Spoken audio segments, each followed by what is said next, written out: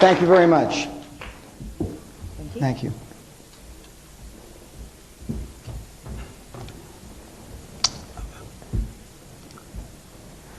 Ladies and gentlemen, I think the opening of a seminar is so important that if you will indulge me, I'm going to read a short prepared speech before the seminar itself begins. Once upon a time, you had a dream. You saw life as an exciting challenge, and you took a gutsy chance. You made a terrifying leap into the unknown and survived to experience the sweet taste of success, victory. I don't know when this was, but I do know you did it. Otherwise, you would not be sitting here in this room today. Perhaps it was a death-defying skateboard or bike trick. Maybe it was climbing the tallest tree in the park or asking out your first date. Many of you will have, at one time, taken that frightening step of starting your own business. Stacking all your chips on the table and betting everything you own on your ability to win. Whatever you did, you took what I call a quantum leap. You challenged the world, and you were invincible. You fought, you dared, and you won. Then something happened. You allowed your self-doubt to pierce your armor. You listened to the naysayers of this world and started to believe them. You started to question your abilities. What if my success was just a fluke? Maybe I got lucky. Supposing I can't repeat this stunt again, what will people say? You started to falter. You started to doubt. In short, you stopped playing to win and began to play not to lose. I'm here to tell you there's a very big difference between playing to win and playing not to lose. It's the difference between super success and lukewarm mediocrity, between winning the game of life and losing or barely surviving. This seminar has one purpose only: to rekindle within you the searing flame of desire. Desire to make another quantum leap, then another and another, until you reach stratospheric levels of success and leave all competition behind you in the dust. This seminar is about making you believe in yourself once again, forcing you to recall a time when you acted as though you had no limits to your abilities, when you leapt the chasm and landed victorious on the other side. More importantly, this seminar is about daring, fighting, and winning. I want to tell you at the outset, there is no success without risk, no fighting without action, and no winning without sacrifice. If you're not willing to dare to take offensive action and sacrifice many aspects of your normal life, then this seminar is not for you. I'm here to tell you, you cannot have it all. And any touchy-feely, silk-suited guru who tells you otherwise is just plain wrong. He's lying. But if you're willing to listen and learn, if you're prepared to avoid the company of morons and ignore conventional wisdom, if you will join with me and look the world straight in the eye, dare it to stand in your way, and take powerful, decisive action, then each and every one of you in this room can become successful and can become a high-performance individual. And please let me be clear at the outset what I mean by success.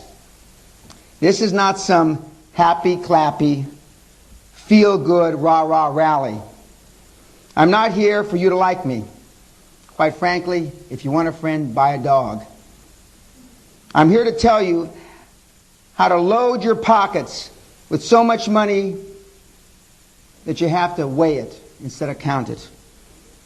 If I have to slap, kick, punch, drag you over the finish line, that's what I'll do. That's my task. That's my job. I'm going to make you very, very uncomfortable. I can sense the discomfort from here already.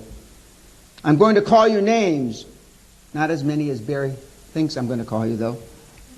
And sometimes act like a drill sergeant. I'll be up here doing whatever it takes to make you realize one thing. You've been too comfortable. You've plumped your sorry arse down on a comfy chair a long time ago and have all but forgotten the warrior you once were. My task is to get you out of that armchair and turn you into a lean, mean, fighting machine ready to take on the world, ready to make your quantum leap, and ready to haul away cash in the tens of millions. I trust you will listen carefully to my message.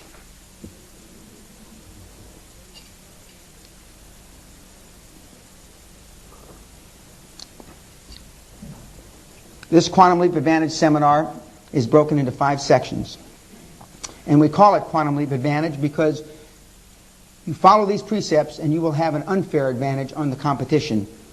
The first section is, who am I? Why am I qualified to be here today?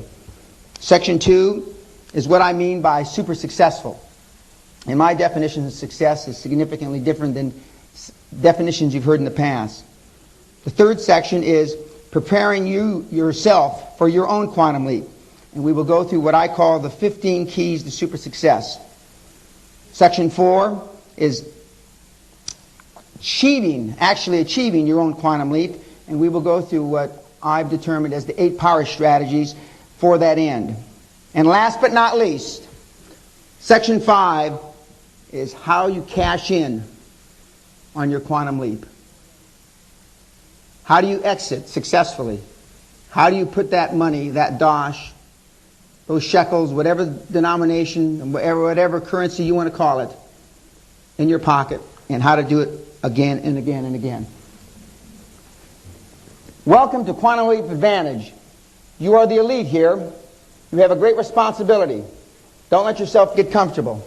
And I will do everything in my power to make sure you don't. Don't make friends. Do commit unnatural acts. And do talk to the devil. And some of you will ascertain, if you haven't already, I am the devil today. You're not here to be comfortable. You're here to go beyond. Dr. Oppenheimer was the head of the Manhattan Project. The Manhattan Project was the project to create a bomb of mass destruction to end the war in the Pacific. They were successful.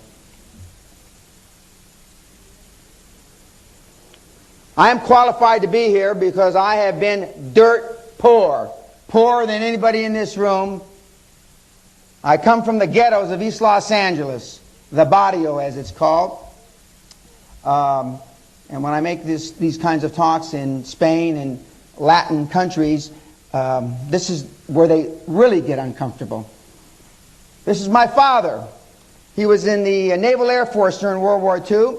Some people think he looks like a movie star. I can assure you, when he was beating me as a young man, battering me, I didn't think he was a movie star. I thought he was the devil. By the time this picture was taken, I had been expelled from school 5 times. I was 10 years old. One time for dropping an aquarium on my teacher from what you would call the first floor window, which we would call the second floor window. But I missed him. I only hit him in the shoulder with the aquarium, and it broke his collarbone, as I did recently in a sporting accident. By the time that picture was taken, I looked like a young little cherub. Only for the photograph, I can assure you. By the time that picture was taken, I was 16 and a half. I had been expelled a couple more times. And shortly after that picture was taken, the head of our school gave me my diploma and said, "Get off campus, Mr. Pena. We don't want your kind here because you're just going to disrupt graduation." And I did. And by the time this picture was taken, I was 21, had flunked out of university 3 times, and volunteered for the draft to go away to the Vietnam War. And those were my 2 best friends, and we enlisted on the buddy plan, where we were supposed to all go to the same post. One went to Fort Hood, Texas, one went to Chicago, and I went to California. So I learned very young that you can't trust the government.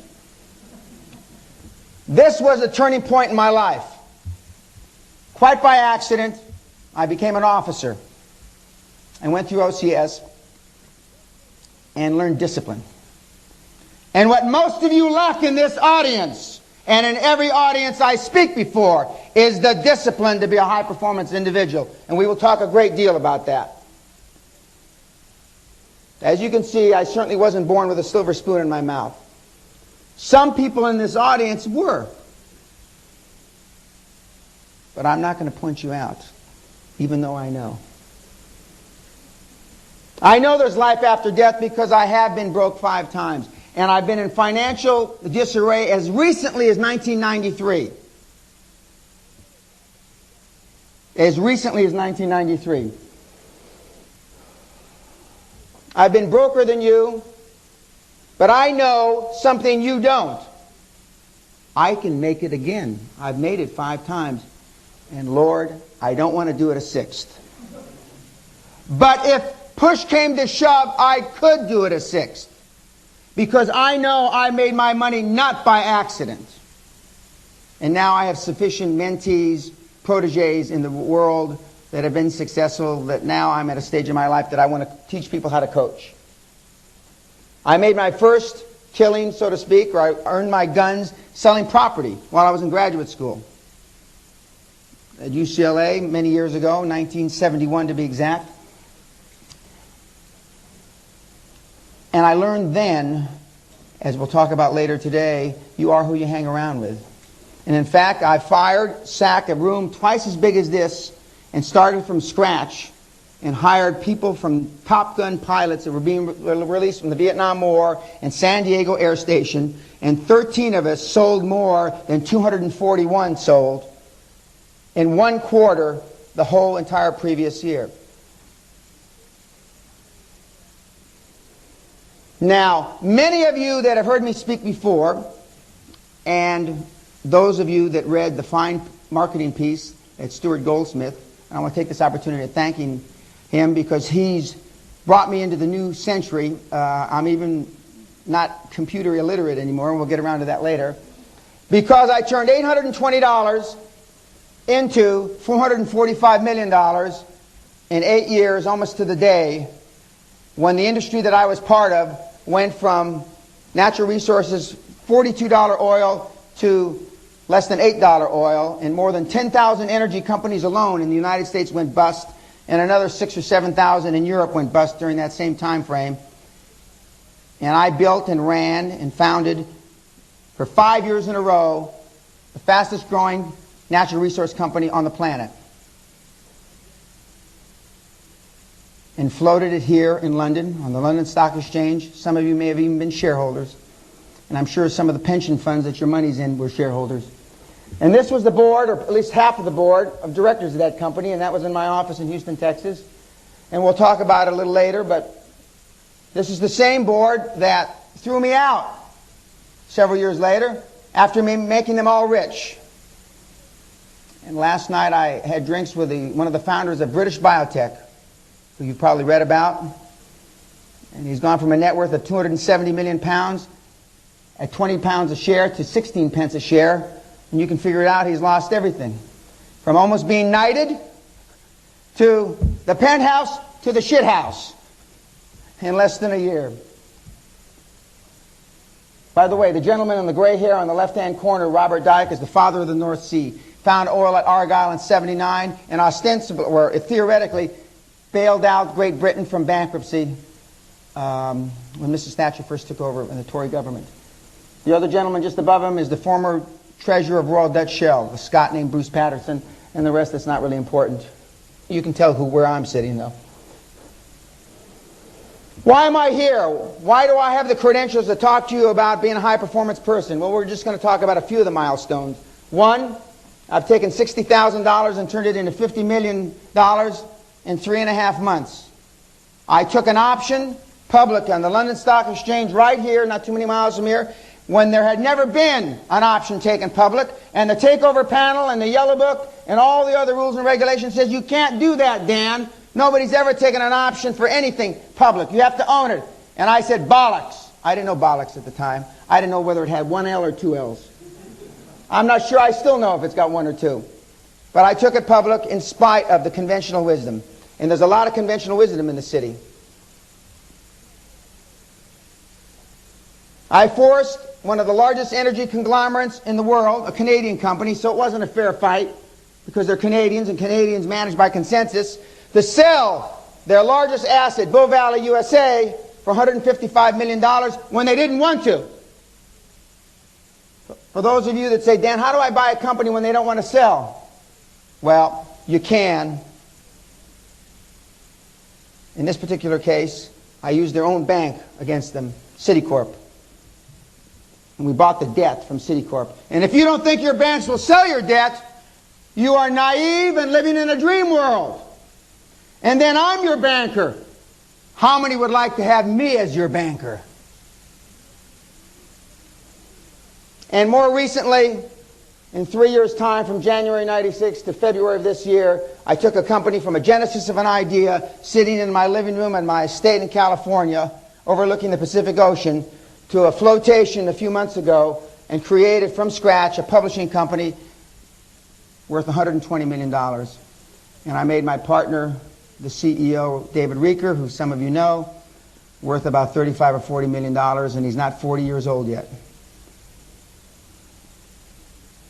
As an aside, the family was barren, and he conceived the baby with his wife at Guthrie Castle. So not only did I make him rich, I made him a father. I think the ghost had something to do with that. And there's David Reeker on the left. Some people say he looks like my butler, but... And we were signing our first acquisition there at Guthrie, and that was the gentleman we were acquiring, John Lindbergh, on the right. He looks like the maitre d' at the Savoy. I think he is the maitre d' at the Savoy now. And why am I here? Why am I qualified? This is my home. This is my dream. And we're going to talk about wrapping your new vision around some passion, some dream. That was my dream, and it came to fruition many years ago, in 1984, when I moved to Britain, and I moved to Scotland, and I've been a resident ever since, and I pay UK taxes. And this is just a view. You can see my helicopter. You can see the shadow of my helicopter, actually, just off the lower left-hand corner. And that's how I used to fly to Edinburgh Airport, and I used to sit right down next to the British Air Shuttle. And I'd trot on the plane, and you can do those kinds of things in this country. The fact that Lord King was a friend of mine at the time, who was chairman of British Air, probably helped matters. And there I am sitting out in front of my main gate, looking casual, getting ready to ride to the hounds, I think. And this is the sincere look my children know isn't true. This is the PR look, Dad. You never look like that. And that's my lovely wife. A photograph of a painting that stood in the Royal Academy of Portrait Painters in 1987, and it was done by, theoretically, the greatest portrait painter alive today, a guy named Howard Morgan. He also did a painting of mine, of me, that made him famous.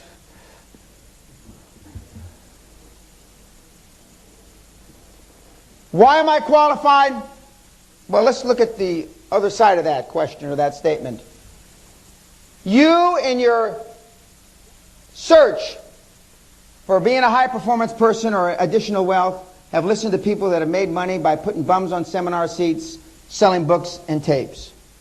They've made more money up here, as Barry said, than out in the real world. I've made all my money out there, and I have now decided to come out of retirement and talk, and as we'll talk about in depth, change the way business information is disseminated on this planet. And if I can do it, coming from the background that I came from, then there's no doubt in my military or civilian mind that you can do it. One of my best friends, who wasn't on that slide, is Ruben Munoz, who's serving life for murder in Florida State Penitentiary. He does not believe the success that I've had because he knew me as a child, as an adolescent. He can't begin to fathom how I've turned my life around and focused on being a high-performance person. The business success business is sick with diarrhea. Everybody understands diarrhea? Well, I am the kaopectic, and kaopectic is what you take to stop up diarrhea. In the Netherlands, they don't understand kaopectic. Took me 20 minutes, so finally I just don't use this slide in the Netherlands anymore. I've made more money on one deal than all the silk-suited gurus in the industry. And my unique selling proposition is as follows. I've made more money than the entire industry cumulative since the beginning of time.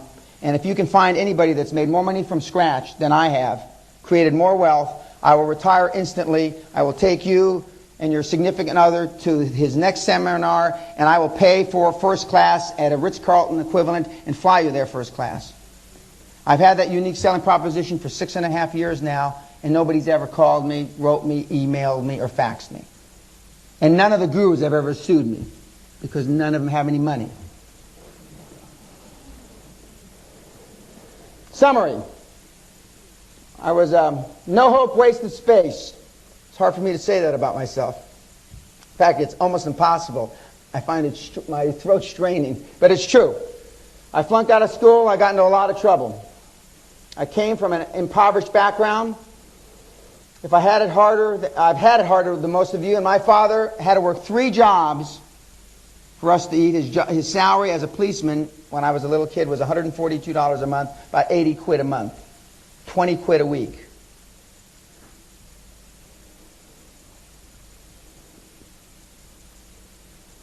Believe me, I've been more broke than anybody in this room. Again, I didn't have a silver spoon. I came from nothing to make hundreds of millions and live on a grand estate, a 15th century storybook castle, Guthrie Castle in Guthrie, Scotland. In short, there's no doubt if I can do it, you can do it, and that is my message. And we will move on.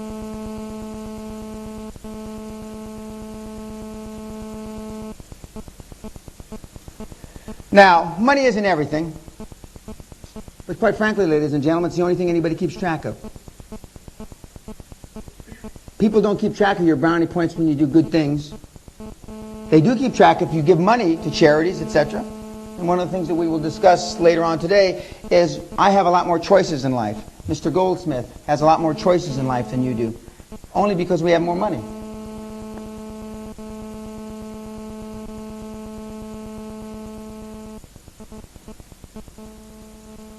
I forget who said it, that the super rich aren't like you and me, but they're not. And things that I take for granted every day, you labor over. I told somebody here earlier this morning, my son started university this week after getting out of school a year and a half early, and he's gone to posh prep school, private schools, all his life. And now he's going to university, has 40,000 students. And he shows up with the other 4,000 first-year freshmen, and all of his classes are oversubscribed. There's lines of 600, 700, 800 people. And he's standing there. I can just see him now, standing there, not knowing what to do. So he's had a dose of reality. Success does equal money, because it's not the only measure of success, but it is, as I said a minute ago, the only one anybody keeps track of. Money can provide everything except health and love, and believe me, it enhances those two alternatives as well.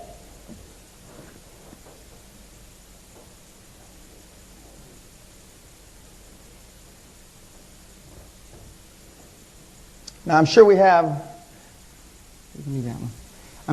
some former placard carriers in the audience, and I'm going to tell a little story. A number of years ago, before apartheid was stopped in South Africa, I was going into the U.S. Embassy with a friend of mine, and he said, I've seen some of these people carrying placards around out in front of the embassy, and I've seen them grow middle-aged. I've seen them go from adolescence to their 30s and 40s. And I said, well, don't you get tired of driving through these same placard carriers day after day, John? He said, no, thank God they carry placards, Dan, because then we have nothing to worry about because they don't do anything. Well, some of those people, God willing, Allah willing, whatever, became high-performance people and now are doing something about apartheid, and apartheid's ended. We are going to talk about you not being a placard carrier anymore, but actually being a person that takes action.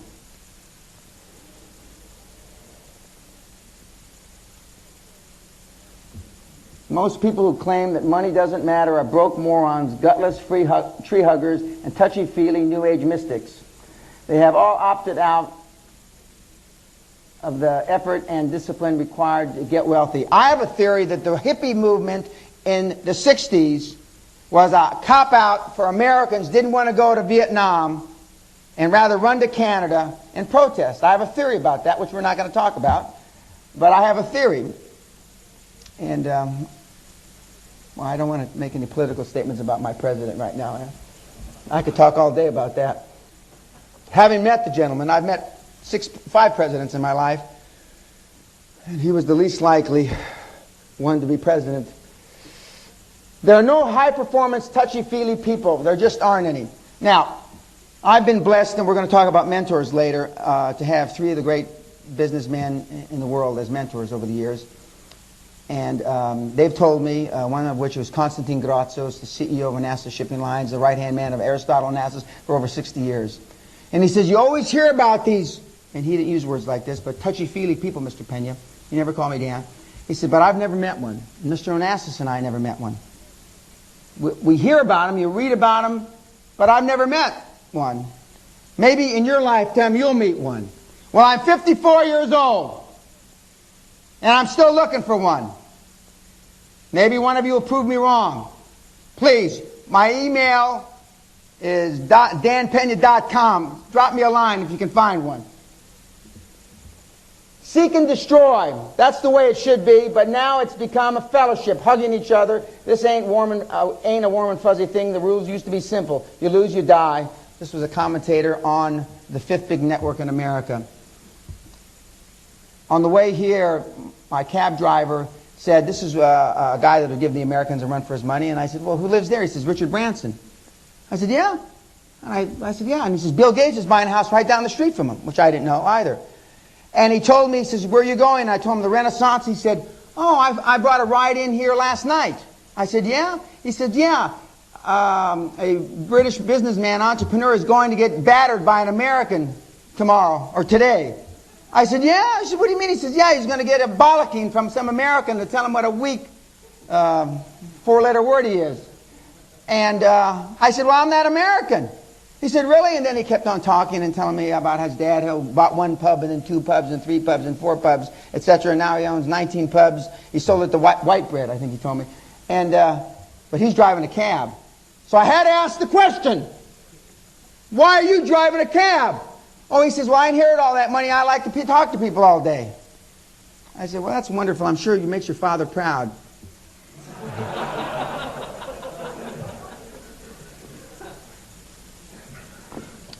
They train with the intensity of war. That's why war has little effect on them. Roman Legion commander, circa 200 BC. High-performance people practice, practice, practice. They practice being high-performance people, and as we get on to the presentation later on today, you are who you hang around with, and that's how you'll be measured. And if you hang around with non-high-performance people, guess what? And if you think money can't buy happiness, you don't know where to shop. That's a Linda Penaism. My wife, as told to the Financial Times by some 23-year-old girl at that time was making 12,000, 13,000 pounds a year, wanted to know if my wife was really happy. And it's hard for me to say this without laughing. And so my wife took the patients, and they were in Hyde Park, and they were taking photographs of her. She sat down on this bench, and for 2 hours my wife explained to her that she was happy, and that, you know, contrary to what poor people think, that rich people are very happy. And what I would have said was, my worst day, sweetheart, love, my worst day is better than your best day. You notice how I didn't use the 4-letter word. I'm getting so good, I can't believe it. I'm trying to clean up my act for the new millennium. I have to make a speech next year in Germany, some big economic council, and they don't like the F word and the C word and all those words that I normally use. So I'm practicing as we lead up to the new millennium. As soon as I make that speech, though, I'm going right back. I'm not changing that much. You don't want to be broke in the first 2 decades in the new millennium, believe me. Believe it. I mean, you don't want to be broke anytime. But you are now part of the largest buying unit on the planet, about 365 million people. Competition is going to be extraordinary in the new millennium. And you're going to see that some of the business practices that got you to where you are today in 1999 aren't going to work in the year 2000 moving forward. There are not enough young people to support the old, and so state benefits will not be worth having in the new millennium. In America, they're not worth having now.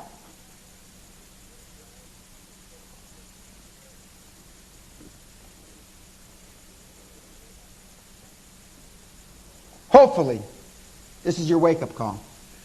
Now, a few of you I've seen 2 or 3 times, it's like I'm the chairman of International Media Holding, a public company in America, and I make speeches for the holding company. And there's one guy that attends all my talks, and I asked him 3.5 years ago if he had used any of the stuff that he had learned, and he said no. And I saw him about 4 or 5 months ago, and I asked him again. And some people are groupies, so to speak, that just want to hear and think it's important to at least expose themselves to others' opinions, although they have blinders on and they're never going to adapt to change. And we're going to talk a lot about change. But God willing, this is your wake-up call. Achieving a quantum leap now means having so much money you can't count it, you have to weigh it. Now that seems absurd. That seems unreasonable. Well, I was Bunker Hunt's partner when he captured silver, or almost captured the silver market 20 years ago. And I still remember him saying, he said some real gaffes at this press conference we called. He said, how rich are you? He was asked, how rich are you, Mr. Hunt? He says, I don't really know. If you know how much money you've got, you can't have too much money. And I believe that. I haven't written a check since 1981 or 82. I still carried an old Bank of Scotland crumpled up check number 1 from my checking account at the Bank of Scotland up in Scotland. And there's a lot of things, as my children would tell you. I bought gasoline from a pump with a credit card for the first time last year. I'd never done that before.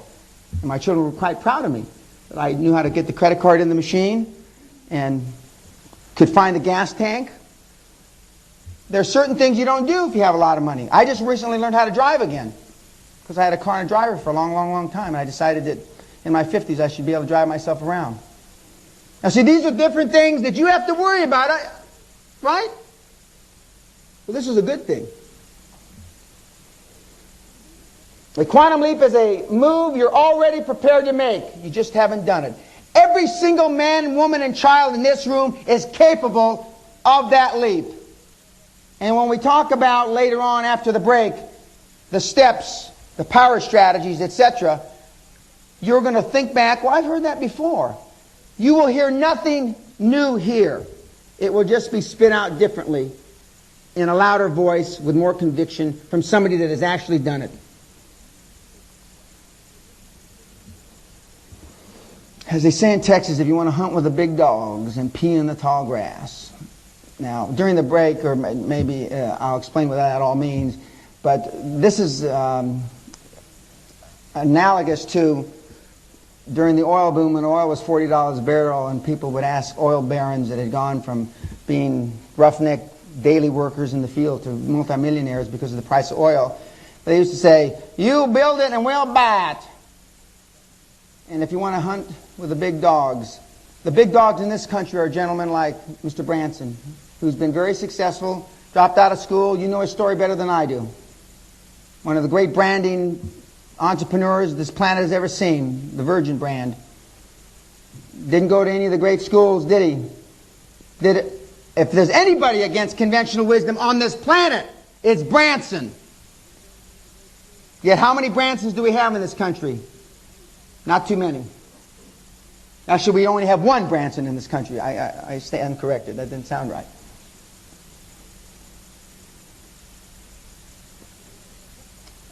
Of the 300, it's about 365 billionaires. We've had a couple of other internet stocks go public in the last few days. There's about 365, 370 billionaires on the planet. And their wealth and assets exceed the combined annual income of nearly 50% of the people on the planet. That's staggering. That's staggering. And many of those internet people are here in Europe. And I know you don't have part of the currency and all that, but the rest of the world considers this Europe. I know that's hard for the Britons to believe, but the rest of the world believes this is Europe. Living here, I know it's not. When I go across the channel in the Netherlands, where I have a lot of business interests, I talk about Great Britain being Europe.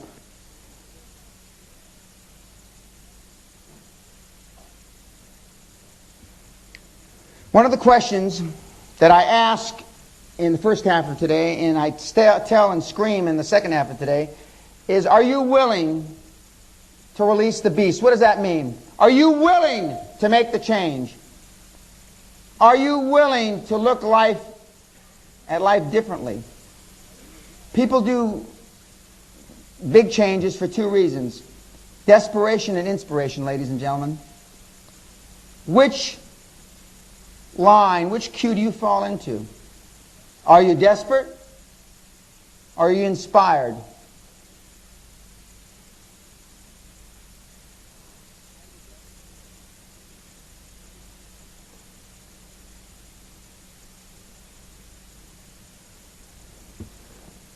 The gentleman that I had drinks with last night, one of the three founders of British Biotech, and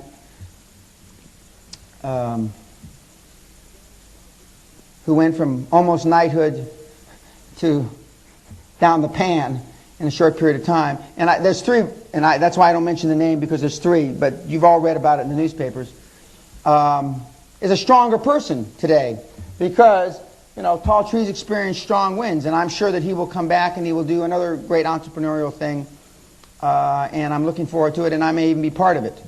But if you expect not to experience turbulence as you grow as an individual, then you're not living in the real world. At no time in our history is change more rampant. Internet and cyberspace and all those things are changing our life by the minute, not by the day or the week, by the minute. And it will make life more difficult for you if you don't change, and it will make life more easy for you if you do.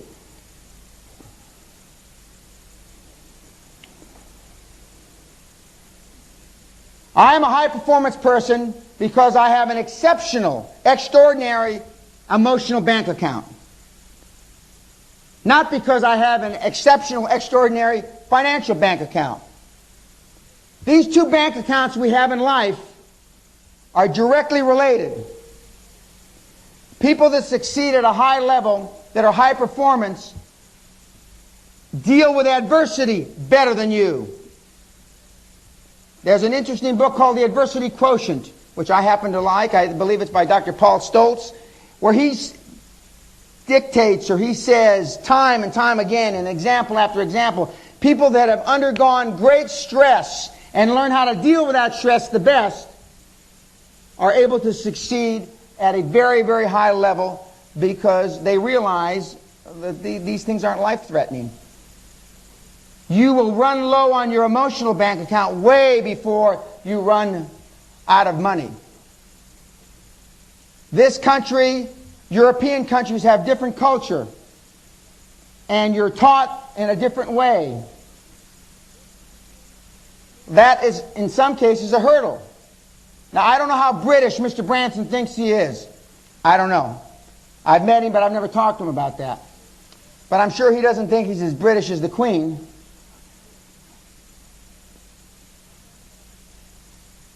One of the reasons that I moved here was because of the fact that you look at life differently in Britain.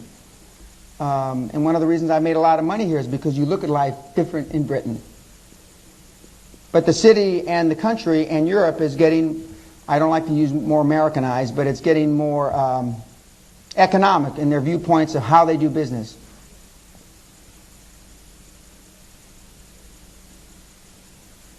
I want you to be committed to do what it takes in order to have what you want. I'm currently working on one project that I've been involved in 11 years. This is my 12th year, actually. And I'm fighting one of the Fortune 50 companies, a big chemical company, with a patent, and it's a long story. But I'm committed. I'm the only original guy in the deal in the 12th year. I'm the only guy because all the other men and women have decided it's not worth it. It's not worth the hassle. It's not worth the toil. But I'm committed to win. The other companies spent about $125 to $150 million keeping me out of a certain business. And I've spent $4.5 million of my own money, plus about another $6 or $7 million of various other people's money, making sure that I stay in long enough to be in the business. Now everybody's gone, and I bought out everybody for pennies on the pound, or pence on the pound. And now we are going to get a new patent, because our patent expires a year from last July. Now we're going to get a new patent, and the big company is going to have to buy me out. And I would gladly have shared this money with all my other partners, but they're all gone now, because they weren't committed to go to the end.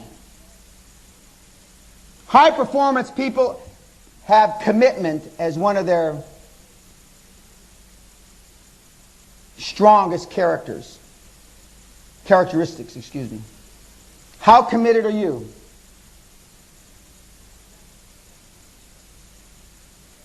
Unfortunately, most men and women lead quiet lives of desperation.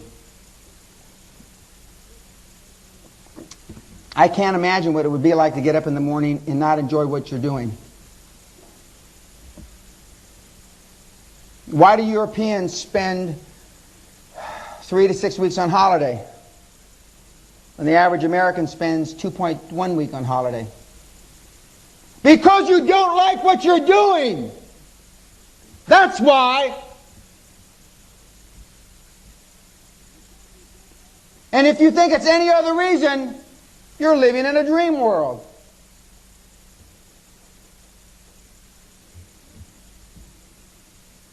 Success leaves clues. I'm up here because I've been successful at a very high level. When we talk about how high performance people train themselves to be high performance individuals, well, success leaves clues. One of the clues is, and as we'll talk about later, is I only deal with high performance individuals. How can a lawyer or a solicitor that makes £50,000 a year, for example, although I just heard they're crossing over the £1 million, the senior partners in the big firms this morning on the news, BBC. I love BBC. They had a great deal about elephants a few nights ago, and a poor elephant got her hoof amputated. She's a famous elephant at one of the big zoos. And BBC did a 2-hour special on something you could have talked about in 10 minutes. That's what I love about BBC. They don't give a damn what it costs. I mean, I knew more about elephants. They got the same cardiovascular problems, except they don't suffer from, heart attack. I mean, it's unbelievable what I know about elephants. Just like Open University. If they had had Open University where I went to school, I would have sat and drinking beer all day and watched Open University got a degree. I mean, that's what's great about this country. Remember, ladies and gentlemen, this country ruled 2/3 of the world at one time. Correct? 2/3. What happened? But remember, there's a very small step from the limo to the gutter. And it's a very big step from the gutter to the limo. Dedication, perseverance, discipline. And we talk more about it all day long. But those are just some of the characteristics of high-performance individuals. How else could it be? Why would I take the time to share what I know with you?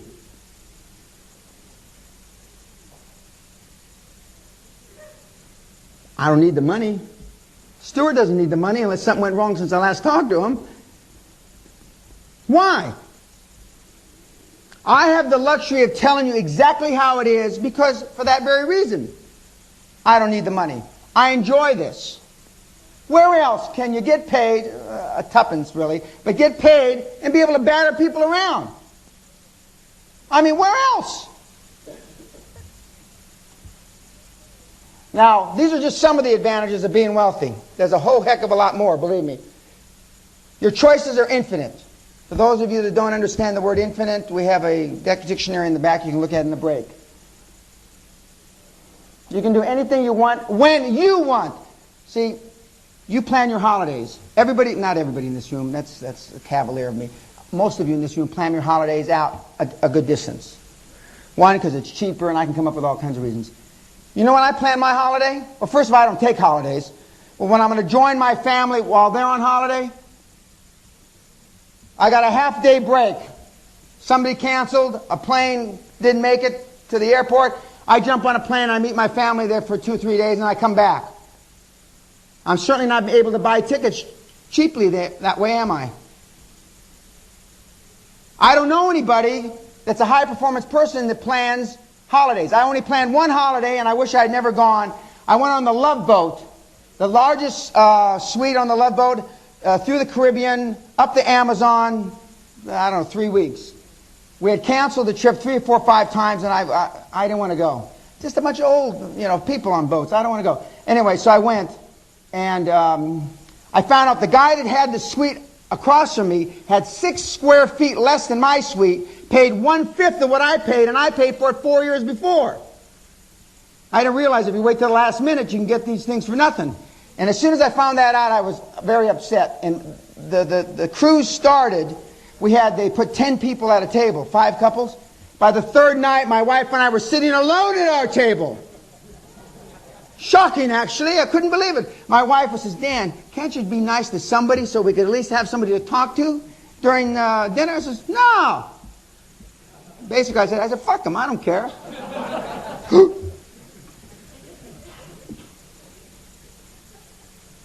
You have real personal power.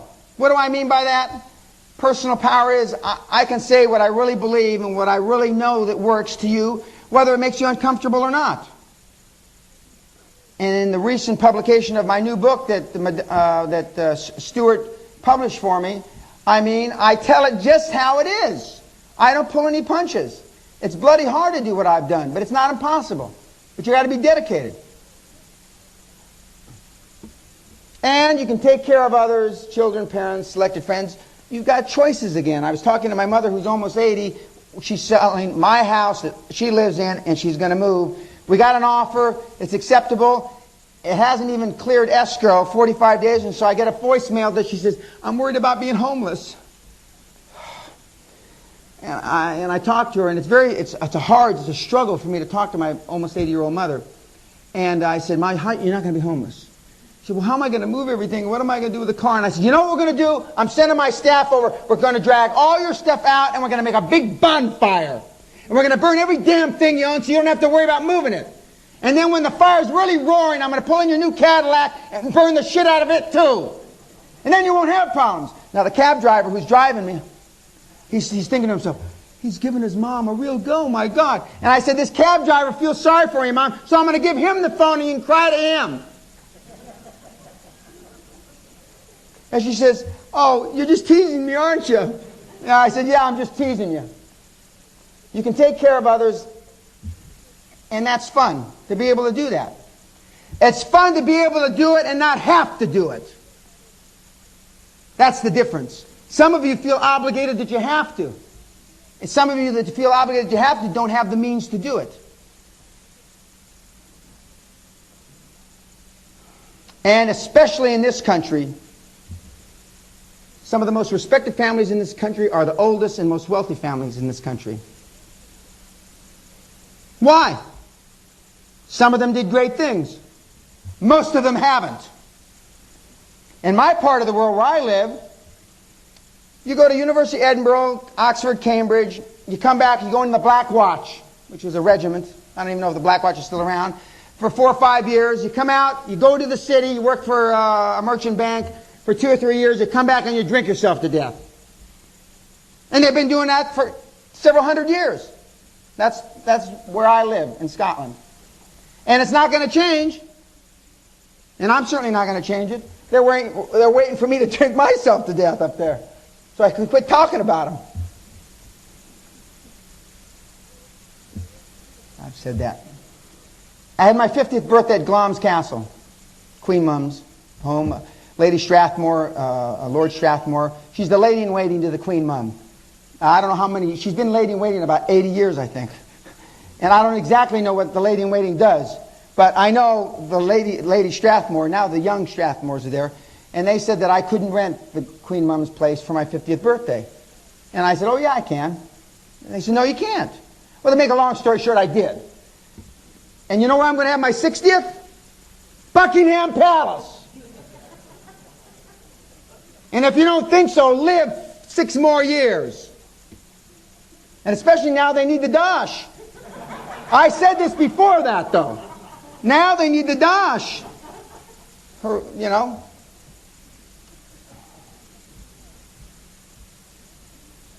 Lord, grant that I may always desire more than I can accomplish. One of the things we talk about after lunch, very briefly, is goal setting.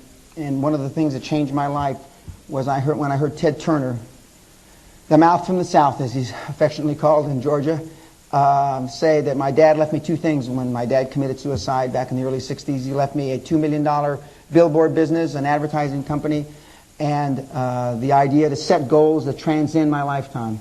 When I heard that, ladies and gentlemen, a few years ago, on the dais at the Harvard Club with Mr. Turner, changed my life.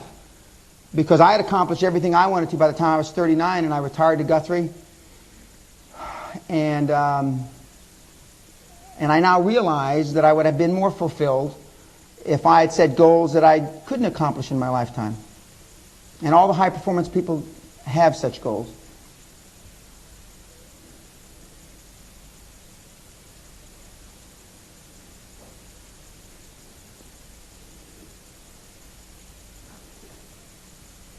Now, this next section is how do you prepare for your quantum leap? Now, we're going on the assumption that everybody's here to at least consider a quantum leap. We're not going on the assumption that you're all lazy, satiated, over the hill, dead broke Brits. So we're giving everybody in the room the benefit of the doubt. By the way, when I'm in the Netherlands, I don't give them the benefit of the doubt. Because if there's anybody, because I tell them, you used to control 40% of the world, which they did, and we go through this, and I have a whole speech that I give at Nairobi University, which I'm on part of the staff, as Holland isn't heaven. Now this, you can just imagine how this goes over. When I'm at Unilever, Royal Dutch Shell, or whatever, Holland isn't heaven. So I'm actually nicer to the Brits. That's because I live here. Okay. You only have one time to make a first impression. So we're going to talk about how you groom yourself to be a high-performance individual. And we're going to talk about from the way you dress, to the way you talk, to the way you act, and more importantly, the way you are perceived. Because perception is reality.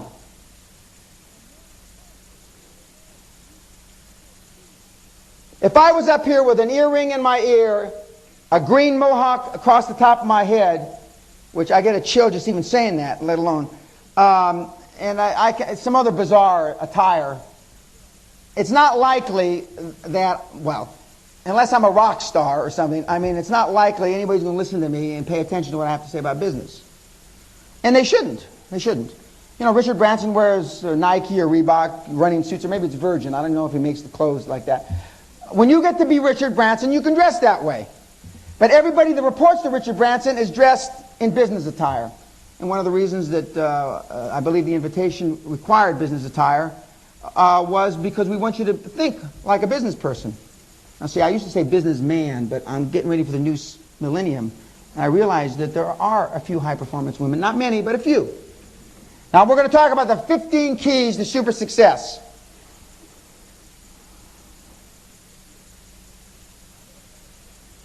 First, being a high-performance, super successful person is by no means for everybody, full stop, period.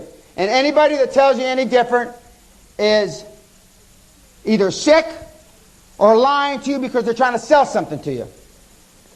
Now, I see one surgeon near the front row, so I'm going to make a doctor analogy. Not everybody can go to medical school. As stupid as doctors are in investment, I can't imagine why everybody can't go to medical school. But I know for a fact it's difficult to get into medical school, especially the better ones. Because they don't want every Rufus doofus, cutting on you and doing the stuff that they do. Because it takes a high level of training, practice, education, etc. So medical school isn't for everybody. Even if we all applied ourselves, a lot of us couldn't. I say us in the royal us because I know I could if I had gone. But anyway, a lot of you couldn't have made it through medical school. This is no different than this. This is not for everybody. Just as public speaking isn't for everybody. Realizing this will save you thousands in books, tapes, and seminars. And I've had people come through the program over the last 6.5 years that I've done this that have spent as much as $73,000 in 1 year on seminars, books, and tapes. $73,000.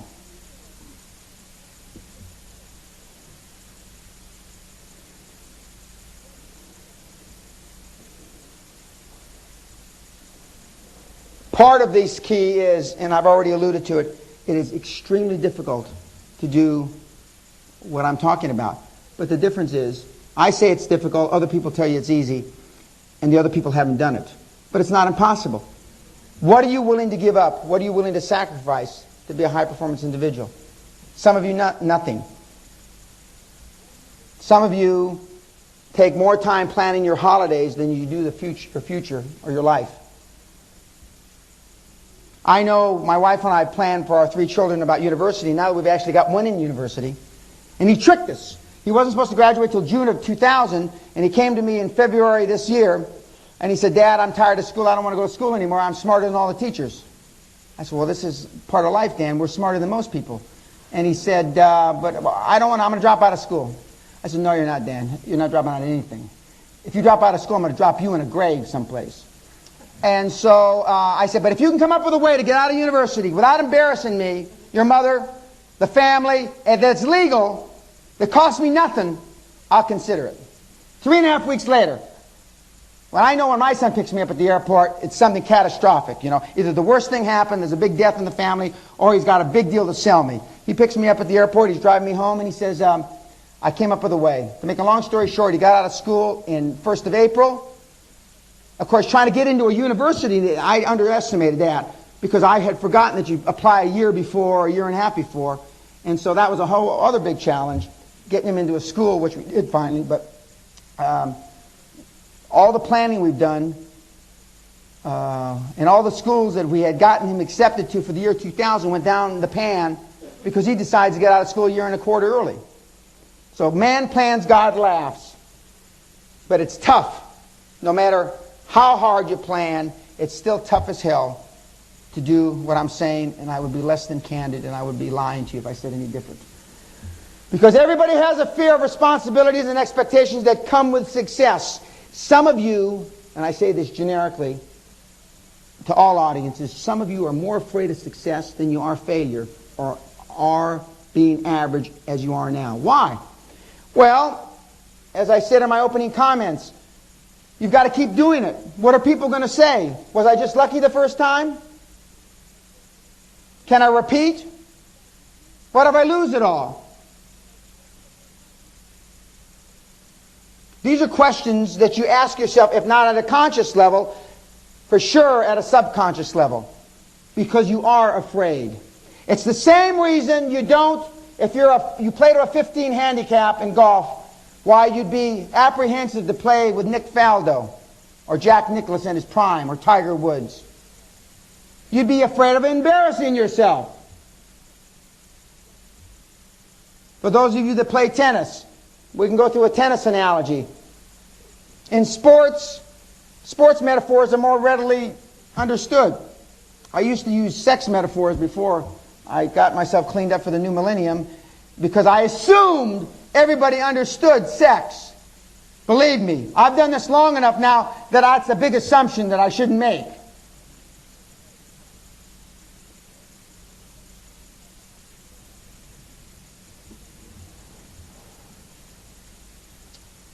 Conscious choice is a wonderful thing. It's like the holy grail of therapy. One man came up to me recently and he said, Mr. Pena, I'm glad that I came here. I'm glad that I understand what it takes, and now I know it's not for me. If you fall into that category, you ought to kiss Stuart Goldsmith's backside and say, thank you very much, Mr. Goldsmith, for allowing me to understand that this isn't for me. And I don't have to flog myself anymore. I don't have to come to seminars. I don't have to buy tapes, but I still have to subscribe to his newsletter. I've had people do that.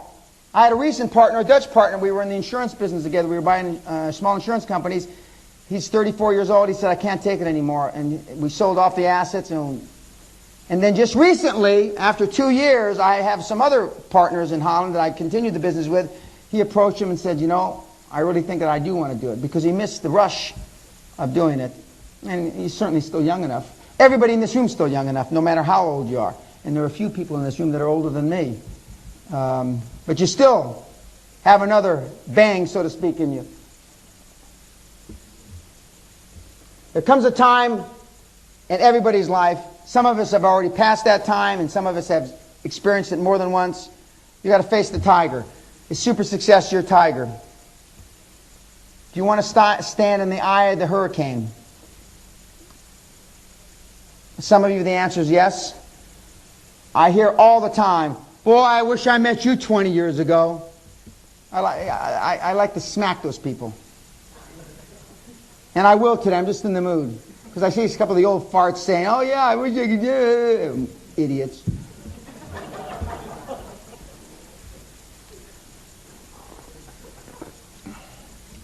Key number 2.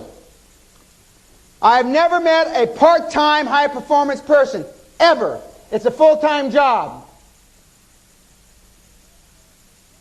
Getting wealthy is a full-time job. And anybody that says that you can do it part-time first of all, hasn't been there, done that. When I had the privilege of working with Mr. Gratsos of Onassis Shipping Lines, I mean, it was a full-time job, not just running Onassis Shipping Lines after Mr. Onassis died, but I mean, being a high-performance person. Everything he did, everything about him was at the very highest level. From the way he ate, the way he dressed, the way he looked, everything about him. I never saw him without his coat buttoned. I never saw him without a tie, or he had a silk smoking jacket, I think it's called. He was a true Renaissance man, and I was fortunate, I was blessed to be around him for a number of years. Part of this key, birthdays, anniversaries, and holidays are for poor people.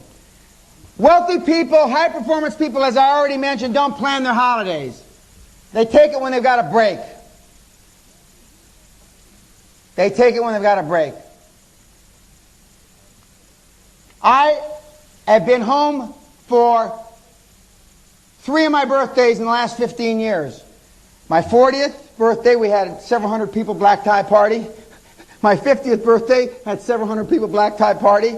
And last birthday, I happened to be home. My wife said, you must have made a mistake in scheduling.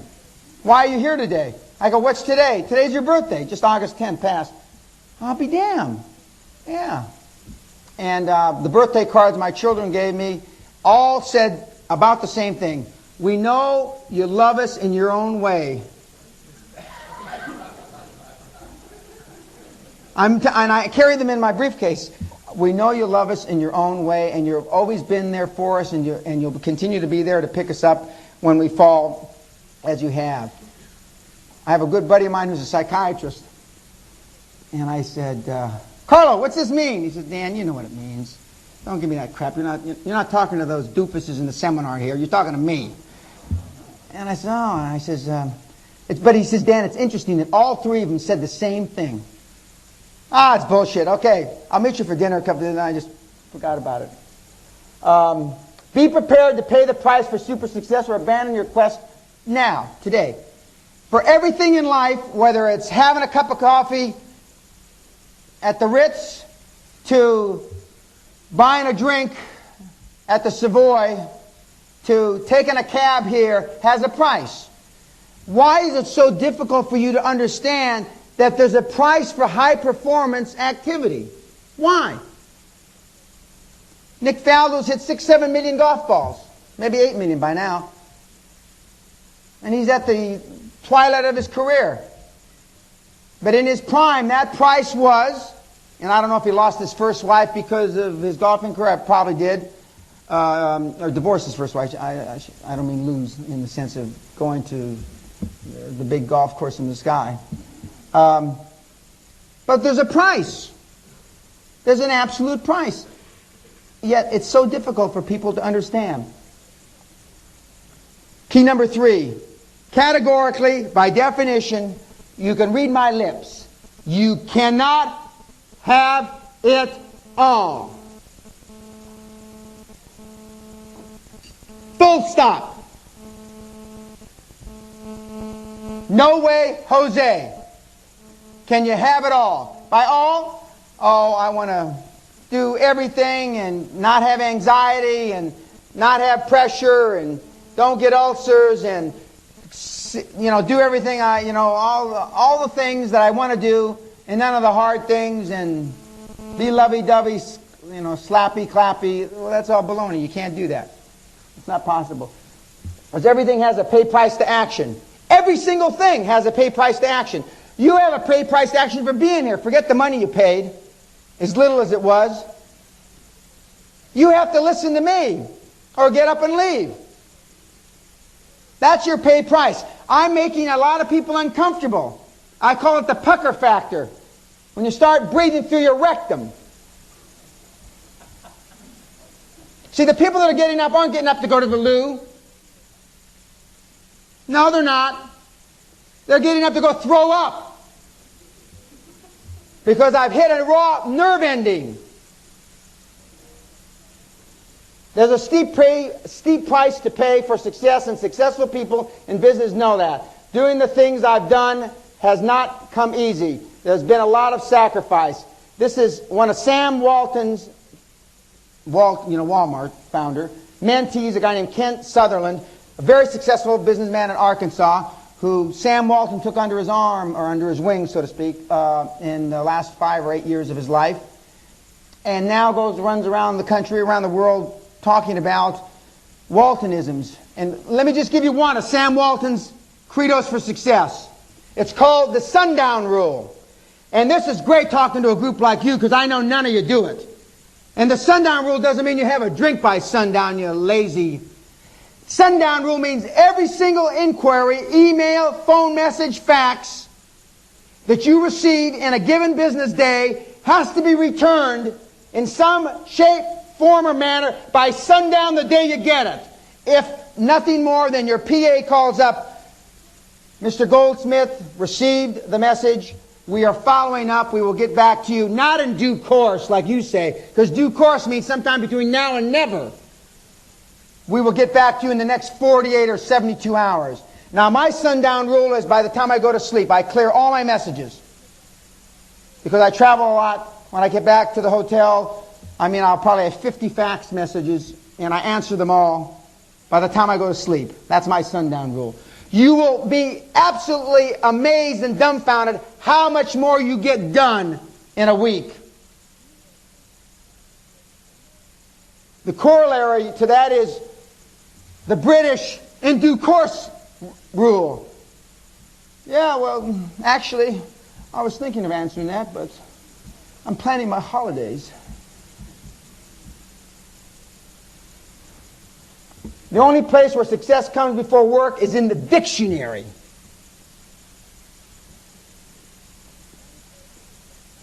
High performance people all work to excess. I have taken one full day off since 1971. One full day. I worked part of my 40th birthday, but I didn't work any of my 50th birthday. I decided when you're half a century old, I decided not to work at all. I also played in a golf tournament, my own golf course. And so I didn't really have time. And by the way, there's a solicitor in the city. He works for Goulden's. He had not taken a day off, one day off since 1972. And I heard about him and he heard about me. And we had breakfast a couple years ago. He was one of Maxwell's lawyers, got off the Maxwell kids. And I had to meet him. He lives in Eaton Square, and he had just bought his 5-story place in Eaton Square from the Duke of Westminster for £12 million. And we had breakfast, and he said, I was really wanting to see what you really were like in person. And I said, well, the same, that's why I'm here. And we talked, we chatted for a couple hours. And he was also the highest paid solicitor about 5 years ago in Great Britain. Took a real slagging from the press. He made £6.5 million. And he just got beat up, which that's a whole other story. That's a cultural thing. Key number 4, you've got to change. There's nobody in this room that is at a stage in life that change is not warranted. By definition, going into the next millennium, you have to. And we already know the reason we don't change is because of ourselves. Nobody keeps us from changing. We can chalk it up to our wife, our kids, our in-laws, or whoever, but it's you. It's you. And one of the things that high-performance people do is they take full responsibility. All the things I screw up, I say, I screwed up. I don't blame them on someone else. All people are self-made, but only successful people talk about it. The biggest loser in the audience is self-made.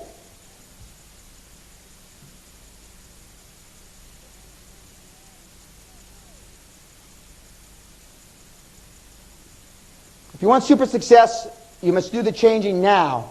Insanity is doing the same thing over and over and expecting different results. Golfing metaphor. If you slice the ball, it's because you're hitting it from outside in. And you're putting a right to left spin on the ball, and the ball goes off to the right. You can hit 25 million golf balls. If your path of the club head is outside in, you will slice the ball for eternity. I don't care how many times you play golf a day, a week, or how many golf balls.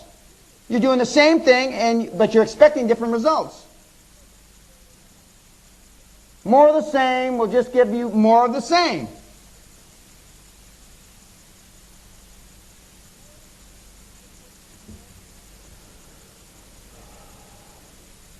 We're now getting into my favorite perfectionist paralysis section of my talk. And first of all, the last perfect, and I don't mean to be sacrilegious or anything when I say this, the last close to perfect person that lived, you know what we did to him. I mean, a lot of us worship him at Easter and Christmas, and we look at him up on the cross. First of all, it's not achievable, and it's certainly not achievable by anybody in this audience, nor myself or anybody else I know of or ever read of. And as we say, anything worth doing is worth doing badly at first. How do we start off in every sport that we know? How do we start off riding a bicycle on trainer wheels? As soon as the trainer wheels are off, we fall over on our big head. Everything in life we realize we have to do it poorly first. Why is it any different in business then? Why is it any different in life that we should expect different results? We all know when we start something for the first time, it's not going to be that great. Very few of us go out and play par golf the first time we're ever on a golf course. In fact, I don't know anybody that ever has. Most successful people do it poorly until they learn how to do it well. Just keep blundering. You cannot wait until it's exactly right. As General Patton said during World War II, I think the Battle of the Bulge, he said, I'd rather have a good plan executed today than a great plan executed next week.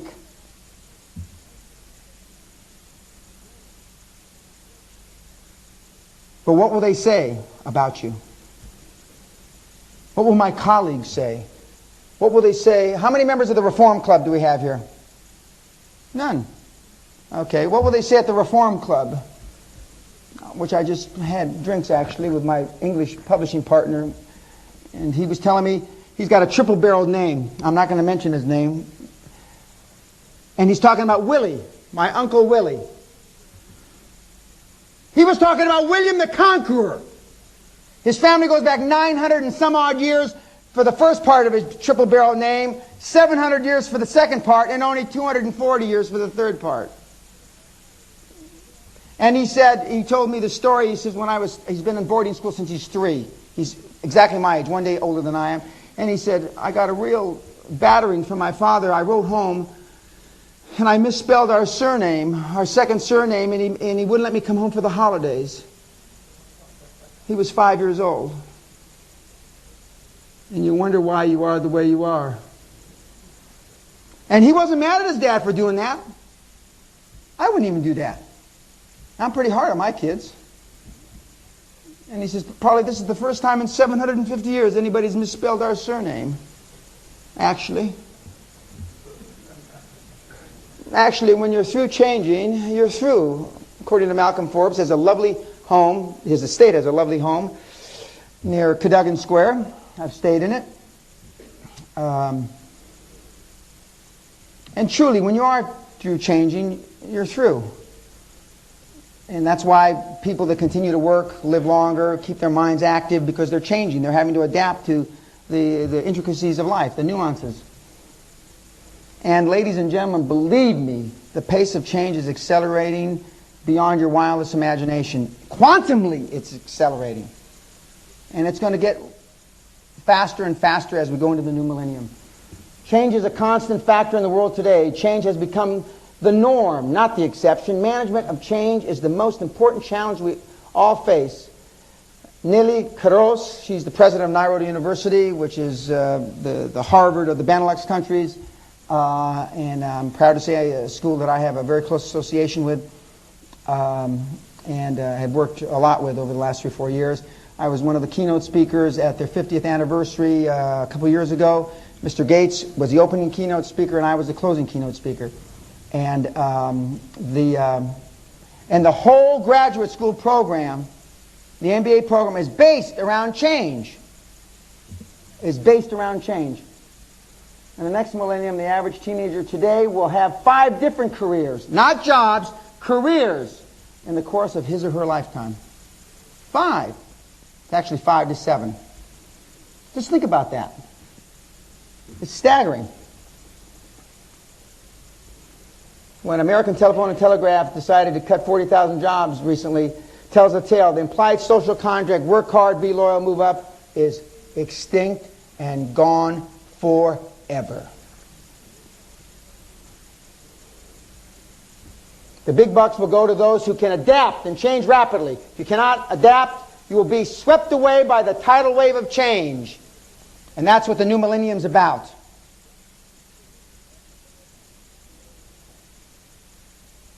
You will adapt or you will perish, according to Charles Darwin.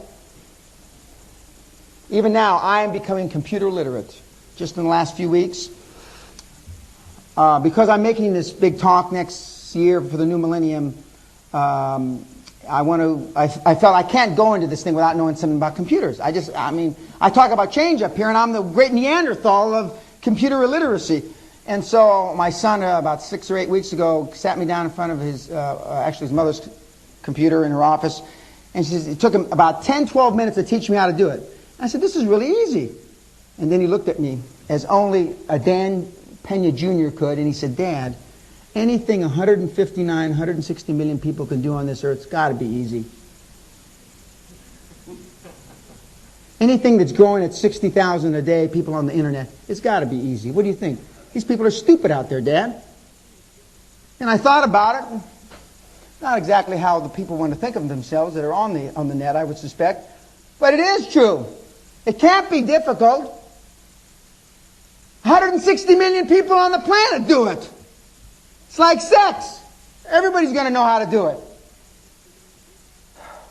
And what kind of change are we talking about? We're talking about a small shift of effort now, today, creates a large change years, a decade down the road. A small shift in aim with a weapon causes a huge difference. You move 1 inch with a rifle at the rifle end, how much does it move, or how much does it move the bullet where it lands in the target area? Depending on how far the target is. Inches, feet, yards, hundreds of yards, thousands of meters, miles. This is an American sports analogy, metaphor. In American baseball, a guy that hits the 250 averages, he's hitting the ball 2.5 times after every 10 at bat. He gets paid about $600,000 a year, more or less. A man that hits 3.5 times every time he's at bat, 10 times at bat, makes between 10 and $15 million. That's one hit per 10. That's a very small difference for a huge economic benefit. And it's no different.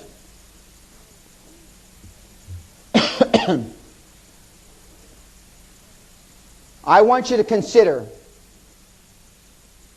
10% change in your life. It's the important 10. It's also, ladies and gentlemen, and I would be less than candid with you if I told you, it's the hard 10%. When we start talking about the people that you surround yourself with, your friends, your mates, it's the hard 10. Now, one of my favorite examples is George and Deanne. That says Dean. It should be Deanne Verdier.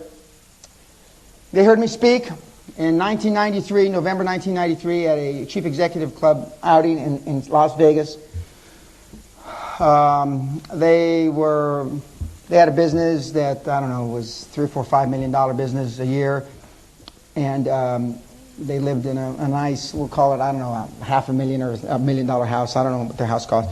He drove a Lincoln Town car. She drove a Miata, whatever that is, some little Japanese car. I just went to George's 50th birthday in Potomac. They live in a mansion, a big farm, 16,000 foot square house, servants. They are now the leader in their industry in the United States.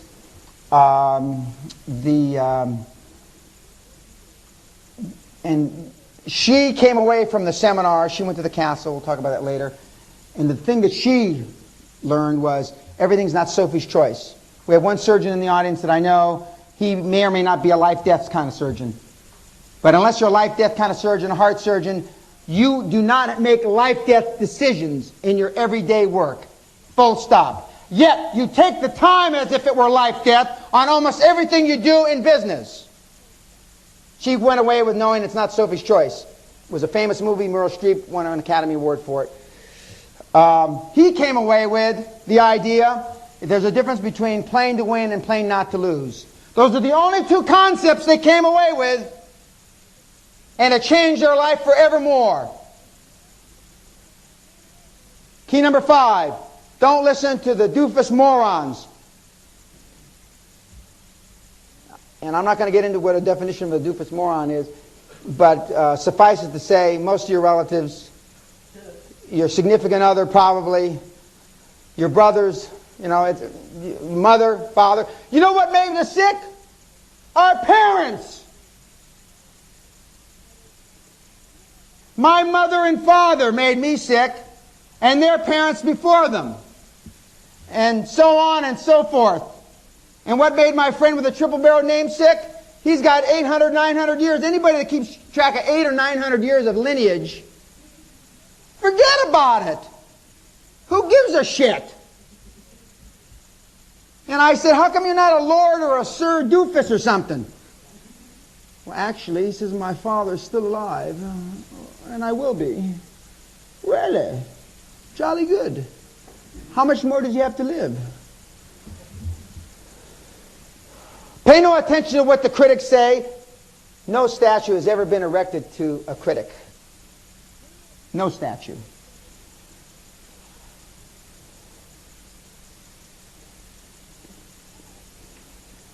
For those of you that are in the construction or labor industry, I decided to put some examples on you might relate to. Would you take advice on plumbing from a guy with leaky taps? Now, in American, that means something else. Leaky taps, which I don't want to get into because this is the new reformed me. Would you take advice on a DIY from a guy whose roof was falling in? Now, I tried to buy wicks here about 3 years ago in this country. And I made all the presentations to all the big venture capitalists, and I'm calling it a DIY. And I made like 15, 20 presentations. We were not successful in buying wicks. And all the people are in trouble, as you probably read the papers. And after 3 weeks of presentations, finally one of my accountants says, you know, Dan, it's DIY, not DYI. I said, who cares? Did everybody understand what I'm talking about? Wicks. Yeah. And I said, why didn't anybody tell me? He said, well, we were afraid that you would scream at us. And I said, well, we actually got somebody to fund it, but we couldn't buy it. Oh. Now, Lenin was wrong. It isn't religion which is the opiate of the masses, it's conventional wisdom. And as you'll see and as you'll hear me speak the rest of today, I mean, if you just did one thing from today and you went against conventional wisdom, you'd be very successful. Break all the rules.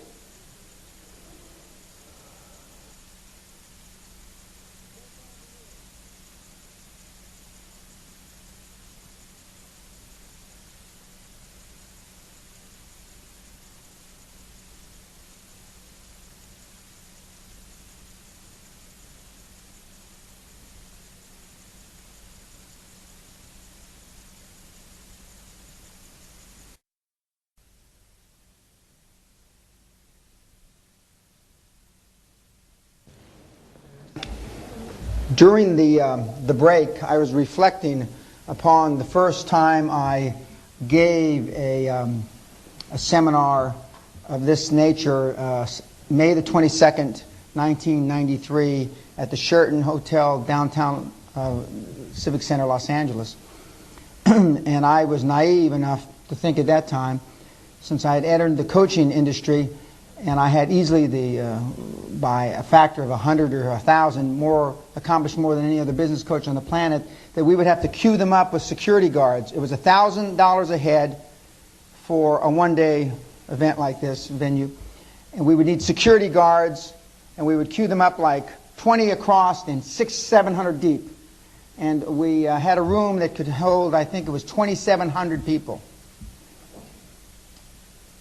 We had 141, of which probably 20 were there, were my relatives. Maybe more than 20 were my relatives. I'm not that naive anymore, and I realize that knowledge doesn't come easily, and especially in business. And so we are going to move very rapidly through the rest of this morning until lunch, and then we have a lot of stuff to cover in the afternoon.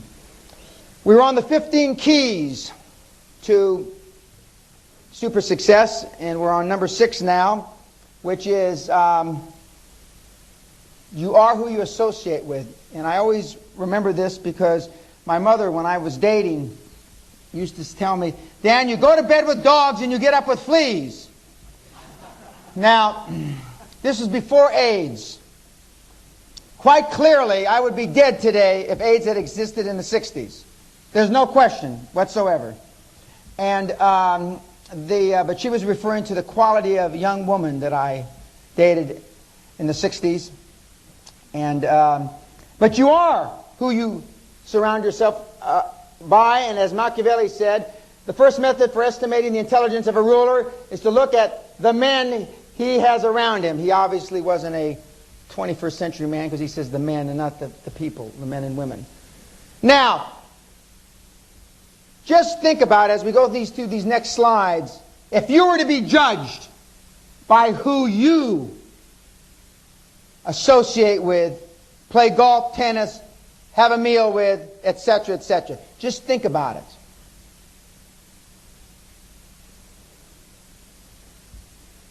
Now, in American parlance, in Dan Pena parlance, stop hanging around with morons. It's quite simple. Now, some of the morons actually went to proper schools, what I call the Winchester Etonian moron end of the continuum, then on to Oxbridge, etc., etc. The other end of the moron continuum didn't go to school any place, or went to one of those other schools, those institutions of higher learning. As Richard DeVos, a friend of mine, founder of Amway, if you hang around with poor people, you'll always be poor, and then you'll spend the rest of your life complaining about it. That's actually very British, and DeVos is no Brit. But he's a multi-billionaire, and it's quite frankly one of the reasons I don't associate with my family, my peers, family peers is because I got tired of people asking me, why do you still work, Dan? Because if you run with cripples, you'll learn how to limp. We're talking about mental cripples. Ladies and gentlemen, this country has a lot of mental cripples. I just read the FT, and it brought all back very clearly in focus. And for those of you that want to read August the 2nd, Financial Times, their news service, you'll read about the slander suit I just settled with the Financial Times, and they paid me. August 2nd. I'm very pleased about that. It took a lot of money and a lot of time to beat the FT down. They didn't roll over. It was Dunkirk all over again for them, though. You know what it takes to sue the FT and win? Do you have any comprehension? That's the same kind of determination that I've had and the high-performance people that I keep on talking about have.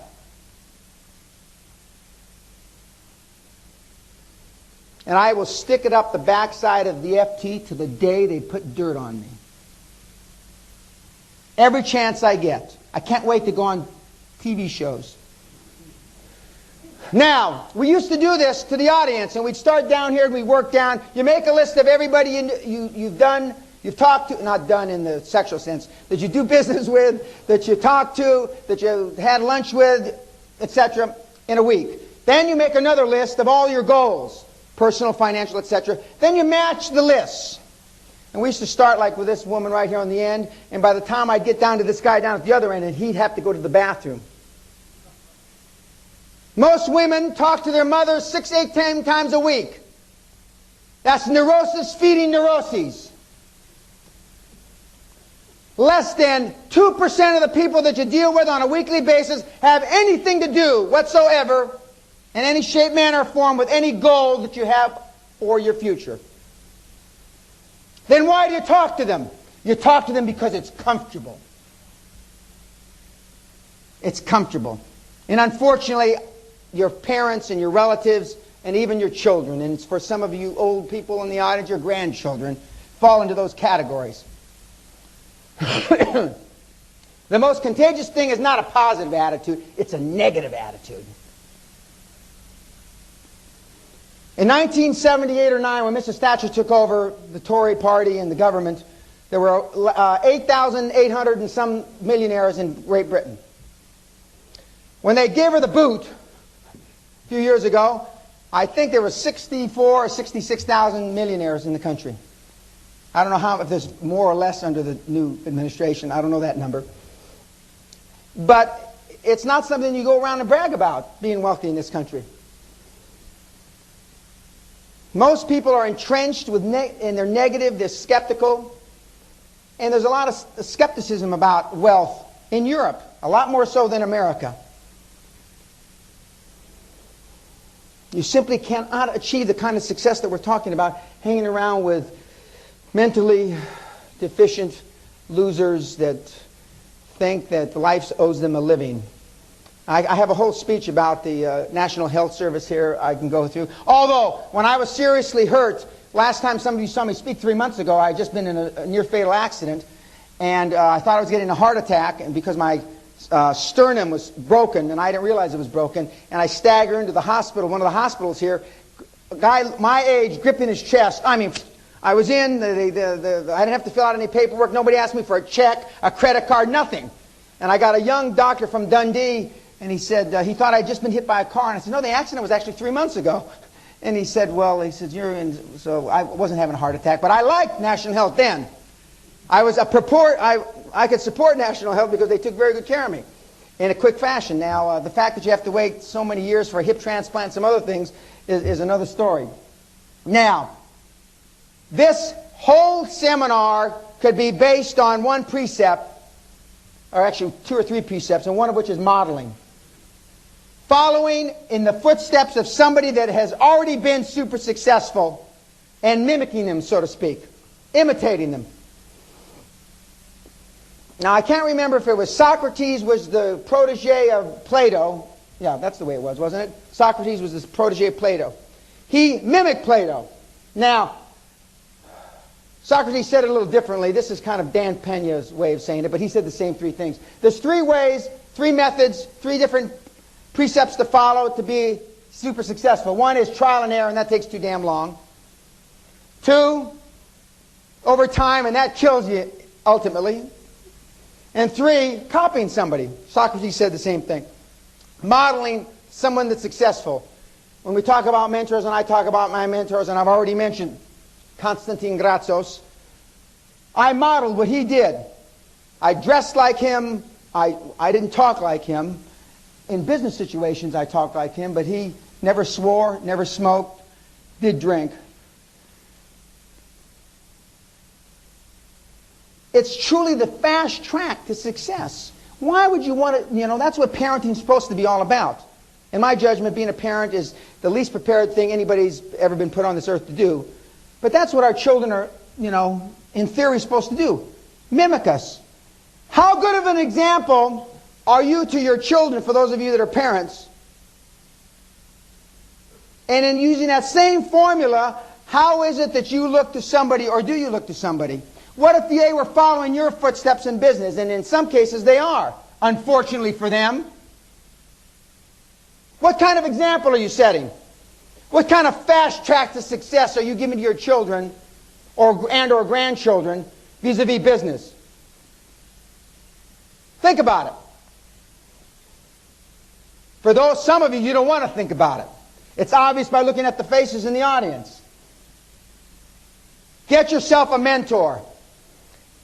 How do you do that? Well, some of you, you got to pick up the phone. I called W. Clement Stone about a year and a half ago. He's still alive in Chicago. He was the father of positive mental attitude, amongst other things. He's 95 or 96 years old. And I asked him to go out to dinner, and his house had just burned down. And he said that, he was living in a hotel, and he said that he really couldn't because of his house. But I got through to him on the first call. To scale a mountain of success, you need a guide. I wanted W. Clement Stone because he had worked with Napoleon Hill, who had written Think and Grow Rich. All top athletes, sportsmen and women, even singers, everybody has a coach. Even Bill Gates has a mentor. You know who it is? Warren Buffett. The richest man in the world has the second richest man in the world as his mentor.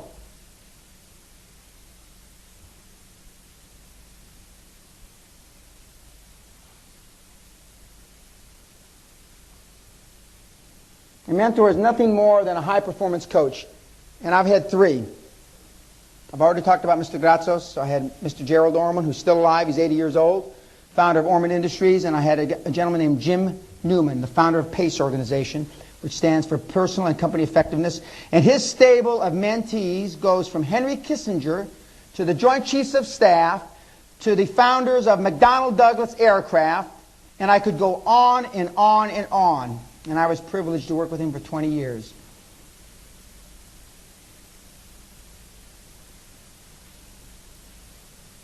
You've all seen a similar saying, when the student is ready, the teacher will appear. Well, in olden times, they were the masters. They were the master mentors, the people that coached you from the time that you were a very young person through middle age until they normally passed away.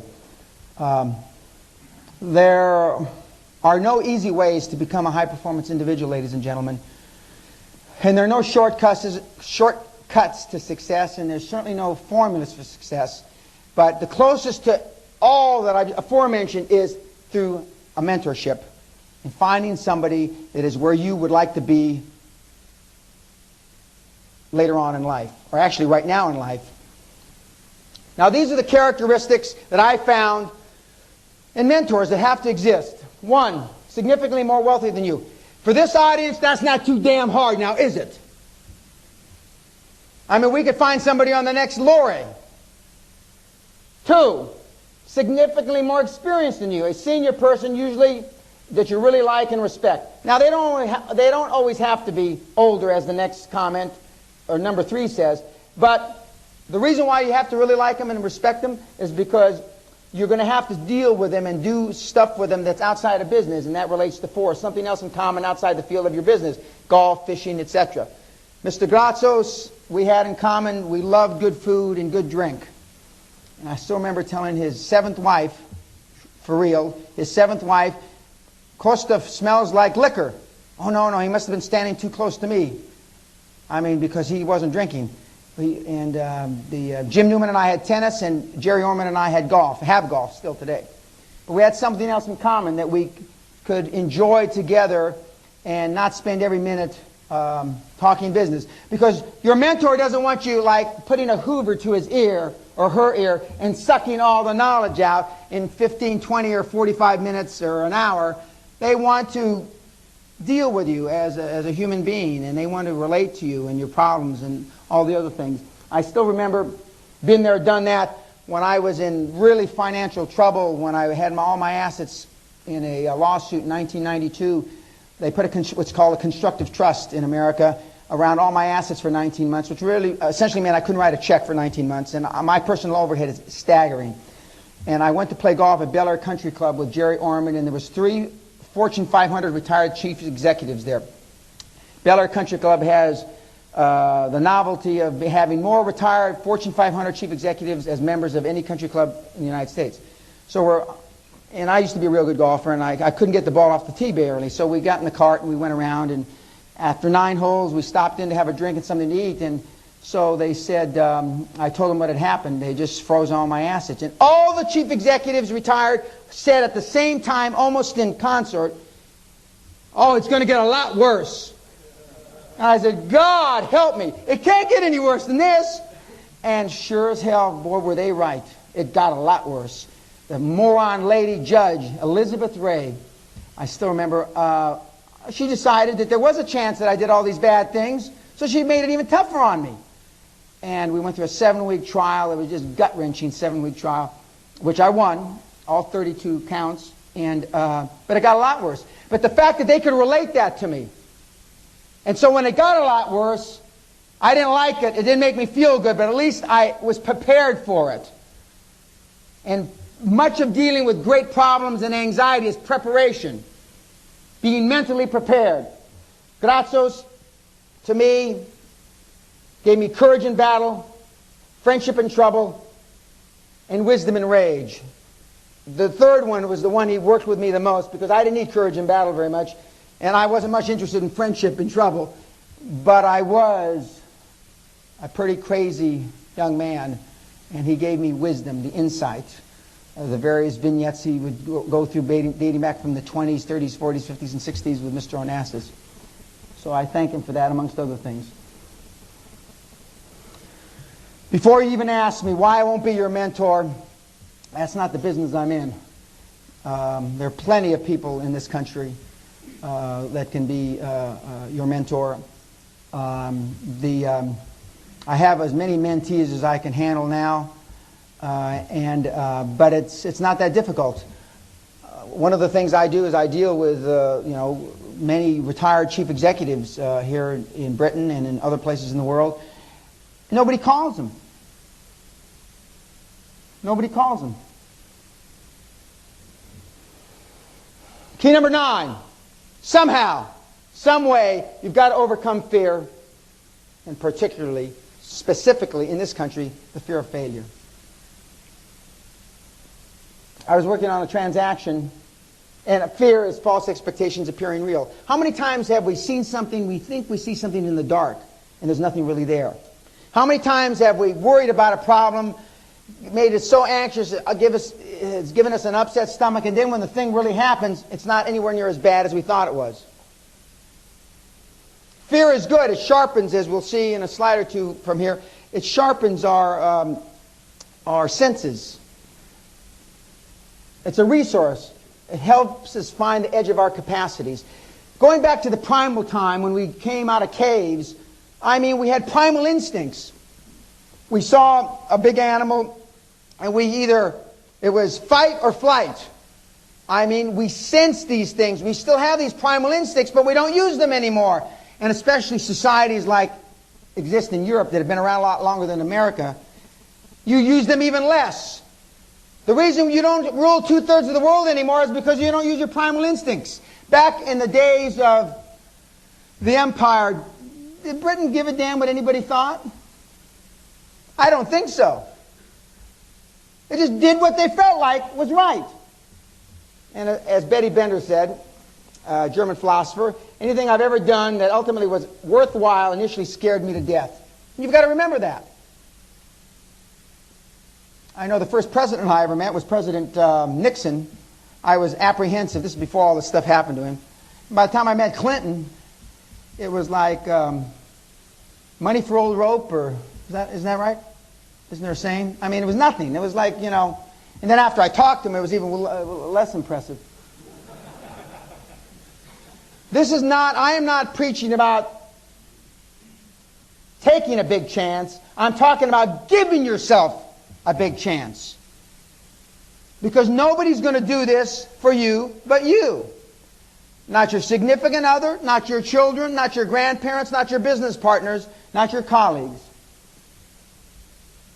And to get over this fear, and anxiety is fear's little brother, only you can make yourself anxious. Fear and anxiety are self-induced. And if you're not experiencing anxiety or discomfort, the risk you think you're taking probably is not worthy of you. The last time most of you were anxious or had anxiety in your business is when you first started it, as I said in my opening remarks. That's a long time ago from the look of some of you in the audience. A long time ago. A long, long time ago.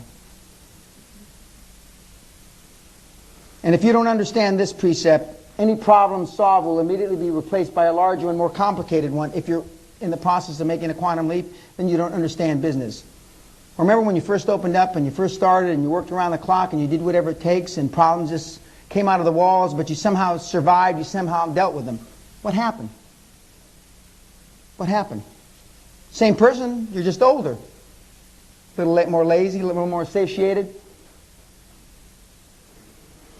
And if you don't understand, progress often masquerades as trouble. When somebody tells me his business is running smoothly, I know he's dying. I don't want to hear. Do you think Microsoft is running smoothly? I don't think so.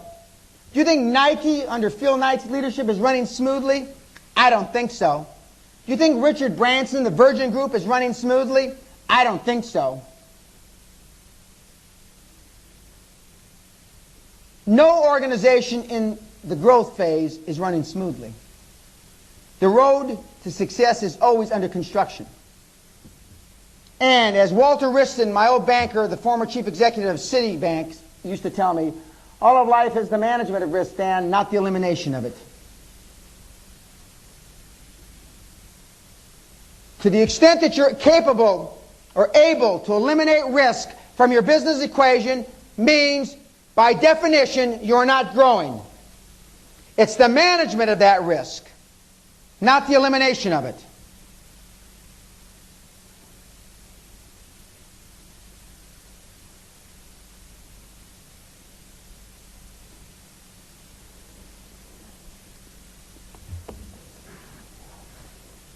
Now, one of my very dear friends, Pete Conrad, just passed away, the third man to walk on the moon. And as a little sidebar comment, he was sitting in my house in California with my children, explaining to my sons what it looked like, what it was like to be on the moon and look back at Earth. And it inspired my two sons, and they both went to the NASA space camp shortly thereafter. And his wife was saying that, Petey had, as he was called, had the two qualifications to be an astronaut. So I'm expecting, some academic stuff. And he says, yeah, one, he was a midget. And he says, not much bigger than the monkeys they used to send up, so he could fit in the capsule. I'm thinking to myself, God almighty, well, what's number two going to be? And number two, he was fearless. He didn't care. The monkeys didn't know they could die. And he was a fearless test pilot to push the edges of the envelope and didn't care. He was setting world records up until the time he died, and he died riding a motorcycle 25 miles an hour with a group of friends. They were on a trip from San Fernando Valley to Santa Barbara to have lunch and drive back. He slipped in gravel, The bike went off on its side, very similar to the injuries that I had on a dune buggy in Mexico 5 months ago, and he died. Now, when he went to the moon, and when we send rockets to the moon, they're off course 95% of the time, but we continue to readjust, until we are there. Business is no different. Business is like life. It's not static. How many times have we readjusted our thought process vis-a-vis business, being a high-performance person? Now, when people have low self-esteem, they protect themselves by not taking risks. When they have high self-esteem, you take all the chances that you can get a hold of. You know how you get a project done? You give it to a busy person. I can't tell you how many times I've been in boardrooms here in this country and all over the world, and I know from listening to the directors, or I know when the presentations are being made by the level 1 or 2 levels below directorship, they come in and their projects to be handed out, and the extra responsibilities. The people that are on the fast track can't get enough responsibility, can't get enough authority. And the people that are satiated, I have a full plate. There's a lot of full plates in Britain, and that's going to be the problem going into the new millennium. Because there's other parts of Europe that they don't have full plates, even if they are full. Now, there's 3 practical ways to overcome fear and emotional turmoil. Some of you may not think they're so practical. 1, and this is the easiest. Find somebody that's been there, done that. He or she will have been a far worse scrapes than you have ever been in, and they can help you achieve a sense of perspective for your problems. When something catastrophic happens, or something that you think is catastrophic, you think and you act like you're the only one this has ever happened to. Well, that's baloney, because that's not true. A problem shared is a problem halved. And I'm not talking about sharing doubts with employees or moaning to losers. I'm talking about with your mentor. You don't share doubts, and we're going to cover that in a minute. 2, fear reduction technique 2. Know categorically the following. That which does not kill me makes me stronger. Nietzsche. Now, I just gave parts of this presentation to a group up at my home, Guthrie Castle, and there was one German, very successful publisher. And he noticed, or we all noticed, that about 2/3 of the examples I use are all Germans. Now, I never looked at it that way. And there's another name that's used for Germans in this country, which I'm not going to say here because we're taping this. But if it doesn't kill you, by definition, it makes you stronger. How many are willing to fill and go in and fill that breach? I got to be a world-class public speaker only one way, ladies and gentlemen. I made a hell of a lot of bad speeches. I made over 200 speeches in 1972. From Bangor, Maine to Miami, from San Diego to Seattle, Washington. Boy, those first 100 or 150 were just abysmal. By the time 180, 190, 210, 220, boy, I was a public speaking SOB. Boy, I could talk about anything. But I made a lot of bad speeches. I did it poorly until I did it well. And number 3, fear reduction technique. Deliberately push the envelope of your abilities. Place yourself in risky situations. Put yourself in harm's way. And I mean that literally. You put yourself in harm's way and you get good. Or as a couple of my friends say, you either get good or you get dead. Now here I am with Crocodile Dundee, and unfortunately Crocodile Dundee is no longer with us. This is the real Crocodile Dundee, a guy named Barry Leeds. Thank you. And we were hunting crocodiles here. Now, as I said to him, as we're going along there, I said, now how do we get the weapon down? I was trying to be too logical about this. And but I learned how you get the weapon down, because if you didn't get the weapon down in time, you got your bitten off. So I mean, I learned the hard way. Now, it's quite interesting. If no one ever took risks, Michelangelo would have painted the Sistine floor. That was a risky deal back in those days. And I'm sure some of the things that you haven't done have been because of the risks involved, or the perceived risks. Other risky things I've done, Skydiving, which wasn't such a big thrill to me. Hunting pumas in dark caves is an adrenaline rush that's beyond comparison. I hunt wild boars with knives, and I have 27 stitches across here where a wild boar in Argentina tried to eat my... Is it spleen on this side, Doc? Yeah. Recently, almost killing myself in a sand dune buggy in Cabo San Lucas, Baja, Mexico, with my 2 sons, which I'm going to have to do this coming Easter because I got to do it again, because I almost killed myself the last time. But and God's not going to look for medals or degrees or diplomas when you come to meet your Maker. He's going to look for scars, and I got plenty of them. And some of those scars, ladies and gentlemen, are going to be emotional scars. And emotional scar tissue is a lot more difficult to get over than real scar tissue. And that's why when we talk about the emotional bank account and the financial bank account, the emotional bank account is infinitely more important.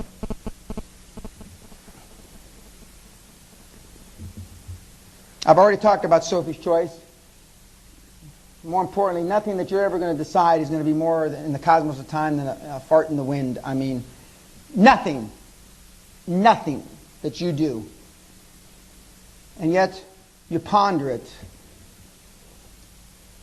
Peter Drucker, the famous management consultant, he's in his late 80s now. He's written 35 or 40 books. He and I agree on 3 things in his most recent book about the 21st century. Number 1, he says the university system as we know it today is irreversibly down the pan.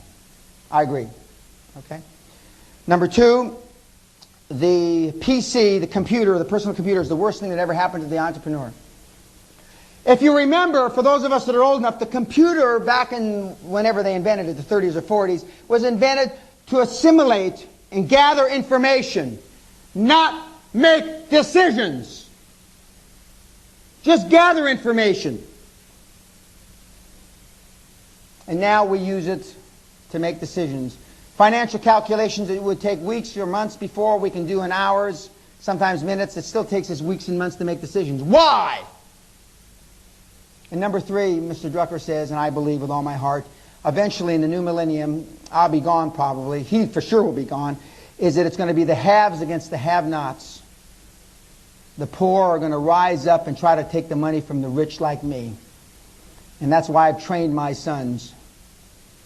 And they're going to be on the embattlements at Guthrie with my arsenal that I have, stacking them up to the top 70 feet high.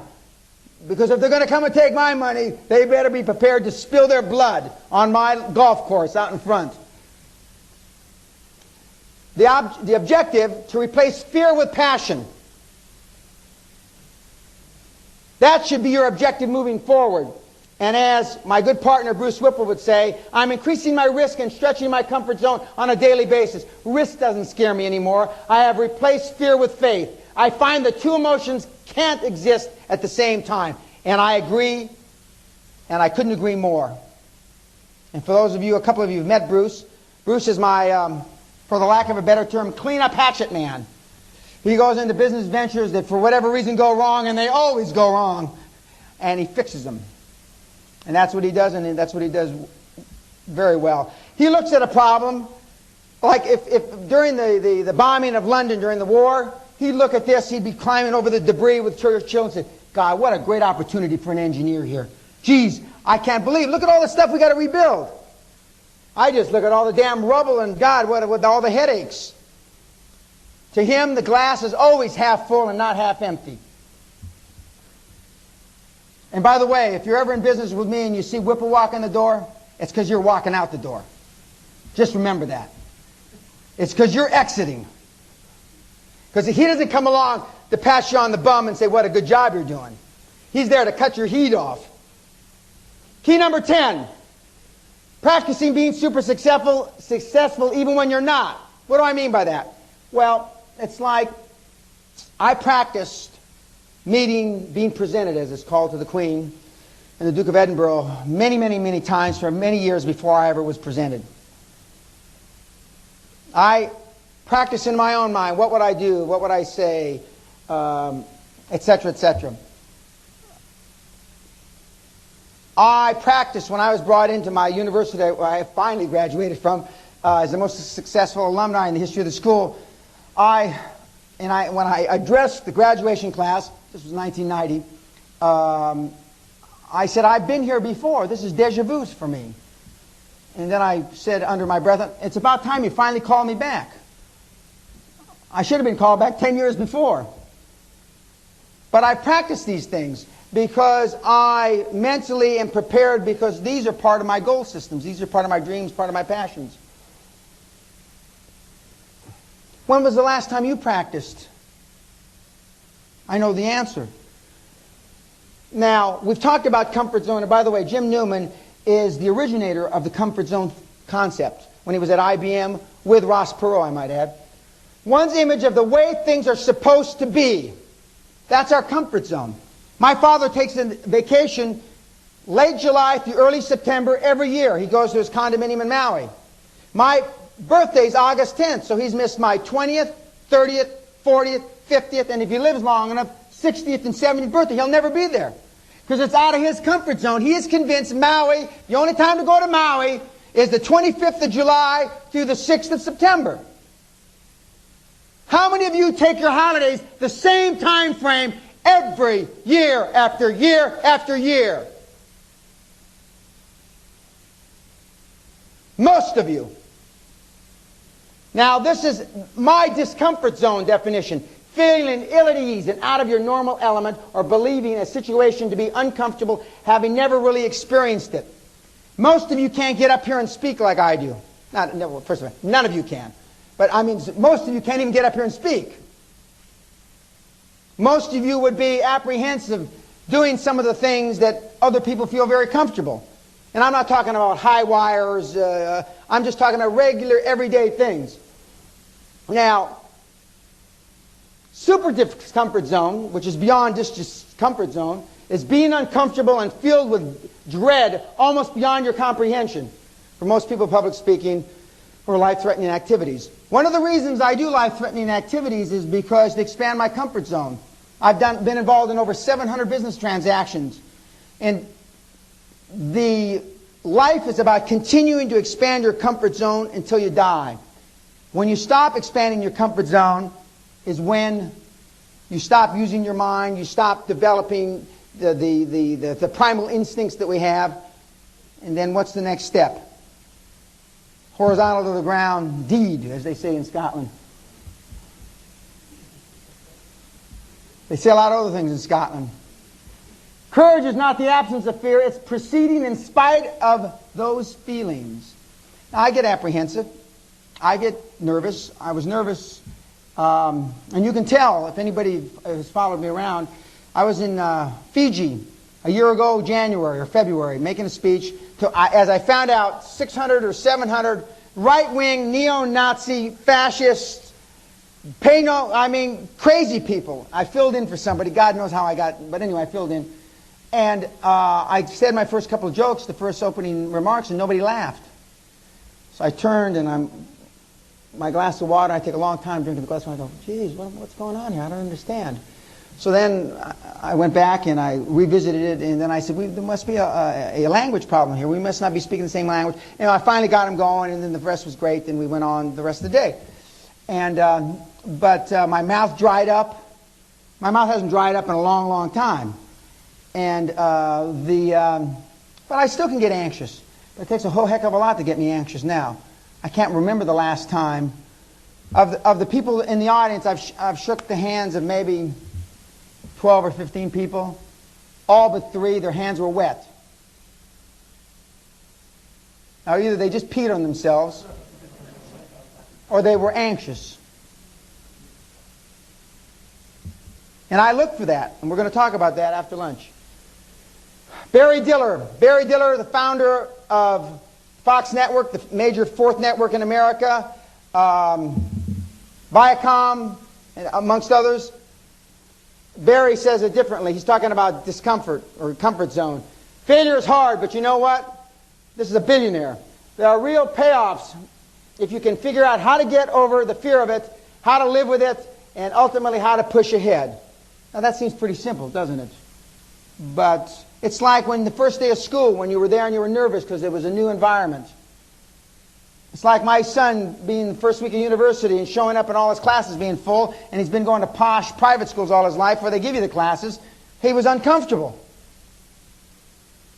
We've experienced it in different areas of our life, and we've expanded it. We've been forced to expand our comfort zone as we've grown up. But once you get to be adults, nobody's there to force you to expand your comfort zone anymore. And that's a problem. Your mentor will, though. Now, here are a few suggestions of things that you should do. One, for example, take a limo to the airport next time you fly. I've been with people recently, the former president of the YPO organization, which stands for Young Presidents Organization in America. We went out to dinner with one of my young mentees because I wanted her to be a member of the, she wanted to be a member of the YPO. So he was a neighbor of mine in California. We get in the Rolls and we're driving to the restaurant, and this is, I'm not lying about this. He goes, this is the first time. Now, this is a guy that's formerly managing director of 3 of the biggest advertising companies, agencies in the world. He said, this is the first time I've been in a Rolls Royce. I look in the rearview mirror and I look at her back there. She goes, why are we with this moron? She's saying to me. Second thing he says, smells like leather. Oh, it gets better. It gets much better. And I look in the rearview mirror again. I look at her. She's gone. She goes, turn around. Let's go back. And then she says, then he puts his greasy, sweaty palm, and she says, is this real wood? And then I knew it was a big mistake us having this dinner. We got to the restaurant. First of all, my mentee and I were dressed just like this. In fact, she has a little pocket chain, a little one with a little miniature little watch. And he was wearing a golf shirt and a sports coat. This guy, I never saw any human being go through a 5-course meal faster than he did. And he couldn't get back and get in his car and drive away fast enough because he was clearly out of his comfort zone. Clearly. Okay. Now you remember, those of you that have read Napoleon Hill, you know he visualized his first Rolls Royce when he was 7 years old as a poor farm boy in Tennessee. Hire yourself good lawyers, good accountants. Not your brother-in-law. I mean, doesn't necessarily have to be Slaughter and May or Freshfields or Allen and Overy, but I mean, ones that are going to give you proper advice. You'll feel out of your comfort zone because you're going to know what. First question you'll ask is how much an hour they charge. That's a question I never ask.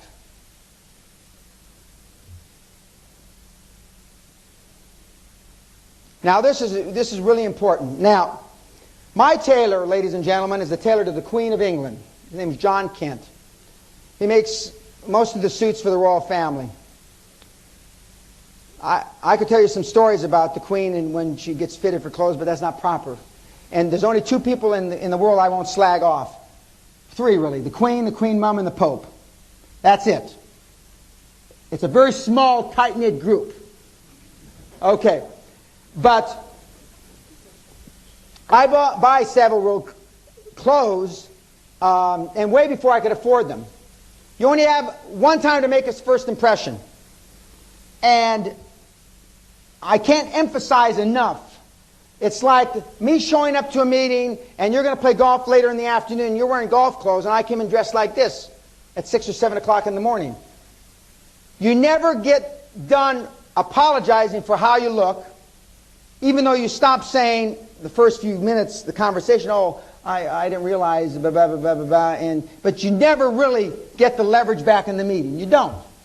You don't. And I've proven this time and time again, sending 25, 26-year-old kids against 45, 50-year-old mature businessmen, and the kids eat them alive.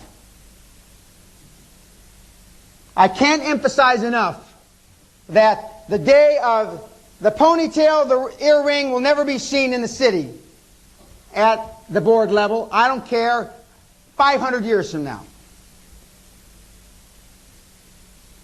You want to be taken seriously. It's like I took over a company in Florida a few years ago. It's always hot. People wear sports shirts, casual. I don't care if it's 60 degrees Celsius. We changed, not in written policy, but dress policy. And slowly but surely, productivity went up. Expense accounts went down. It was a dramatic turnaround. This year, revenue turnover is up 50% since January. because you start to think about yourself more positively. It's like the former chairman and chief executive of Fibro, who bought Solomon Brothers a number of years ago, the big commodity trading house. He told me, he says, Mr. Pena, just remember, think Yiddish and dress British. And he was referring to, the proper city dress. Now, if you notice in the city, have you ever been to a meeting, and I know the answer to this, where you haven't seen the person in a dark suit? The answer is no. Have you ever seen a pair of brown shoes? The answer is no. Have you ever seen a pair of white socks? The answer is no. Unfortunately, have you ever seen too many females at the board level? The answer is no. And I can go on with the further discrimination. Will it ever change? The answer is categorically no. And if you're going to compete at that level or anywhere near that level, you better know that and better realize it. Of course, you have the choice to not compete at that level.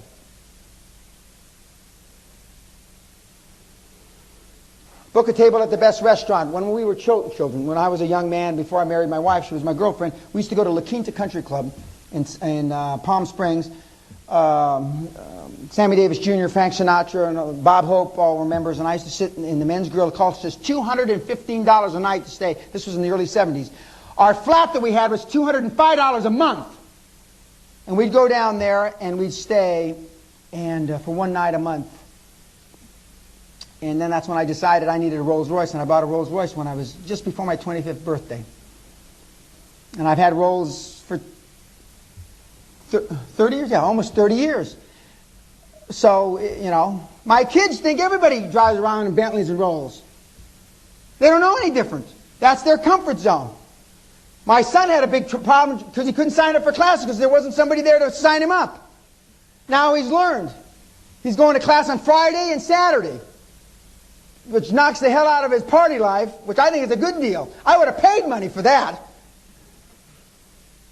Take a weekend, as I told you, join a good club, join the best club you cannot afford. And I was poking fun at the Reform Club, 1832. I can give you the story about it because I've been there a lot. First time I was there, I said, Reform of what? Mr. Pena. And then he went through the history of the Reform Club, et cetera, et cetera. It's like the first time I ate at the House of Commons, the House of Lords. I enjoyed that, but now it's not such a big deal. I think it's quite interesting that the House of Commons, they won't let the people from the House of Lords in the House of Commons, right in the chambers. They make them stand by some little rail like a dog. I thought that was quite interesting.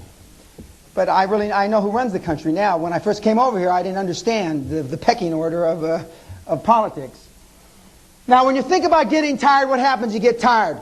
Well, conversely, ladies and gentlemen, when you think about getting rich, and that's all you think about, guess what? You get rich. There was a 10-year period of time in my life, all I thought about, from the time I woke up to the time I went to bed, as my wife would attest to, much to her chagrin many times, I was thinking about business. When my friends would come and visit me up at Guthrie, I'd have a meal with them, a drink, and then I'd go back to the office and work. They'd go out and play golf. I'd stay at the office and work. You don't have the fastest growing natural resource company 5 years in a row because you're taking holidays. You don't grow at 67,000% per year for 8 years in a row, or over 500 million% because you're taking holidays. If I had been in the computer business, the pundits say, and I shudder to say this, I would have been worth $50 to $100 billion. Because I was in a collapsing industry. I am now in the internet business. Because I got one more big bang in me before they put ground on me. And yet this is where I live. And the reason the castle experience is so important to some of you, is because it pushes your comfort zone. And it helps you practice to see how the other high performance people react.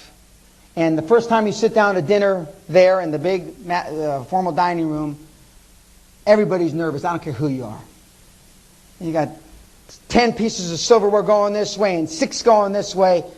And even though I always tell everybody, go ahead, eat, start without me, nobody to this day has ever picked up a goddamn fork or a spoon or anything.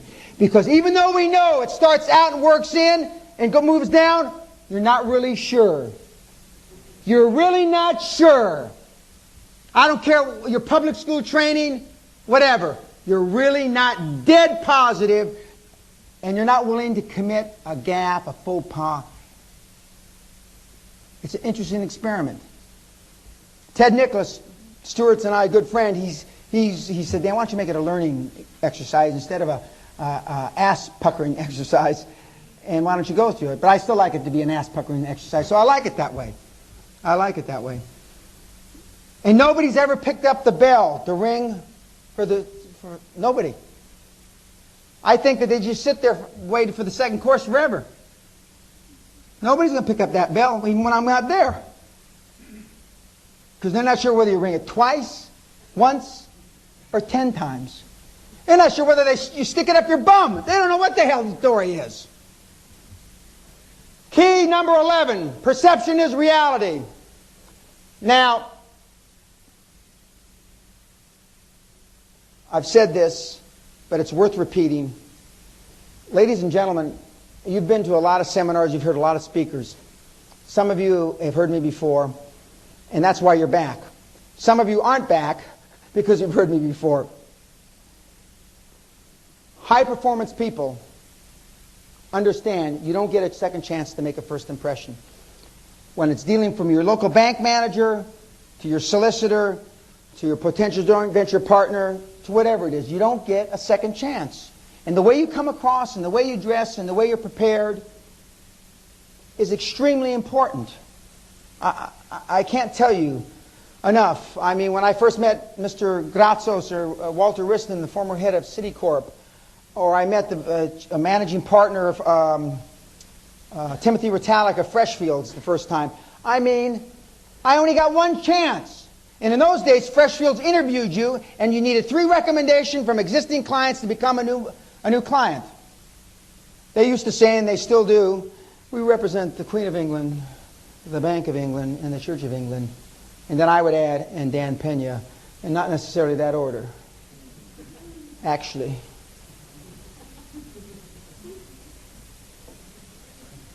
And can you just imagine in the early 80s having some wise, cocky American, didn't look that great then, sitting with the number 1 guy in the note paper for Freshfields? I had some Freshfield partners came over and had lunch with me about a year and a half ago and said, Timothy sends his best. Could you tell us some stories about how you used to give Timothy a bad time? Because these guys wouldn't even, they call him Mr. Ritalik, not Timothy. So I shared some of my intimate stories about him. He was a great guy. And a lot of what I've been able to accomplish since then is because of his representation and the fact that Freshfields took me on. They made a mistake, and they took me on. Key number 12. I've already talked about this. Play to win. Don't play not to lose. Most of you that have existing businesses that started from 0 turnover and have grown it to 50, 100, 500, $1 million in turnover, you experienced quantum growth when you first started your business, but now you're playing not to lose. Because you're fearful what people will think. Perhaps you got lucky, and you try to hang on to the assets that you have. You covet your assets. I call it sitting on your assets. And this country is not the only country that does that. It's all over the world. This is known in gambling as playing with scared money. I can smell scared money. Just like of the 12 or 15 people that I shook hands with, 3/4 of them had moisture in their hand. And it isn't because the room's hot. You're not under the lights like me. How many times in sports or athletics have you seen a team take an early lead, then settle into coveting their lead or sitting on their assets, playing not to lose, only to be beaten in the last minutes or in overtime, etc.? That's what most of you have been taught to do in your life. We had a gentleman that came to the Castle seminar a week ago, who he's an heir to a 100-year-old steel dynasty in Kenya. And he says the 280 relatives are only just sucking the dynasty dry Nobody's grown the thing since my great-grandfather at the turn of the century. Because you cannot jump a chasm in 2 leaps. The ones that try to jump in 2 leaps, you wind jumping on Dunkirk or something. When I use the Dunkirk analogy or metaphor, nobody understands other than in this country. You either do it or you don't do it. You're either pregnant or you're not. You're either in business or you're not. P13. Now, I'm giving you the benefit of the doubt that you all have a dream. And the reason why you plan more time around your holidays, for your holidays, is because you're probably not working in your dream. You're not passionate about what you do. And as a song from South Pacific says, if you don't have a dream, then how can you have or make a dream come true? I have taken my passion and wrapped my new profession around it. I enjoy what I do infinitely more than anybody in the audience vis-a-vis what they do. And it should be pretty obvious.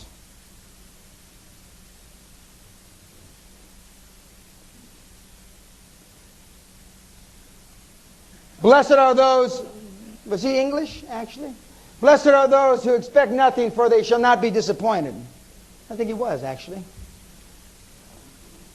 I think he was a seminar guru in the first part of the century. Yes. I think he's a 6th generation Etonian.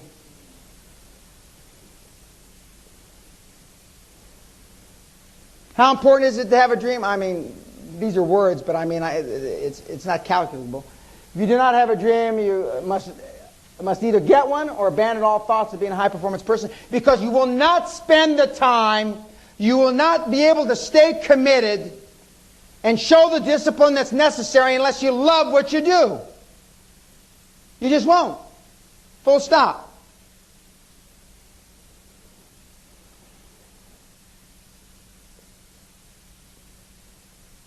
Started with someone's dream. When I think of that now, when I see that, I think of Pete Conrad now.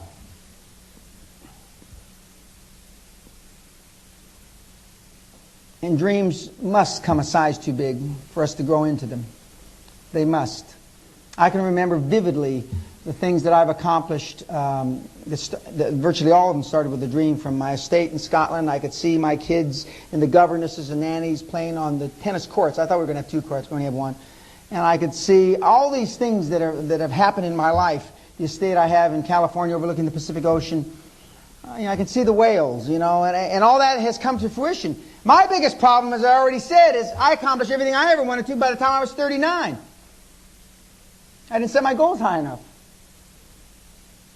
And as my friend Donald Trump would say, you've got to think anyway, so why not think big? And the rest of that sentence is, because it burns the same calories. By the way, thinking small and big burns the same calories, which was novel to Donald. Smart guy, though. Super smart guy. Tom Jefferson. Now, by the way, if you follow American history, now he's no good. Father of the United States is no good. He fathered kids from slaves. He did all this stuff. Now he's no damn good. I like the dreams of the future better than the history of the past. Father of the United States, one of them, along with George Washington and a couple others. One of the measurements, by the way, when I go into an organization to look at it from a consulting point of view, to talk to the directors, do they have more memories than dreams? If they got more memories than dreams, they're out of there. How would you be judged? A committee cannot, oh, this is a bright man. This is a world-class philosopher. A committee cannot dream. Dreams are for individuals to have and for committees to execute. Stuart Goldsmith, great newsletter writer of the planet, and Prince Among Men, Renaissance man, raconteur, bon vivant. I can't say enough. Also the publisher of my new book.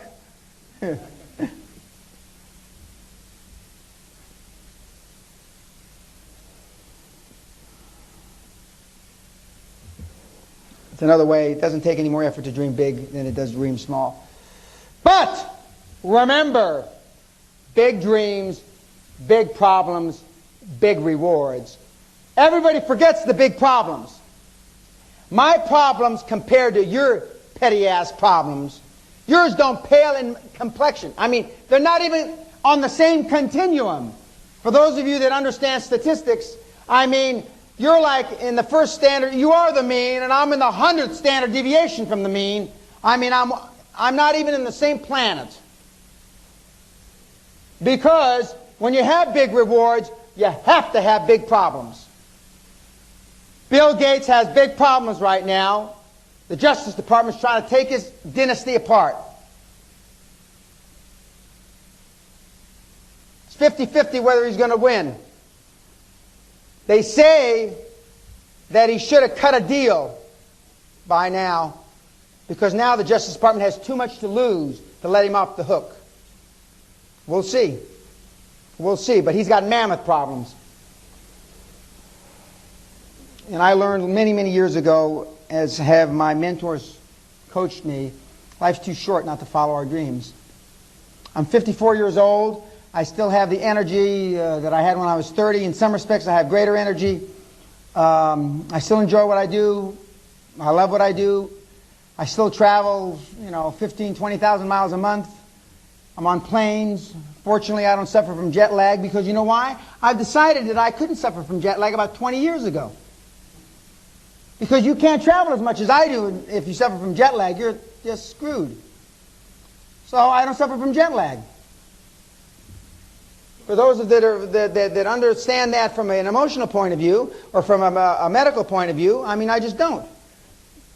Every entrepreneur has to take a leap of faith and pursue his or her dream. I'm living proof. Howard Schultz, founder of Starbucks. By the way, they all told him that his idea, nobody's ever going to pay for coffee. I mean, I can go on and on and on and on. The world's flat. I mean, you can't have, everybody that has ever done anything against conventional wisdom that made meaningful change on this planet was told that he or she was crazy and full of crap. No exception. None. And if you go out and start practicing some of these precepts, you will be told the exact same thing. And that, my friends, is the reason that most of you will not. Full stop. Because you do care what your neighbor, your colleague, your relative thinks about you.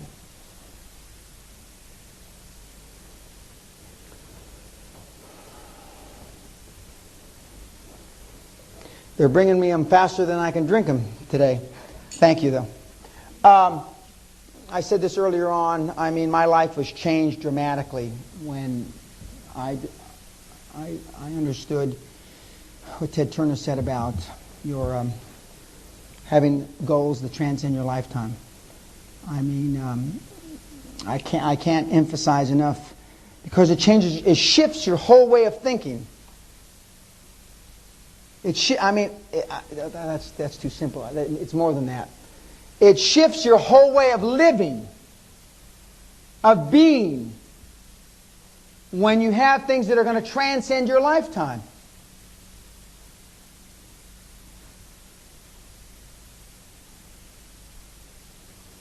Now, when I went into the coaching business, I tried to distill my thought process down to as few principles as possible. I came up, these are my 5 credos for success. I live by them, and they're quite simple. Number 1, yesterday's dreams are today's realities, or today's dreams are tomorrow's realities. The example I use of my dream coming to fruition, and it's the perfect metaphor for this, is Guthrie and how I live now, which was my dream. I came from a house that was 880 square feet. If you can believe that. That's roughly, let's see, is that 25 by, whatever it is, anyway. 880 square feet isn't very big. And so for me to dream the impossible dream. Number 2, seeing dreams ahead of time now. And that means, if I was a young man, like there's a few young people in the audience, 30 years old and I had a goal to be whatever, I'd see myself there now as I look as a 30-year-old. I don't, even though intellectually I understand that she's going to maybe take me 5 or 10 years or whatever the time frame, you don't see yourself there when you think everybody else thinks you're going to be there. You see yourself there in time now. I'm going to be managing director of XYZ company, whatever. And right now I'm a clerk. And I'm 23 years old. I see myself there now, not as I might be when I'm 45 years old. Number 3, simulation. Practice within when you're without. I've talked about that. Virtually all the major events that I've been a part of, I practiced for years before I ever actually did them. So when I did them and I was living that dream, it was déjà vu. It was like I had already been there. I'd already been there. All the great speeches I've made, all the super high performance successful people that I've had the privilege of meeting, I practiced in my own mind before I was there. Number 4, and this has never really been a problem for me, is act as if I have no limits to my abilities. There's nothing I can't do. I know intellectually I've got to stay focused, I've got to stay determined, but I mean, act as if there were no limits to our abilities. When we were building Great Western Resources, and I was asked by the Financial Times, the energy editor, or whatever the hell he was called at the time, well, how is it that you've grown significantly when everybody else is going out of business? And I said, I was being a smart ass when I said it, but I said, well, actually, and I've given my British accent, actually, we decided not to participate in the energy recession. And we acted as if we had no limits to our abilities, and we would have been highly surprised if we hadn't been the number one company on the planet. But it's the truth. Even though I was taking the piss out of him when I was saying it, little twit making 14 grand a year, asking me, I still get irritated thinking about it. You know? I spend more on shoes a year than he makes a year. Little twit. Anyway, and number 5, another one I've never had a problem with, is enthusiasm. I've never met a high-performance person that wasn't super enthusiastic. Never. And enthusiasm comes from the Greek word God from within. Very simple. And I repeat those, and I used to say them every morning and every night as affirmations. Now I say them, a couple times a month, and I read them, and I copy them in my diary every month. But these are the things I live by. And my children call this the 5 credo crap. Because they've been hearing these since they were in their mommy's tummy. My oldest son can give this talk. I'm not just about this, the whole seminar. I mean, because they live it. And he says it's very difficult. When I go to Cabo San Lucas every Easter, notwithstanding I almost killed myself this last Easter, we spend, the 2 sons and myself, we spend time together, bond or whatever you want to call it, and I let them drink, and we sit around talking, and then they keep on telling me how hard it is to be my son.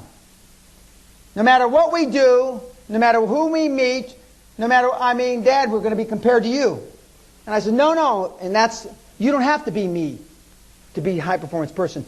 There's the Henry Kissinger end of the continuum, and there's Norman Schwarzkopf and Dan Pena end of the continuum. Most high-performance people, ladies and gentlemen, are at this end of the continuum, not at mine. Remember that. So don't use it as a cop-out why you don't do this. I can't be a Dan Pena. Thank God, as my wife would say. What if the world was filled with just Dan Penas? And I think, my God, that's actually a grand idea. I like that. Nobody loves me more than me. And that's another thing, self-esteem, all the high-performance people have it. And the bedrock of excellence in life is self-esteem. And if you haven't figured that out yet, then you better go to some other slappy, happy seminars. Key number 14, you must have passion. All high-performance people are passionate, enthusiastic. If I'm nothing else, I'm enthusiastic and I'm passionate. And I've sold a lot of transactions just on my passion. And maybe the numbers didn't stack up as well as they should have. But I've sold them on my passion. I did a rights issue many years ago, Barings, before Barings went kaput. Lord Baring was in the audience, and he said, I give the presentation. He's walking me to the lift. Very proper. America, nobody walks you to the lift, the elevator. I mean, you get there yourself. And we're strolling along, and I said, Lord Baring, how is it that I could have made my presentation more succinct, better? And as the lift doors are closing like this, he leans into the elevator like a Alfred Hitchcock movie, and he leans forward to me and says, "Learn to stutter." And he backs up, and thing goes like this. So he was saying I was too slick. Okay. 5, 6, 7 months later, I'm back for another rights issue. Of course, I told him it's not our intention to have another rights issue for 3 or 4 years. I'm back 6 months later. So we start the presentation. Lord Baring's there, and a guy named Gunn, as I recall, was his chief investment officer. They're sitting there, and I start out by saying, "Lord Baring," and everybody just burst into laughter, and they said, "We take up our rights, let's go have lunch." And that was in the day with the big lunches. I mean, but I learned, and I still try to learn. And I wish Barings was still around as Barings. And people who never get carried away should be. In a box. Enthusiasm will get you a long, long way in this world. A long, long way. Enthusiasm and good looks will get you longer, and enthusiasm, good looks, and brains will even get you longer. Our duty is to proceed as if we have no limits to our abilities. You know who said that? Charles Schwab, the biggest discount broker in the world. One of the great deals. He sold his company for $106 million to Bank of America. 4 years later, he bought it back for $8 million from Bank of America. And now it's worth, I don't know how many $billion. A very enthusiastic, it is, okay. A very enthusiastic guy. Very bright guy, very charismatic guy.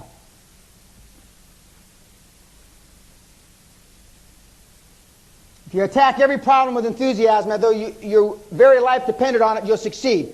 Why is it, now I can only think of an American analogy. During the playoffs, no, that's not true. I can think, during the World Cup, etc., the level of play, the standard of play goes up. It just does.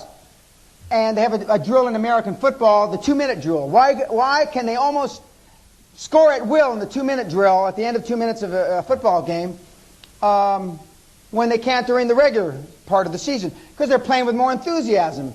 They're playing as if it was the last 2 minutes of their last World Cup, their last Super Bowl. And you're going to have one strike at the ball to put it in the net, etc. If you lived every single day that way, you'd find that you'll be infinitely more successful. Now, the correct order is as follows. Find something you're passionate about, and then wrap a career around it, which I've already said. See, most people do it the wrong way. And I'm sure that 3/4 of the people in this room can relate to this. They start a business or launch into a career because they think it will make money or be successful, bring success. They try to force themselves to feel enthusiastic, passionate about their career or business. This doesn't work. The end result is despondency, lack of energy, and even depression.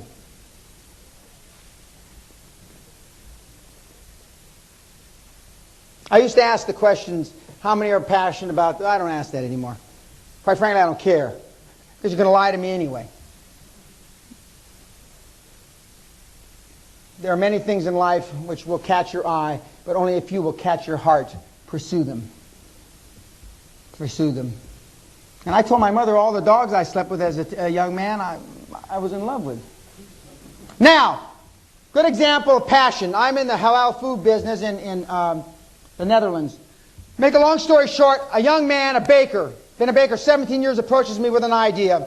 We're in the Amstel Club, the business club in Holland, which I'm an honorary member, in Amsterdam, and he comes to me and says, I've got an idea to make not fast food, prepared food in the supermarkets. Halal is like kosher food, but it's for Muslims. And I said, how many Muslims are in the world? He goes, 1.7 billion. I said, you sure about that?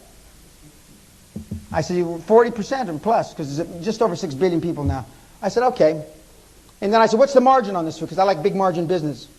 He says, the margin on this food is between 40 and 95% profit. Okay. Third question, who else does it? Nobody. I asked that question 5 times. Nobody. Then I called a friend of mine who's the former chief executive officer of Booker PLC, Charles Bowen. Charles, you ever heard of this halal food stuff? Yeah, for 20, 25 years people have been doing to do it. Has anybody done it? No. Why? He says, I don't know. I says, you're absolutely positive. Yeah, Dan, yeah, I am. Thank you. That's all the due diligence I did. Full stop. 1998, the company was the Innovative Company of the Year by the Economic Ministry of the Netherlands, and the CEO was nominated as CEO of the Year, Entrepreneur of the Year, by the European Economic, whatever the hell, for Europe, the new Europe. We have 30% of the market share already in the Netherlands, and we're negotiating with Tesco and I want to say Sainsbury, maybe it is Sainsbury, I don't know, to sell half the company to. But he had a passion, but he couldn't find anybody to listen to him. That's how much due diligence. I didn't have to run any sums. Now you'd still be fiddle farting with the numbers. You'd be doing Lotus 1, 2, 3. Idiots like you. Key 15.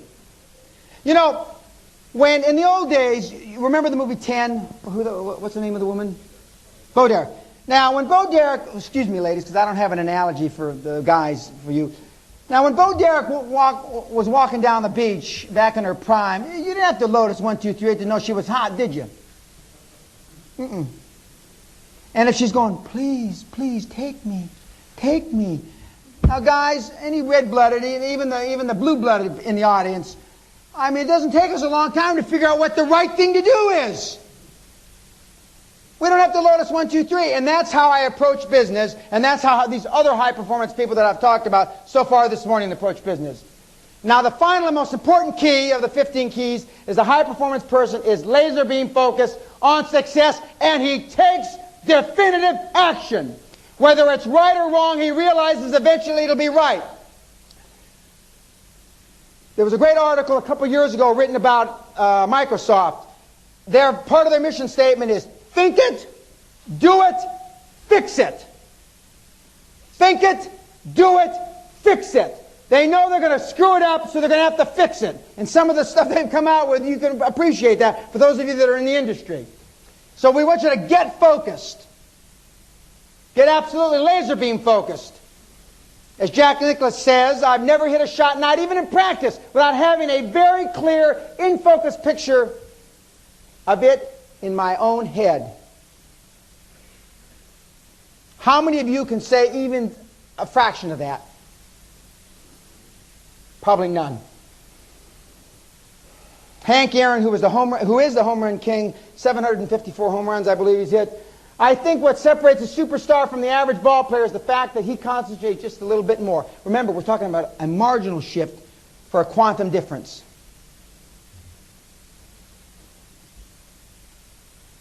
I think my work's a holiday. High-performance people focus on the few, not the many. Some of you are involved in 10, 15, 20 projects, and you wonder why none of them are successful. I can tell you why. Because you're involved in 10, 15, 20 projects. Involve yourself in one or two, and then see what happens when you've shifted all your energy to one or two things, preferably one. It's been proven time and time again, you can only supervise properly 2 or 3 people. The secret to my success in building the fastest growing company 5 years in a row was I had 2, maximum 3 people reporting to me. I still remember when we were big enough to have an IT officer, what the hell is IT? Chief Information Officer. First of all, I didn't know what the hell they did, but they wanted him to report to me. I said, bullshit, I don't want him reporting to me. 1, I don't know what he does. 2, find out where he should report, and he ultimately reported to the finance director, which I now find out is the right thing. Just like human resources, and we shove everything under the FD. He doesn't have enough to do anyway. Keep him away from doing sums. Focus is another word for discipline. How many of you can count yourself as a disciplined man or woman? Having lived here for 15 years, I know how many.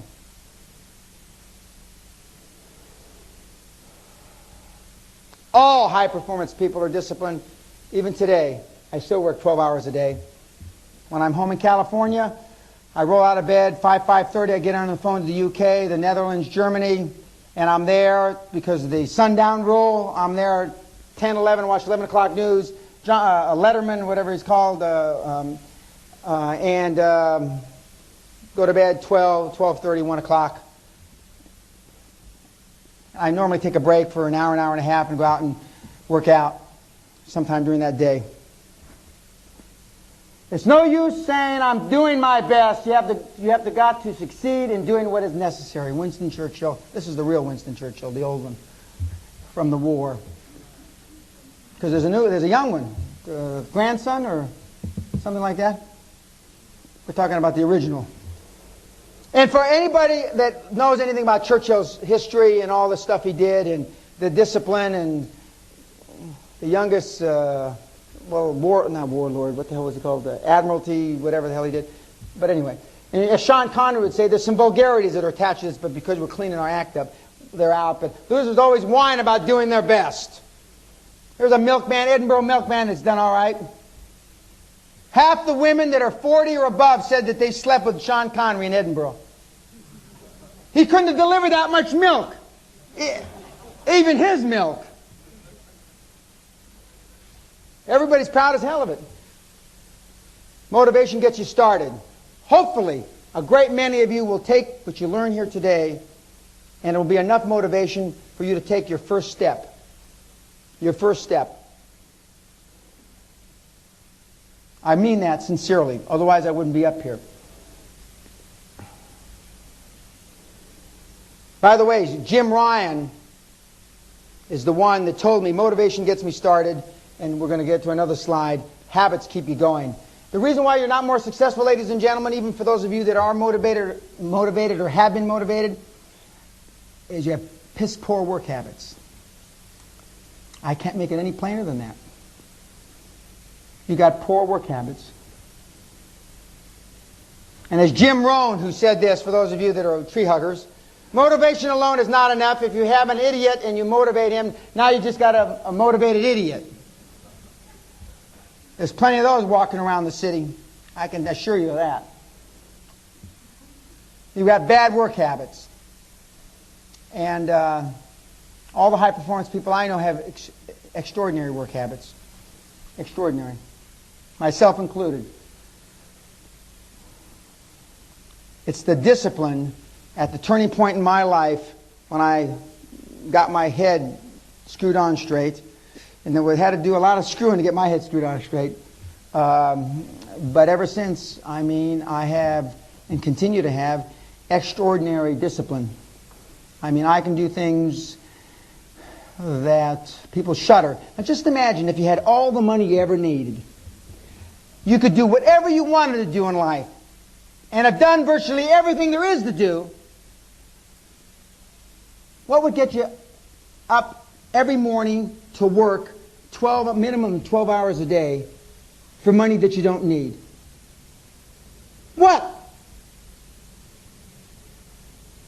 My mother asks me that every time she talks to me. That's why I don't talk to her very often.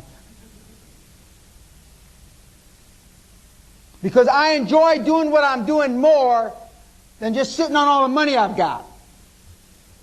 And where's some wood? Touch wood. I hope to God it never changes till the day I go. And if you associate with undisciplined people, you will become undisciplined. And for a lot of you, you're not that disciplined to begin with, so it could be a death spiral. Now, you don't have to be as disciplined as I am. I think it's important to understand that. Forget that walking on coals, and I've done all that. The discipline, it's Alistair Cook, the famous, I don't know if he's a journalist, but he's British, I know that. He said, being a professional is doing a professional job, and when you don't want to do it and still doing it. It's carrying on in a disciplined fashion, in a professional fashion, even when you don't feel like it. Every day that I get up to speak, I'm on the dais and the podium, I don't feel like doing it. Today happens to be one of those fortunate days for you because I like doing it today. But I've been, and I remember I had 104 temperature once in Chicago, and I had food poisoning, and I was dying. And I would have given somebody 10 million pounds to blow my brains out. And I was in a 16-hour workshop, and I struggled through it, and nobody knew the difference. And they were filming it just like they're filming it today.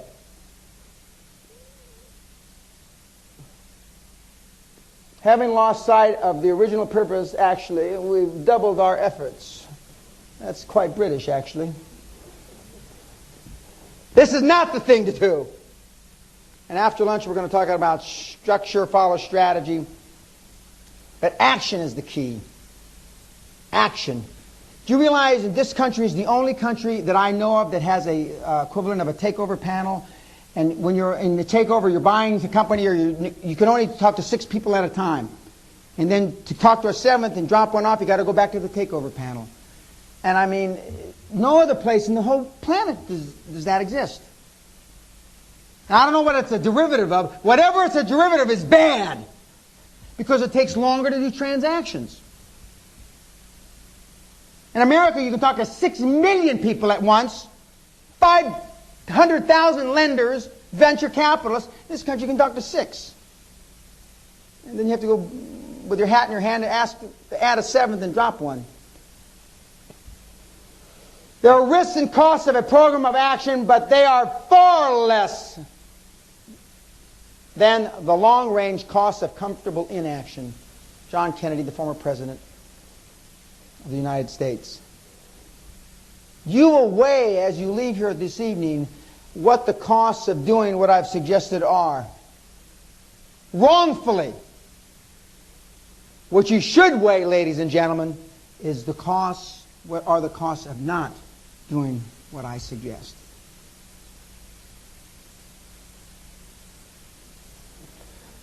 Even if you're on the right track, you'll get run over if you just sit there. Many of you understand intellectually what I've said so far today. A few of you even understand it emotionally. But if you sit still, you're bound to get run over, especially moving into the new millennium. Competition is going to be fierce. Fierce. And it's the hungry organizations, the hungry individuals, the hungry companies, the hungry PLCs that are going to be able to benefit. Because we're not interested in no action, talk only people. This is a different kind of NATO. We're interested in people that take action. And it's going to be fierce. It will be absolutely fierce. Winners are successful because they take action, they make the calls, they do what's necessary, and they don't just do their best. They force the issue. They're on the offensive. I've never seen a high-performance person go into the defensive mode. And just as I took on the FT recently, or one recently, I took him on a long time ago, all my British lawyers advised me against it. It's a no-win situation. The chances of winning are slim. The costs are great. It's the taking action. It's like Richard Branson taking on British Air. Now that to me is a no-win situation. But it's the difference. It's the difference in mindset. Some people say being a high-performance person is a difference in mindset. No, I don't think it's a difference in mindset, ladies and gentlemen. It's a difference in belief in yourself.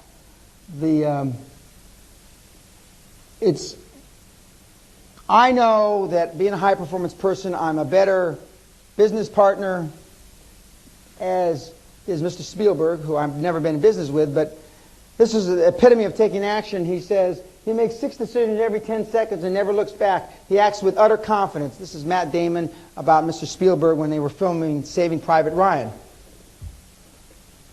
Now, I can relate to that. I've made over 65,000 business decisions in my career. And I'm not talking about note, paper, and pencils. 65,000. But when you figure that out, that's only 6 or 8 decisions a day, every day, for 30 years. This entire room hasn't made 65,000 business decisions in your cumulative careers. We want to be a YTA. You take action. Don't think too much about it. You take action because your instincts are almost always right. Your instincts are almost always right. Your primal instincts. The instincts that got us here as a species. Homo sapien, erectus, whatever the hell that we're called.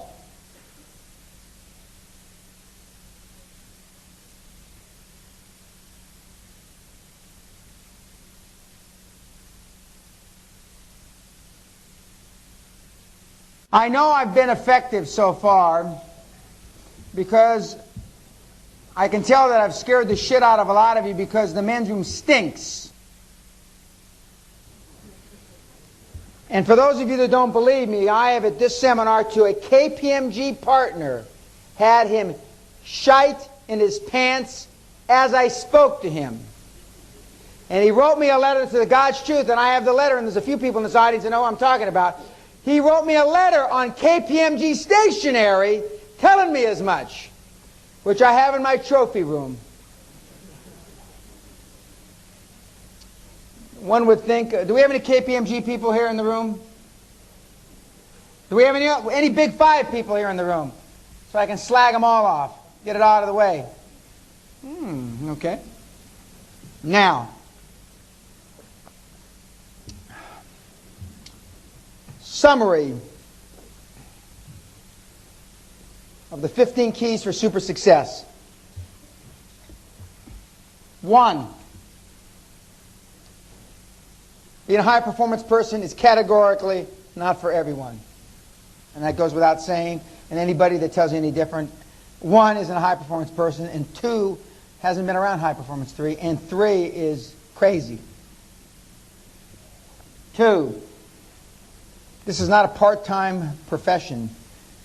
Being a super successful high-performance person is a full-time endeavor.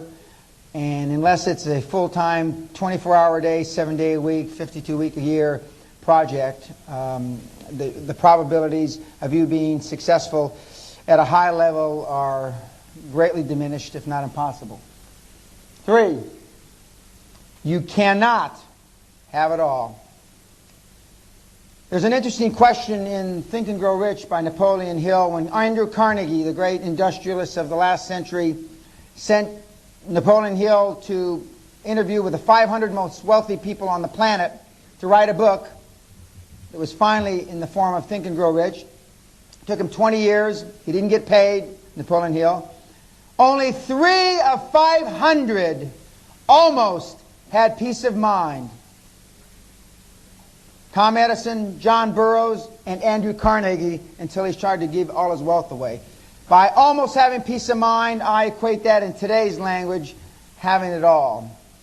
So if 497 out of 500 didn't have peace of mind, don't expect that you're going to have peace of mind. You must change, and you should be underlined, because the good news is you're on the job, and the bad news is you're on the job. It's up to you. As I've already said, you're self-made. Only successful people talk about it, though. You cannot listen to the people that have not been successful, and I coin them being the morons of this world. And the morons might be well-educated, maybe the city gents, the landed gentry. They take a lot of different forms. But the bottom line is you can't listen to them and be a successful, high-performance person. You are who you associate with. I used to do another exercise. I don't do it anymore. I used to go to see who you sat with at lunch. And do the poor bastards all sit together? And do the few wealthy ones sit together? And you can figure this out for yourself. I don't have to tell you. Think about who you sat with, unless there was only one seat left and you sat your butt down because it was the only one available. I can tell at the castle when I walk in the room where they're standing, if they're standing in the drawing room or if they're standing in the library. Are they standing or sitting? Are they near the drinks table or are they near the fireplace? And all those little places are comfort zones for one reason or another. And I can tell just by where you stand when I walk in a room. As Socrates and Dan Pena have said, modeling is the easiest way to get to high performance activities. Find somebody that has already been there, done that, and mimic or model his or her activities. Get yourself a mentor. At lunch, two of my former colleagues reminded me that my only living mentor is getting old. He's going to have another birthday pretty soon. He's already in his 80s, and we were talking about what I'm going to do when he's gone. I'm not going to focus on that. I'm going to think about what I'm going to do as long as he's living right now. But get yourself a mentor. You have to get through the feeling false expectations appearing real. Somehow you have to bust through that mindset that we've been raised with, that our parents taught us and our grandparents taught our parents. Somehow you have to overcome the fear of rejection. Somehow you have to overcome the fear of worrying about what other people think, be that your significant other, your brother, your mother. You have to get through that fear. Without getting through that fear, there's no chance of you becoming a high-performance person. Number 10, practice being super successful even when you're not. I've told you in several different examples this morning that I practiced even before I actually did the act, so it was almost like deja vu. I had been there, done that. I had a sense of comfort. I had a sense of well-being because I had done it over and over and over again in my mind, sometimes in front of the mirror. It's one of the things I do when I'm on long plane flights, is I practice things that, high-performance activities that I haven't done yet. Number 11, perception is reality. From what you look like when you walk through the door, the first time you have, and again, you only have one time to make a first impression, as we'll talk about now after lunch, surrounding yourself with other high-performance people, be it solicitors, and or accountants and other professional advisors, the very best you can't afford, but perception is reality. From how you comb your hair, for those of us that are losing it, not much. You don't have to worry as much about how we comb our hair, but the perception, I can't stress that enough. Perception is reality. A couple of people came up to shake hands with me during lunch. One of them didn't. I can't remember, it was one or two of them didn't shake hands with me because they said their hand was wet. It's a telltale sign. It's a telltale sign. I mean, go like this. I mean, dry your hands off. Number 12, playing not to lose, but playing to win. As I told you, the Verdier is one of the two things that the Verdier family, and by the way, husband-wife teams don't work very often. And I've only seen them work once or twice in 30 years in the real world of commerce. But as George Verdier found when he first met me some 6 years ago, that he had been playing not to lose in recent years up until then, and now he plays to win. And when I visit him at his big mansion estate in Potomac, I feel very gratified that I've impacted his life, as I have some of the people in this room, including Stuart Goldsmith, in a positive way. I've also impacted a hell of a lot of people in a negative way because people.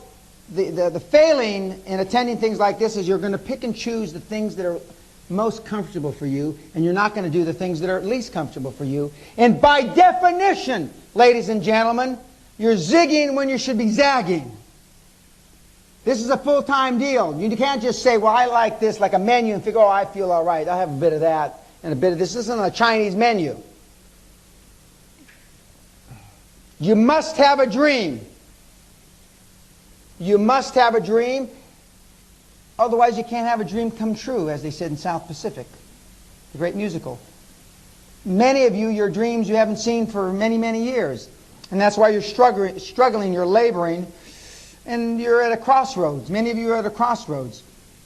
As I talked to you earlier, people make massive change in their life, either out of inspiration or desperation. Which one of those two roads are you going down currently? 14, you got to have passion. You have to have passion. If you don't have passion, you can't make any of the previous 13 work, and you certainly can't make the program work. And it's extremely important. I can't speak highly enough about it. And 15, and last, the high-performance person is laser beam focused on successes and takes action. And remember, they focus on the few, not the many. For those of you that are taking action, you have to take action on the few, 1 or 2 or 3 things, not the 10 or 15 or 20 things. You must take action now. There's a slide coming up late today that tells you if you don't take action within a certain period of time, the probabilities of you succeeding at a high level are virtually none. Those are the 15, my 15 keys that I base my career on. More importantly, the careers of virtually every high-performance man, woman, and child that I have ever been exposed to personally, or ever read about, or ever heard about, follows some derivative of those 15. Full stop. Now, let's talk about achieving your own quantum leap. And I call them the practical steps for achieving your dream. Because if it's not your dream, you will struggle, you will labor. It will be tough as hell for you to get from day to day. Let's talk about the 3 C's of making money. To make a ton of money in your life, there are only 3 ways to do it. And a similar speech is given at the Harvard Business School when you start the Harvard Business School graduate school. Those 3 ways are crime, chance, you luck, you win the lottery, you're married, or commerce.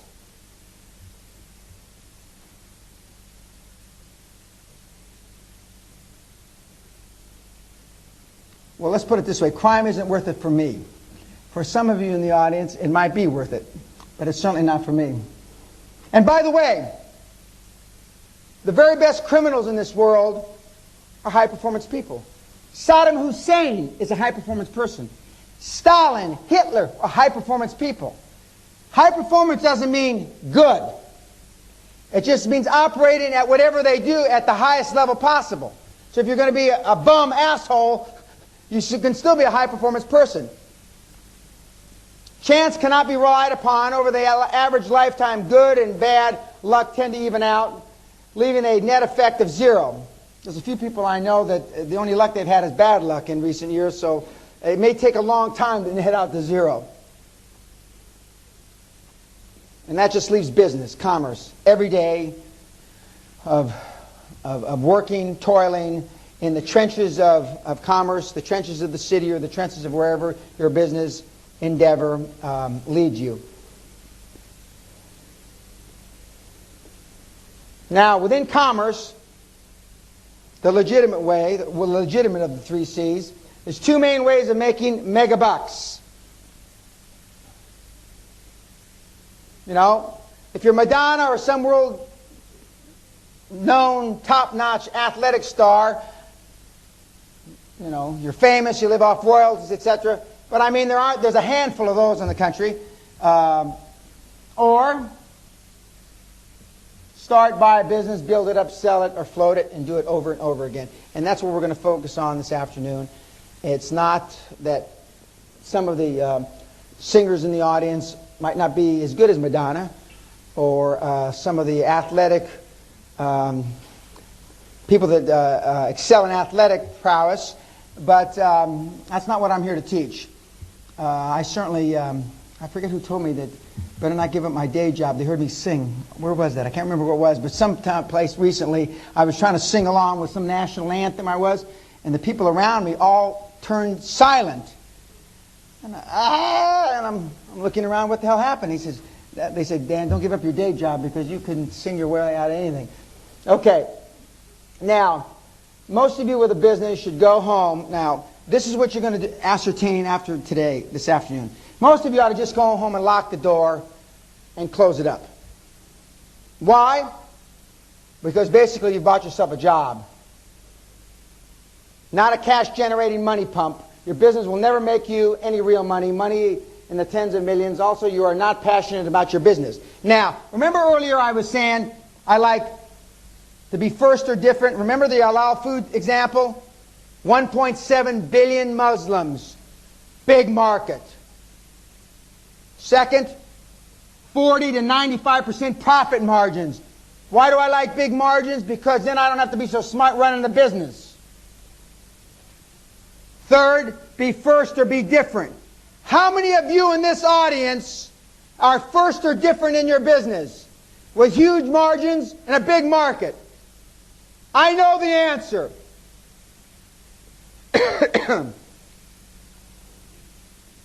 How many of you are passionate about what you do? And I'm getting ahead of myself, but how many of you would buy your business now if you had an opportunity to buy it? I know that answer. Forget about it, as they say in Brooklyn. Better you should have a gun than a bullet in your head.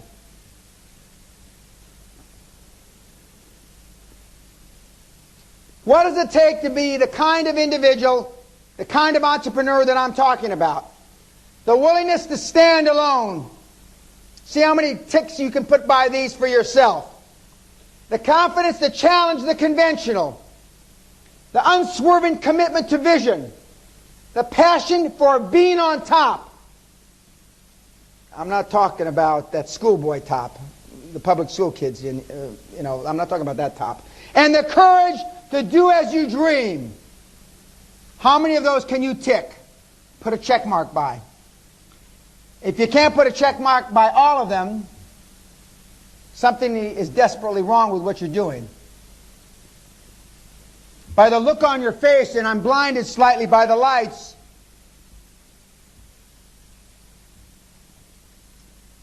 yes, you've told me the answer. And for the very young in the audience, look around you and see the old ones and look at their faces. Quiet desperation, I think. I know. I will now share with you my 8 strategies for creating or building a super successful business. And these are learned by me over 30 years, over 65,000 business decisions in those 30 years, involved in over 700 business transactions, involving many billions, thousands of business meetings, and more than 16 million miles on planes. You have never met, nor probably never will meet anybody as experienced as I and what we're about to talk about. And when I sit at a meeting in the city with Freshfields and PricewaterhouseCoopers and McKinsey and God knows who else, and there's 10 or 15 professionals around the room, without a doubt, I have more experience than the whole goddamn table, cumulatively. So listen well. Power strategy number 1. It all starts with a dream about which you are passionate. I said this earlier in different ways. If you're not passionate about what you do,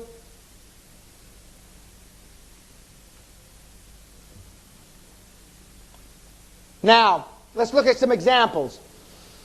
How is it that I was able to buck the trend in the industry that I was once a very integral part for 8 years in a row and build a natural resource dynasty?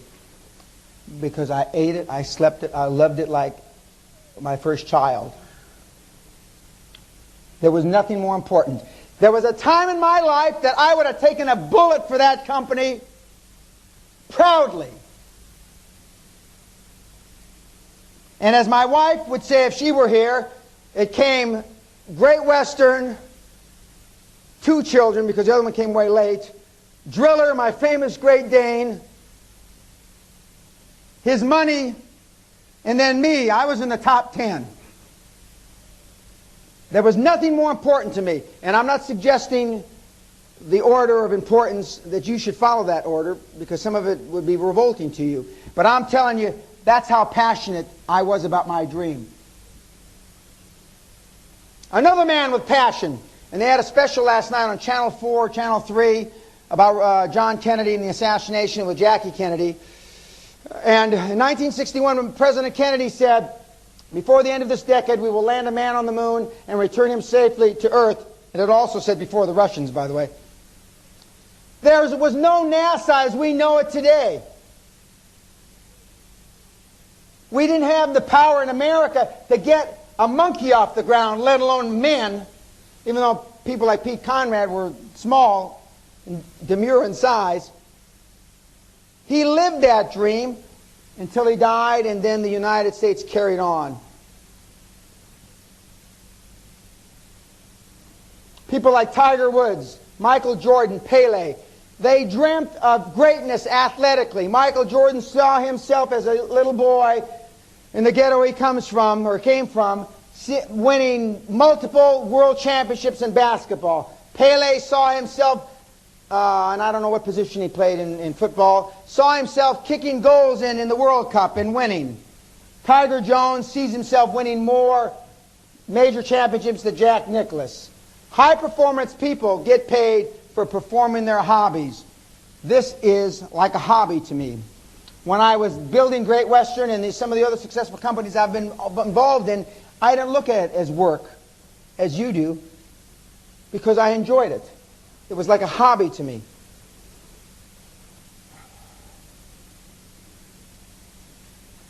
Part of these power strategies is surrounding yourself with the perception of success. How do you do that in the shortest amount of time? You go find people like Konstantin Gratsos, Jerry Orman, Jim Newman, and you have them become part of your dream. Here are 3 ideas for tapping into what your dream may be. Push your boundaries by trying a lot of different things. You never know what new thing might turn out to be your passion. Well, at some of your ages, you've only got one more shot at it. So I wouldn't try too many different things. If you haven't figured out, in sex, there's certain positions you like more than others. You've already figured that out, I hope. So for those of you that are close to my age, if you haven't already figured it out, I just take a shot at one now. And remember, a rut is a grave where the end's knocked out. And most people live in a rut all their life. They do the same things over and over. I already gave you examples of my father. Same holiday. I saw you all cringe when I said that because I know you take the holiday at the same time as my dad does. I see a couple of brave souls saying, "Oh, no, I don't, Dan. No, I don't." 2 out of 120. That's great. We'll shoot the rest of you during the break. Number 2, think back over your life to the times when you were really happy. Doing something you loved. This isn't when you were an adolescent in the bathroom either. Use this to point to the type of person you are and what you might be passionate about doing. What do you really enjoy doing? Some of you don't like sailing. Maybe you could form a passion, a business idea around sailing. Some sort of sport, painting. You'll find it a lot easier to get up in the morning and work the amount of hours with the discipline that's necessary to be a high-performance person if you enjoy what you do. I had a scholarship to go to law school when I was in university. After I finally figured out how to graduate, I had a scholarship to go to law school when I was in graduate school. And I talked 4 or 5 of my friends, and we were all going to go to law school, guys. It's a license to steal. We'll get that certificate, and we'll just rip them.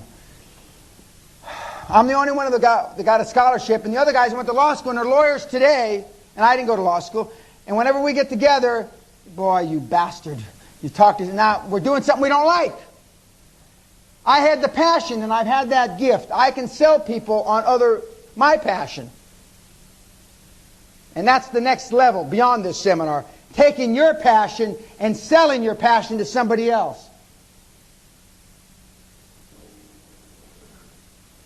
This is one of my favorites, and this is actually something, not just the only thing I've learned from Stuart, but this is a good analogy. Write your own epitaph. Imagine you have a chance to write the words on your gravestone. What would you put if you died today? Here lies,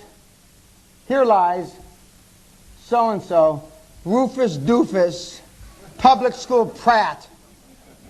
who is best remembered for his antics in the bathroom. What would you put on your gravestone? I shudder to think. I shudder to think.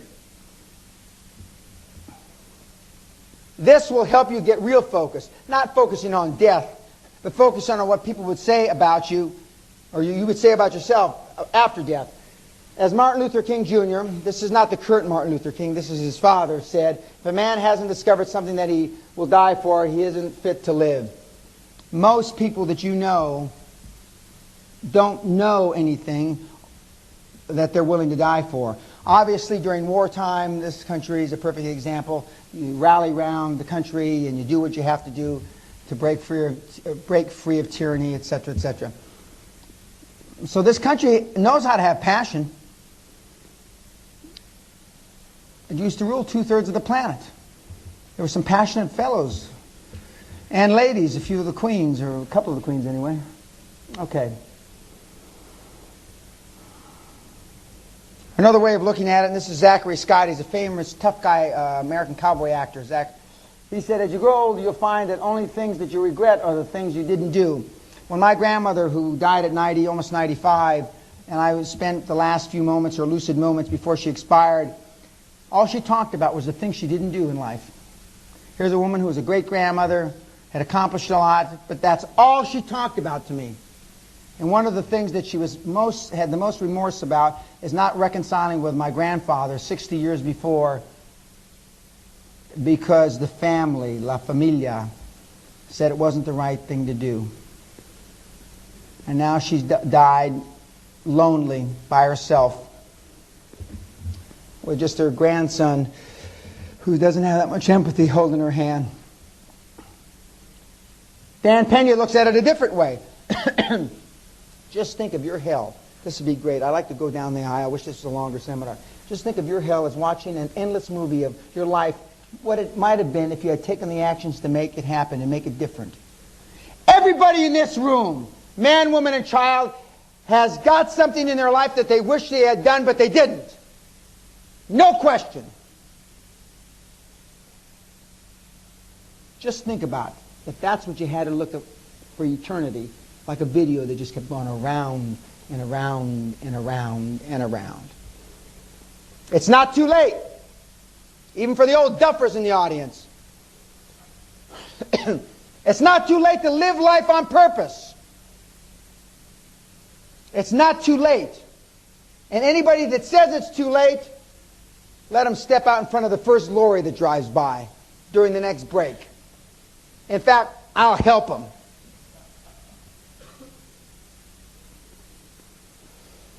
Always aim to have more dreams than memories. Remember earlier, I measure organizations when I go in to talk to people by the amount of dreams they have vis-a-vis or in reference to the memories. I know a company's dead in the water if they're talking about all the great things they've done. Jack Welch, who in my judgment is one of the great chief executives of all time in this century, who heads up General Electric, he doesn't talk about any of the past laurels, any of the accolades the company's had. He's been Chief Executive of the Year in the United States like 13 of the last 15 years, or 14 of the 16 he's been CEO of General Electric. And all he talks about is the future. All he talks about is the future. Bill Gates talks about the future. Richard Branson talks about the future.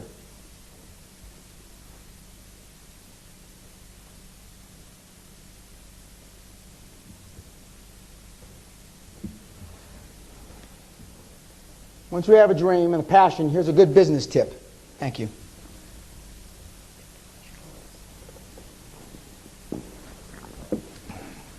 Thanks. What I need is to have these full of gin. Be first or be different. Now, a week ago, I used to do an exercise. Now, see, I've learned over the years that people don't like to be embarrassed and breathing through their rectum. So I don't do any of these exercises anymore. But I used to go down the rows and tell me how you're first, how you're different. Blah, blah, blah, blah.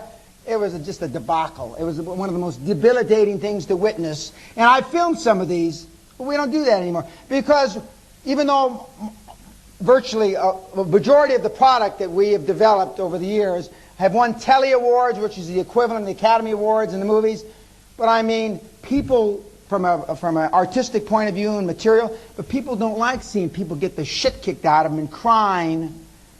You know, people don't like, I mean, you watch that video one time, that training video, and then you just, the only thing you say is, thank God it's them, better than me. Be first or be different, and if you can't be in your business, can you change your business today to be different? Because by definition, being first is different. Can you? If the answer is no, then something's wrong. And believe me, and this is what the Dutch hate when I get on their back when I'm going to the Netherlands next. In the next millennium, believe you me, at the end of the day, as one of my Yorkshire partners would say, you're going to be fooled if you don't change and you can't be different. I mean, the internet is proving that every single day. Power Strategy 2 still. James Morse, which I also think is an Englishman. The only sustainable advantage comes from out-innovating the competition. When was the last time you did anything innovative in your business? Now, I bet you can think of innovative things your competition have done like that. Again, the internet, classic example.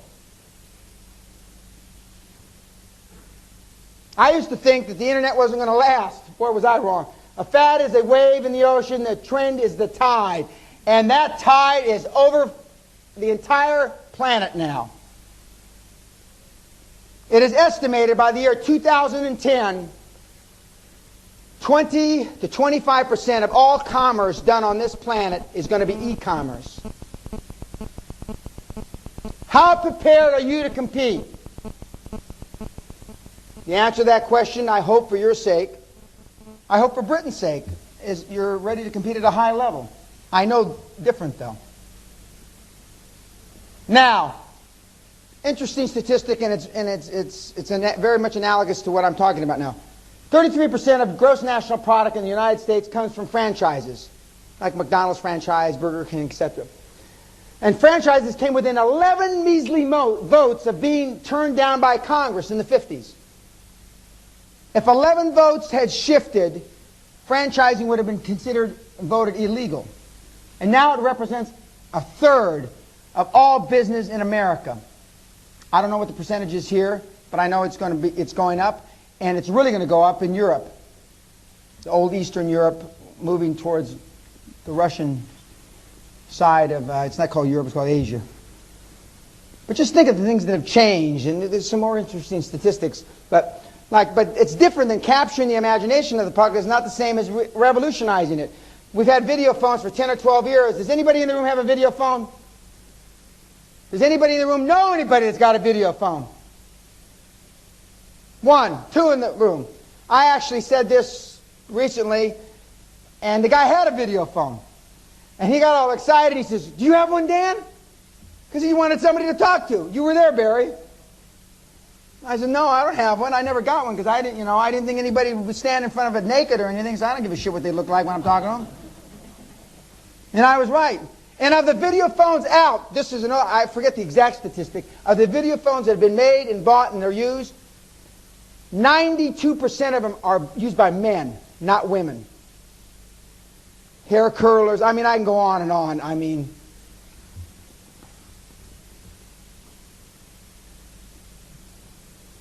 the big slice of cake goes to those who create, the crumbs go to those who copy. Remember, first or different. It's an extremely important concept. Allow food.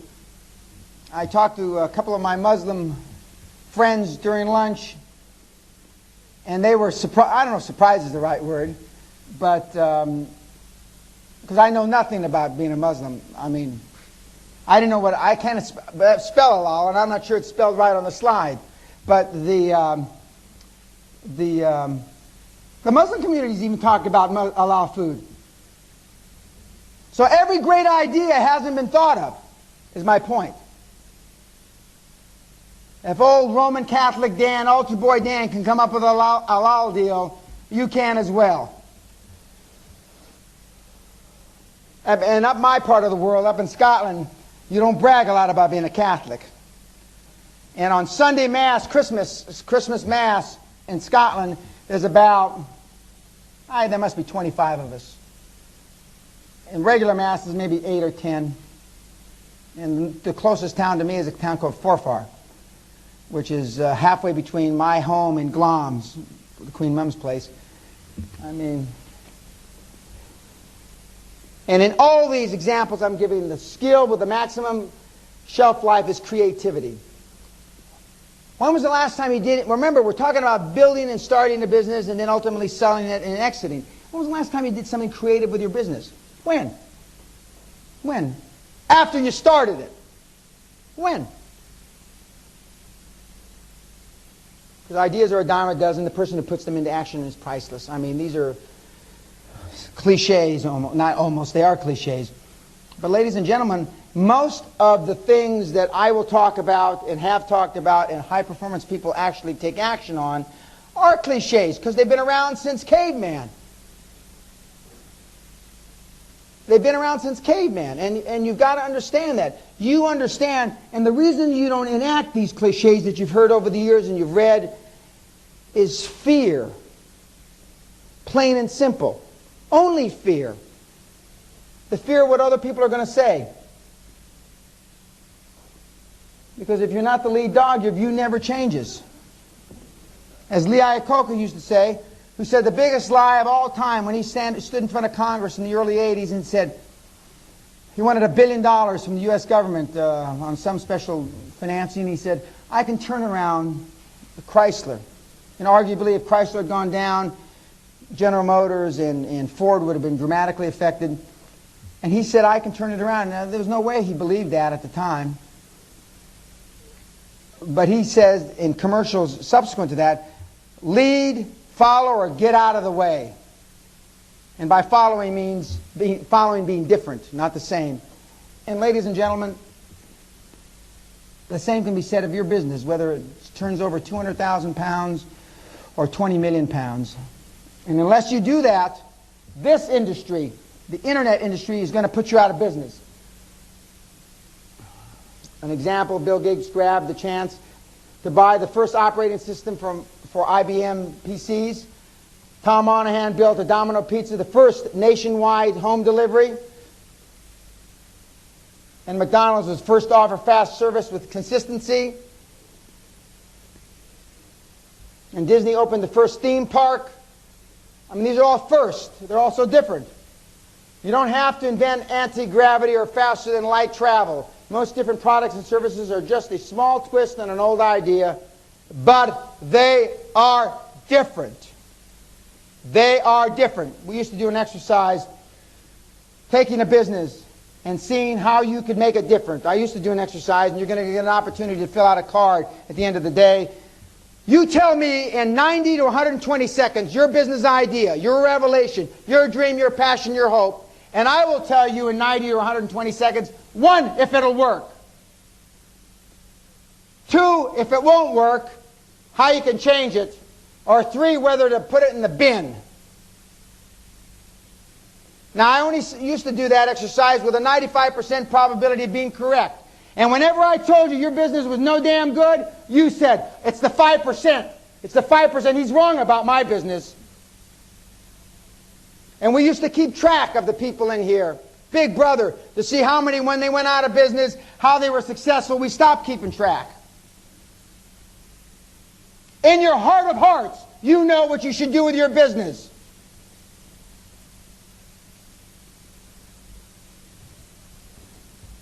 And walk away.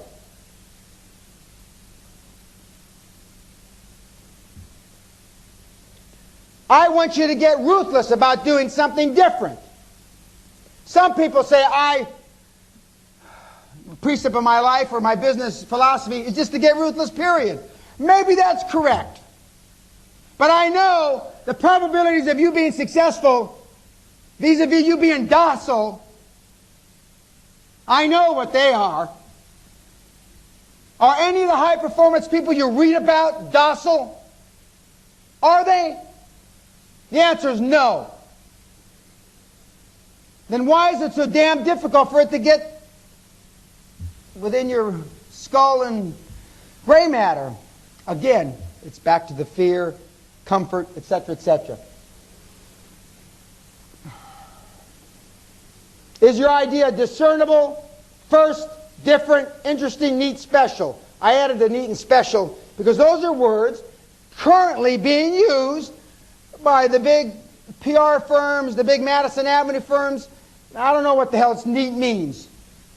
Now, if you were, my 3 children were here, my youngest, my oldest, and my daughter, and you said, oh, you're special, God only made one of you, or Allah only made one of you, they'd all go,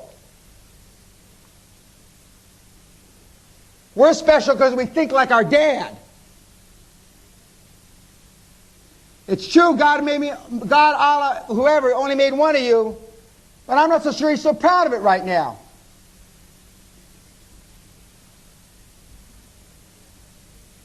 That puckered him right up, Barry. I mean, big time. If eyes were guns, I'd be like right now. Is your idea weird enough? Now that's a word I understand. Because when I was young, I was a weird, cocky, loudmouth kid. And then I got 6, 7, then he was a weird, middle-aged guy. Now I'm eccentric. Nothing weird, nothing cocky. Some people would still say loudmouth, but I got too much success, so they don't say that anymore.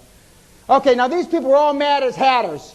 Steve Jobs, Apple Computer, Michael Milken revolutionized junk bonds, Ted Turner, the mouth from the South, Bill Gates, Warren Buffett, Tom Edison, Henry Ford, Richard Branson, Freddie Laker, Alexander Graham Bell. Would you have hired any of these men, ladies, forgive me, there's no women on this list, would you have hired any of these men? And more importantly, would any of them come to work for you? The answer is no, no. And my answer is yes, yes. I would have given my left foot to work with any of these guys. And I know Jobs, I know Milken, I know the mouth from the South, I know Bill, I know Warren. I've only met Mr. Branson once, and I've never met Sir Freddie. They tell me he's a real piece of work, but I never met him. And I'm not old enough, contrary to what my kids think, to know Tom Edison or Alexander Graham Bell or Henry Ford. Now, my benchmark is I like to hire weird people. The first thing I look at is energy of the individual. The second thing I look at is the business idea. The third thing I look at is raw, innate intelligence. And the fourth and last thing I look at are credentials. Double first, bullshit, bullshit. I don't look at any of that. I don't care. I haven't asked anybody where they went to school or if they went to school in such a long time, I can honestly, with my hand on my heart, say, I can't remember when.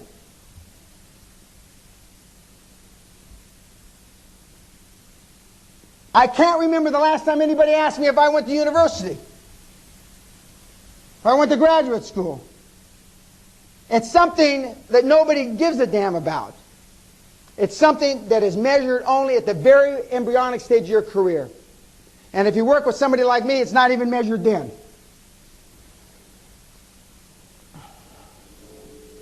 Trust your crazy ideas. Trust that lunacy that pops out every once in a while. Trust your instincts. Women are better at it than men. Trust that dream. Trust it. Go with the flow.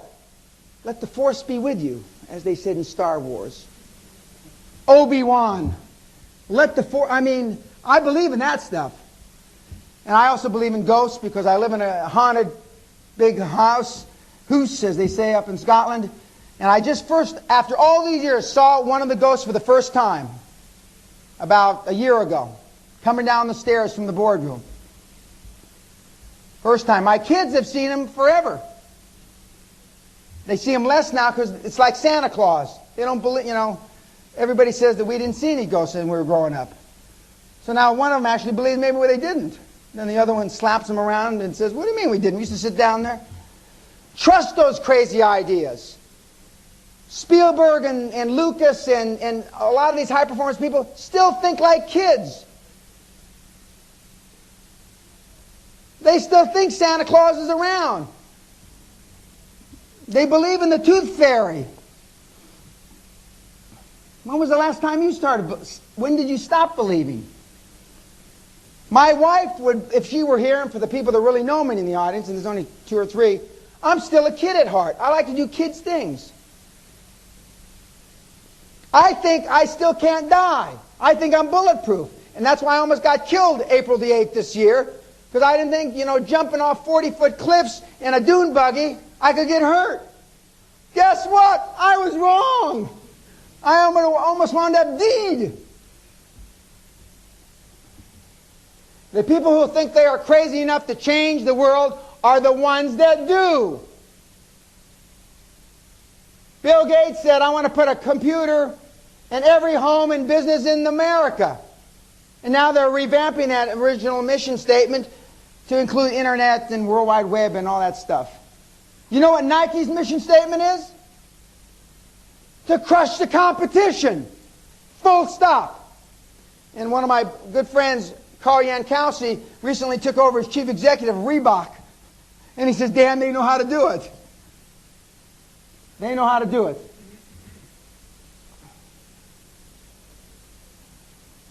If I had thought about it, I wouldn't have done the experiment. The literature was full of examples that said you can't do this. This was 1921 New York Times editorial about Robert Goddard's revolutionary rocket work. One of the fathers to modern rocket technology, maybe the father. I mean, conventional wisdom has kept most of you from doing what you really want to do. And the educational system in this country bolsters that thought process, and in many regards hampers what I'm talking about.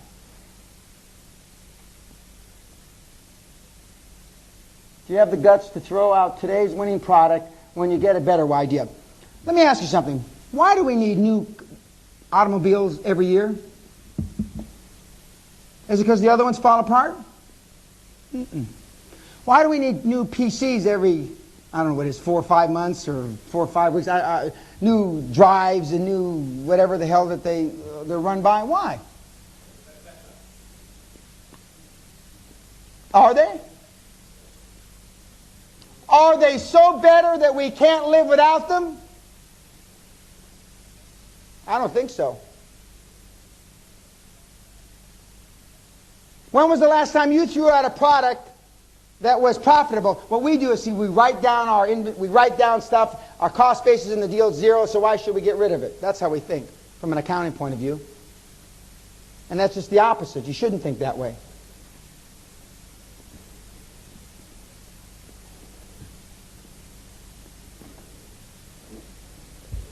And as Admiral Rickover, the mentor of Jimmy Carter, said, the father of atomic submarines, good ideas are not adopted automatically. They must be driven into practice with courageous patience. And much of the things I say very matter-of-factly don't happen very matter-of-factly. They happen over time. They happen over persistence, conscious persistence, and focus, laser beam focus. This methodology that I talk about so vehemently, so passionately, is my way of life. It's how I participate in sport. It's how I participate in business. It's how I participate as a father, a husband, a child. It's my life. I think in one way only. If I can't be first, I want to be different. And I want to operate at the highest level I can. The mentor of Ross Perot, Joe Batten, excuse me, I can't believe I almost forgot his name. He and I sat on a board together a few years ago. Has coined the phrase, the motto, or the mission statement for the United States Army recruitment program. It is, be all you can be. Now, I thought we were put on this earth, however we got here, no matter what you believe, to be all that we can be. Not to be a fraction of what we can be. Not to be 2% or 5%. I know we only use 2, 3, 4, 5, 6, 7% of our brain power. It's to be all we can be. And that's what this, and I believe Mr. Branson and those gentlemen that I've talked about almost ad nauseum now, I know they believe that. By the way, you should hear them talk about this industry, i.e. the seminar business, and the people that teach it. They have a very interesting perspective about, as Donald Trump once told me at the MGM Hotel a few years ago, we were going up the lift, and he said, "Are you still trying to teach poor people how to be rich?" And I said, "Yes." And that was the end. I mean, that's the only thing he said. And see, they think all the things that we're talking about, or you're listening and I'm talking, it's not like we're having a two-way conversation, are matter of fact. Because this isn't new information. It just isn't. Even the best can get it wrong. There's no reason anyone could want to... This is what Ken Olson, 1977 chairman and founder of Digital Equipment, said. Even the best can get it wrong. There is no reason anyone would want a computer in their home. That's just 22 years ago. There's even a better slide coming up. 640K ought to be enough for anybody. Now that is pretty damn wrong. Even I understand that now. How many times bigger are the current computer load? How many times bigger than 640K is there now? 5 million? Well, I mean a lot, right? Obviously, Bill, early in his career, didn't think that through. Now, the first time I read that several years ago, I thought he meant $640,000, 640K. That's what I thought. 1943, Tom Watson Sr., the chairman and former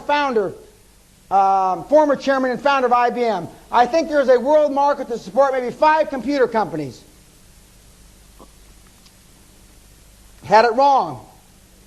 Just as in 1949, Popular Mechanics said, computers in the future may weigh no more than 1.5 tons. This is conventional wisdom, ladies and gentlemen. This is conventional wisdom. Now, from chaos comes order. You heard me say earlier today that when I go into a business and I look at the founder, or the managing director, or some of the senior executives, and they tell me our business is running smoothly, I know they're dying. Because I realize from chaos comes order. The internet and World Wide Web and that market is so wrought with potential because it's chaotic. It's changing all the time. And as you create order in different little parts of it, niches, people are getting rich. The multiples in the internet companies are staggering. I heard a chief executive of one of the big internet companies with it's got 3 or 4 billion market cap. He says it would be I would be something to the effect I would be overlooking my fiduciary responsibility if I planned us to make money anytime soon. Boy, and I've run big companies, PLCs. Boy, I wish I could have gotten away with that. My shareholders would have drawn and quartered me and burned me at the stake, but I wasn't in that industry. From chaos comes order.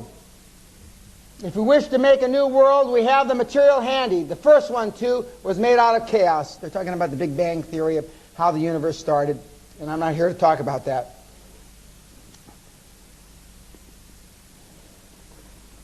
The Chinese image. Before I get into this, do you realize that crisis... anybody speak or write Chinese in the audience?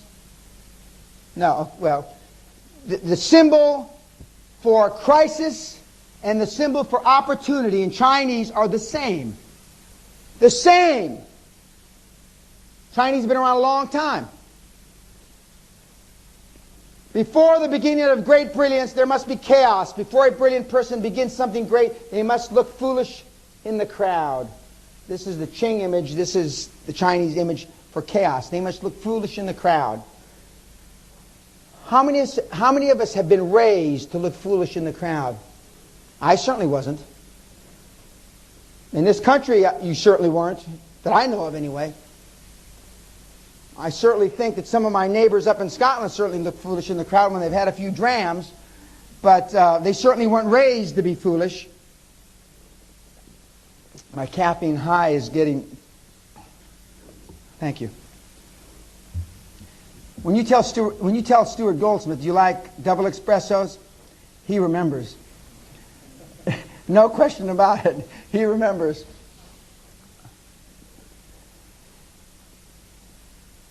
Now, there was a gentleman named D. Hawk. How many know the name D. Hawk? Okay. He originally was the I don't know if he was president of Bank Americard, but he was with Bank Americard and it was not doing well. And then he came up with an idea where he was going to bring together 50, 60,000 banks that existed at that time with a concept called Visa. Everybody said he's crazy. Well, he did. Visa is the only trillion-dollar business that I'm aware of on the planet.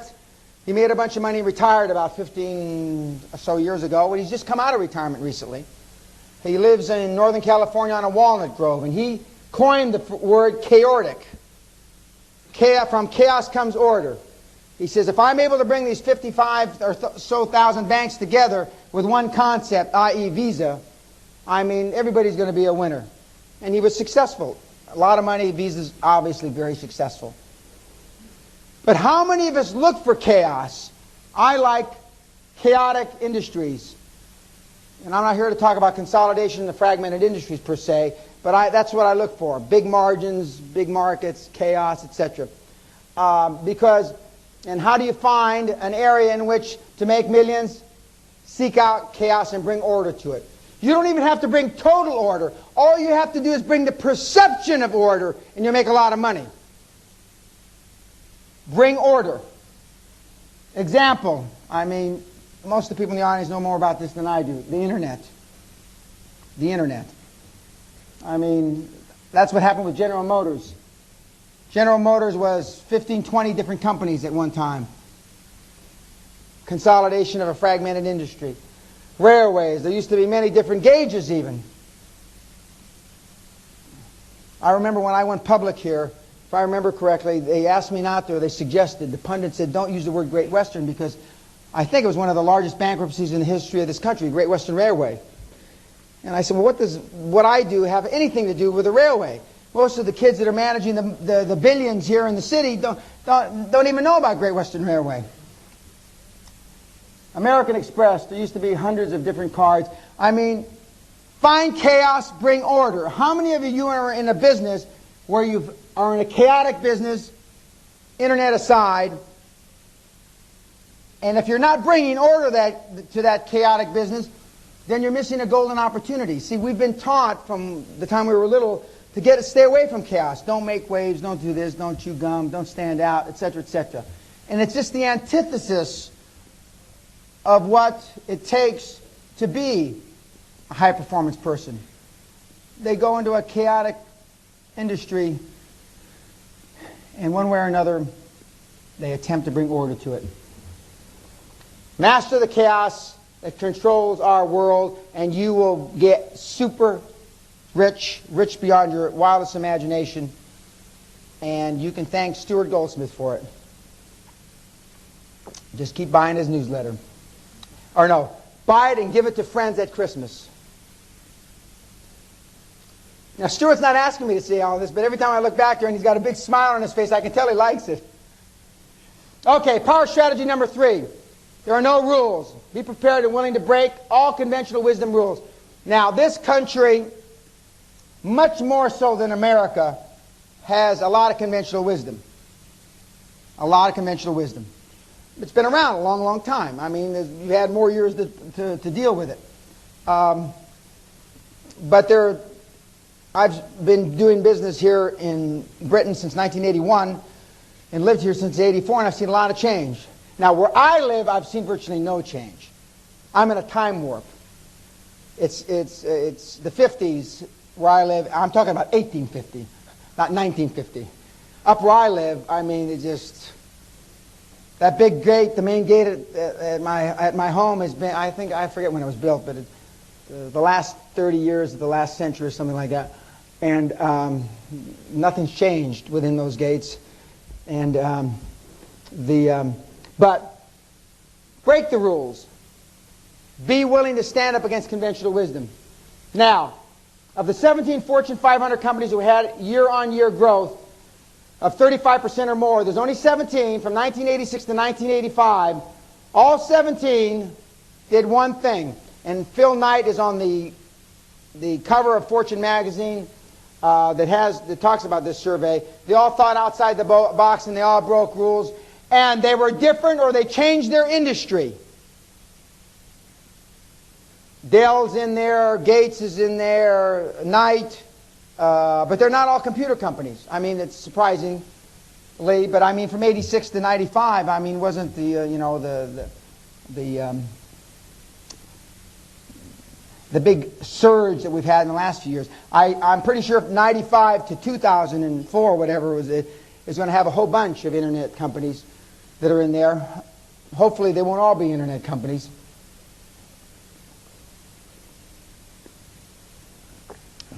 I don't want you to listen to the purveyors of conventional wisdom. For example, this is the director of the U.S. Patent Office, 1899. Everything that can be invented has been invented, actually. Could have been British, this guy.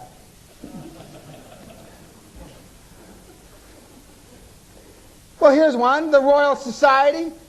Heavier than air flying machines are impossible, actually. And I asked Royal Society of what?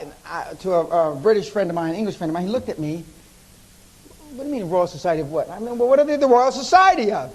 He says, then that's the full name. Full stop. The Royal Society. You should know that. And I said, well, I don't. Lord Kelvin. Who the hell wants to hear actors talk? Harry Warner. That's chairman of Warner Brothers. Babe Ruth was the home run king until Hank Aaron broke his record. He was a great pitcher. And Tris Speaker said in 1921, Babe Ruth made a big mistake when he gave up pitching. I mean, by the way, Babe Ruth, good example. Mistakes. He's known as a home run king until Mr. Aaron came along 20 years ago. But you know what he doesn't lead in home runs anymore, but that's what he's known for. But you know what he still to this day leads American baseball in? He has struck out more times than anybody that's ever played professional baseball. Babe Ruth. And nobody even remembers him for that record. The very thing that you fear the most, the failures in your life, you won't be remembered for. I have lost more money, in addition to all the money I've made, I have lost more money than the entire public speaking, stroke coaching guru group cumulatively since the beginning of time also. Not just that I made more, I lost more. But nobody remembers me for that.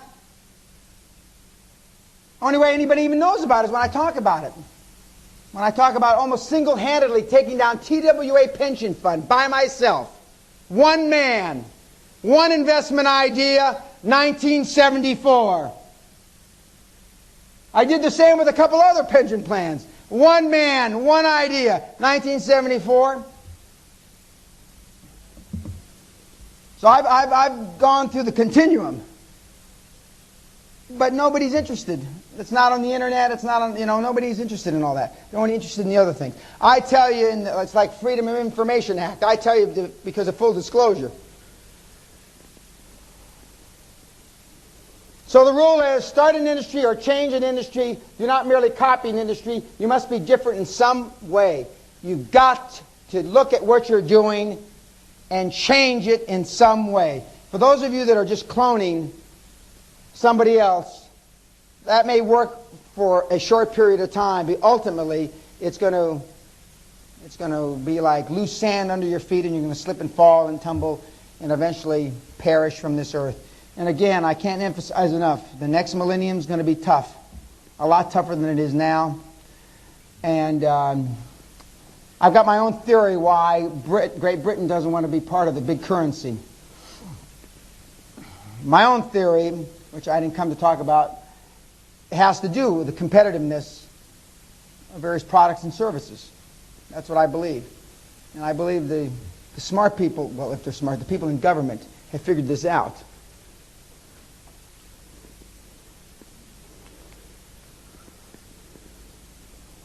As Scott Olson, by the way, the founder and president of Rollerblade, who says nobody can teach you how to, or nothing on earth prepares you to run a company that goes from zero to $100 million in revenue. As soon as he went public, the venture capitalists threw him out and sent him on his way. He's since taken another company public in the U.S., and it's a company that's got a kind of a reverse bicycle. You lie on your back and you pedal the bike like this, and it's supposed to be less strain on your back. I don't know. I don't see how you see exactly, but anyway. But the bottom line is, he went public, made a bunch of money, they threw him out again. Apparently, he's fairly abrasive. It's hard for me to believe that, having been thrown out of a PLC myself, I mean, it's hard for me to believe that just because you're abrasive, you get tossed out.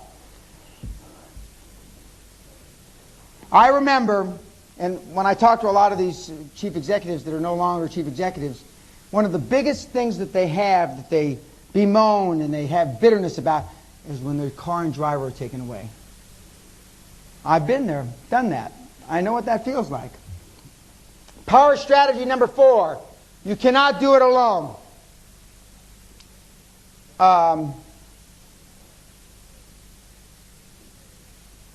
If Ross Perot has a mentor and Bill Gates have a mentor, I mean, I don't see why anybody in this room would even not consider for a microsecond the mentor-mentee relationship. I don't. It would be beyond my comprehension. Now, you can dream, create, design, and build the most wonderful idea in the world, but it requires people to make the dream a reality. Walt Disney was weird, considered a misfit, thrown out of the United States Army as a 4F, misfit, malcontent. Did all right for himself. Would he have come to work for you? Would you have hired him? Every time I mention one of these gentlemen's names, ask yourself, would he have come to work for you? Would you have hired him? In almost every case, ladies and gentlemen, the answer is no. And to make that shift in your mindset, to better appreciate and understand how this process works, your answer has to be categorically yes. At the very least, yes, I'd hire them. Maybe they wouldn't come to work for me, but I'd try to hire them. I recently hired a gentleman that I had fired 8 years ago because he was too aggressive. Sounds funny coming from me, but I sacked him from being too aggressive. He came back and I told him, do this, this, this, and this, then come back and see me. He did it. Do this, this, this, and this, and then come back. And finally came back and I said, okay. So I put him into a project in a company that I'm chairman of, and he's doing very well. But he's crazy. He is the runner-up. There's a boxing or a fighting in America where they put you in a cage and only one person goes out. Well, he was runner-up. He almost got beat to death, and he was runner-up. And this is not a sport you want to be runner-up. You want to be first. It's no good being different in that one. You got to be first. But I took him on, and I didn't tell any of my colleagues about his background. I wanted him to get through the process on his own. And he did. And then after he's on the payroll at a board meeting, I tell everybody. And I mean panic. Jesus! And then I told him that he had been arrested a few years ago for almost beating a policeman to death. Jesus! Well, what else has he done? What is he, Jack the Ripper? Well, since you mention it, he wasn't. But, I mean, this guy's big time weird, and I knew my fellow directors wouldn't touch him with a barge pole. Yet I was positive in my own heart that he could get the job done, and he has. Now, some of the mealy-mouthed directors I have, well, gee, maybe we should just hire a search firm to look for weird people. Oh, that's brilliant. That's brilliant, you idiot. I mean, now they want to build a strategy around weirdness. Unbelievable.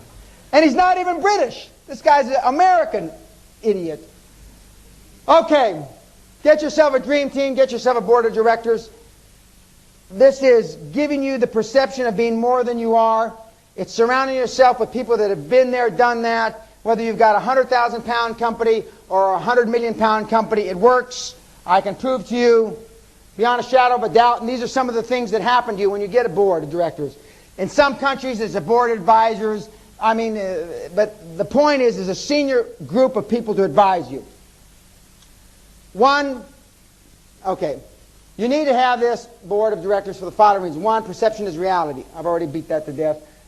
People will perceive you to be something that you're not. They'll perceive you to be ahead of the spot that you are on the learning curve only because you've surrounded yourself with this group.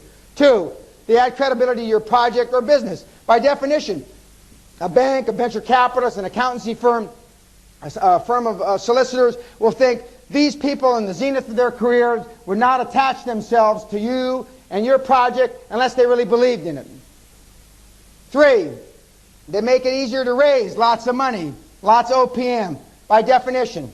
Because the presumption is, again, they must feel great about your project and more importantly you, otherwise they wouldn't be there.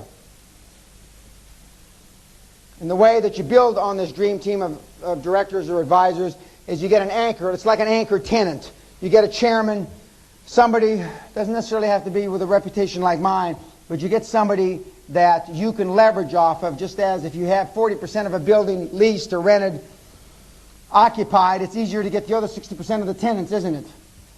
The tough part is getting the first one. So you find a chairman, a non-executive chairman that will help you, and then you leverage off his reputation, and you go on to add the various other board members. Never doubt that a small group of thoughtful, committed people can change the world. Indeed, it is the only thing that ever has. It's the only thing, commitment. The Manhattan Project, which I like to use as an analogy, they were given one mission. Develop a bomb of mass destruction that will end the war in the Pacific. Full stop. That's all they were told. Then they got some of the, we had half of all the brains, and the Russians scarfed up the other German half. And so, unfortunately, we came up with a deal before they did. But that's, and there's a whole story. And the Manhattan Project is a great analogy, because we thought they weren't sure was it going to be a bomb of implosion or explosion, and there's all kinds of things that happened that they found out by accident as they worked through the project. And it's a great example of a small group of committed men that accomplished a great, great deal. How do you get these people? Well, first of all, you dry your hands off before you shake hands with them, for starters. And in this country, we take them to the Reform Club, actually. I take the piss out of it, but there are certain things about this country that are absolutely phenomenal that no other place does it exist. But you do take them to the Reform Club, or you're a friend of yours that belongs to the Reform Club, or the Oxford Club, or the Cambridge, whatever the damn club, or the London Capital Club that I belong to, and you take them there, and because everybody in this room knows somebody that belongs to one of these deals, or is part of one of these groups. You can't live here without knowing somebody that's part of one of those deals. You just can't. Unless you're down in some island off the Shetlands and you never left there before, and then that's a whole other thing, and I don't think anybody's from there. But or if you've never stepped out of your little time warp. Okay, this is how we do it. Now, you give away part of your dream. I would rather have 70% of a 100 million or a 20 million pound company than 100% of nothing, or 100% of a 500,000 pound company. So you start, and for example, Bill Gates only made his company public so he could give away the wealth and share the wealth with his employees.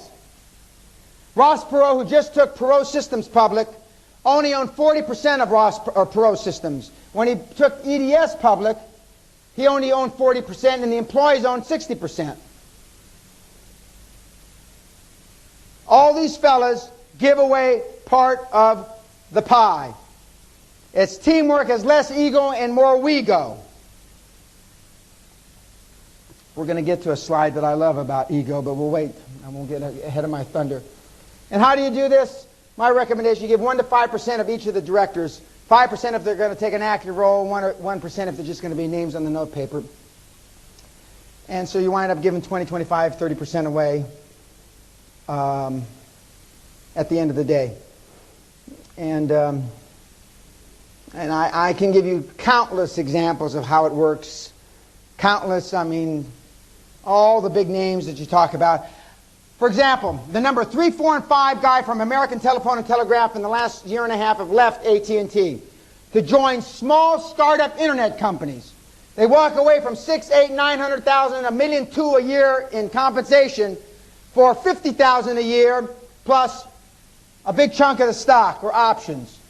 Now, all three of those guys, and I can't remember their names, 3, 4, and 5 guy from American Telephone and Telegraph. The poorest one, they're all public now, they're companies. The poorest one is worth $140 million in stock. The richest one is worth $350 million in stock. That's why they leave. That's why they go. And that's why they'll do this.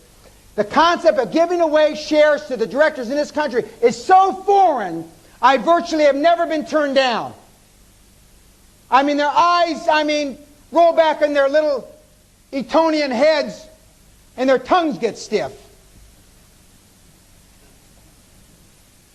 I mean, nobody in this room has met with more chief executives of PLCs than I have, and I mean to a man. Same thing. The culture here is to be a main board director, car and a driver, full stop. It's not to get filthy rich where you got so much money you got to weigh it instead of count it. And you men and women in this audience know that better than I do. In America, nobody gives a damn if you're a main board director. Just give me the money. It's like that movie, Jerry Maguire. Show me the money. And I met with a guy, 2 examples. And I got to be a little loose on the numbers because otherwise you might figure out who it is. A recently sacked chief executive took the company from $350 million in turnover to 2.6 billion pounds in turnover. Took the company public. Put a short 1.3 billion pounds in the founder's pocket. Got sacked. You know his name, too. I had drinks with him not too long ago. And I said, did they take your car and driver yet? And he said, no, they haven't. But he's worried about it, believe me. Another example. A year ago, Star of the City had one of the most successful breakups of a PLC in history of the city, made almost 700 million pounds for the shareholders. Was signed up to have a bonus based on his success of 2 million quid. I'm talking to him about another deal. He says, you know, they're going to give me a slagging in the newspaper about my 2 million. Oh, forget about it. You make almost 700 million pounds for the shareholders? Boy, was I wrong. Ooh, they had a go at him. They really gave him a slagging at the AGM, da-da-da-da. And at the end of the day, he only got 1 million. Now, if you had made 700 million pounds, about $1.3 billion for shareholders in America, and you didn't walk away with between $50 and $75 million, I'd kill myself for you.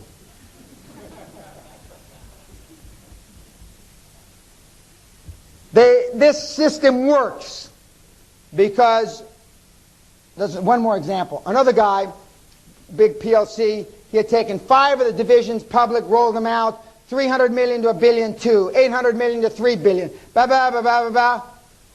And his shares, when he got sacked, were worth 24,000 pounds. And he's 53 years old.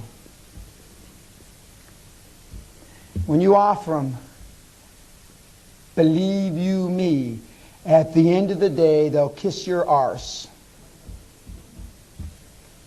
Now, you have to have a track record of success so the people around you, he's not going to just let some stumblebum that comes in from Liverpool to sell him a load of shite.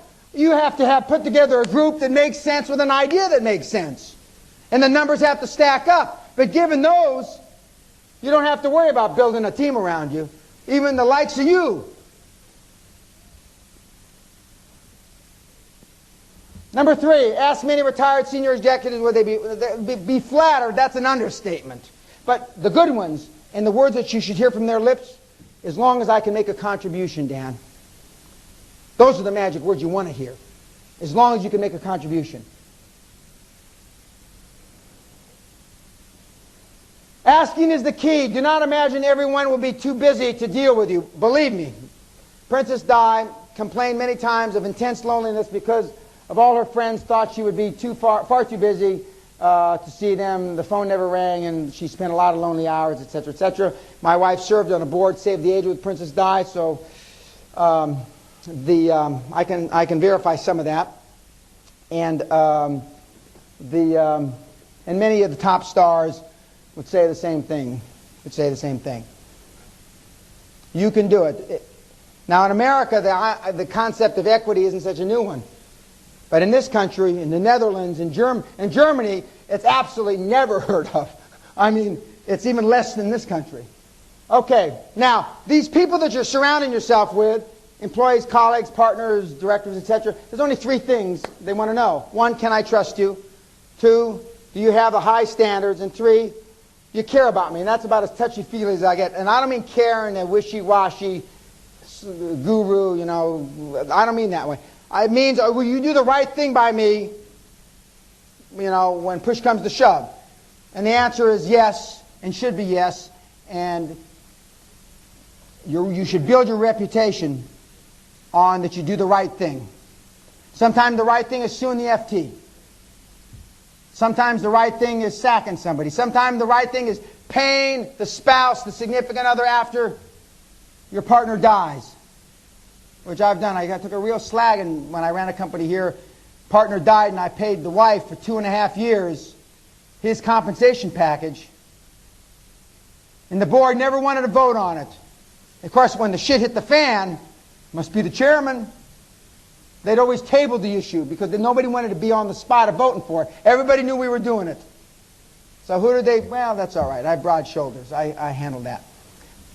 But the right thing is what I'm suggesting that you do.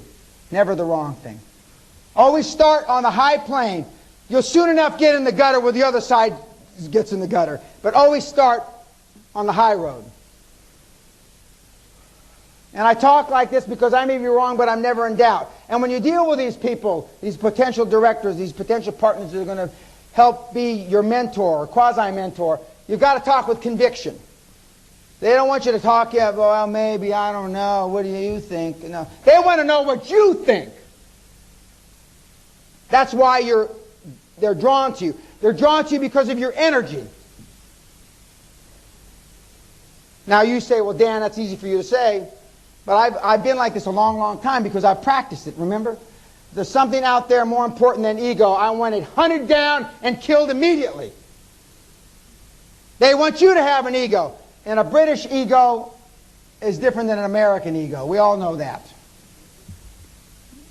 Again, you don't have to be Dan Peñas. Like one of the great guys, Sir James Goldsmith, until he passed away. I mean, he was a great idol of mine. I mean, of course, I always thought any guy that can have his wife live next door to his girlfriend and have all these kids and everybody, I mean, is my idol. I mean, forget about it. I mean, this guy knew something I didn't, obviously. No, but seriously. I mean, you've got, I mean, the country, the history of the country is just wrought with examples like that. Power strategy number 5. How do you create an instant track record? This should be pretty simple, even for being here in England. You leverage off the track records of others. Very simple. How did I get a track record in the beginning? I leverage off of NASA Shipping Line's track record with Mr. Gratsos, Mr. Ormond. Very simple. I leverage off the track record of Freshfields. I leverage off the track record of Morgan Grenfell, now Deutsche Morgan Grenfell. I mean, it's pretty simple, really. I levered off the track record of PwC, E&Y, Anderson's. That's why it's worth the premium to pay the big 5 accountants the 30% more they get, or the 40% more they get. Because you get their track record, you get their network. When I wanted to go into the gold business, the then Coopers and Lyman put on their worldwide web, whatever, and I was down in Santiago, Chile, looking at a gold heap leaching project within a few weeks, because they had a client down there. And I mean, if you use Smith and Smith, chartered accountants, 5 guys in the shop, I mean, you don't get that.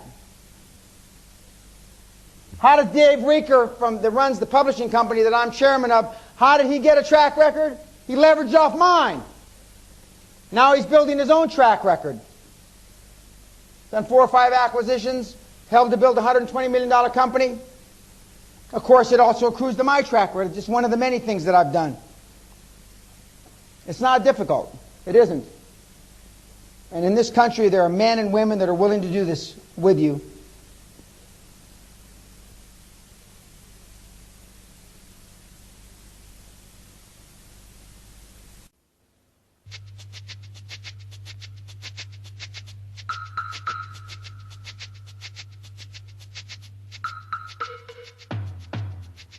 Botswana, a landlocked country about the size of France and as big as Texas. But that's as far as the similarity goes. A surprising country, sparsely populated, in places arid and bone dry, in others lush and bristling with plants and animals. A great variety of life, now protected from irresponsible hunting by law. In the Okavango Delta, however, there are areas where hunting is allowed, and it's great hunting. Rough and dangerous, the Okavango is the perfect place to experience the thrill of stalking prey through the heat and dust. You can feel your adrenaline flow.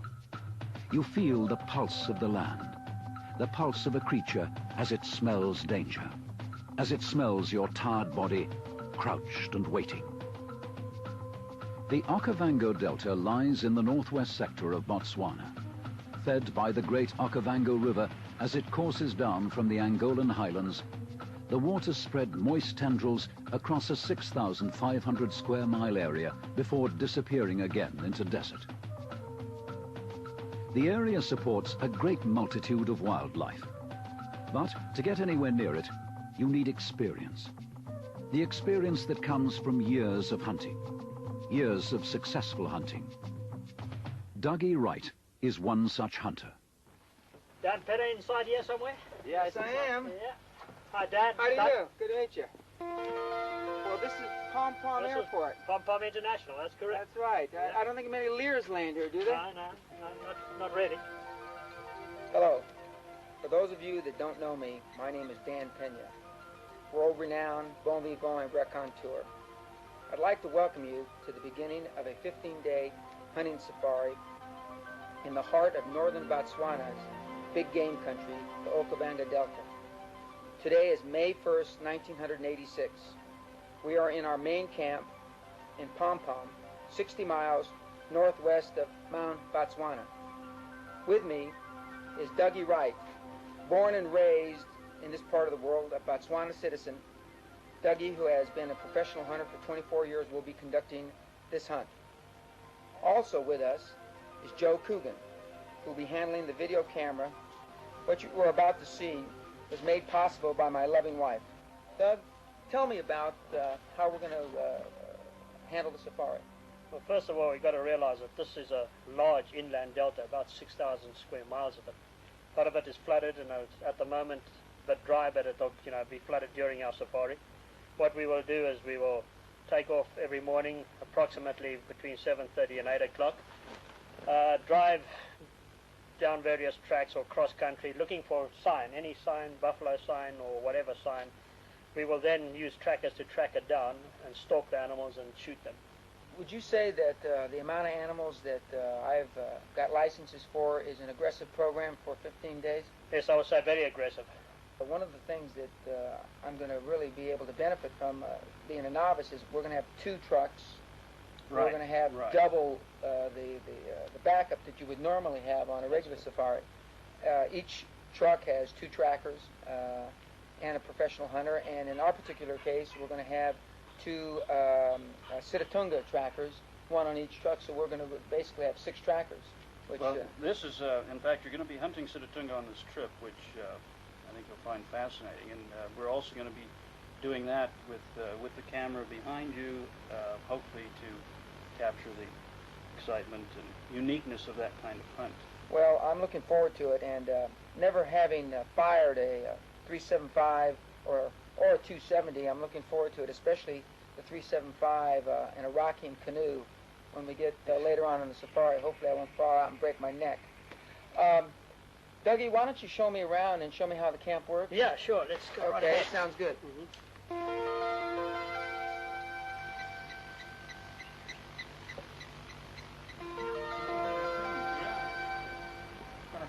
Bunch of staff here looking after that side. What is the number of staff?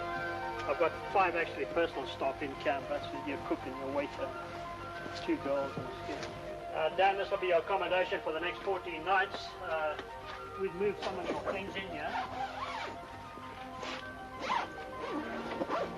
It's a lot better than I had when I was in the Army, I'll tell you.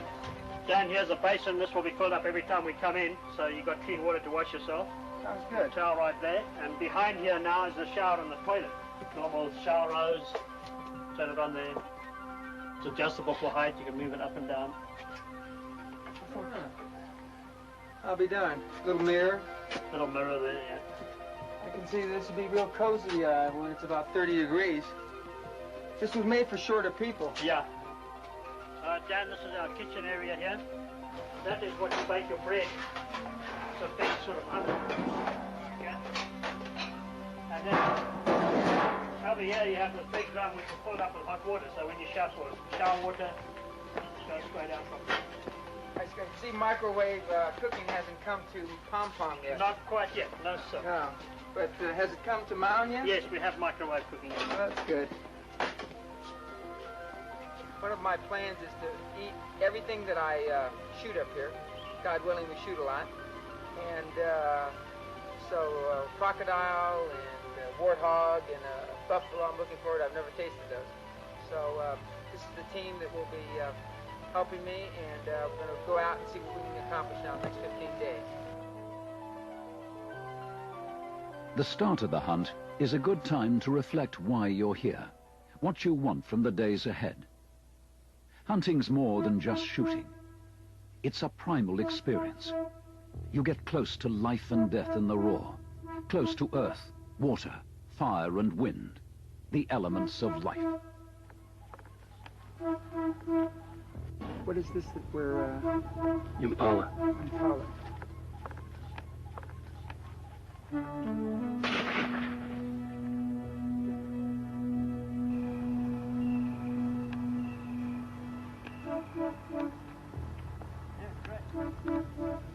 Thank you very much. Yeah, real nice head there. It took all of 20 minutes to accomplish this. Let's hope the rest of the trip is we have the same luck. In the Okavango, there is a profusion of wildlife that's world-renowned. Many hunters have stalked the bush and come away with magnificent trophies. Buffalo, warthog, tassabee, lion and wildebeest, Sitatunga. Kudu and leopard are rarer finds, but a hunter always hopes, must always be ready for the sudden chance, the sudden chase. We're primarily looking for the hardest game first, and the easy game will take care of itself, because we keep passing all these things that are supposed to be on my list to shoot, and we don't shoot at them. So I assume because they'll be readily available later on in the trip.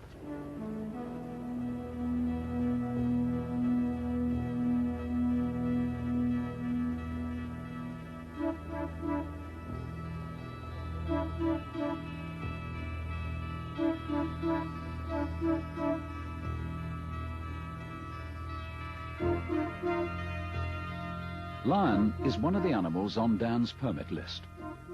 These prints have been left by young lions which are too small to be worth hunting. The young male of a pride. There's other tracks around here, but this is the young male. He's not very big at all, maybe a year and a half, 2 years old, and that's about it. Still very pronounced there, that, you know, where pad points in, and the older they get, it gets smoother. Which it's a big mark. How much bigger would a big You're not line? big, yeah, not like that. Yeah, bigger. That's the ones that Joe saw yesterday, so we know exactly what they look like. Okay, so we're just going to go on. Yeah, we just carry on.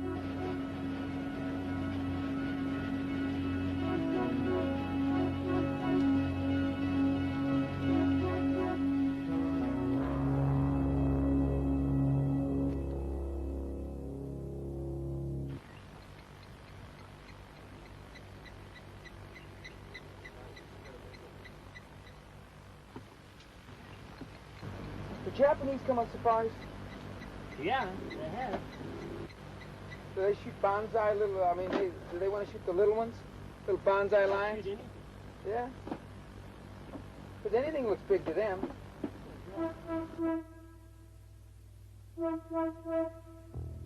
Getting a hunt going can be difficult. You need to get your sights and taste the territory.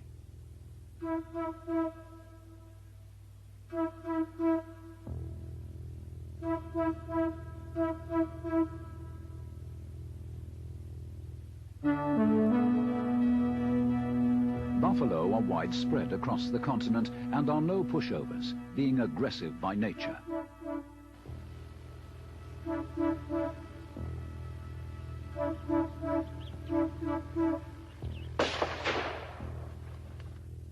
Dan shot the buffalo with soft-tipped ammunition, fatally wounding it.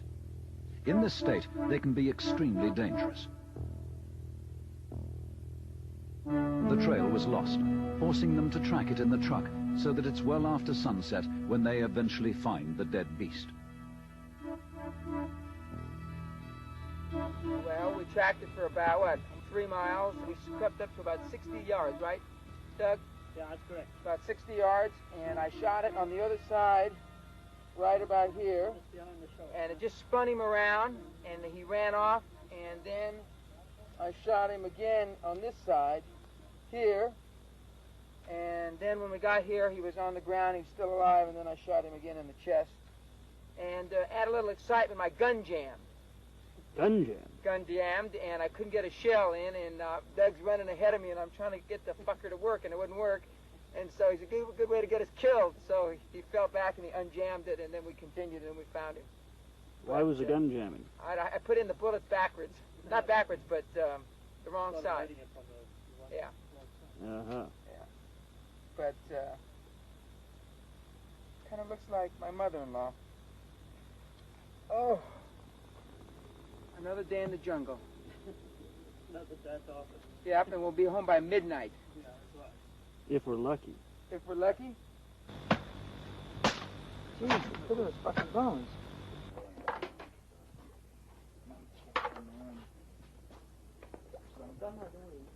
Breakfast, and time to plan the day ahead. The mood is optimistic. A crocodile has been seen in the vicinity. This animal, a throwback to prehistoric times, has not changed for millions of years. Soft ammo has a silver bullet head designed to flatten out on impact. Good for crocodiles, as they often do not die when shot. They just get angry.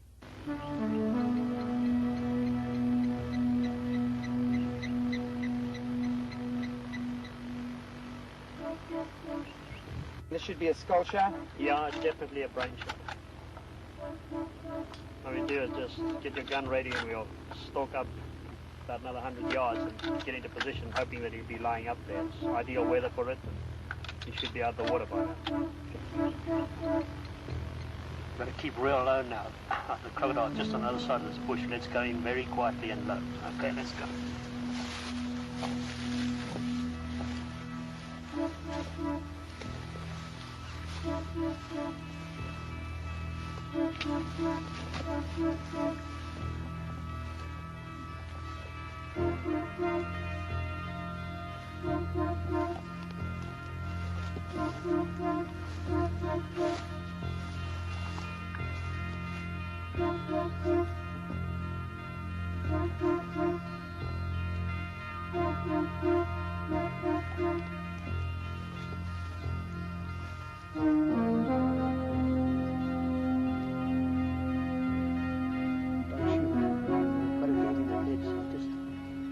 I'm going to sneak out of here and try and make him bring his head up.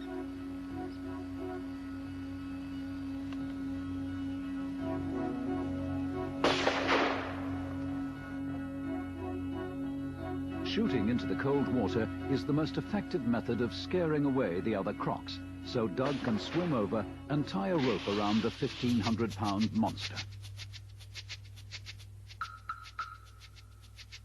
Well, I think, what do they call it? A Weatherby Crescent. Weatherby Crescent, I think. In your excitement, you got too close to the scope? Yeah. How's it taste? A little Tastes salty? a little salty, but not bad. Eat some cheese and crackers with it. Looks like you could use a couple of stitches, but we'll just pack some mud in there and should be all right. Yeah, should be.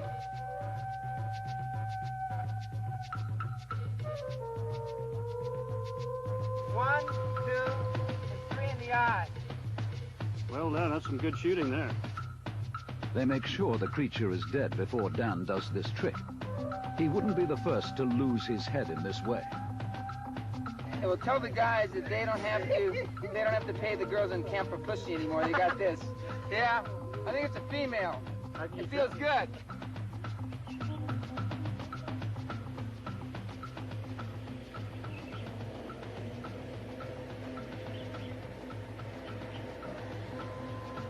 The native woman hides her baby from the camera as she cleans the last strips of Dan's buffalo meat. It's good eating. Can't believe there's nothing left of the buffalo. Is that food for a month? Is that food for a month? That goes back to the wide and short and it up. We're gonna unload this bastard now? Let's get at it. Once you've got the crocodile, the prize is his hide. It must be kept wet and salted until it can be tanned.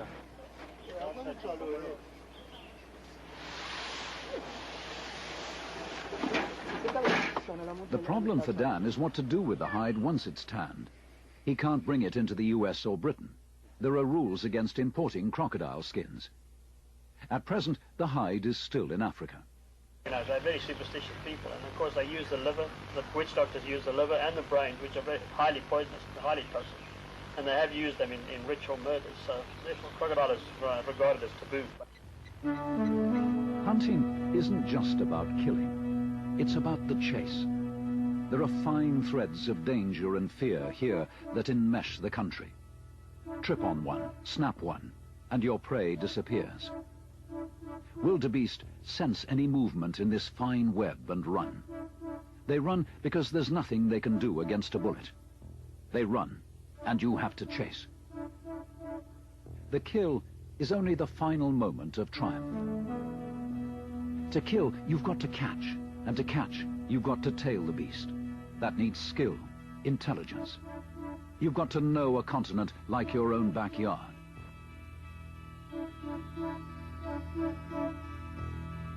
The kill is only the final moment. It's the hunt that counts.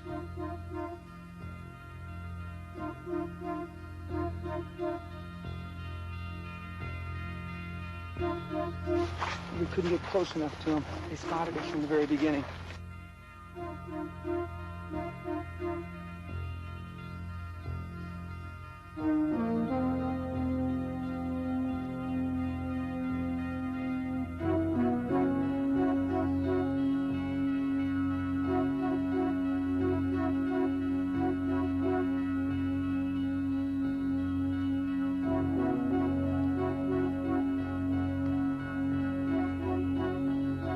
Downwind of the animals, the hunters are not heard or smelt.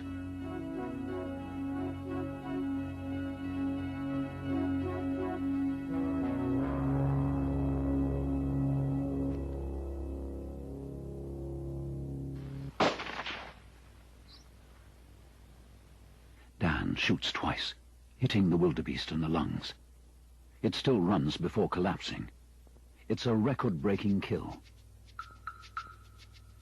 The unwanted parts of the animal are left to the vultures.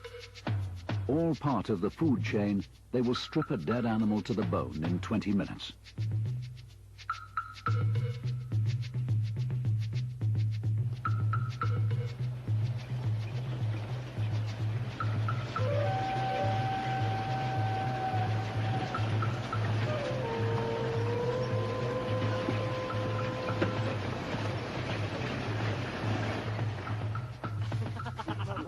The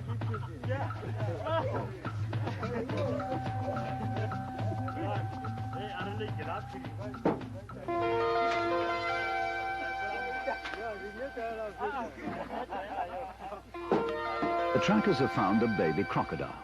It's only 6 feet long, so for some fun, they put a rope around it. But they can't get it off again. Shorty braves the fearsome jaws by standing on its head. The croc is not impressed.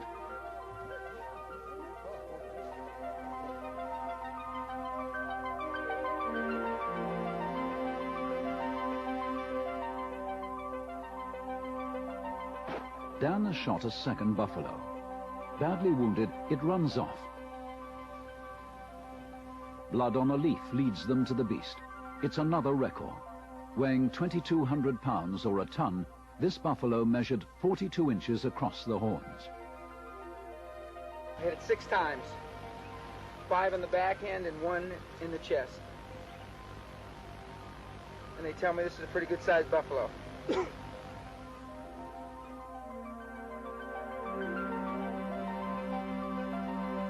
So now the real hunt begins, the hunt for kudu. Ernest Hemingway hunted a single kudu for 3 months. No wonder he was inspired to write about the grey ghost of Africa. Stealing through the country like a spirit, ash grey against the shadowy chaos of light and shade, he disappears, reappears, making the hunter nervous, twitching behind his gun sight. This thick brush area we're going through right now, looking for kudu, is wrought with trees that have been pushed down by elephants. This tree is about 16 or 18 inches in diameter, and they push them down and then they eat the leaves and the shrubs at the end of the tree.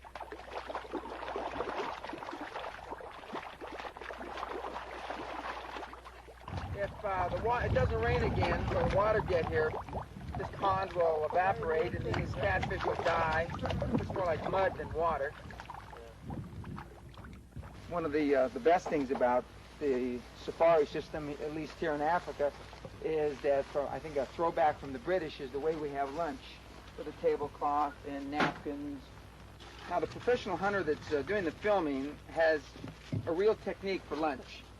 He takes a slice of bread and he puts it down, then he puts on maybe beans and then maybe onions and then maybe some other junk and 3 or 4 or 5 layers, and then he smooshes it all around and then he starts to eat it, and then he tops it off with a couple Cokes and then a couple of pieces of bread with cheese. He's a cheese freak, and I think the only complaint he's got is that they need better quality cheese here.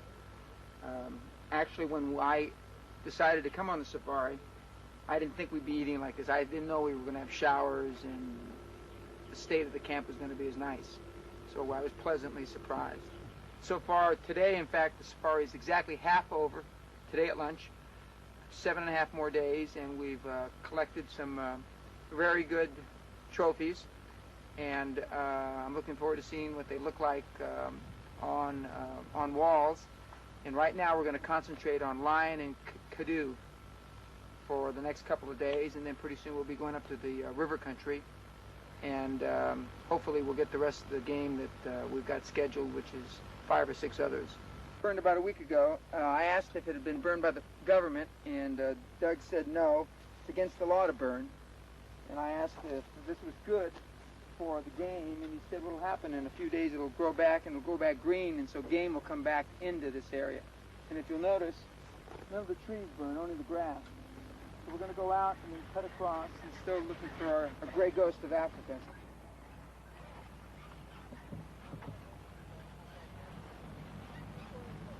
Morning of the 10th day. At the end of today, the safari will be 2/3 over. Last couple of days, we've been sighting kudu, but so far we've never been able to get a clear shot or get close enough to get even a bad shot. And I now appreciate why they call him the Grey Ghost of Africa. Hopefully our luck is going to change today. I'm bringing along my Rambo knife for good luck. Doug, where are we going to go? We're going up on the northern islands and then cut west, come back on the islands through that burn that we were on yesterday, and then back to the South Island.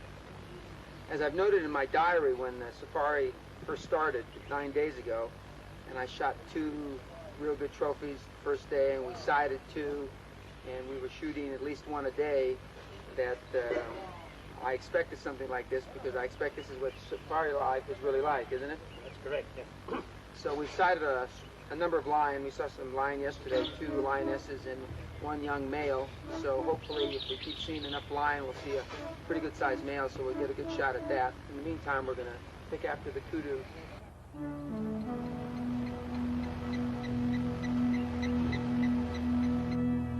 The lead tree is 2,000 years old, a living fossil. The kudu has been spotted again. Doug and I and a couple of trackers are going to go out right now. And we're going to leave most of the other people behind. If he turns back into the wind, then we're going to pull the trucks up and we're going to keep circling, see if we can find him. We'll have a little better luck than my missed shot from last time.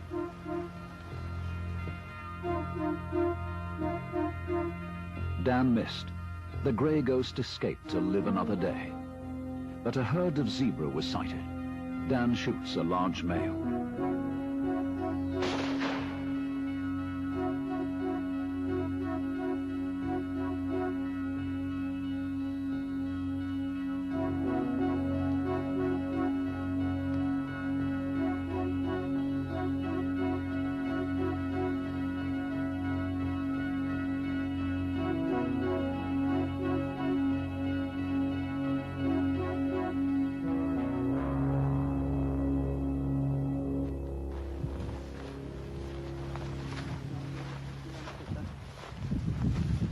Tracks apparently have gotten confused, so we're going to go back at the origin, because our tracks should have blood trailing, and the tracks that we're onto now apparently don't have blood. So we're going to go back a ways and then go forward.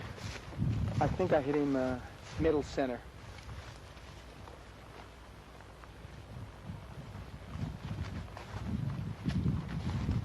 One of the realizations of coming to Africa, it takes a whole lot to kill these fuckers. We tracked it for about 30 minutes, and then we discovered we probably lost the track or on the wrong track. We backed up, found the blood again, tracked again, as I said a few minutes ago. Then we spotted it again, and I shot it in the back left side, and then it hobbled away, and then I shot it again, and apparently I must have broken its leg, because then it was limping. But it's interesting, the kinds of things that they were picking up to track were like as small as a leaf. I picked one up for my scrapbook, this big, with a spot of blood on it. And we found a number of those, and then finally a puddle where it apparently had stopped for a moment. But as Dougie has been telling me, the wildebeest, the zebra, and the buffalo just don't want to die. They just don't want to die. And we spotted a leopard just before this, and I couldn't see because I thought it was a kudu, so I kept looking high, about up here, and all the trackers they're dragging me up, trying to drag me up high enough so I could see, and the leopard was down here. By the time I saw it, I couldn't get a shot at it, so I shot like this, and I missed it. And the boys, and it was about, what, 8-10 yards from the front of the car, so I'm kicking myself for that. So now I'm going to have to learn, when I view up and down, just because I'm always after kudu right now, gray ghost, up here, I've got to look down lower. And this big hunk of shit. What do you do with these? Skin them out. But they don't use can't you make a rug out of that? That's beautiful rug, that's what you make. Yeah. Skin out the whole thing for a rug instead of a head mount. I wouldn't use a head mount. Okay. I'd skin the whole thing, so you'd have a whole skin. It looks a lot prettier. Okay, instead of the head? Yeah, I don't think it's such a great, no. Yeah, plus my children probably think I should shoot in the horses now. Yeah, right. Okay. I'd skin it out for a thing, a rug. Okay, is this a relatively big one? This is a very, very big zebra, yeah. About 900 pounds there. So we're going to try to get a kudu in the afternoon. God willing, shari our mungo, as we say. Yeah, well, we broke the 2.5-day dry spell. Now that we've got blood in our eye again, let's see if we can do some damage or something else. I hope it falls down easy, this next one. Jesus. Look at that. Hey, maybe he got his nuts off at the end. Well, they're finishing full skinning the zebra. I've decided to make a rug out of it instead of mounting it like the rest of the things. And I decided that perhaps something was wrong with the sight on the 375. because I missed the kudu low in the belly this morning, and I hit the zebra first shot low, although it did pass through and come close to its heart on the other side. So I came out here with Joe Coogan to practice, and we set up on this with his coat all bundled up, and he put a mark where I was supposed to fire, and I got up right next to it, and as Dougie says, I crawled up the weapon. I got my eye right up to the sight, and I fired, and I cut myself under my eye, across my nose, and over my eye. Now, not being a fast learner, I not only did it as I did the time before 3 times, I did it 4 times in a row, cutting my eye in a neat little circle on both sides of my bridge of my nose.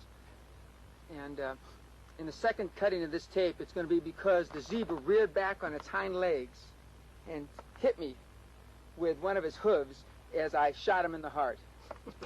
It's like being tickled to death with a dove feather. Yes, exactly, exactly. The delta has become lush. It's surprising to think that a few hours ago this area was dry. More and more game will be coming into the territory, more opportunities to hunt. We're going to swing back towards camp, and we're going to try to see if we can find a kudu or some signs of what we've got left on our list, which are basically lion, leopard, sitatunga, kudu, and tessabee. The kudu has been spotted again. Being a territorial rather than a herd animal, they know it's the same one. And this time, the wind's in their favor as they move in.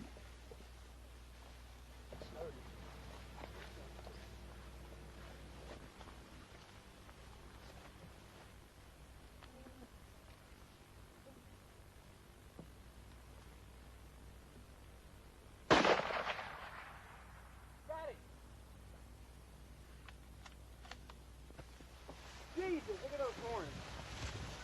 Look at those goddamn horns.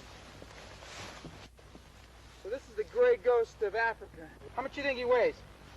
About 600 pounds.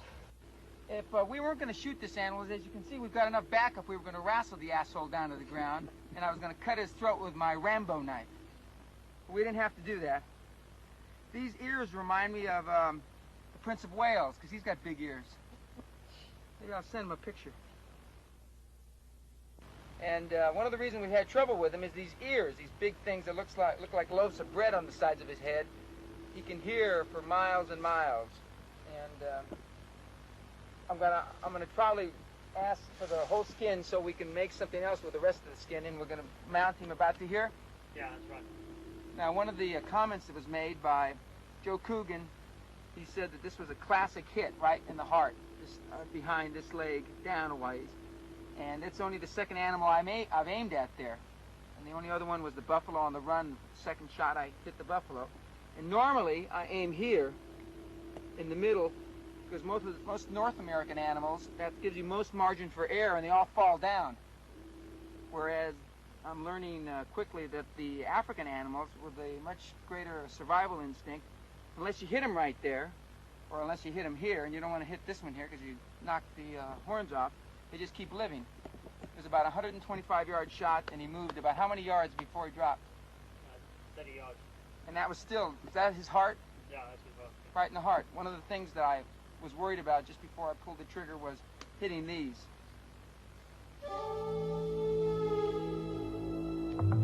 Hunting on dry land is fine. You soon get used to that.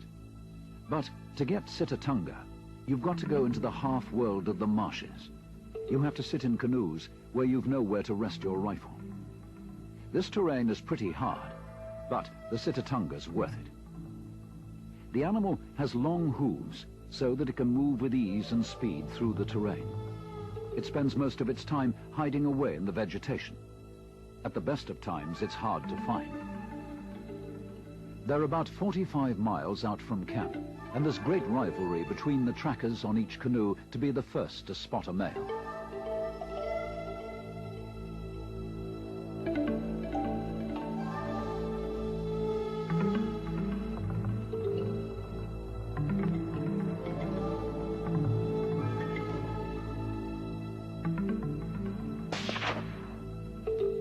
After Dan has missed a small male, the trackers spot another.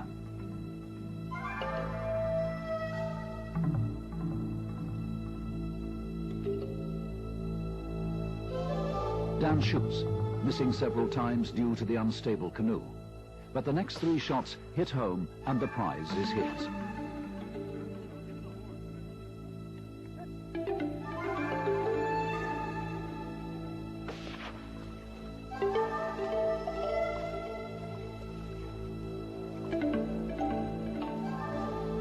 A short stop on an island to view the beast before canoeing back and the long bumpy drive back to camp.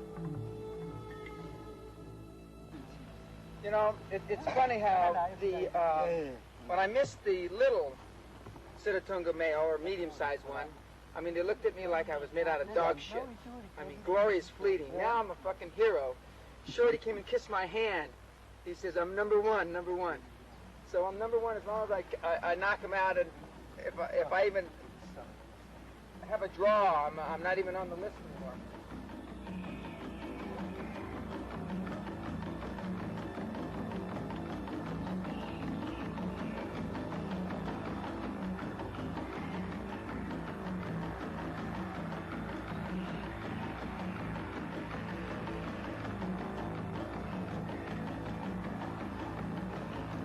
The safari is all but over.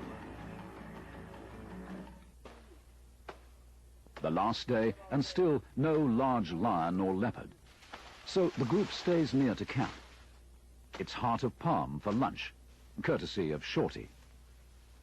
Well, Dan got most of the animals on his list, achieving 3 new records in hunting. Panning from left to my right. Little reed buck. Nobody wants to hold the reed buck.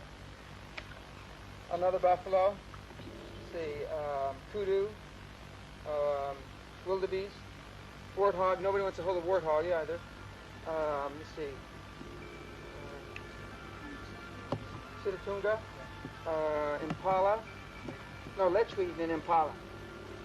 And all those animals weigh a lot more than they look now. Look like they've been on a Pritikin diet. And normally these guys talk shit, but right now they're being very quiet. Just tell them to say goodbye to Ali. And now it's time to leave, until next time. The safari's over, but the instinct remains. There's something basic about hunting, something that comes from your bones, something that is a part of you. When you're out there in the thick of this primal web of life and death, you feel alive. You feel the pulse of a powerful world. You feel you're part of the animal kingdom.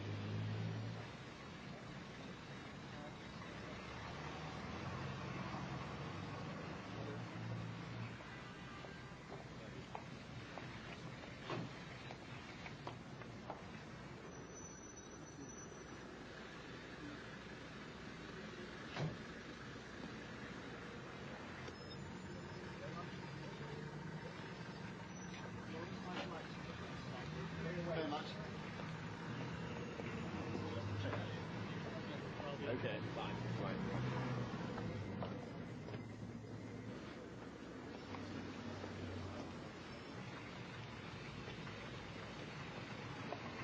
This is Ralph. Jeremy Knight, Geraldine Pickard. Hello, nice to meet you. Hello, yes. You're not going to give me that bloody pen.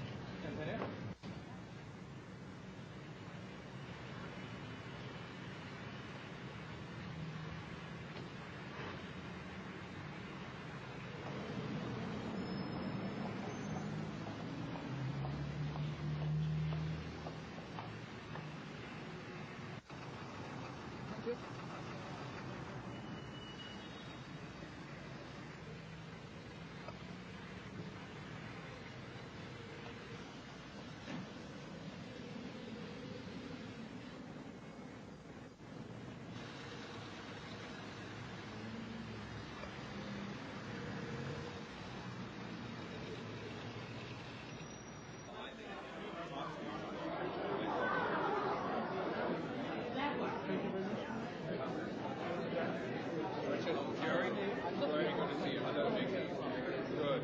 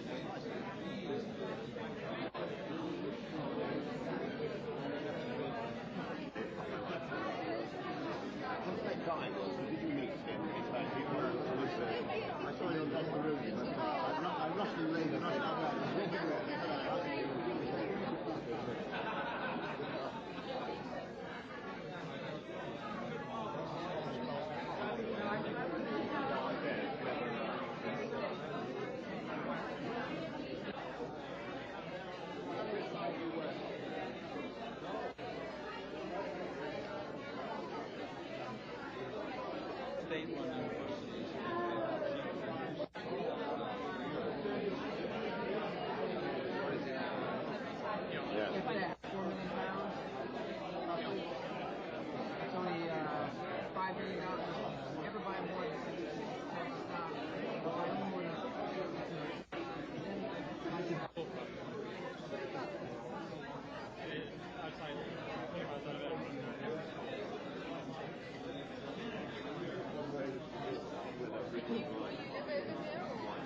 About half the year.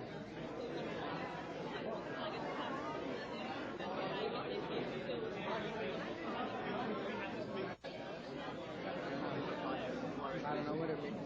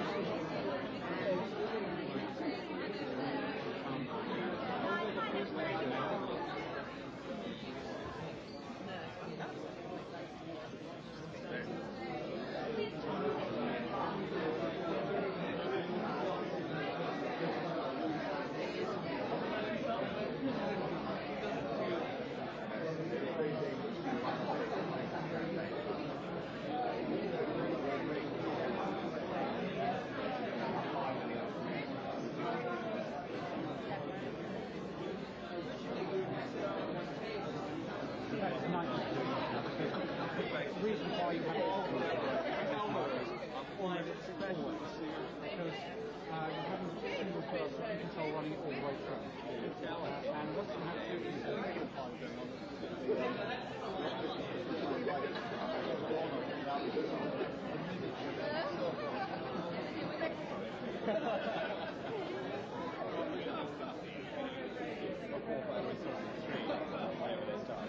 That's pretty great. It's going to be practice. And wherever I see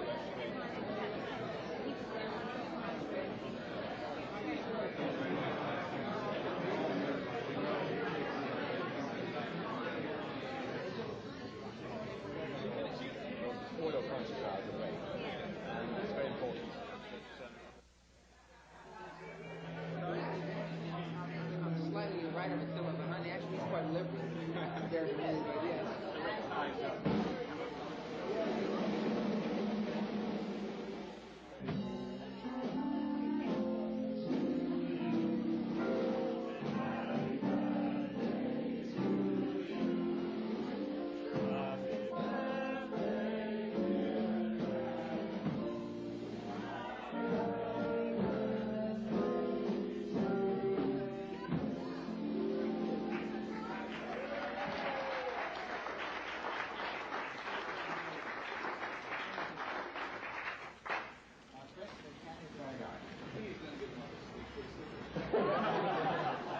Guy, I'm going to give a small, short speech. It won't be more than 50 or 60 minutes.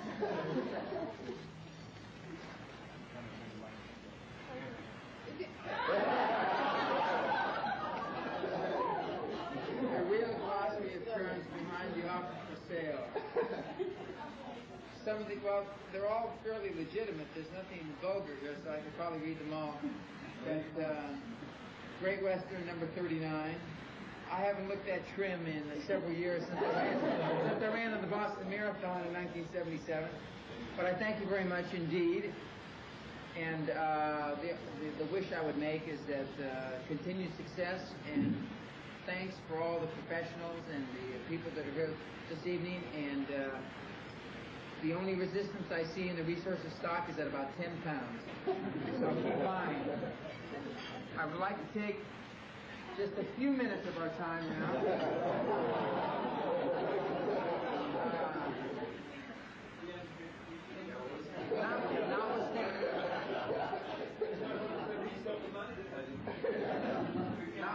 Notwithstanding, I'm now a consummate public speaker as our... Oh, you want to cut this? Okay. As some of the people in the room, especially our resident politician, Mr. Lilly, I think it's important to really relate some of my personal feelings and the feelings of Great Western Resources to the group that's assembled this evening. I'm somewhat of a fatalist in that a lot of the things that have happened really by way of, not really luck, but calculated luck, more importantly. I have been asked here recently in the last few hours, especially today, how I feel. Well, I don't really feel any different than I did yesterday, excuse me, or the day before. But what I do feel is that I think I need a little cognac here to wash my face. What I really do feel is that short of the birth of my two sons, this is probably the happiest day of my life. Very much like the birth of my two sons, Derek Stewart and Dan Jr., somebody else other than myself had a great deal to do with this.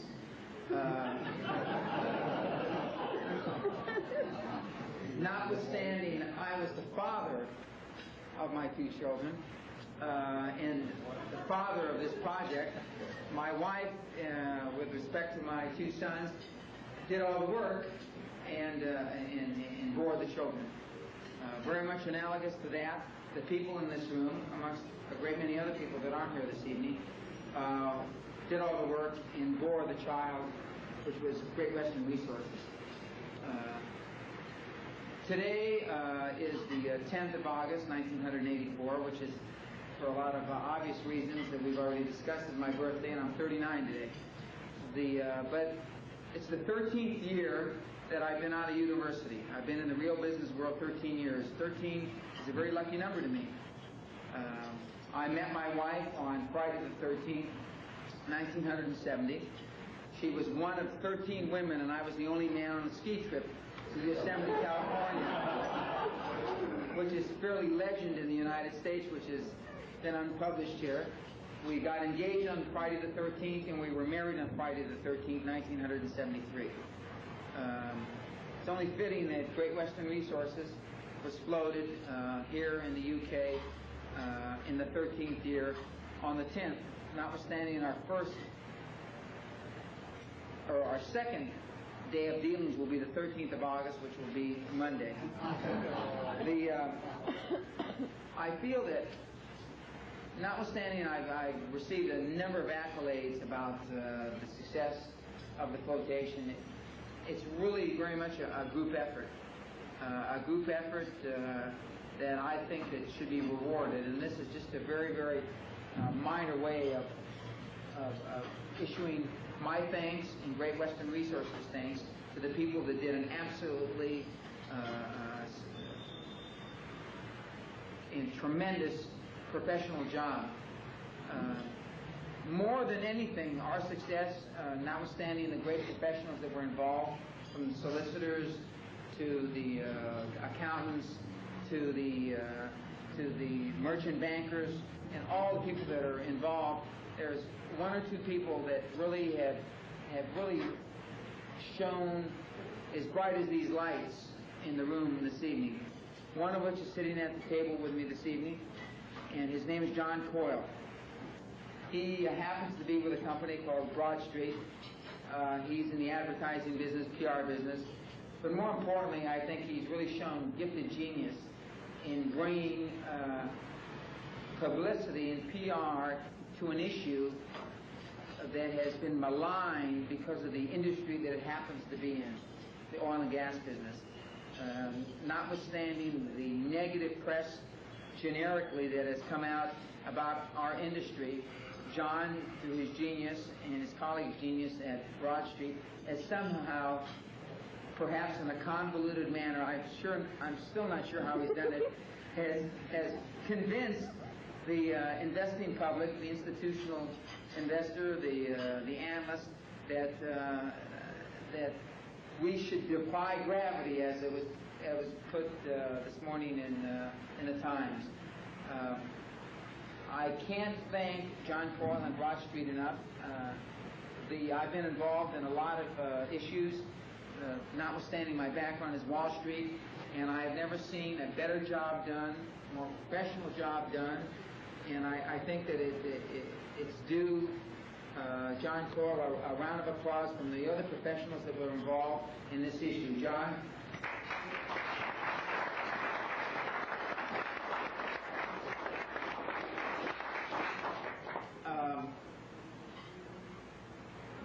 Brown Shipley, who really was the forefront of this issue, and more importantly, their head of corporate finance, really, when some of the other parties that were involved in this,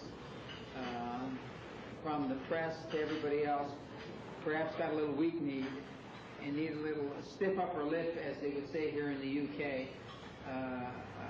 really went to bat for us. John Van Kuppler, who, notwithstanding he looks more senior than he is, is really a relatively young man.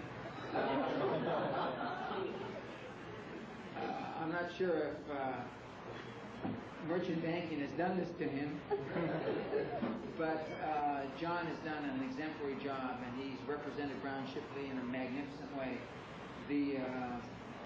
Since I did come from the United States investment banking field and have dealt with from the Merrill Lynch's to the Morgan Stanley's to everybody involved, and have had the odd deal on the street, I was very much impressed. And notwithstanding, to quote Bette Midler, who has described England as what's the difference between England and New York, and she was recently interviewed here a few weeks ago on TV AM or Good Morning Britain or whatever it's called. She said, well, right now it's 11 o'clock in New York City, and here in London it's 1939. Well, notwithstanding that sleepy, lazy attitude that people may think permeates the city of London, it's not true. And we got this transaction done in 4 months, from the womb to the tomb. Notwithstanding this is in our grave, and nobody has been more responsible for that than John Van Kuppler of Brown Shipley, and I'd like John to stand up and take his due. The backup for John, who I've made some very caustic remarks about over the 15 or 20 institutional presentations that I've made, and the butt of my jokes. Where's the butt of my joke?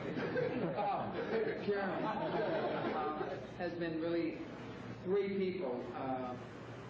First and foremost, because of his youth and because of the fact that he's 23 and he looks 15, was Jeremy Knight, who was really the manager of our project. Richard Osmond, please stand up. And Jonathan Gage, who's really the senior statesman. Since Lord Farnham couldn't be here tonight, I don't mind saying in front of Richard Mansell Jones, the managing director of Brown Shipley, these are really the brains of the deal. I still remember several months ago in Los Angeles when Jonathan Gage had cocktails. Why are you covering your head, Jonathan? Had cocktails at our home, and we went out to dinner, and Jonathan was telling me, this is fantastic. But gee, he sounds some cross between Bela Lugosi and somebody I can't remember. But it's been a really enjoyable experience. It really has. I only wish that my other partner in crime, in addition to Mark Harrison, who I'll talk about in a second, Charlie Soliday, who's our chief financial officer, who is really doing the work now back in the United States and supervising the development of our field in the DJ Basin. We're here tonight with his lovely wife, Cindy. There's a gentleman just lit a cigarette. His name is Mark Harrison. And Mark is a former partner with one of the biggest law firms in the world. And he has been my attorney. Everybody here knows that name by now. Billy Cumber Wagner, Heine Underberg, Casey, and Manley. Manley and Casey. And he's really the one that pushed me to, once we met with Brown Shipley, to go ahead with the idea of a flotation, because I said the market's not right. And after talking to Peter Lilly, he assured me that the market wasn't right. But we went ahead anyway, and Mark really was very forceful, and he's as much the reason that we're here this evening as anybody. He's the chief operating officer of Resources, the parent, and my good friend, and has been with me several years and has helped me to grow in the oil business. Notwithstanding, by now, from reading the press, everybody ought to know that I'm not an oilie. Mark Harrison, I'd like you to just stand up. One of the things that I have discussed in depth, especially with some of the younger fellows here, is how something like this all comes about. You know, how does something like this come to fruition, where we're all sitting with black ties except for me, it's really not easy. One of the things that people that have known me for some length of time have known is that I'm, as I said earlier, very much a fatalist. I believe very much in goal setting and positive thinking. One of the things that I've often said, and I didn't say it in the press, or maybe I did because they didn't quote me, is yesterday's dreams are today's realities. 3 years ago, we came to London, Mark and I, on another transaction when I was the head of another company, with the idea of doing a flotation. we sat down at Greenwell's, our illustrious brokers, to the issue, and a gentleman named Guy Dunphy stormed in. And Guy was ranting and raving about this is a great idea, but it's not the right time. Well, Guy happened to be right, and little did we know, we happened to get there the week of probably the worst oil flotation in the history of the London market. Hamilton Brothers floated, I forget how many hundreds of millions or whatever, and the merchant bankers ate about 80% of the stock. Guy was right. So 3 years later, we came back again, and we're successful. Part and parcel of that success is the fact that one of our American banks introduced us to the managing director of Brown Shipley, Richard Mansell Jones, quite innocently, I believe, I think anyway, originally. But if it weren't for that introduction by Mid-Atlantic Bank, which is the largest bank in New Jersey, which has really been our premier bank and is the reason that we're successful today, we wouldn't be here today. And I'd like very much to thank personally, and I think as a group we should thank, the now leading head of the Mid-Atlantic office here in London, who will be going back to New Jersey here in the next 2 or 3 weeks, George Jenkins, who really is primarily responsible for our introduction to Brown Shipley. And without that introduction, it's likely that this issue wouldn't have come to fruition. George, thank you very much.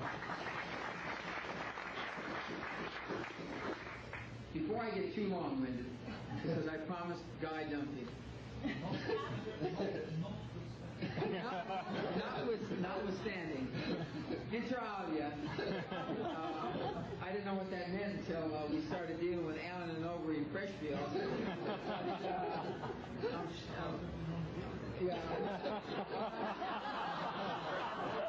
I'm not sure I know what it means now, but I'd just like to spend a couple of minutes talking about the support that we've received, starting with the PR and the press and with our professionals, and the fact that we did a number of dog and pony shows, as they're called in the United States, i.e. going around and talking to institutions and analysts, or more importantly, in my humble opinion, purported analysts.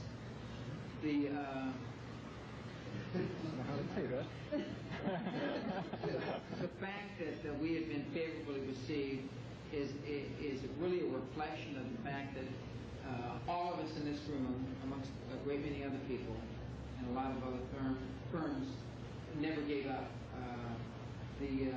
I've historically been successful in doing a lot of things against the trend. This afternoon I spent the last 2 or 3 hours before I came here this evening on the phone with my Wall Street former colleagues, who are all very much excited about the issue, and I think that the excitement will really spread.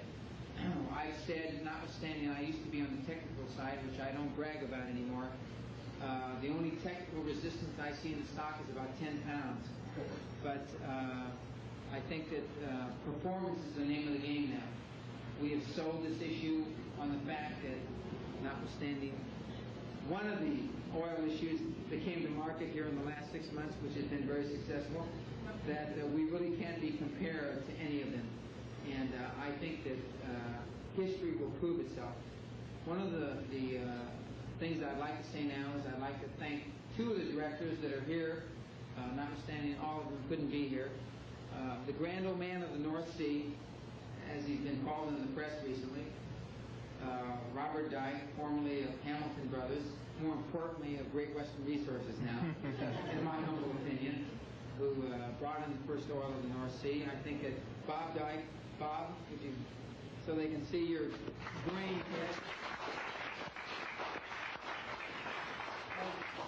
has given a great deal of credibility to what, even though we were quoted or talked about as being an exceptional management team, a great deal of credibility vis-a-vis his 50 years of experience. And without his sage advice and guidance, this couldn't happen. Also, Mr. Bruce Patterson, formerly Finance Director of Tri-Central and formerly of Shell, Group Treasurer for 23 years. The experience factor with Bruce, tied with Bob and our other directors, I mean, we couldn't have done without. It's been a group effort. I've gotten a lot of accolades, and I'm very appreciative of them. And I think in closing, I would say that I feel very much like Eisenhower on D-Day, when finally Omaha Beach was taken. Notwithstanding, there were a lot of beaches that were taken very easily, and Eisenhower got a lot of credit for probably he wasn't deserving, and I'm sure I'll get a lot of credit for things that I'm not deserving. Thank you very much, and God bless you all.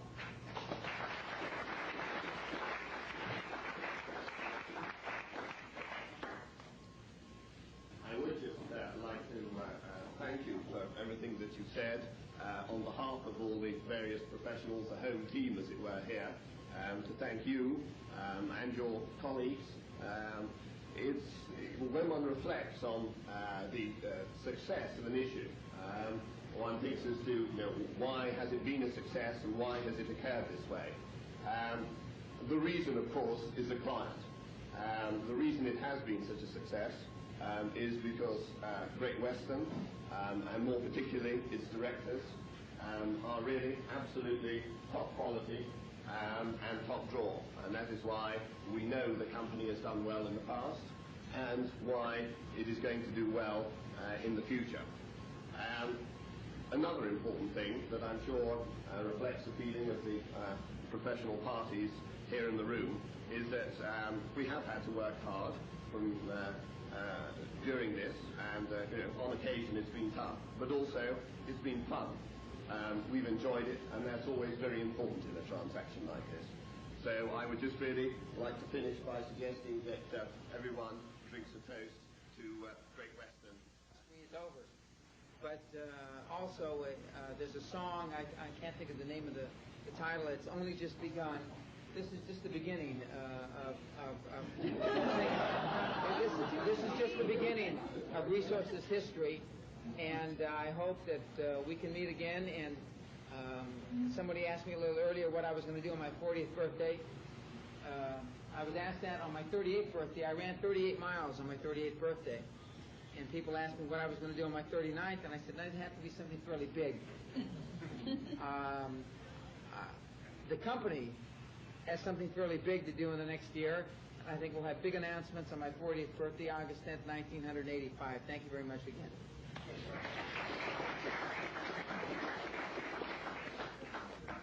Ladies and gentlemen, before my is over, we'd love to see you come and dance away the rest of the evening. We've got some nice music for you. Please come and join us. Here's a nice song to start off. Nice and easy. It's called Can't Smile Without You. Please join us on the dance floor. Thank you. Come on, let's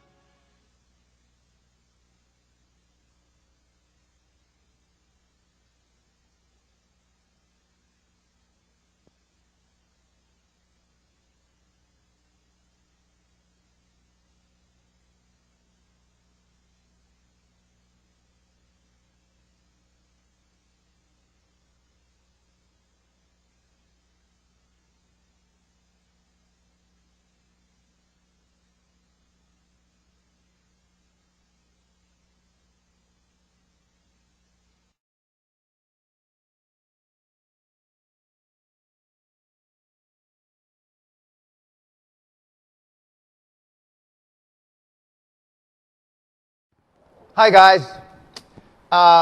Welcome to another special podcast for a special theme. And we decided to do special themes for the end of the year based on not the lack of questions, but perhaps the lack of understanding from some of you guys. And we've decided, it's the royal we, because I decided, it really wasn't my idea to have the special theme. It was my head of marketing and senior marketing manager and her team thought that based on all the analysis of all the questions, that we should clarify a couple of items. So I'm going to take this opportunity at year end to, you can call it either your holiday gift from me, because it's free, or you can call it a New Year gift that you can base the resolutions on. And although I'm not going to talk about goal setting here, I set goals between Christmas and New Year's and have for, hell, I guess maybe almost 40 years. But the main subject matter of this, although we're going to divert into a few other tangents, is do I have what it takes to be a high-performance person? And is this really what I want, to be a high-performance person?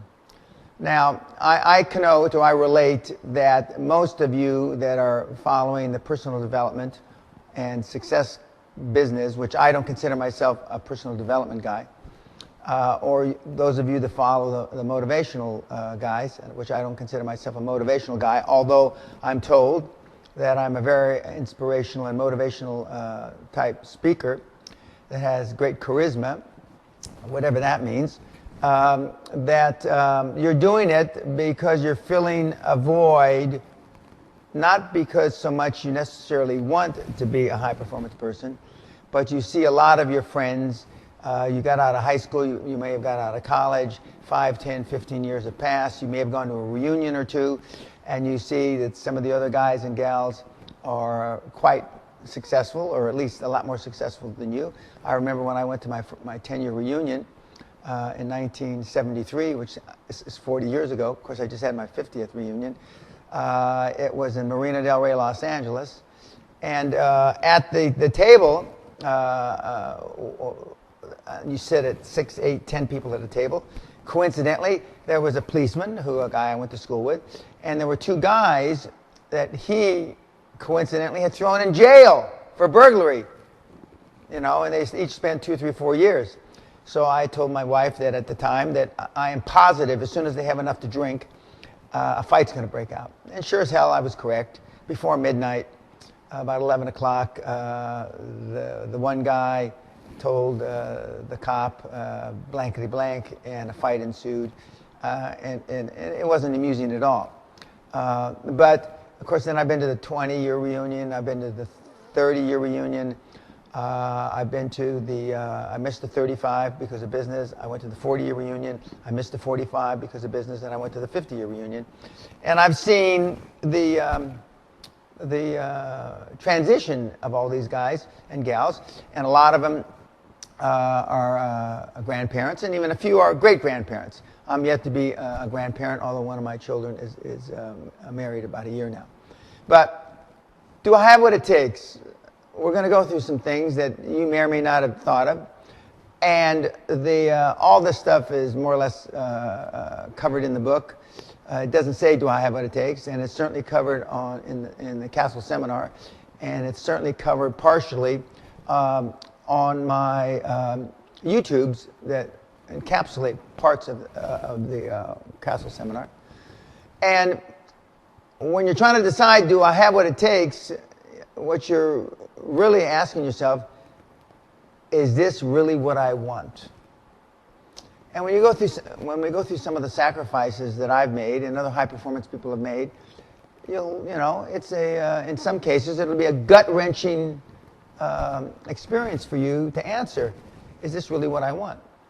Like I say, just today, or yesterday, excuse me, we had our weekly board meeting, and I picked Sundays, this is a Monday, I picked Sundays for my board meetings because it's normally a free day.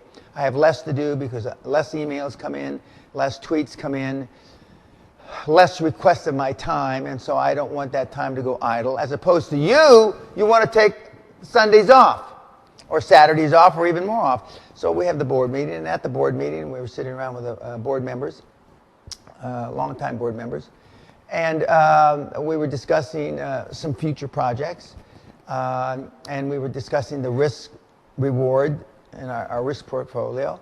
And even though it was risky, I decided that we would go forward, and my fellow board members agreed with me, and we went forward, made the decision.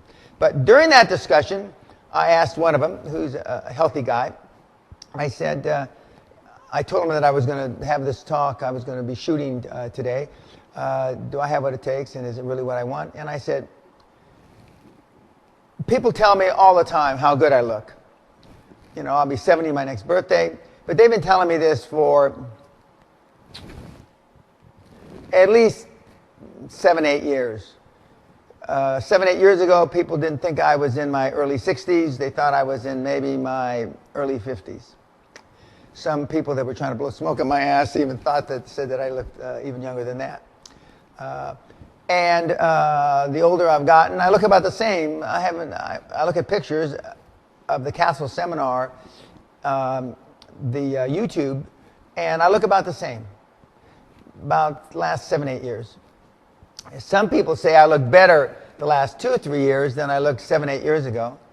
And some people say that I look better the last 2 or 3 years for sure than I did 10 or 12 or 14 years ago. Be that as it may. But, so I don't look like I'm almost 70. I certainly don't sound like I'm almost 70. I don't know whether I dress like I'm almost 70 because I've dressed like this a long, long time. But I take 160 to 180 pills a day, more or less. When I travel, maybe I only, when I'm on planes and renting in on hotels, maybe I only take 60 or 80 pills a day. I take those pills, and I don't take any drugs. As I've told Brian Rose of London Real, I'm high on life. I don't need to do the drugs that a lot of kids do, DMT, etc. I exercise like a madman, especially for my age. In fact, 2 or 3 times I've shown little short clips in my newsletters of the intensity and the passion that I still have for working out. So I eat right. I essentially don't drink hardly any alcohol except for when I travel with my wife. And I hate to say that I drink to be sociable, but I drink to be sociable because my wife drinks. She doesn't drink a lot, but I drink with her. So if you know that that's what I do to look this way,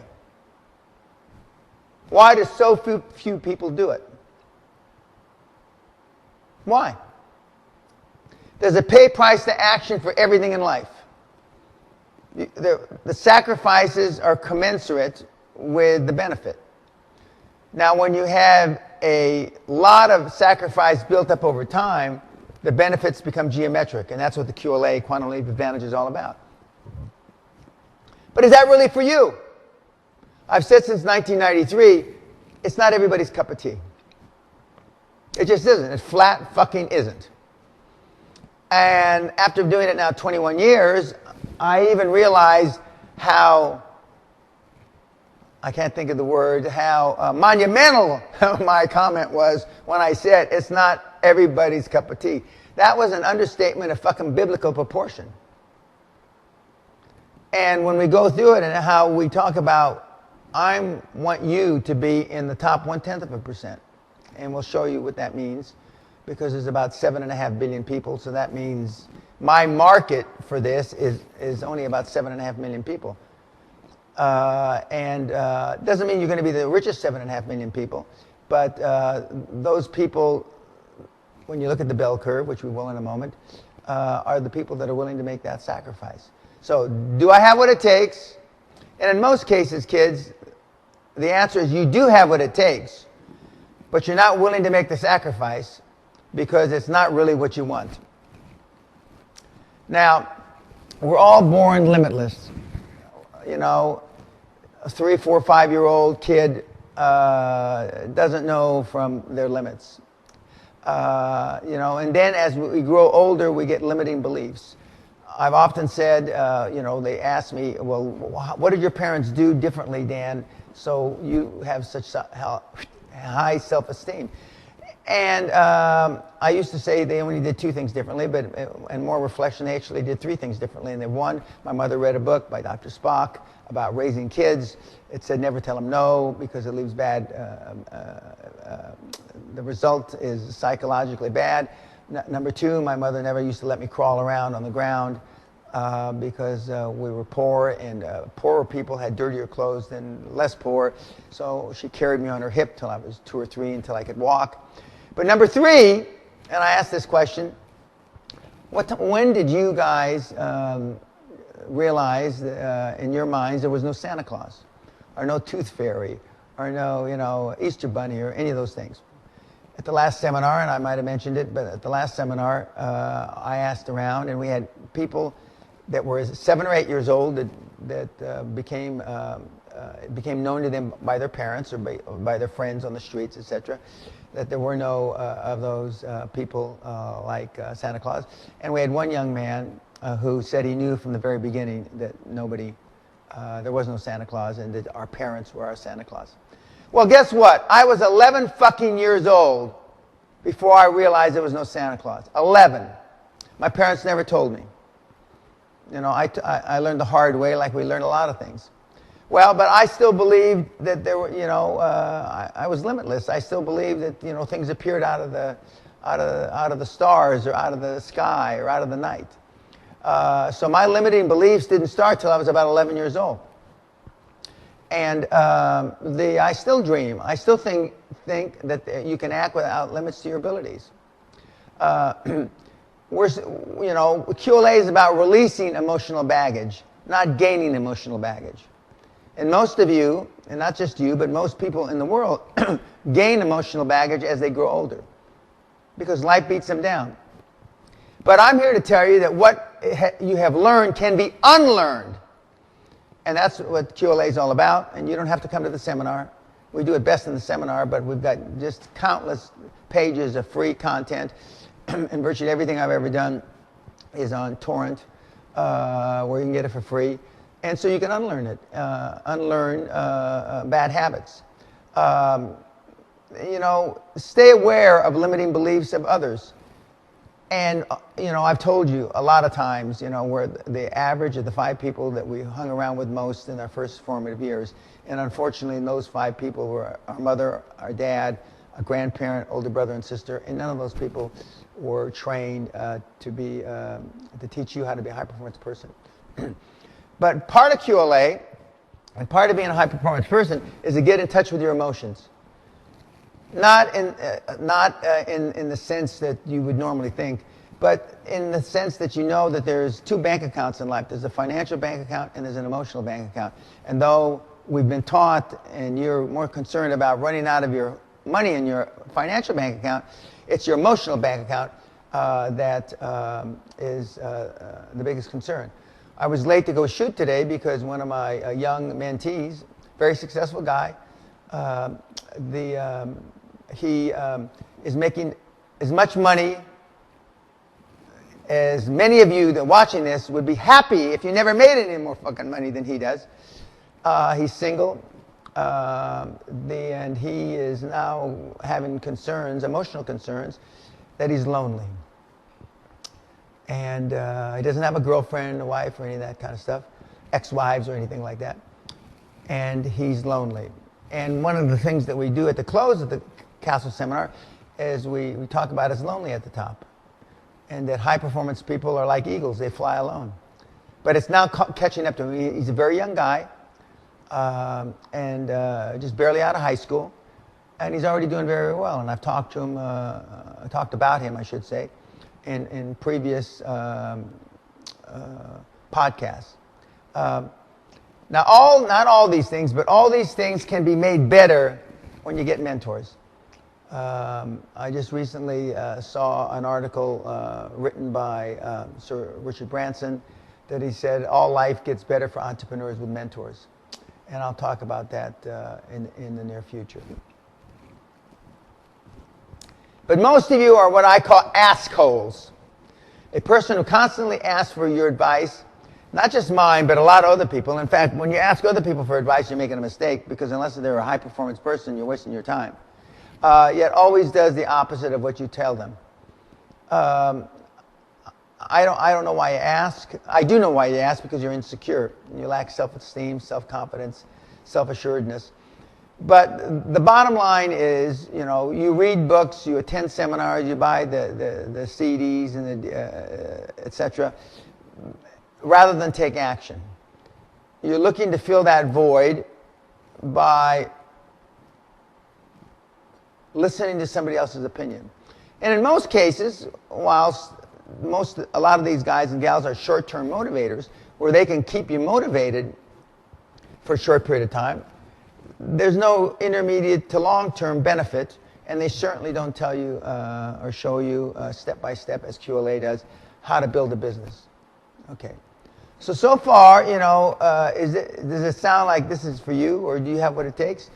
You should ask yourself after every slide and after every little vignette or analogy I go through, is this really what I want? Kids are not programmed for success. If you've got a good parent, kids are programmed to be loved. Okay?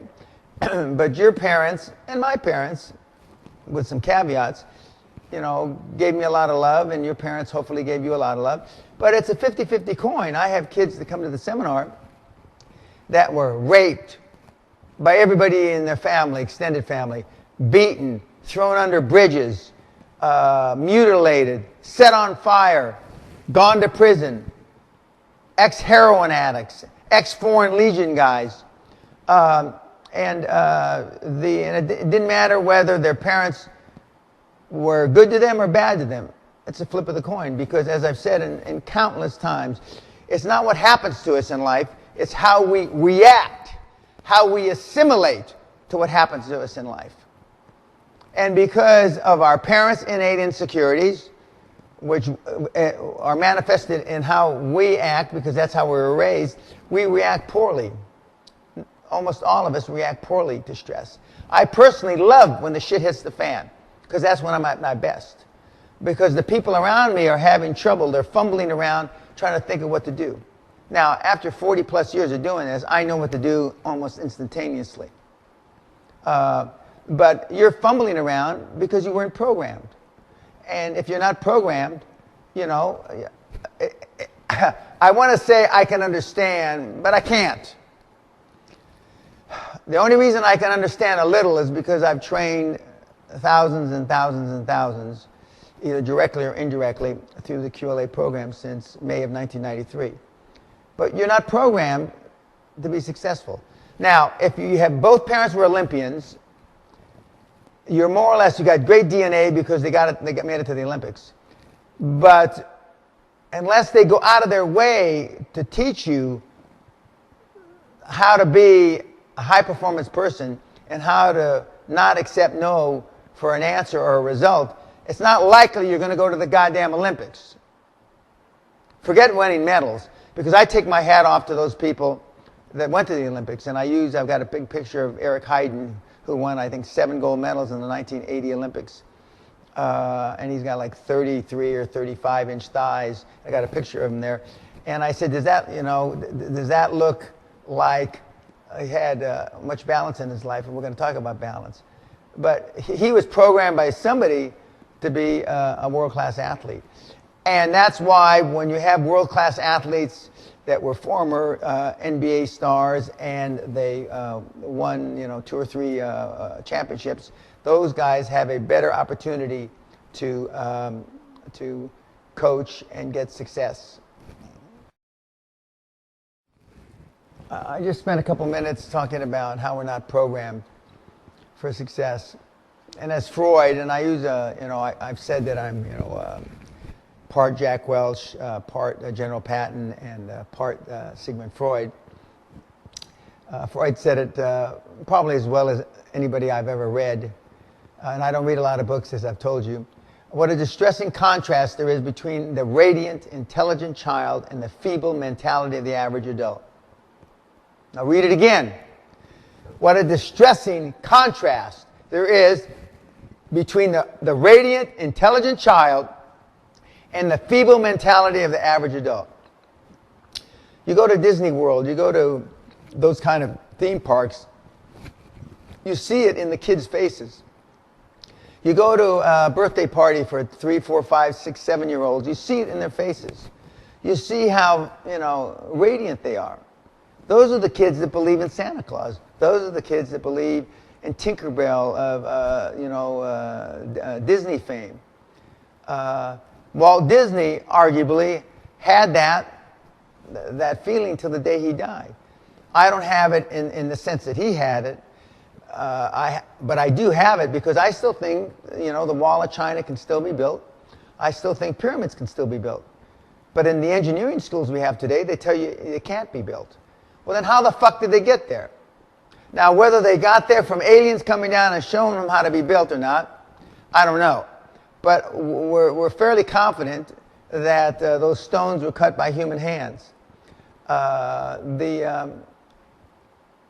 the seminar, the Guthrie Castle seminar, talks about this at great length and how we get fucked up.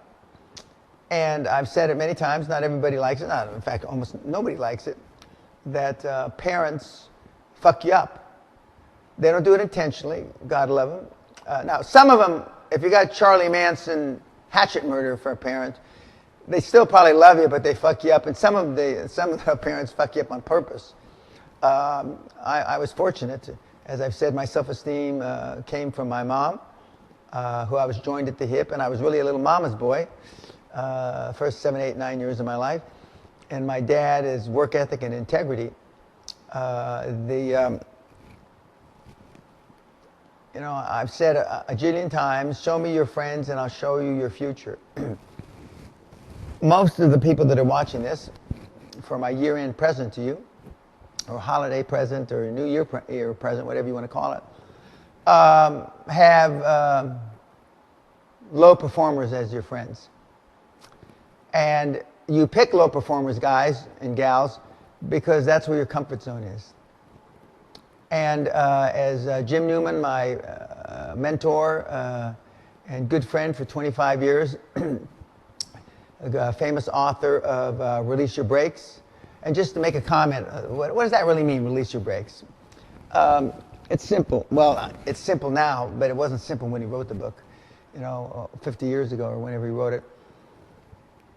For those of you that are old enough to remember driving cars that had emergency brake, we had to release the emergency brake. Now the new cars, all you do is you put it into drive and the emergency brake pops off or releases by itself. Well, for those of us that remember driving the car with our emergency brakes on, it was sluggish. It was bad for the tires, the differential, the U-joints, the transmission, the engine. It was bad for everything. And then when you release the brake, the car just surged ahead, like in Star Trek, going into warp speed. Well, most of you guys have gone through your life with your brakes on. And your buddies, the people that you spend the most time with, certainly have the same unfortunate habit of going through life with your brakes on and not stepping outside the box and outside of your comfort zone. Jim Newman, God rest his soul, invented, if you will, or initiated the phrase comfort zone. And he released it, and he came out of IBM with Ross Perot about the same time, the first brain drain in the early 60s of IBM. And as I've mentioned, and you can read, his stable of mentees is pretty phenomenal. I'm one of which, but I don't know if I'm the most successful mentee he ever had, but I'm certainly one of the most successful mentees he ever had. But he spent a great deal of time in his seminar and teaching me and coaching me and mentoring me, showing me that the reason that I was unhappy, and I talk about that time in 1976, I was sitting, people ask me, have you ever been depressed? And I say no. My wife would say, well, what about the time that you were crying, standing or sitting on the spiral staircase of our house with our two Great Danes, Chewbacca after Star Wars, and Penelope, licking the tears off my cheeks when I'm drinking out of Jack Daniels. I was into Jack Daniels quite heavily in those days. And I realized that I was almost 31 years old, and I hadn't reached 10% of the goals that I had set for my 40th birthday. Nowhere near. So I said, what the fuck am I going to do? You know, I got to do something. I'd never been to a seminar, but we had matching Mercedes in the driveway, and we were in a Frank Lloyd Wright type house, 4-story house, spiral staircase, etc. And I said, what am I going to do? So I went to my first seminar. I looked around, not on the internet like a lazy fuck like you, but I looked around and I went to Psychology of Winning with Dennis Waitley, who had a similar background than I did. I believe he went to West Point, but he was an Army officer, and he was a pilot during the Vietnam conflict. And I went to see him, and I was pretty impressed with what he said. And I went up to him afterwards and I said, hey, you know, this is great stuff. Who taught you all this stuff? He said, well, my mentor is a guy named Jim Newman, and you ought to go see him. Well, unlike you, I took fucking action immediately. And I found out where the fuck his next seminar was, and it was in Palamesa, California, in April of '76, as my memory serves me, and I went to a seminar, and my world changed. Because I realized that even though I had a lot of success, that I was not being measured against all human beings. I was measuring myself because of my background against other Hispanics. And it was hard, you were hard pressed to find another Hispanic that had a beautiful blonde wife. I'm not saying that, but I mean a beautiful blonde wife and 2 matching Mercedes in the fucking driveway. I immediately changed how I went from a micro thinker to a macro thinker. I started challenging myself and raising the bar and my benchmarks to include everybody in the world, not just Latinos. And the world changed for me. And but Release Your Brakes by Jim Newman is one of the books that I recommend, and I don't recommend too many. Because, you know, surround yourself with those on the same mission as you. Now, does that look like your friends if you're the lead lion there? The males aren't the hunters, actually. The females are. And having been on a number of safaris and having actually tracked prides this year in Tanzania and in Botswana. But does that look like your group? No. It doesn't look like your group. I mean, in no way, shape, manner, or form. You know, maybe if we had a bunch of bunny rabbits running there, it's unbelievable. But again, you are who you hang around with, you know. And as Oprah Winfrey says, and which I talk about a lot, is that you want people with a like mind and that are better than you, smarter than you, more intelligent than you to get on your bus. And don't be so concerned about what you're going to do with those people, but you want to, you know, the joint brain is, you know, there's nothing the joint brain, collective brain, or brains, can't overcome. And I give the example of the atomic bomb, the Manhattan Project, and they were put together and they were told, we need to develop a weapon of mass destruction, which they didn't call it that back in those days, in the middle 40s, to end the war in the Pacific. And they did. They didn't know if it was implode or explode, but they did. But if your team doesn't look like that, then you should, I won't say you should give serious thought, you should just fucking change. And we're talking about, you know, is this for you, and do I have what it takes? And that's one of my favorite comments by Jack Welch, former great CEO of General Electric, arguably the best CEO in the last 50 years, maybe the last 75 years. When he was asked about work-life balance, he said, there's no such thing as work-life balance. There are work-life choices, and you make them, and they have consequences. I'll read it again. There's no such thing as work-life balance. There are work-life choices, and you make them, and they have fucking consequences. I added the fucking. Now, I'm asked that quite a bit, and before I found this quote by Jack Welch, I used to say just flat-ass no. There is no work-life balance. Eric Heiden and his 33 or 34-inch thighs. Ted Turner saying you can get so much done, more done in a 24-hour day.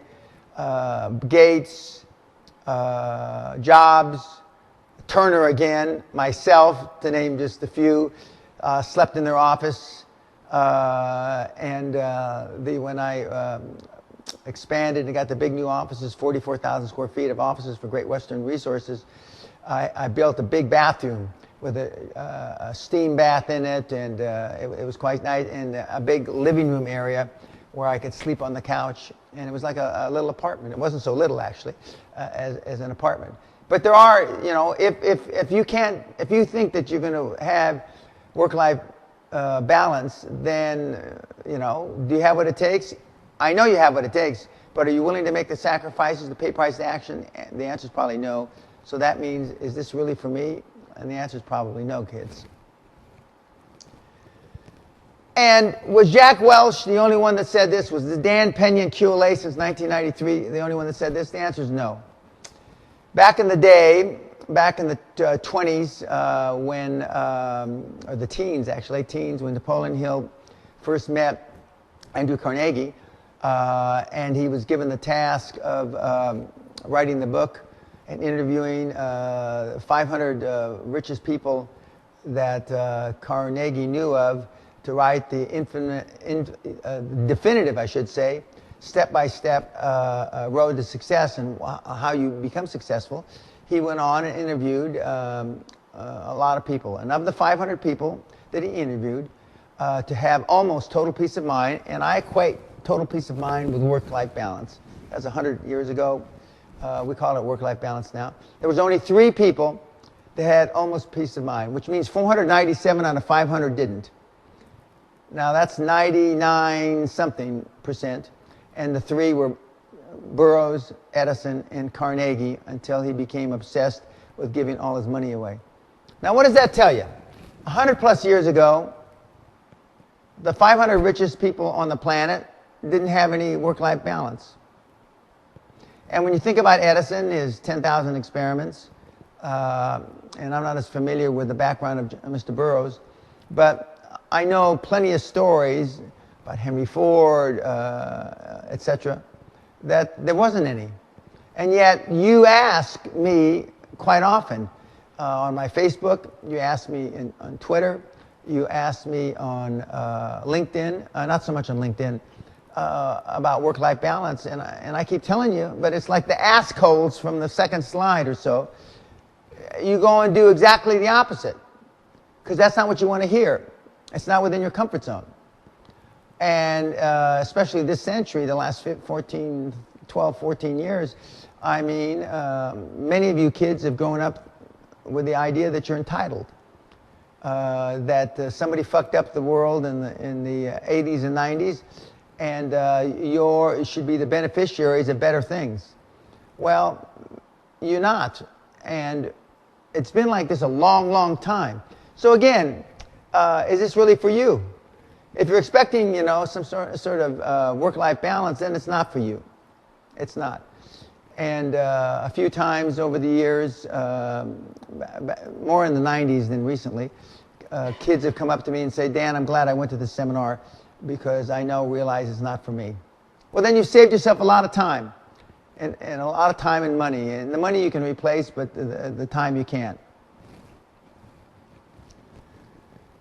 Because this is you down at the bottom, and your dreams. And your goals at the other end of the road, and the road to success is always under construction, and there's always potholes and speed bumps. But these are some of the things that keep you from achieving your goals. Relatives, first of all, foremost, because how they raised you. And remember, they didn't do it on purpose, but they weren't trained to train high-performance people. Friends, Well, you show me your friends and I'll show you your future. Pessimists, which quite often are your friends, because it's a lot easier to say it can't be done, and especially by people that haven't done it. And that's why the mentor system and the dream team system is so important, because you then find people that have done it, that know it's possible, that know you can succeed against the odds. And then there's, of course, your own guilt. Like my favorite is Jewish guilt. Although I'm not Jewish, but now they tell me they've done our tree that we might be Jews based on one of my ancestors who was a Sephardic Jew from Spain who moved to Turkey and had a kid by a Mustafa. But anyway, whether that's true or not, I like the Jewish guilt the best. Although there's Romanian guilt, there's Italian guilt, you name it, and they've got it. But because I have a lot of very close friends that are Jews, I see how Jewish guilt works. But we're guilty because we're insecure. We're guilty, and some parents, and which I'm ashamed to tell you, play on that guilt and require stuff from their parents. I've been in Asia the last 10 years, and Asian parents, for the most part, look at their children as their annuity. They look at their children as their retirement. They look at their children as a conduit of themselves. So they weren't fucking successful in life, so let's make sure our kids are successful so they can support us. Well, I liken that to caveman days. In fact, before the shooting, I asked my staff, who are all Asian here, this reminds me, when I was old, in old times, thousands of years ago, if their teeth all fell out, the children and grandchildren would eat the food for the old person, because he couldn't eat it anymore because he didn't have any teeth. I asked the kids here, would you chew the food of your parent or grandparent, I don't think I said grandparent, but of your parent, so they could stay alive? And they said no. Now maybe they probably got guilt now because they said no. But the first words out of their mouth was no. Okay. Well, I find it easier to be successful and go out and make money. And, as I said in London Real early on this year, when your parent has dementia, when your kid needs new teeth or braces, or you need glasses, or you need to put your mom in a rest home, or et cetera, that costs money. All that stuff costs money. You can't buy that shit with Zen, okay? And but yet we're still guilty, and the guilt is a lack of self-esteem, lack of self-worth, and how you were raised. And of course, there's society. Society in general tells you can't be done, and I say categorically, conventional wisdom is almost always wrong. It's almost always fucking wrong. But we listen to society, and there's a lot of naysayers that write books about how you can't do this. Zuckerberg shouldn't have been able to do what he did, but he did. And last but not least is just your own innate fear. You couple all those things, guilt, relatives, society, pessimists, and friends, and you have an inordinate amount of fear about reaching your goals. Because once you reach the goal, let's say, it's harder to continue to reach goals. What are people going to expect of me now? Right now I haven't done anything, so nobody's going to expect anything from me. So if fear, guilt, relatives, society, pessimists, and friends all work against your dreams in fulfilling your goals. Okay, so you've seen how the gauntlet that you've got to go through from your dreams to your goals and all the things that are working against you. And basically why you have so much trouble fighting off those obstacles is because weak desires bring weak results. Just a small amount of fire makes a small amount of heat. Napoleon Hill said that.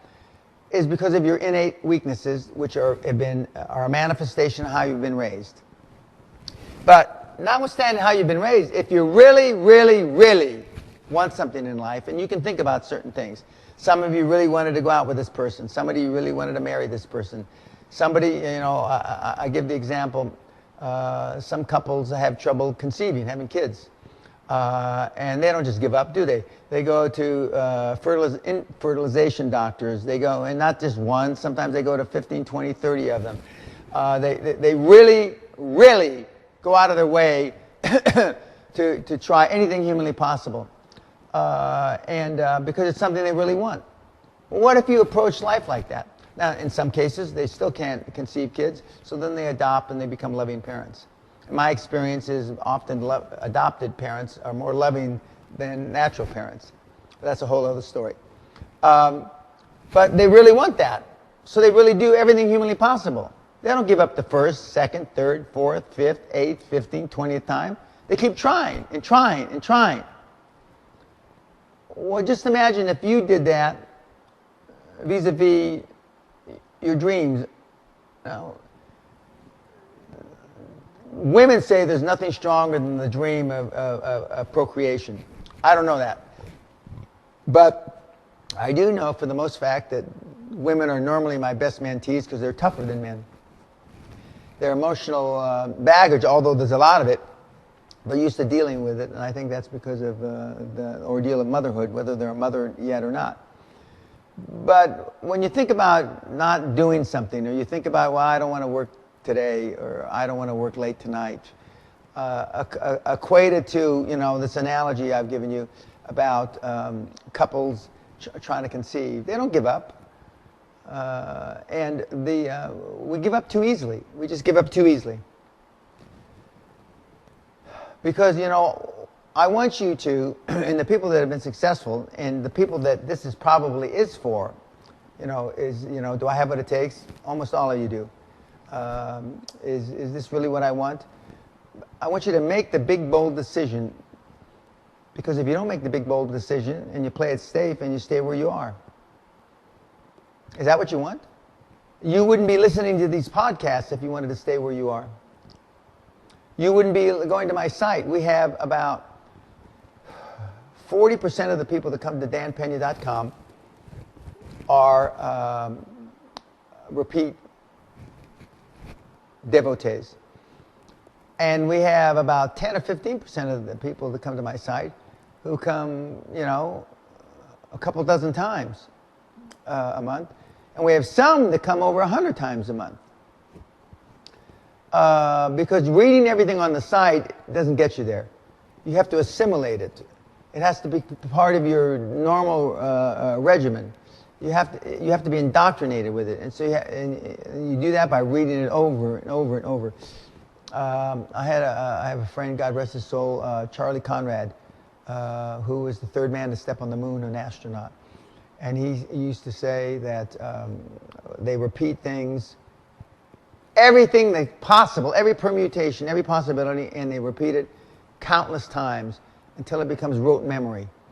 QLA has been in my life for a long time. I was living the QLA model even before I called it QLA, you know, 40 years ago, ever since I graduated from Officer Candidate School in July 1967. I didn't call it that at the same time. But basically, losing or not accomplishing the mission was an option, was not an option. That's what they taught you. And the last 21 years, I've seen it and I've lived it, and so it's second nature to me. I mean, I answer questions, although I have these slides. You know, I could make a similar talk without slides, but without cue cards. But it's part of my life. The most successful mentees that I've had over the last 21 years are the people that make it part of their life, where no is never an option. And completion of the mission is not an option. They just get it done. They just go fucking do it no matter what it takes. As long as it's legal, moral, ethical, you're not breaking any laws. But you want to stay where you are. If it doesn't bother you, if it doesn't make you ill, if it doesn't make you nauseous, if it doesn't make you uncomfortable staying where you are in your current comfort zone, then this is absolutely fucking not for you. Don't waste your time. Fucking unsubscribe. Do us both a favor, you know. I say sarcastically, you're taking up my bandwidth. I don't know if technically that's really true, but, you know, go do something else. And I would also recommend that you don't need to waste your time on a bunch of personal development success materials. All you're doing is filling the void where you should be taking action. You're obviously then happy being where you are. We are brought into this life innocent. Then life happens. Most info given reference success is wrong unless you are lucky, which is questionable, enough to have a high-performance wealth creators as parents. This is an interesting topic. I say which is questionable. Napoleon Hill said, and I agree, the most fortunate man or woman, he didn't say woman, but most fortunate person is that person that is born into poverty. Now, there are certainly people that were born into greater poverty than I. As I admitted to my wife here recently, she was poorer than I was growing up. And she felt that like a big success to get me to admit that. Because when we talk about vacations, my parents, you've seen on my site where my house used to be, Sally lived in a little caravan. Caravan is like a small mobile home, 4 people in about, I want to say 20 or 30 square meters. And she remembers that very vividly. She remembers going to Blackpool. Her family was from Blackpool. And I've gone to Blackpool with her a couple times. And it's not one of the great vacation places on the planet, believe me. When we're watching these movies, and Sally, had you ever been to Disneyland? Of course, they didn't have Disneyland. They had Disneyland, but she was in England, so she had never been to Disneyland. And Disney World or Paris had been opened up afterwards. Have you ever been to any theme parks? She says, yeah, the one in Blackpool. Well, that's not exactly a theme park. And so I remember going to Disneyland in 1955, shortly after it opened. And my dad and my mom took me. My dad was a cop, policeman. He pivoted into other careers, but at that time he was a policeman. He wasn't making very much money. And I remember him even taking us to Las Vegas once. And we stayed and we were watching a movie about Bugsy Siegel, who was really the founder of Las Vegas. And he had the Flamingo Hotel. Well, I remember what the Flamingo Hotel looked like in the 50s. And we stayed at the Hacienda Hotel, which is a little kind of like a Motel 6 hotel in Vegas, where the rooms at that time, if I remember correctly, were like $12 a night. And my mother, my dad, and I used to stay in one room. So I went to a couple places. So we had enough money to do that kind of thing once in a while. But Sally never had any of that, you know. She used to go out with her grandmother, who used to beat her with a spoon, a wooden spoon, if she was out of line. And they used to go and they went to visit with a cousin at Blackpool, and they had, she told me, they had 1 or 2 pounds a day that they could spend on luxuries. And a luxury was normally a fish and chip dinner, and they'd split it, her and her little grandmother, and they'd get an ice cream. And they did that. That was their only meal for the day. Well, we had more food than that. And having poor parents, Sally and I both easily qualify. But unless you had rich parents that understood what it was to train their children, their progenies, to be high-performance people, you would have much rather been better off having poor parents. Now, QLA is easier if you got some money to start with, but QLA was based on having no money, or as they say in Britain, nay money, because I had the reason people ask me, well, why did you develop this system, Dan? that you started with nothing. And I said, it's very simple, because I had fucking nothing, okay?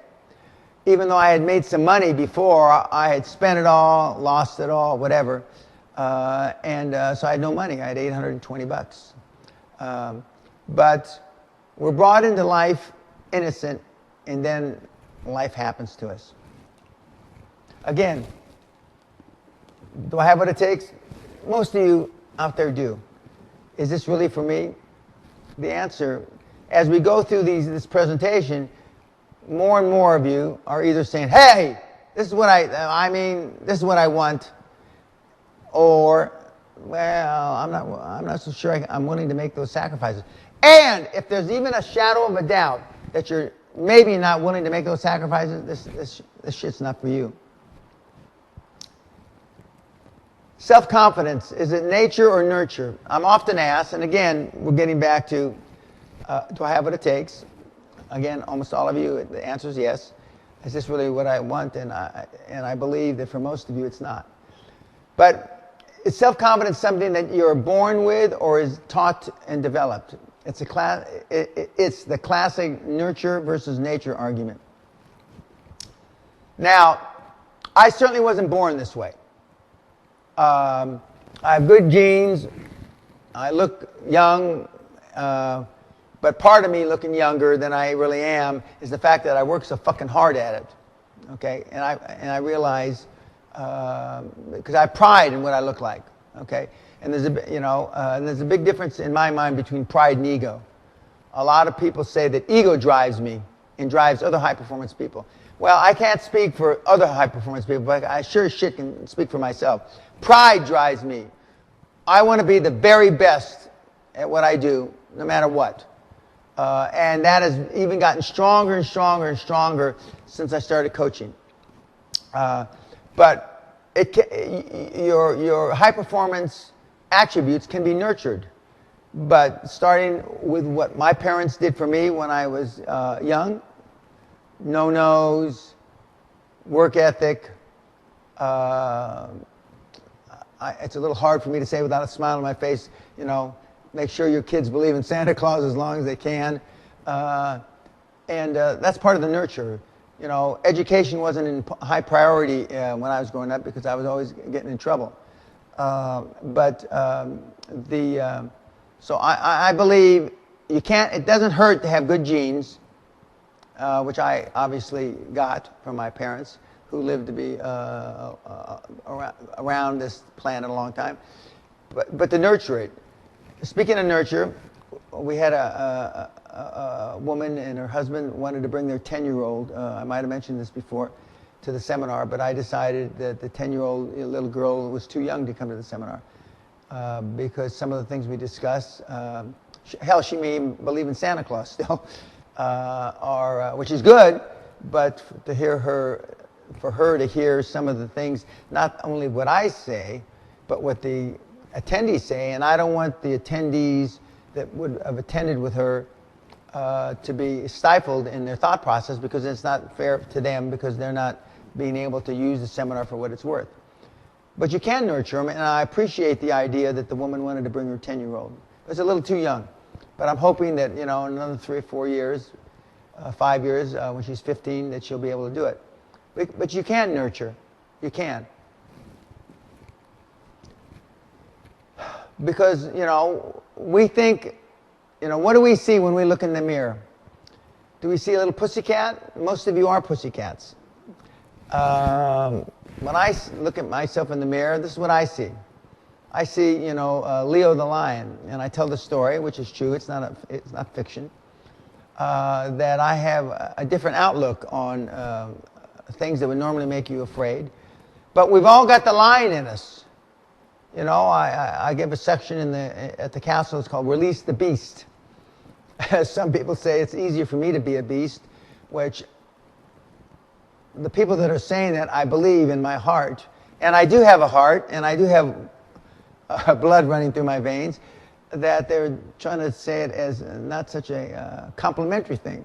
But I turn it around and I say it is complimentary. And not all of us like what we look like. That's a whole other subject, and we talk about that in the seminar at great length. You know, I'm not tall enough. I'm too fat. I'm too skinny. My breasts aren't big enough. My breasts are too large. My ass is too big. I can go on and on and on and on. And but those that feel confident in themselves see this. Now, this was me. I'm 13 years old. This is 1959, March of '59. You see the date on the picture.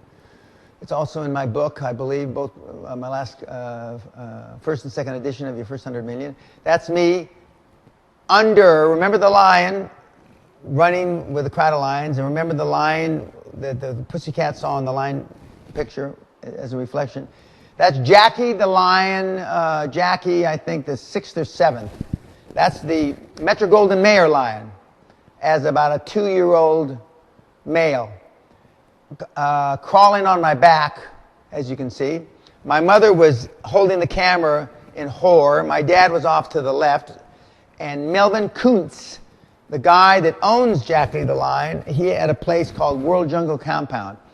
And during the Depression, my dad, who lived in East LA, Boyle Heights, the Mexican Beverly Hills, BH, he got a lion pup somehow. And he raised it, and finally the neighbors told him that he had to get rid of the lion because the lion was killing cats and stuff. And so he went to the movie theaters, and he went to Metro-Goldwyn-Mayer and sold it or gave it to Metro-Goldwyn-Mayer, and that's how the lion, when you hear the big lion in Metro-Goldwyn-Mayer, that was his great-grandfather back in the 30s. And Melvin Kuntz had this place that's in Thousand Oaks, California, about 30, 40 miles outside Los Angeles. And as you can see, I didn't look afraid. I didn't look that I thought something was going to happen. Of course, lions that big can kill you. Lions that big can eat your head off. Or lions that big can do you a lot of goddamn damage. As Siegfried and Freud in Las Vegas showed about 10, 12 years ago when the big cat ate away part of his head. He lived, fortunately. But that's how I was raised. Now, most of you parents wouldn't allow your kid to do that. And now, because of the politically correct bullshit that we go through, for sure, none of the zoos, etc., allow you to do this. And I was just fortunate, through serendipity, that Melvin Kuntz, the nice man, when my father took me there, and we used to do a lot of things, go places that didn't cost any money, and we got to go to World Jungle Compound for no money. But when Sally and I were in Thailand last year, I jumped and fought with the big tigers. And I believe those pictures are on YouTube. And to this day, I'm not afraid. And my parents, inadvertently, by accident, were training me to be a high-performance person. Now, I certainly had no aspirations of ever being in the circus. I certainly had no aspirations of ever training lions. But look at that. I mean, and here we are. That was 1959.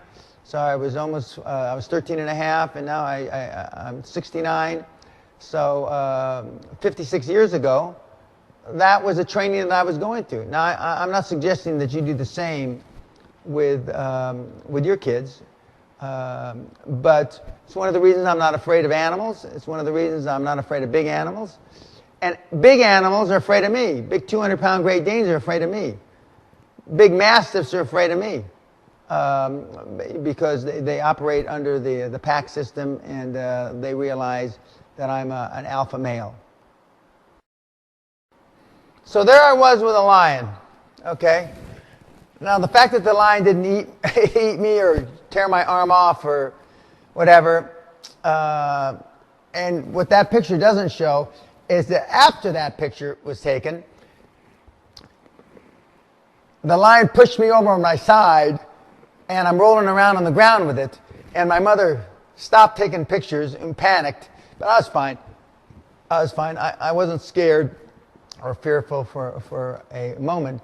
And part of the reason I believe I wasn't, as Albert Einstein said and as depicted in this slide, the imagination will get you everywhere. And I was fantasizing about being Tarzan.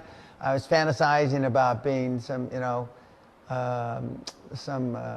foreign explorer in a distant land. But logic will get you from A to Z, and imagination will get you everywhere. Now, little did I know that later on I would meet the great-grandson of the guy that invented Tarzan,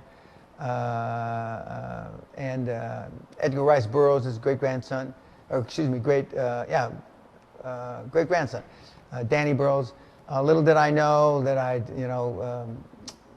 hunt wild animals, which I stopped doing many years ago. Little did I know that I'd be run over by a goddamn buffalo. Little did I know that I do some of the crazy things with animals that I've done. But I'm sure that that fact that I had been exposed to that line at 13 years old, added to my imagination of what was possible. And I didn't develop, as almost all of you that are reading, or excuse me, listening to this, the syndrome that you wanted to fit in. Most of the kids that I dealt with, and although I did suffer from it a little, and I say the word suffer, but they wanted to fit in. Now, the only thing I wanted to fit in is I didn't want to get in a lot more trouble than I was already getting in. For a kid that was expelled 3 times from school, thrown out of school 3 times before he was 10 years old, is pretty significant. And that's why my parents moved shortly thereafter to a new neighborhood so I could get a fresh start, as it were, at the time.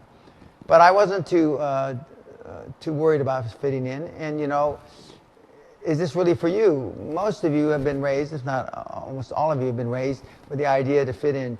Now, one thing, don't get in trouble. I understand that. But a lot of you have done drugs to fit in with your friends.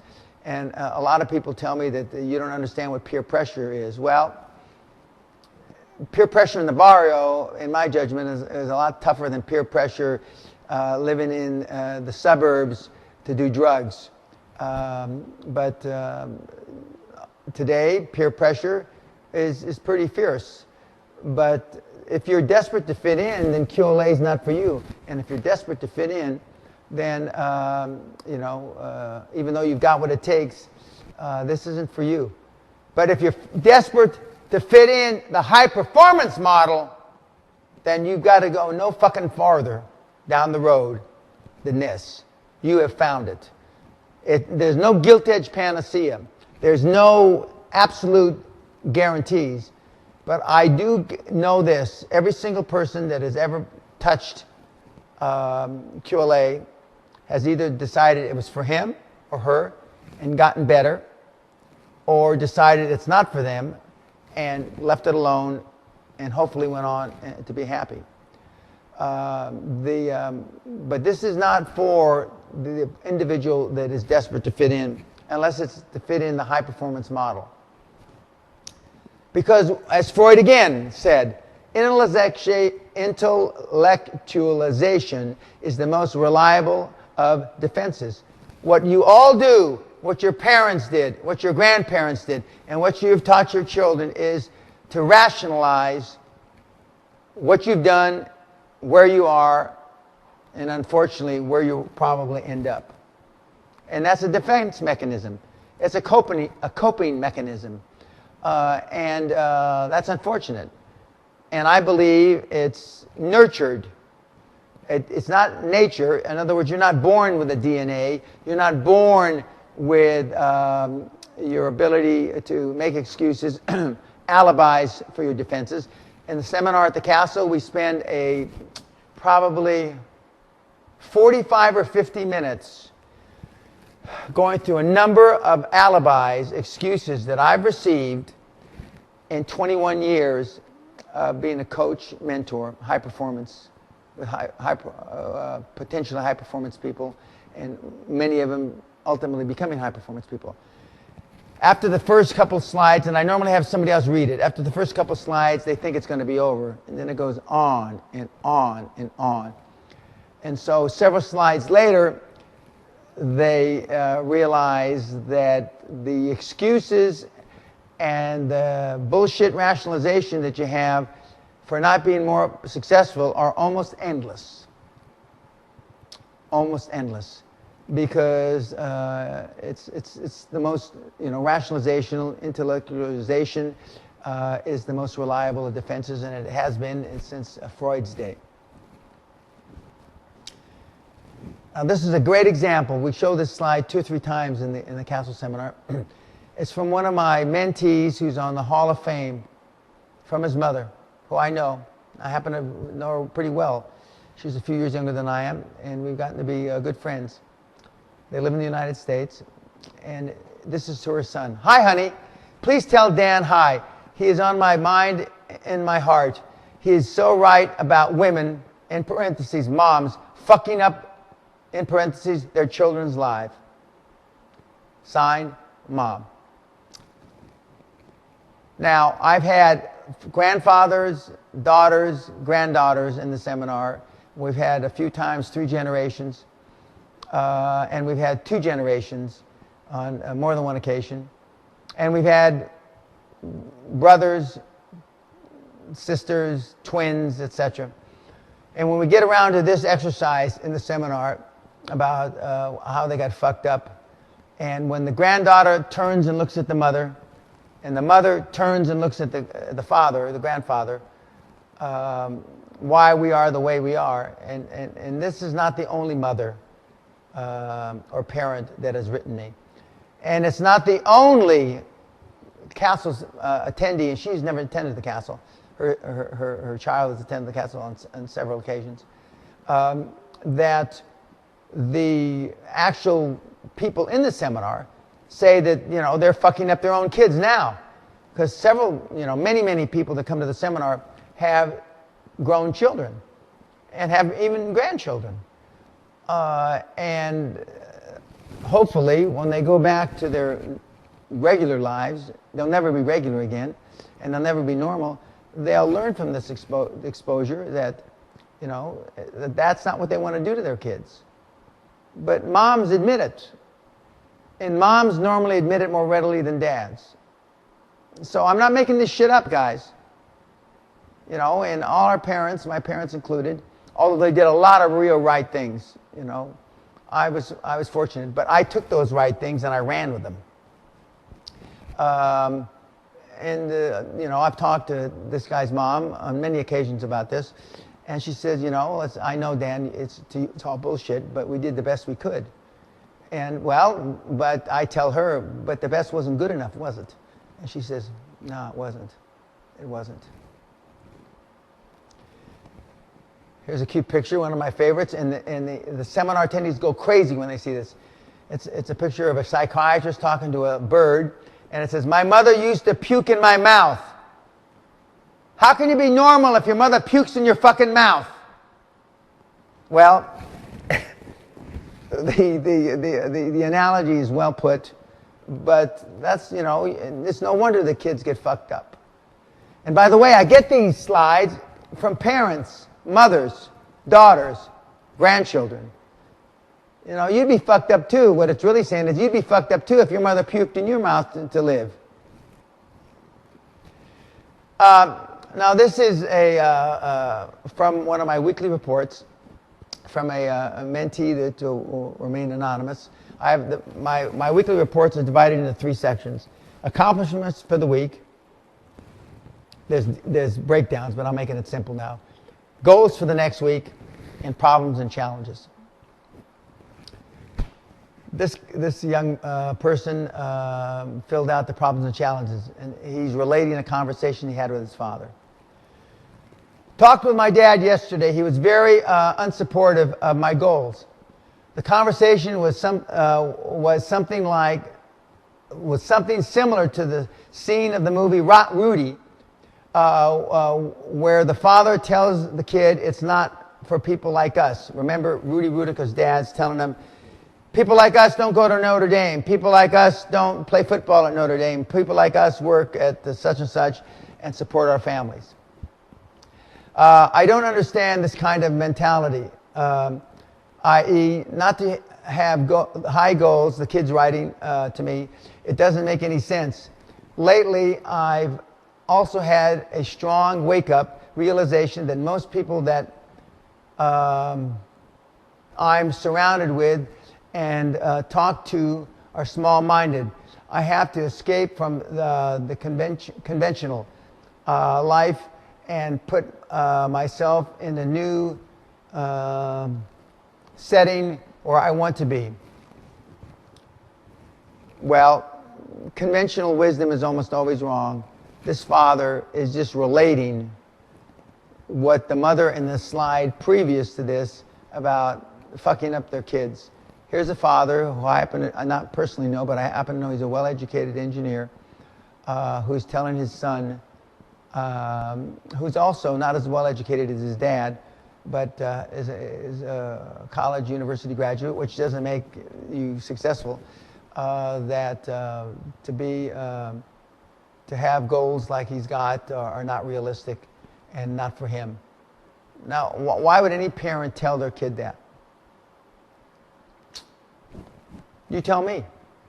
Again, do you have what it takes? This kid does. And he's gone on to do successful things since he wrote me this. This is part of the year-long mentor program. Is it for you? For this kid, it's still for you, and he's fighting against his dad. His mom's more supportive, but his mom doesn't talk to his dad about it, as what occurs in many, many families. So he has what it takes, and he's showing he has what it takes, and is it for him? And he's going against the grain. He's going against his parents. Now, there's a lot more that happens subsequent to this, being disowned, more or less, by his dad. But he wants this kind of success more than anything. So he's making that sacrifice. The question is, are you willing to make that sacrifice? That's the question. Here's a young person that was willing to make the sacrifice, and this was online, in the Mail Online. It's an English newspaper. They only shot a body, but they cannot shoot my dreams. Pakistani girl shot by a Taliban reveals she wants to be prime minister as she misses out on the Nobel Peace Prize. She almost got the Nobel Peace Prize a year or two ago. Well, this is a young woman, who's now, I think, 14 or 15, something like that. Obviously, did she have what it takes? Abso-fucking-lutely. Is it for her? Abso-fucking-lutely. Now, most people that almost got their brains blown out or got part of their face shot away would, many people, I won't say most, would lose resolve. She's obviously made the pay price to action, and now she's under constant death threat. And I wouldn't be surprised at all if she isn't prime minister. But now, sacrifice are costly. Do you have what it takes? Yes. Are you willing to pay the price? Only you can answer that question. And here's a kid that answers the question, and I have to stand up to read this because it's a little far away. It's a kid floating on a balloon, being lifted up, and he's going like this, so fuck you, and it says, everyone just wants to be liked and accepted. The kids on the ground are saying that, except for Tim. Tim doesn't give a shit. Well, I'm one of the few people that that truly, when he says he doesn't give a shit what other people say or think, is telling you the absolute truth. I don't. And I haven't given a shit for a long time, but I've been blessed with high self-esteem for a long time. And in many of my mentees, it started out that gave a shit, don't give a shit now. And that manifests itself in different ways, in how you deal with your family, how you deal with your partners, your spouse, how you deal with your kids, how you deal with your employee.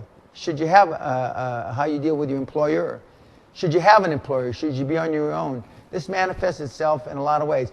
And you don't have to do it this way, fuck you. But if you want to be a high-performance person, if you think that Jobs, Gates, Ted Turner, Donald Trump, Zuckerberg care what you think, you're living in a dream world. They don't. Now, the question you have to ask yourself is, can you make that transition closer to their and my end of the continuum where you care less? If the answer is yes, then this is for you. I'm hoping, I'm praying, I'm wishing that you take action after you hear this podcast. And even more action than just listening to the podcast. And it doesn't mean coming to the Castle Seminar. You know, thankfully, you know, Castle Seminars seem to be fully booked in recent months. But avail yourself of all the opportunities on my website. Avail yourself of the free torrent stuff. Avail yourself of the tests, etc. Of all the YouTube information.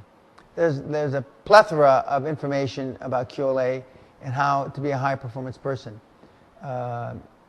Only you can decide. I've already told you, do you have what it takes? And the answer is yes. But do you want this? Is this what you want for you? Are you willing to pay? You know, it depends on whether you're willing to pay the price to action, the sacrifice. Only you can answer that. I can't. Here's a young mentee that wrote me this earlier this year, who's on the Hall of Fame as well. This was written to me. I'll start from the bottom up. I don't know why. I guess this is the way they come on Twitter. December 24th.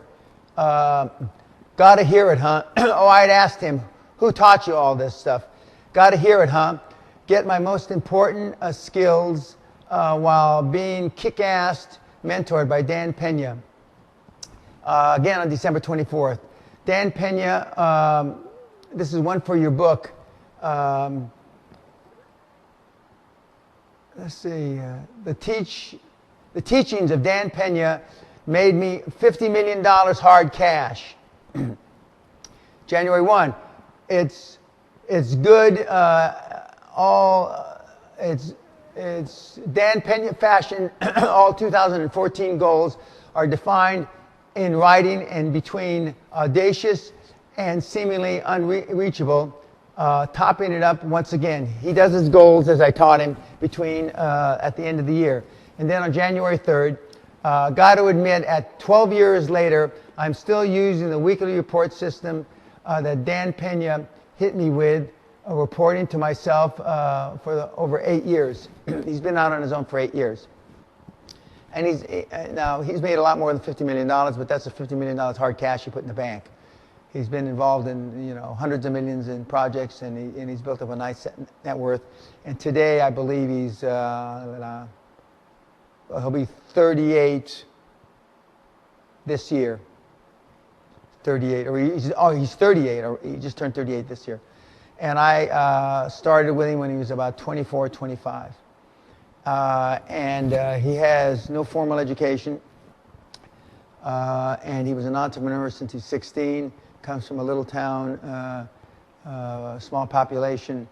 And my advice to him, he had to leave where he was. And not only did he leave the town, the country, he left the continent.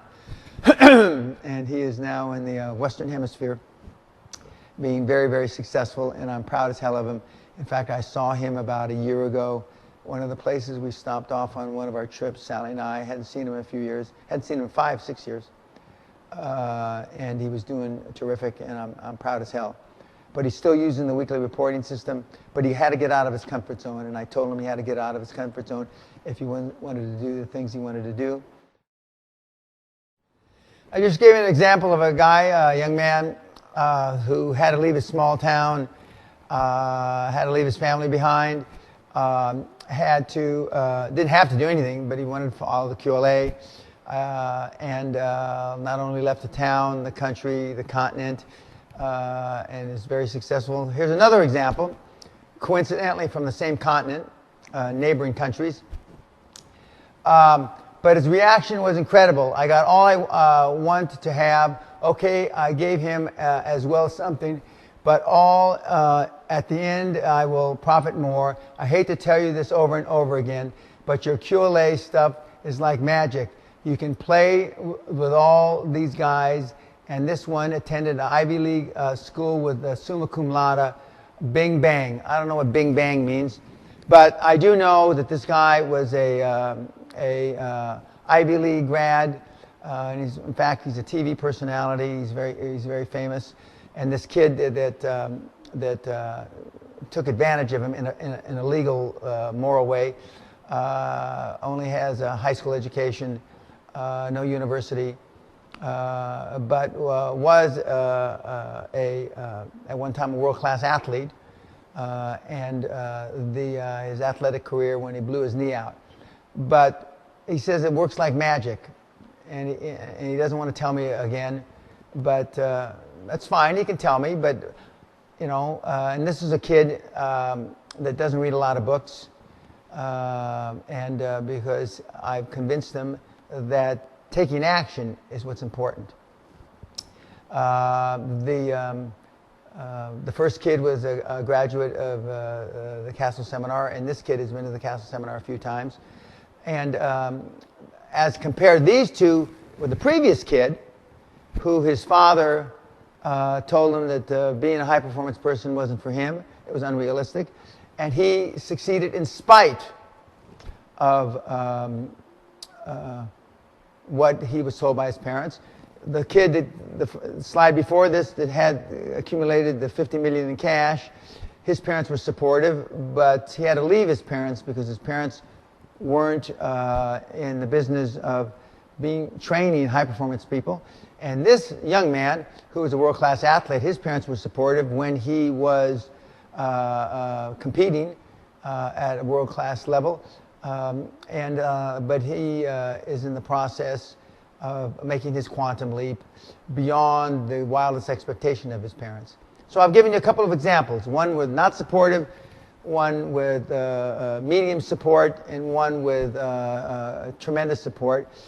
And they've all had relatively the same results in that they busted out of their comfort zone and they're going for the gold, pun intended, for the world-class part. Now, again, do we have it in us? The answer is yes. Are we willing to make the sacrifices? Is this really for me? I'm going to go through a comparison. If you're 10% or 5% of the things, you know, I'm allegedly infamous for, which is called the Dan Pena brand, you'll be highly successful. People often tell me, Dan, I can't talk like you. My communication skills are nowhere near as good as yours. I don't have the charisma you do, etc. Okay. Well, I've developed this over the years, but if you're 5% as good as I am, these are some of the things that you'll be able to accomplish. I've created through my mentees and my devotees since 1993 over $50 billion in equity and value. The story from the barrio to the castle, which is since 1984, I've been in the castle 30 years now, is famous now, and in fact, as we speak, I'm still in discussions reference a reality show and possible release of my book, possibly a documentary, and some other pretty neat things. Because of the dedication I had and the sacrifices that I was willing to make, I was able to create $50 million in revenue my first year in business. This is pre-internet. When I had one employee, a fax machine, a leased fax machine, a phone in the spare bedroom of my house.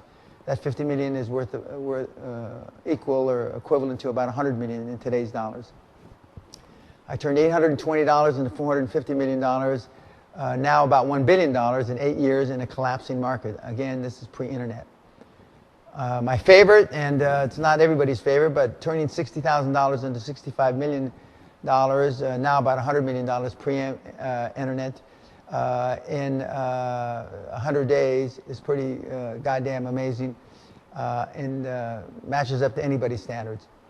I was first to obtain an option to purchase something, not owning it, public on a major stock exchange, which is one of my favorites. And some of the things that I've just listed here is why they call me the financial wizard or the financial magician. I've been a super high performance person in 6 decades.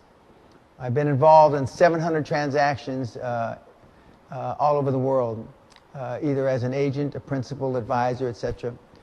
I've done $25 billion in individual deals, not part of the $50 billion I created. So I've been part of those 700 deals were part of the $25 billion. I've got over 20 years extraordinary coaching and mentoring. I've managed mid-managers to CEO of Global 25 companies in 7 years, namely Klaus Kleinfeld. I have the only week-long castle experience in his castle, which is his own home. Not being braggadocious, but although I just gave my Cobra to my son on his 30th birthday, but I've been driving Cobras, Bentleys, Aston Martins, and chauffeured limousines for over 30 years. I haven't been driven around, I should say. I have the only year-long free mentor program.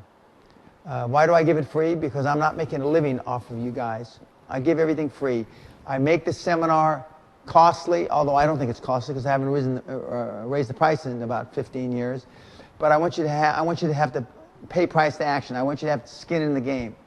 And that's why I invented or initiated the PPP, Pena Payment Plan. I initiated, invented, however you want to call it, QLA, which is Dream Team. Success fees, meaning the lawyers and accountants will come on board for success fees at the culmination of your first transaction. Step-by-step, no money startup system, memorialized in the book, Your First 100 Million. I've mentored people like Mikey the Pizza Boy to be a movie maker in 6 years. I've had thousands of businesses started and CEOs created. I've mentored CEOs, athletes, Olympians, doctors, lawyers, PhDs, specialists, spiritualists, idiots. I've mentored them all. And they're all the same and they can all achieve their goals. Your First 100 Million, the first edition, and the second edition is the only manual that I know, only template, where it takes you from zero to wealth, starting with no money. So again, the things that I've talked about so far on this Dan Pena brand slides, they call me the financial magician, financial wizard. Some of these things, when I write them down on a piece of paper or slides, I'm surprised that I was able to do them, but I know I did them.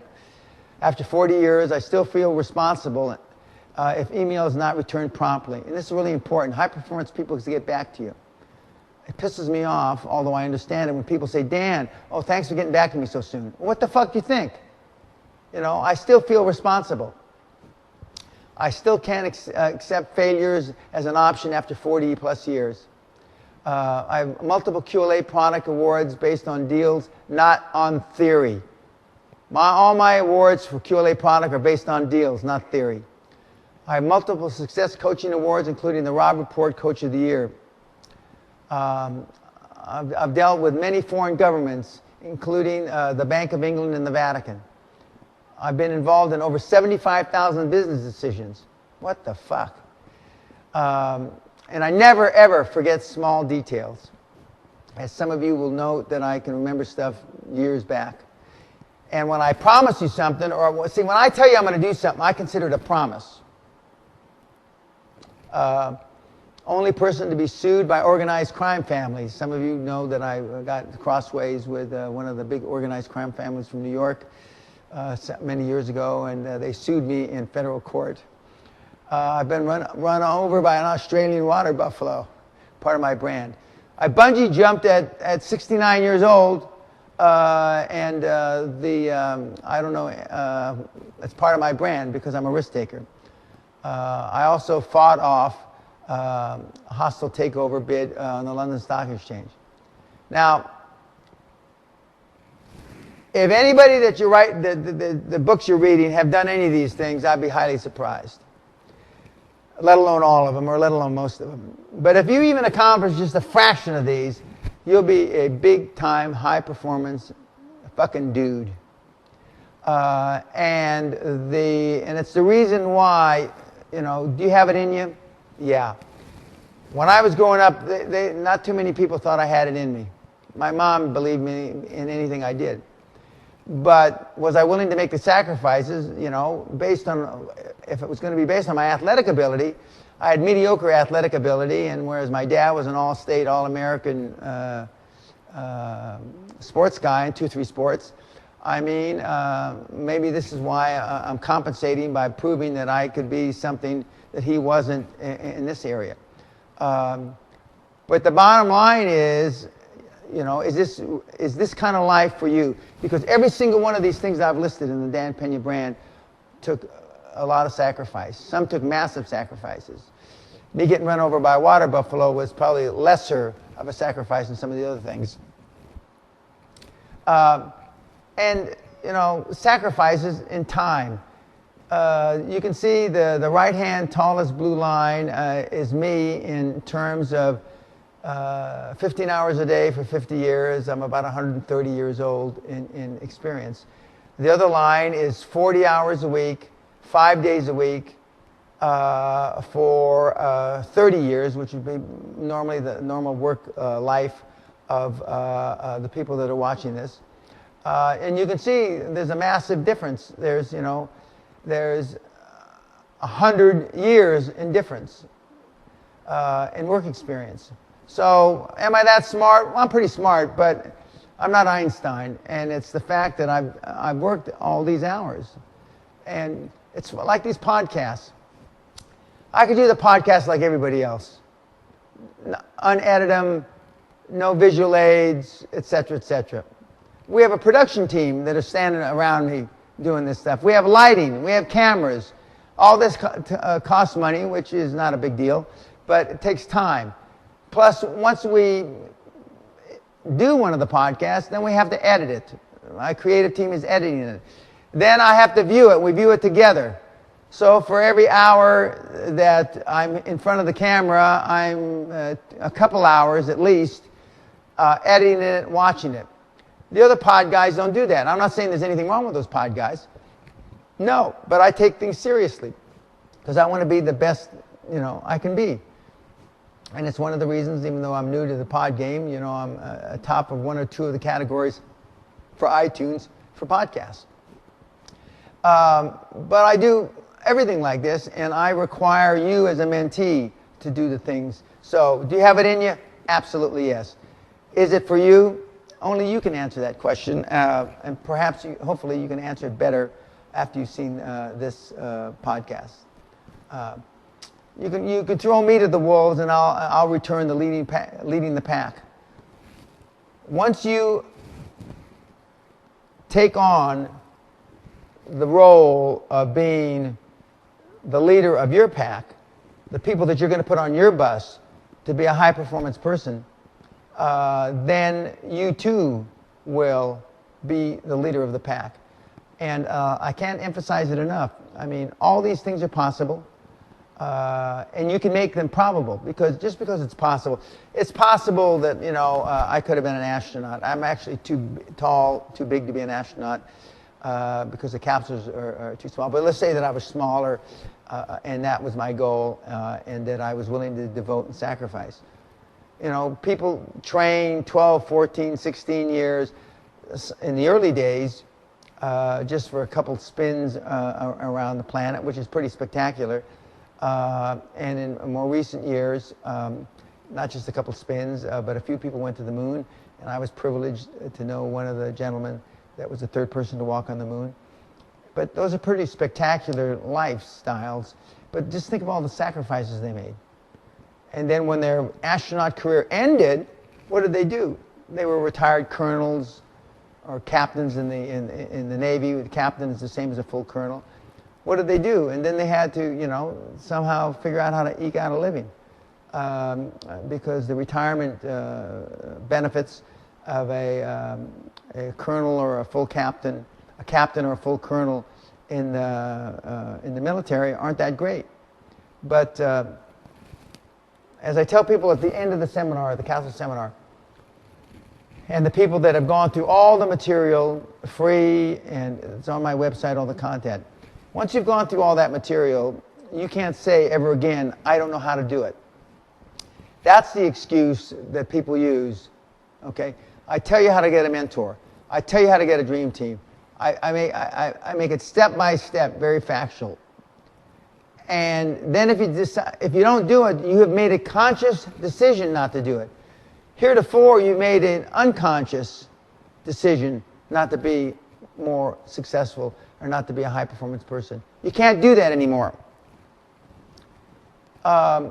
Without fear, there can be no courage. Yeah, sure. Early in my career, I was afraid of some of the things I did. Not too many.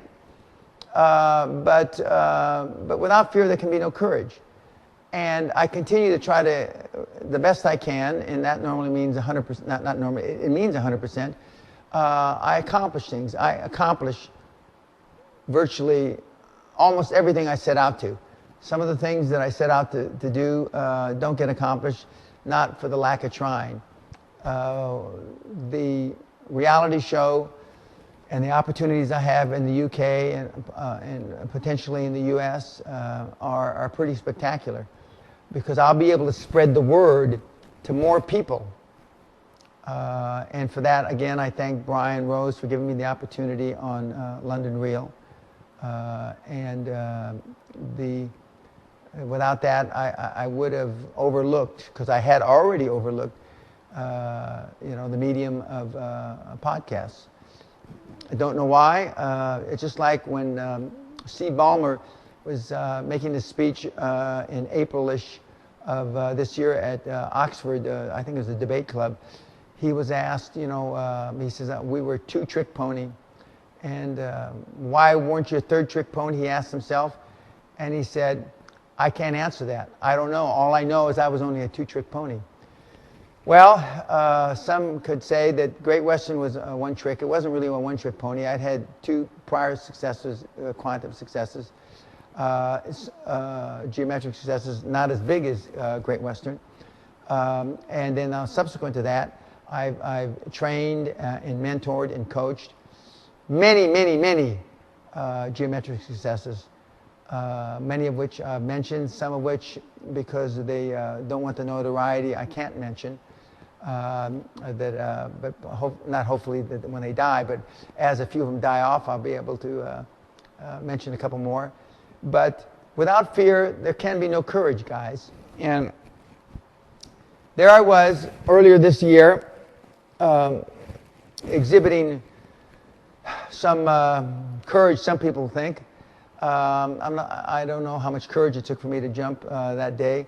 Although I do know there was a bunch of guys standing around, because it was very, very windy, a bunch of guys standing around saying, dude, we're going to jump, dude. Yeah, but I'm waiting for the wind to fucking die down a little bit.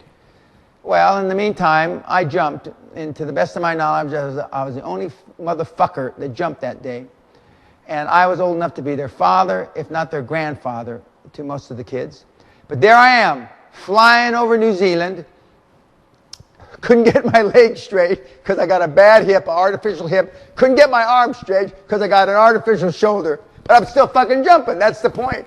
I took action, and I was willing to make the sacrifice. And by the way, when I hit the bottom, it hurt a lot of parts of my body. But I did it anyway. Didn't think about it. Only subsequently did I find out, because I didn't Google it, your retinas can get knocked out at my age, and all kind of shit could have happened. But I didn't think about that. I just took action. And at the time, I didn't think about the metaphor quantum leap.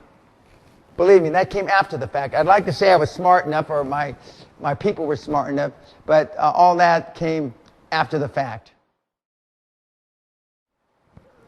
So I took a big risk earlier this year at age almost 69, and I did a bungee jump.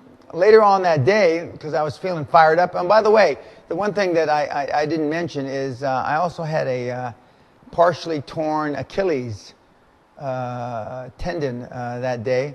Then I was limping, and I had to try to fake the limp when I walked up to the tower. But later on that day, what I did, since I was feeling fired up, I went hang gliding, and you have to climb about 2,000 feet up this mountain to get up. And here I'm climbing up this extra 2,000 feet from where that thing took off, and with a slightly torn Achilles, which killed me. Hurt a lot. I didn't piss and moan about it, but I went up because I've always considered myself, as this new next slide shows, a high performance person. Now, I'm not talking about being in the middle, or the standard deviation from the mean means standard deviations from the mean, the mean mean the middle. I'm talking about being in the top 1/10%. As I alluded to earlier in this podcast, there's about, let's call it 7.5 billion people on the earth. 10% would be 700 million. 1% would be 70 billion.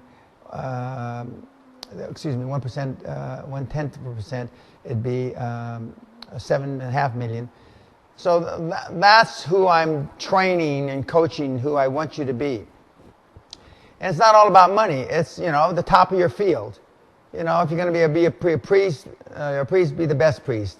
If you're going to be an artist, be the best artist. If you're going to be whatever you're going to be all you can be, as Joe Batten told me many years ago, who was the mentor of Ross Perot and my former business partner, and a good guy, told me, be all you can be, and that was the terminology the phrase he came up with for the United States Army. I think it was back in the 70s or 80s, to recruit guys when they went to a voluntary army.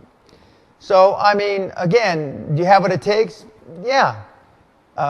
Is this really for you? Do you want to be in that top 1-10%? Because the people that are in the top 1/10% are the world-class people on the planet. Not just the guys like Gates, Jobs, Turner, Trump, but the athletes like Eric Heiden, the guys that are winning all the gold medals, the top skiers in the world. Because they're making huge sacrifices. But the real question is, even if you move towards that end of the continuum, the high performance end of the continuum, you're better in your life. As I said earlier in this podcast, your mother gets dementia, your kid, needs braces, etc., etc. All that stuff costs money. You don't buy that stuff with Zen. So you're better in your life even if you don't get to that 1/10%. But I believe in bodacious goals. And there's no reason on this planet why you can't aspire to be in the top 7.5 million people in whatever you do. There's certainly not 7.5 million billionaires. I think there's about 1,500 now. And in the United States, they talk about being in the top 2%. You're making, top 1%, you're making about $400,000 a year. Well, to somebody that's making 50 or 60 or 80, 400 sounds like a lot. But it's really not that much. And believe me, you learn how to spend $400,000 once you make $400,000. I remember the month that I first made $10,000 to come to Dan Pena. I remember it like it was yesterday. It was October 1974. I made 10 grand that month. I remember the first month I made 30 grand. I remember the first month I made 50 grand. And obviously I remember the 100 days that I made 60 million, which is 100 million today, or 65 million, which is 100 million today, out of $60,000. I remember those benchmarks in my life. I also remember working for $1 an hour, picking weeds on a big estate in the San Fernando Valley when I was about the same time as that lion picture. I also remember the first month I worked in the summer of '61, when I was 16 years old. I saw the pay stubs. because I had some questions of the Social Security when I turned 65. So I saw this a few years ago. I made $241 in the month of August.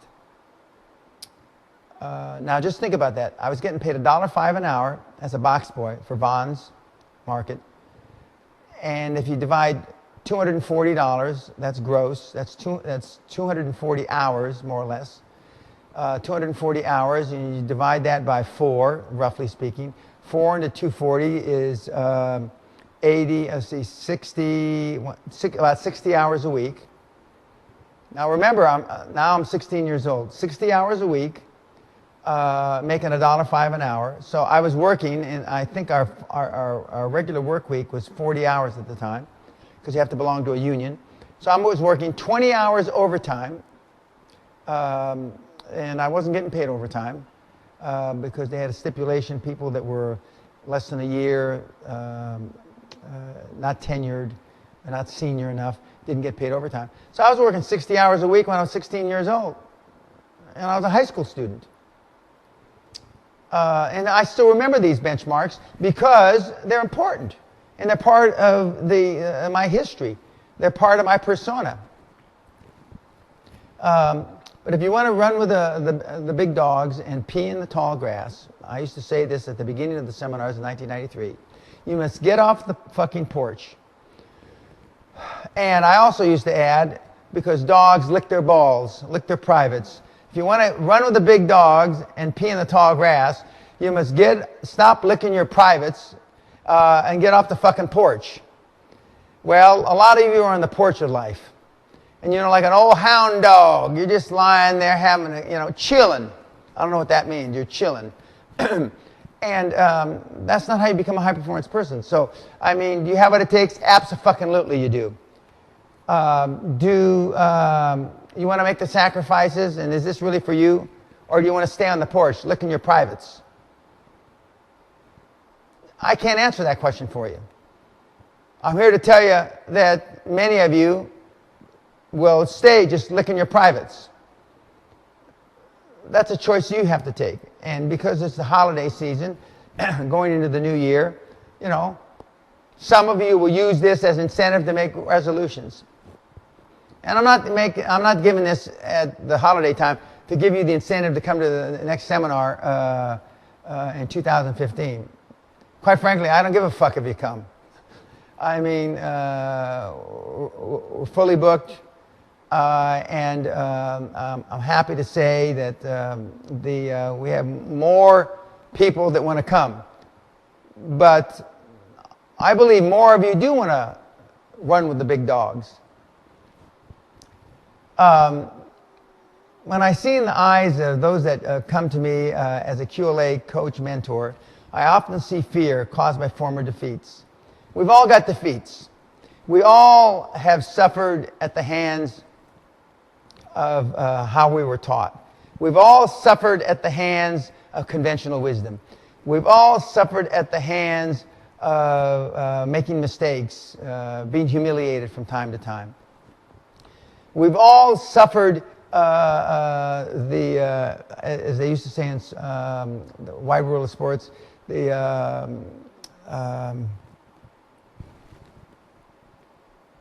agony of defeat. Now, in spite of all that shit, you can, if you want it bad enough, go to the next level and the next level and the next level and the next level. But it's up to you. But when I subsequently see the look on their faces, these are the kids that come to me, after their first success in building their dream team, by finding a mentor or getting lawyers and accountant firms to accept their projects, which are their dreams, on a success fee basis, and or creating deal flow, I know why I'm a coach. I know why I'm doing this. I know why I didn't go off to Vietnam and die. I know why I came back and went to school, university, after flunking out 3 times. I know why I'm fortunate that my parents had the foresight to train me, teach me as a young kid as I did, and that was serendipity as far as on my part. I know why I got thrown out of Great Western Resources on January, I believe, the 7th, 1992. Excuse me, 1982. No, 1992. I was right the first time. Just a few days after my first son was born. I know why. I was leaning towards this destiny to help you kids across the goal line and create minimum so far $50 billion in equity and value. Remember, victory belongs to those who believe it the longest and the most. 21 years ago when I started QLA, they laughed at me. They ridiculed me. Some of the big guys, some of which are still alive, Gary Halbert's passed on, God rest his soul, but most of the big guys that told me, why am I doing this? When we grow up, we want to be just like you. I was already living in a castle, already had Rolls Royces, etc. Why, Dan? Why do you want to waste your time? Especially because the wannabes, Dan, a lot of the guys at that time couldn't look you in the eye because they knew the chances of you succeeding are so fucking slim that even they had guilt taking your fucking money. Well, in spite of all that, first of all, I was naive in those days. I didn't really believe it. I thought they were telling me that shit to keep me out of the business because they were afraid of the competition. Boy, was I fucking wrong. Virtually everything they said about that was true. Because, you've been inundated so much with the wrong information. And then in many cases, of course, a lot of the coaching, success, and personal development guys have come around and are giving you good stuff. But are they giving you stuff to build a business? Are they giving you stuff to start a business from scratch? Are they giving you stuff to get accountants and lawyers to accept your dreams on success fee basis? Are they giving you stuff how to get a mentor? Well, some are on the mentor part. Are they giving you stuff how to build a dream team? Are they giving you stuff how to close a deal? Are they giving you stuff how to finance the deal? I just recently did a podcast on how do you get the fucking money? Well, are they giving you that? Well, the answer is no, no, no, no, no, no. And except for the mentor, some of them do. No, no. Victory belongs to those who believe it the longest and the most. I believed in this system working because I saw it work for me. And at the time, I saw nothing special about me. Okay? There's still nothing that's really special about me other than my accomplishments. Being raised by a policeman, a housewife, getting thrown out of school, doing a lot of bad things as a teenager, going off volunteering for the draft at the height of the Vietnam War weren't acts of the most intelligent kid that you were ever going to meet at 20 years old when I did it. But from that day, I've said many, many times, the only high performance thing I had done up until that time was graduating from Officers Candidate School, Infantry Officer Candidate School, Fort Benning, Georgia, in July 1967. Long, long time ago. But that was my first high performance act. Many of you have never had a high performance act. Now, some of you have lettered in football, baseball, in high school and college. That's more than I could do because I had mediocre skill sets vis-a-vis athletics. Some of you graduated with honors. Some of you graduated with honors from top-notch schools around the world. That certainly wasn't me. But it's what you do. It's not what happens to you in life. It's how you react to what happens to you in life. But time is vicious when you take it for granted. Many of you have taken your lives for granted. You've been told, oh yeah, you're young, you got all your life to do all this stuff. I tell you just the opposite. I tell you, you're young and you're going to be middle-aged soon, and unless you get off your dead fucking ass and you get off the fucking porch, stop licking your balls in privates, you're going to be in the same spot 5, 10, 15, 20 years from now. And that's why I get people at the seminar that are in their mid-40s, late 40s, early 50s, and older. Time is vicious when you take it for granted. Money you can always remake. time you can't get back. I realize I'm running out of runway. But as I said at the beginning of this seminar, this podcast, people say, you look terrific, Dan. You sound terrific. You're still lucid. Well, shit, I don't know what they think. They think there's going to be saliva running down my face. I'm going to be, stumbling along for words. But I make a lot of sacrifices to look this good. I make a lot of sacrifices to sound this good in front of a camera. I make a lot of sacrifices. I eat well. I exercise like a crazy man. And my wife is very supportive because she looks terrific like a movie star, for those of you that have seen her. And but she eats what I eat because she wants to be supportive. And she is supportive, as perhaps some of your partners, spouses are, but some of them are not. You know, I've gotten letters from wives of mentees. Leave my son alone. I've gotten them from parents too. Leave my son alone. Leave my husband alone. You're nothing but a cult leader. Okay? So I'm ferociously focused on that you're going to run out of time. And even though a year seems like a long time to mentor you if you come to the castle, it's really not enough time. But it's enough time to get you started if you're serious. Again, you're all capable of it, but are you willing to make the sacrifice?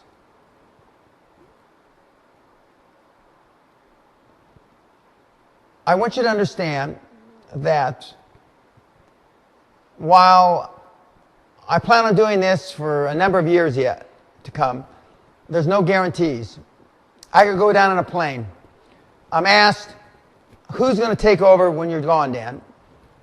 Right now, there's nobody standing off in the wings. My kids aren't interested in this. They've got their own lives, and I don't blame them. I'm a tough act to follow. And for those of you that have ever seen me speak, you know that when I come up after you, that's okay. But when you come up after me, I'm a tough act to follow. And so I don't blame that on anybody. But anybody that would take the baton, depending on where you are in the world, from me would be looked upon strangely. But I plan and I will leave a legacy through my podcast, through my product that's on torrent, through all the product that's on my website. More than enough material for the world to grasp for the next 100 years. And with a little bit of luck and me driving it like a crazy man, my showbiz career vis-a-vis my reality show that is still in progress, and my perhaps re-releasing of my book, and a few other things, I'll leave enough materials to last more than 100 years, 1,000 years. There's still stuff being read that was written before Christ was born, and I expect that they'll be reading my stuff at least 2,000 years from now. God bless. Peace.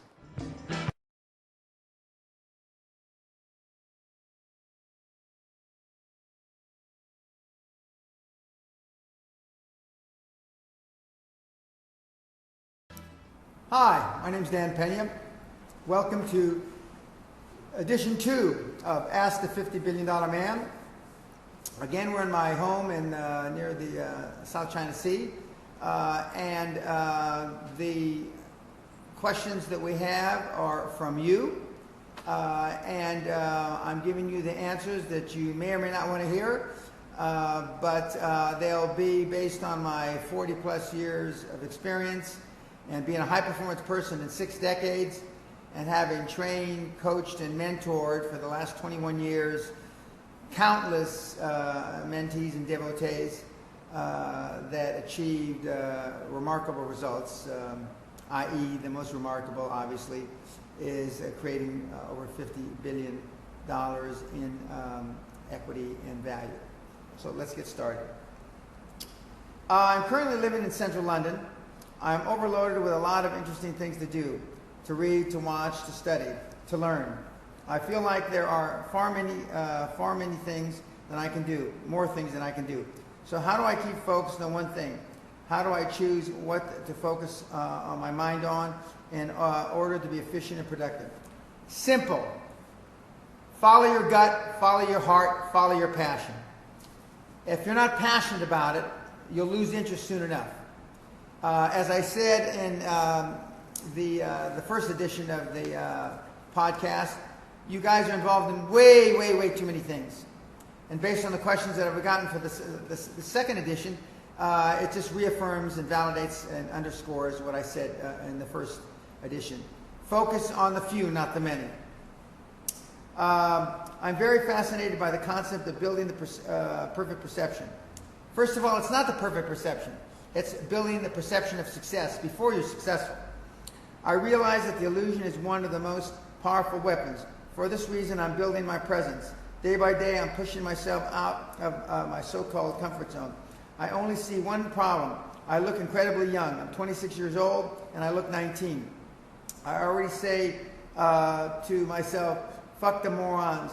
But at the same time, I wish to look more powerful in the moment when I'm entering a room. I don't want to earn their respect. I want people to wish they really have to push themselves in order to earn my respect. What can I do, Mr. Pena? That's pretty simple. Now, I know it's hard for you guys to believe, but I once looked young. I originally grew a mustache and a beard, because I used to have a full beard in my 30s because I looked so young. Of course, now I'm white, and I look, I don't know if I look 70, almost 70, which I am. But the bottom line is I always dressed like this. Before I discovered the three-piece suit and the pocket watch, etc., I always dressed more mature. And as I said on London Real, I dressed British and I thought Yiddish. And that's a compliment both to the British and to the Jewish people. You can still look good and be young. I've told my mentees, and a lot of my mentees, when we start, have long hair. They wear designer clothes, skin-tight jeans and suits. They don't wear suits and ties, and they look even younger. I'm here to tell you, while you might not be able to get a three-piece suit, although a lot of my mentees have three-piece suits, dress up. You look older when you wear a suit and a tie. And ladies, whatever the equivalent of a suit and a tie, and you look older.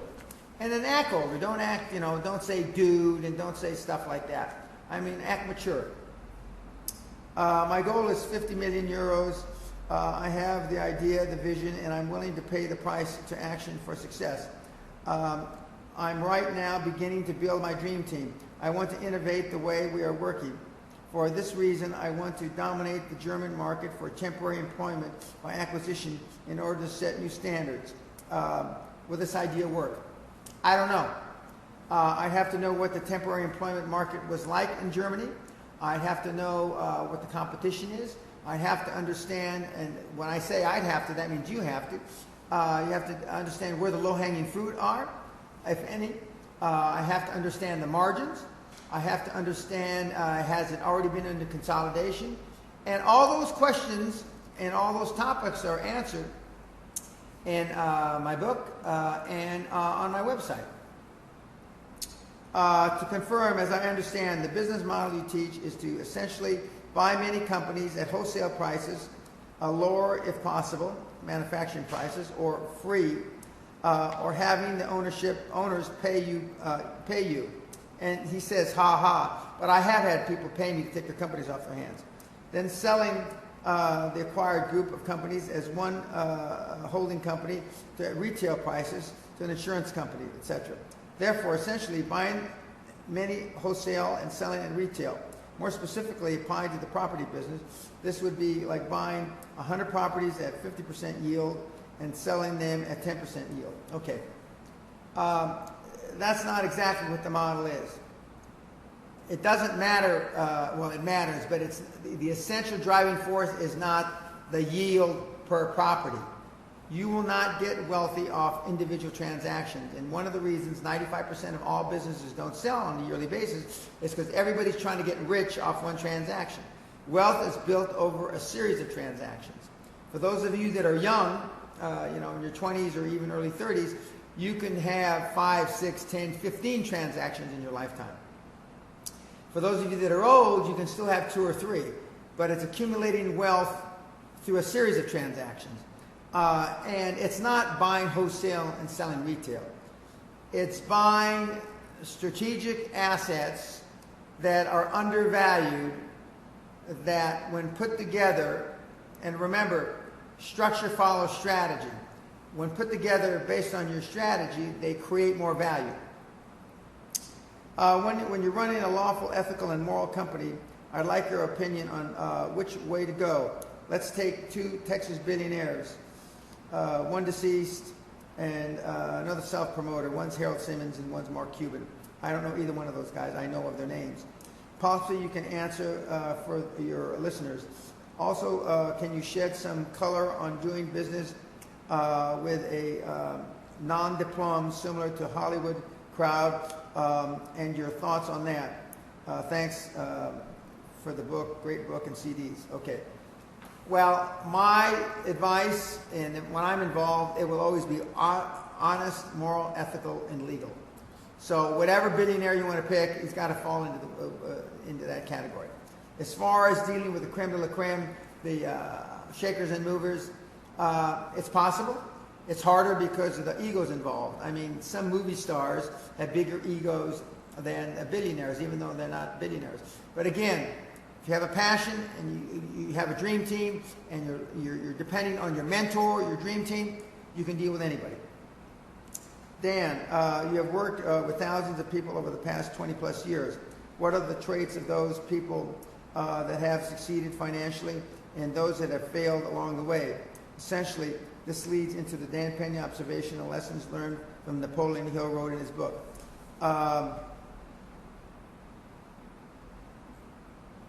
It's different for all people, guys. I've seen people that have certain personality quirks, if you will, that have succeeded geometrically, and I've seen other people with the same traits that have failed. It depends on the amount of passion, it depends on the amount of focus. But it gets back to the most successful people focus on the few, not the many. The few, not the many. Napoleon Hill said it in different words, but he says, put all your energy and capital on one thing and lead in that one thing. Regarding consolidating an industry, Wayne Huizenga's strategy involved trading shares in the buying entity and the selling entity and keeping management in place. Do you think this is better than using leverage acquisitions? Why? That was Wayne's not comfort zone, but that was his model. He kept management in place. He also compensated them very well. Not everybody does that. One of the biggest lies in business is when they say it's our intention not to reduce staff, et cetera, et cetera. The magic word, the operative word is intention. As soon as they say intention, that means that they're going to do just the opposite. It depends on your own management style, and it also depends on your own strategy.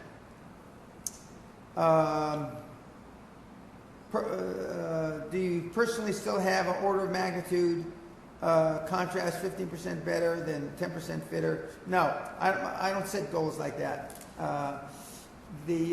I always want to be the best I can, and I always want to do things as fast as humanly possible. And I've been that way a long time.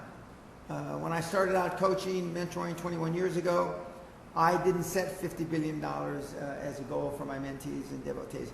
I just knew that I wanted to keep refining, morphing, pivoting the QLA model until it was the best on the planet.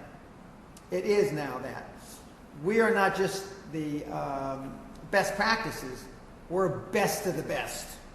I mean, there's no comparison. Nobody can even remotely compares to the numbers we produced. And the reason why nobody keeps track of the numbers is because nobody's really produced any. With the wide availability of information related to the stock market across the world, do you think it is still possible to have different levels of interest for the same industry across the different geographies? I'm not sure I understand that fully, but I wouldn't be too involved. The QLA is not about picking stocks.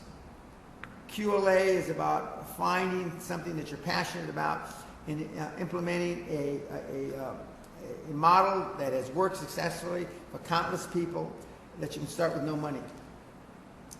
How do you exactly determine the other's comfort zone? By pushing buttons.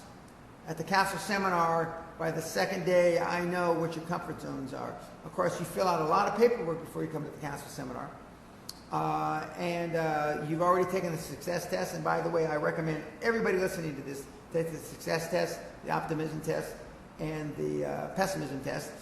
And our historical records show that it's got about 95% probability of indicating whether you're going to be super successful or not. But by the time you get there, I know probably more about your business than you do. And then after the first day or two, me pushing buttons in the seminar, and I restructure every seminar based on all the paperwork you fill out, because we have about 1,400 PowerPoint slides, and I change about 20% of them for every seminar based on the the new audiences that I have present at that time. For asset lenders, what have you seen as an average ratio of loan to assets typically required? I haven't seen just asset lending. Normally, it's a combination of asset lending and cash flow lending, and they normally want a tertiary method of repayment, which is normally your guarantee or your house or your building or anything else you own. I think most people overestimate what they think they will net from a deal. Boy, is that true. What overall transaction value or company revenue, roughly, would be sufficient to net $10 million and to net $100 million? Would you multiply by 10? Excuse me. Or is it not linear? In other words, how do we know what size deals we must be looking at to achieve our income goals? First of all, I don't want you to have income goals. Income goals are not what QLA is all about.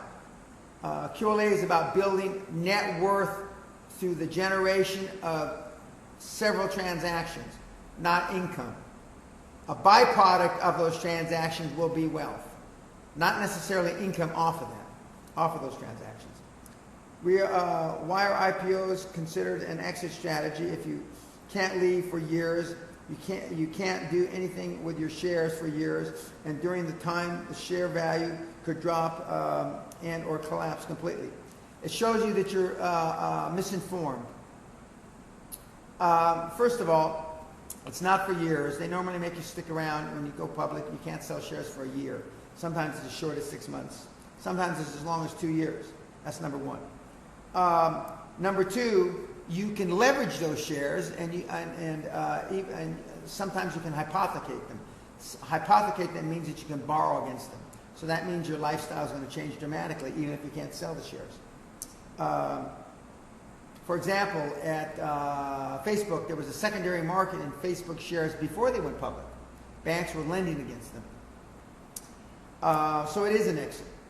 Entrepreneurs are often taught that rather than reinventing the wheel or trying to invent the next Facebook, instead just sell what people are ready to buy. To that end, with QLA, where our product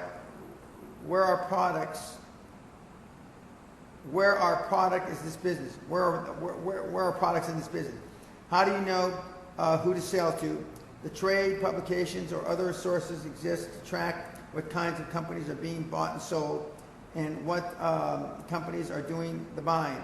What kind of companies or entities buy companies? All kinds of entities buy companies. But I would, as I told you before, telecommunication, which is the internet, and healthcare are the two of the hottest industries. And they have indices on the internet, what's hot, the most leading industries for sales, mergers and acquisition. All those numbers are available now. Quite easy. 15, 20 years ago, you couldn't get that information on the internet. Besides vertical or lateral growth, in your experience, for what primary reason do companies or entities buy companies? For income, for tax purposes, other. Most companies acquire other companies for top-line growth, meaning revenue. most companies are not buying companies to accumulate assets. They're looking for top-line growth, which will translate into bottom-line growth or after-tax growth. Very seldom do people buy companies for just tax purposes. That's a loser's game. Mr. Pena, what do you think the impact of fracking in the worldwide at large? I added this question as a doofus question. It doesn't matter. Unless you're in the oil and gas business, it doesn't matter. And this guy, I happen to know, is not in the oil and gas business.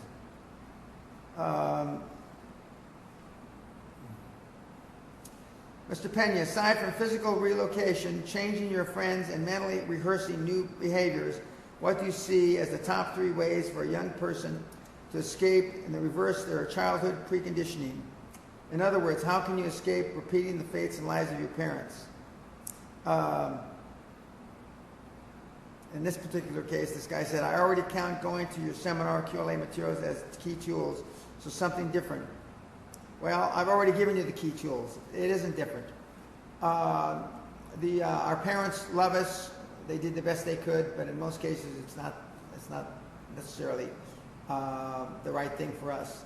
I talk in great detail in the $50 billion ebook why I left the Los Angeles area to go to Europe, to put myself outside my comfort zone, to get a new environment, and I wound up in the UK. Because even though we had high-performance people in my family, they were all, nothing wrong with us, teachers, policemen, firemen, etc., but we had no real business entrepreneurs.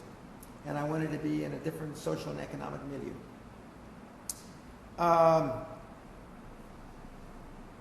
Mr. Pena, do you still find it to hold true that the relationship and chemistry continue to be the most important factors in doing business than the right background and qualifications? Yeah. I didn't go to an Ivy League school. I went to a good school at the State University in California. But I certainly didn't go to one of the premier schools. And I've always considered myself a wealthy guy, even before I had any money, because of my gift for communications and my gift to get along with people. So chemistry is important, and chemistry will trump education qualifications every time. In some countries, like in the UK, qualifications and what your last name is can hold a bearing. How would you practically take advantage of this? What character or personality traits can you demonstrate to make yourself more attractive to a business partner? Well, how you look. You only have one time to make a first impression. Come dressed. Remember, dress British and think Yiddish. Be prepared. Be overly prepared. In fact, you can never be overly prepared. I mean, no matter what you do. Okay.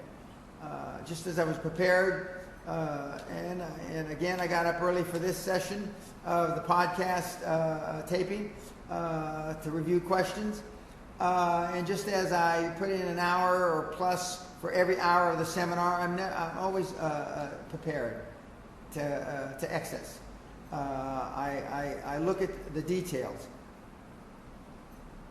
What in the pecking order when competing for an acquisition? Okay, who gets paid first, second, and last? There is no pecking order. The seller gets paid first. Now, he only may get a portion of it because you're paying him a salami technique. You're paying him a portion now, a portion in a year or two, and a portion later. But the seller always gets paid first. Your accountants should be on a success fee basis, so they're going to be getting paid out of your proceeds. His accountants and lawyers are normally going to get paid out of the seller's proceeds. Your acquisition team is going to be paid out of your proceeds. Your board of directors is going to be paid out of your proceeds. And I suggest in hard times or good times, you always pay bonuses. In what order should people get paid when it comes to bonuses? There is no order. It's the best, get the most, but I'm willing to eat last if I eat most. That kind of rhymes. I didn't realize that. So that means that I get paid last as normally the largest shareholder in the transaction. but I don't mind that. And sometimes on a transaction, I don't get paid at all because I want to make sure everybody else gets paid. In general, important factor in M&A or doing business is selecting the right financial partners. For example, investors or banks that will stay on with you during your entire length of the project, and especially in the ups and downs of success. Mr. Pena, what are some screening questions, things to look out for, or general things to keep in mind when selecting the right financial partner? Okay. First of all, guys, your first deal, it's almost like you want any partner. As long as it's not drug money, it's not money laundering, you want anybody to finance your doofus deal. So don't be so selective. After you've done a series of transactions, then you can be more selective. So you want somebody that likes you, that likes your deal, but more importantly, they're going to like your passion. I've heard so many times, and some of the young mentees that I have, they say, I like your energy. You remind me of me 20, 30 years ago. That's what you want them to say.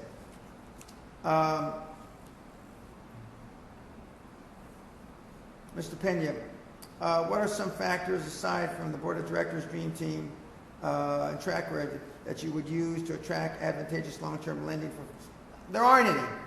Those are the transactions. Those are the elements of getting somebody to finance your deal. Dream team, track record that you acquire from the dream team. That's what the system's all about.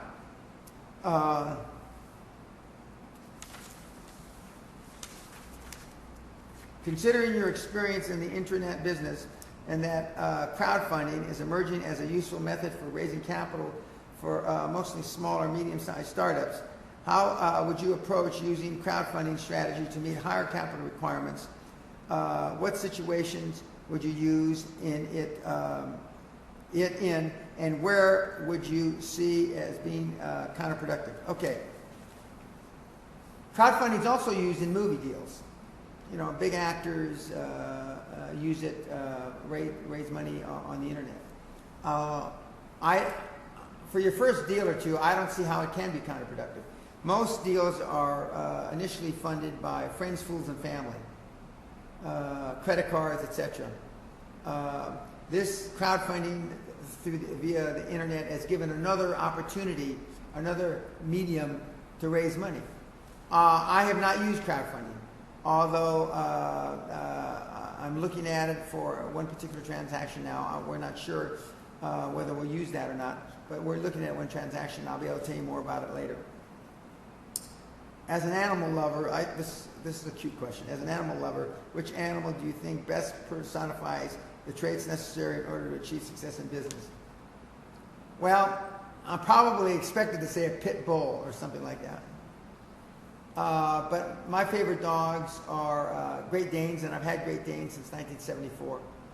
I currently have one Great Dane left, but I also have a boxer, and I've had a number of other dogs, but I like Great Danes because their size, perception is reality. But I like gentle Great Danes, and normally Great Danes are very gentle. But a pit bull is what I think you're getting at.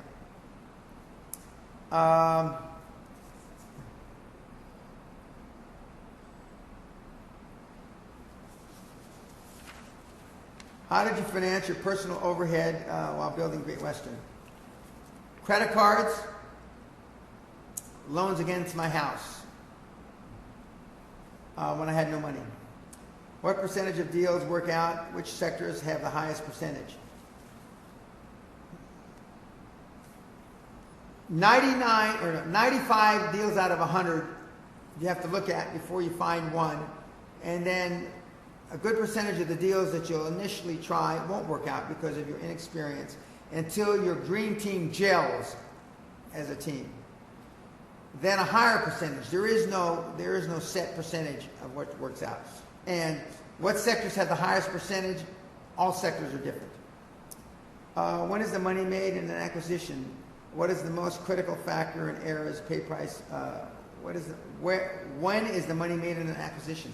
The money made in an acquisition is at exit. The initial money in an acquisition is made if you can overfinance it. What was the most common feature of your greatest success? Market size, market type, exit vehicle type. Well, I've got a number of great, big successes, but I'd have to say that the healthcare, oil and gas business early on in my career, internet. What were the main milestones in the corporate ascendance of Klaus Kleinfeld? Well, this is public record. I met Klaus Kleinfeld in 97, 98. He came to me as a middle manager with Siemens, the 20th or so largest company in the world at the time. And 7 years later, through my mentorship and with my guidance, he became CEO. He went from a middle manager to running a big healthcare division, as I recall. Then he went from there to being chief operating officer of Siemens USA. Then he went to being chief executive of Siemens USA. Then he went to being on the corporate executive board about the same time. And European companies have a supervisory board, and then underneath that, a corporate executive board where the leading division heads and CEO are. And from the corporate executive board, he was appointed in January, February 2005 as chief executive. Klaus is my greatest corporate success story. And at the same time, he grew Siemens substantially. Siemens at that time had about $100 billion in revenue and about 400,000 employees. What was the...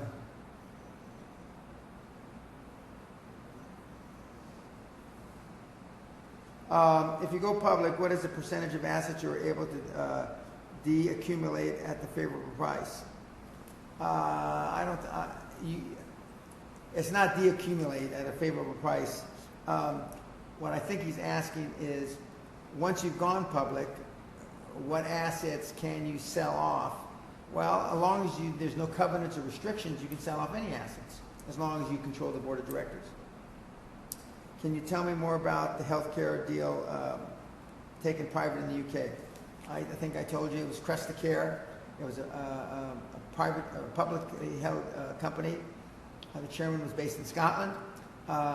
We bought the public shares out and we merged it with another company. I believe it was called Four Seasons. And we added new debt and equity. It was a private company. Alchemy was the main private equity provider. And it was a very good transaction. Why pull out money for a deal when you are personally guaranteeing it anyway? You pull out money in a transaction during good times and bad times, even though you're guaranteeing it, because you don't want to go be at the end of a life cycle and have not made any money. And there's nothing illegal with it. Again, 95% of the companies that are for sale worldwide don't sell because everybody's trying to ask for too much money because they haven't pulled any money out during the lifetime or the life cycle. What document did, let's see. You said the Icelandic companies were over-leveraged, and I was invited by the Icelandic government to look at 5 or 6 companies about 2000, 2001. How did I know they were over-leveraged? A simple analysis of the balance sheet. You know, they had way too much debt vis-a-vis their assets, and their debt service was pretty huge. And so if there was any change in the economy, any major change in interest rates, they were going to be in trouble.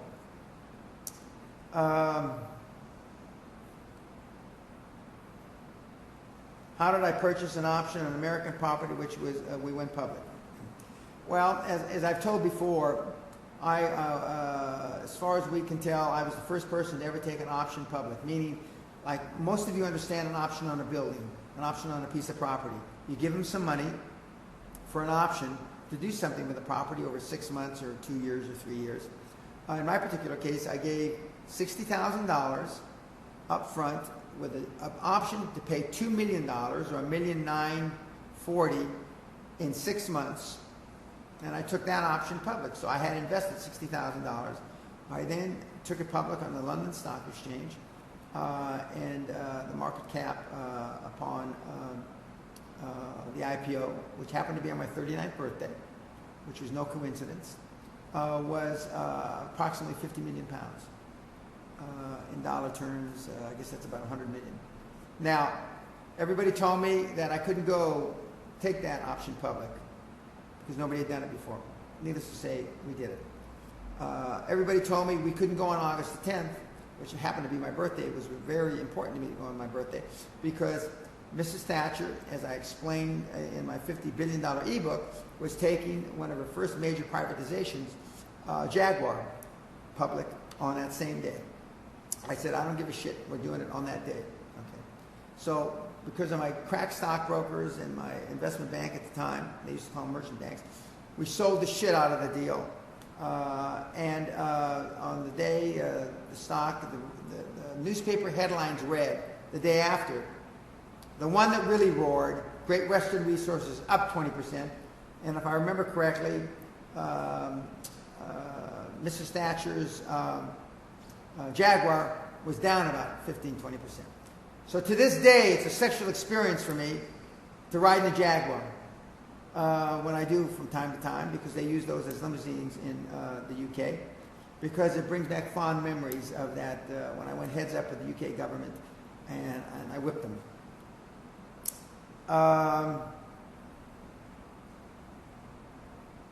What did your 100-hour work week look like at GWRI, Great Western Resources?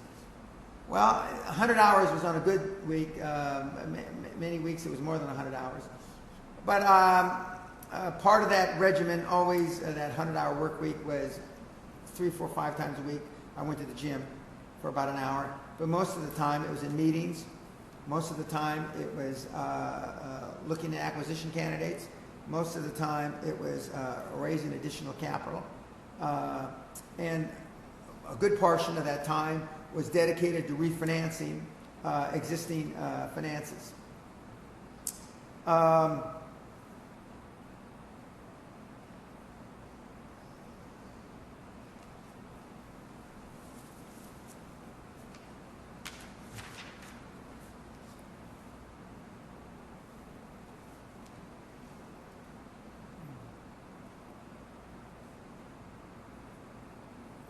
It would be great, I smile when I say this because it would be great if Mr. Pena could give some coaching on how to raise 10,000 pounds of disposable cash that would give to me to come to the seminar. That's not what this is all about. You know, I can only take 10, 12, 13 people per seminar. I only give 2 or 3 seminars a year. This year I'll give 3. I might give a 4th. We'll see. Although August seminar is pretty much sold out, when all the money should be in the next few days. But all the material to be successful is in the book. All the material you need to be successful you can get from the free material on my website and on torrent. I highly recommend you do that. I'm not suggesting that you go out and spend 10,000 pounds. For those of you that don't live in Europe, I mean, you got to get there and get back. So, I mean, it's an expensive venture. And the reason why I make it so expensive is I want you to pay the price to action. As I've told before, and I've written an e-book and in newsletters, I used to give the seminar away for free in the 90s. I used to fill big auditoriums, 5, 6, 7, 800 people. I got free public service awards for doing that, but my results were pretty crap. Although they were pretty good for the industry, they were shit for me. So I realized when people get something for nothing. Now, you may ask, well, Dan, you're giving the material away for nothing. Well, since most people can't afford, and I only want to deal now in my latter years, as I'm running out of runway, with the people that are really dedicated, the people that really want to be high-performance people. You know, we have the PPP, we have the Pena payment plan now to correspond with the tough financial times. We have a student plan. We only allow 4 students per seminar, and the 2 students have to share 2 rooms. They have 2 beds in each room, and they have a reduced price for students. And we have the payment plan for people that, you know, where you have to pay for a year. You pay 25% down, and then you pay for a year. But you got plenty. We have devotees and that have made a lot of money that never came to the seminar, the castle. Now, some of them came to the old seminars that I used to give out on the worldwide basis, but the results from the castle are much greater. So you don't need this. So I decided 4 years ago that the last few years that I'm going to do this, I want to deal with the best of the best, or at least the people that are willing to pay the price and sacrifice. Not so much in money, because I mean it's a pain in the ass for me to beat on you for a year. At the end of that year, you're successful.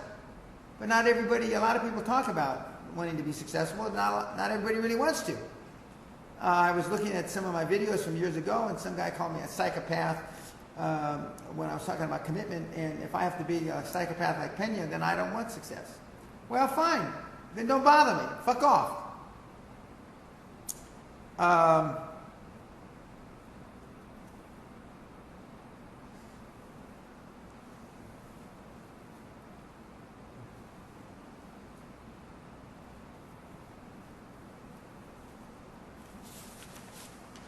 I'm not reading the questions that have asked me about hallucinogenic drugs, but I put them there. They're fairly amusing. That they seem to think that, as I might have mentioned in session 1, that it's a mind-blowing experience, and it allows you to overcome your fears, and it allows you to be high on life. Well, as I'm sure I said in the first podcast, I've been on high on life since I'm 21 years old. I don't need something to, hallucinogenic to alter my mind. But for those of you that want to do that, and for those of you that feel comfortable with that, God bless you. Buddha bless you, and Allah bless you.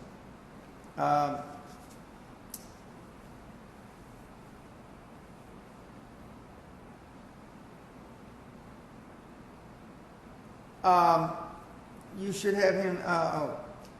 Can you walk through the exact steps of the $50 million first year in revenue I did by myself, and how I turned $820 into $450 million? Okay, I'm going to make a short addition. I looked at the oil industry in the early 80s and saw that there was an oversupply of petroleum products, specifically jet fuel. There was an undersupply. The refineries were only operating between 40 and 60% capacity. Yet the federal government had constant contracts for jet fuel, JP 4 and 5. So I convinced Marion Refinery in, I believe it was Alabama, if I could show you a way, and it's one of my favorite sayings, if I could show you a way where we could use your refinery 70-80%, with no additional work, would you be interested? Obviously, the answer is yes. And I said it's through federal and government contracts. They said we don't want to fuck with that because the contracts are a lot of pain in the ass. And you had to in those days, you had to fill out paperwork 3 feet high. I said, I'll do that for you. I bid, and I got a $20 million contract, and a $20 million contract, and a $10 million contract for $50,540,000. My first year in business, I had no employees. I had a leased fax machine and a phone, and the rest is history. And I've been writing that story ever since. Nobody like a government agency, federal government, municipal government, city government, overpays like them. To this day, who else sells ashtrays or buys ashtrays for $600 or toilet seats for $600, ashtrays for $100? The federal government. Okay. Next, how did I turn $820 into $450 million in 8 years when the market was going from $40 a barrel oil to $8 a barrel oil? After we went public, and I drilled 25 or 30 dry holes on that option property that I talked about a few minutes ago, I realized I couldn't find oil, even though with my great green team. So I told everybody we're taking big pay cuts, and we are now going to be acquisition guys, and we're going to go buy companies. We're going to buy our way out of this problem. We're going to buy assets. It's a lot easier to buy revenue, guys, than it is create it. That's what the acquisition model is all about. So we went around and we made a number of acquisitions. The first acquisition we overpaid because oil kept dropping. The second, third, fourth, fifth, sixth kept overpaying because the price of oil kept dropping. But at the bottom, I hit it for 6 or hit a grand slam home run by buying Bow Valley USA for about $135 million, all in with all the other assets, about $155 million. Average price of oil I paid, I think we paid $6 a barrel, and then oil went back up. But I kept taking risks. I kept swinging at the plate. I didn't give up. Then we made many more acquisitions after that, and we got the market cap when I decided to retire up to about $450 million. And at various stages, I owned between 80, 60, and 40%. And when the company was acquired in 1997, I was still the largest single shareholder. That's the short answer.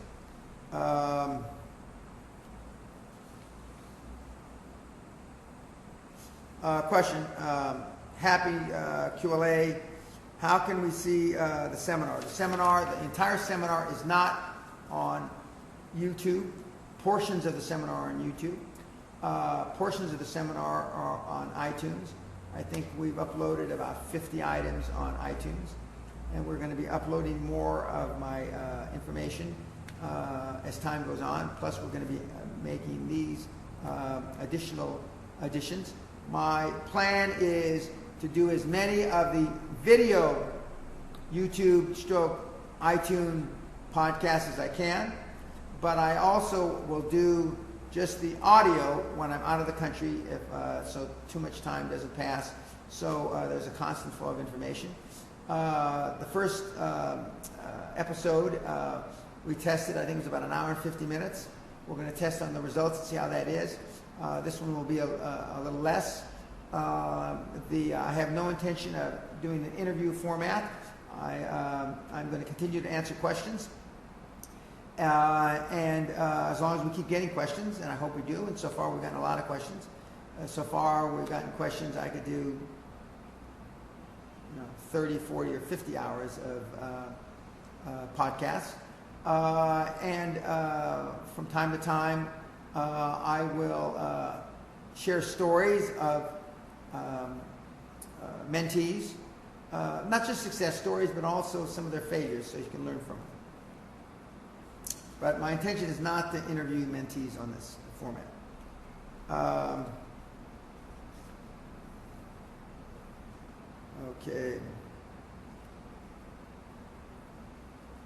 Okay, I don't know, but a topic that I'm interested in, hopefully your people will be interested in, how has lending in the UK changed? Has it tightened up, or has it tightened up? The answer is yes, it has tightened up, but it's still not impossible. You just, as I said, I believe in the last podcast, you just have to make more presentations. Have you seen a tightening of investment criteria from venture capitalists or business angels? Actually, I haven't. I haven't seen that. I have seen that it's, in some regards, they're even more interested in investing the money because there seems to be less deals. And why are there less deals? Because you guys are being blinded by the press. You've been blinded by some of these other things that you read, that it's tougher now. So you've drawn in your horns and you're not putting deals out there. So that means they have more money to get out for investments than they had before. How do you get an expert at managing your state, meaning your deal? You're meeting and focusing on a very important subject and nobody gives bad news. What they're asking is, and this is broken English because this guy's language isn't, English isn't his first language. How do you get somebody to manage your business if you're always spending time raising money and looking at deals? Well, that's what your dream team's for. Again, guys, I keep getting back to it. It's dream team, dream team, dream team. Mentor, mentor, mentor.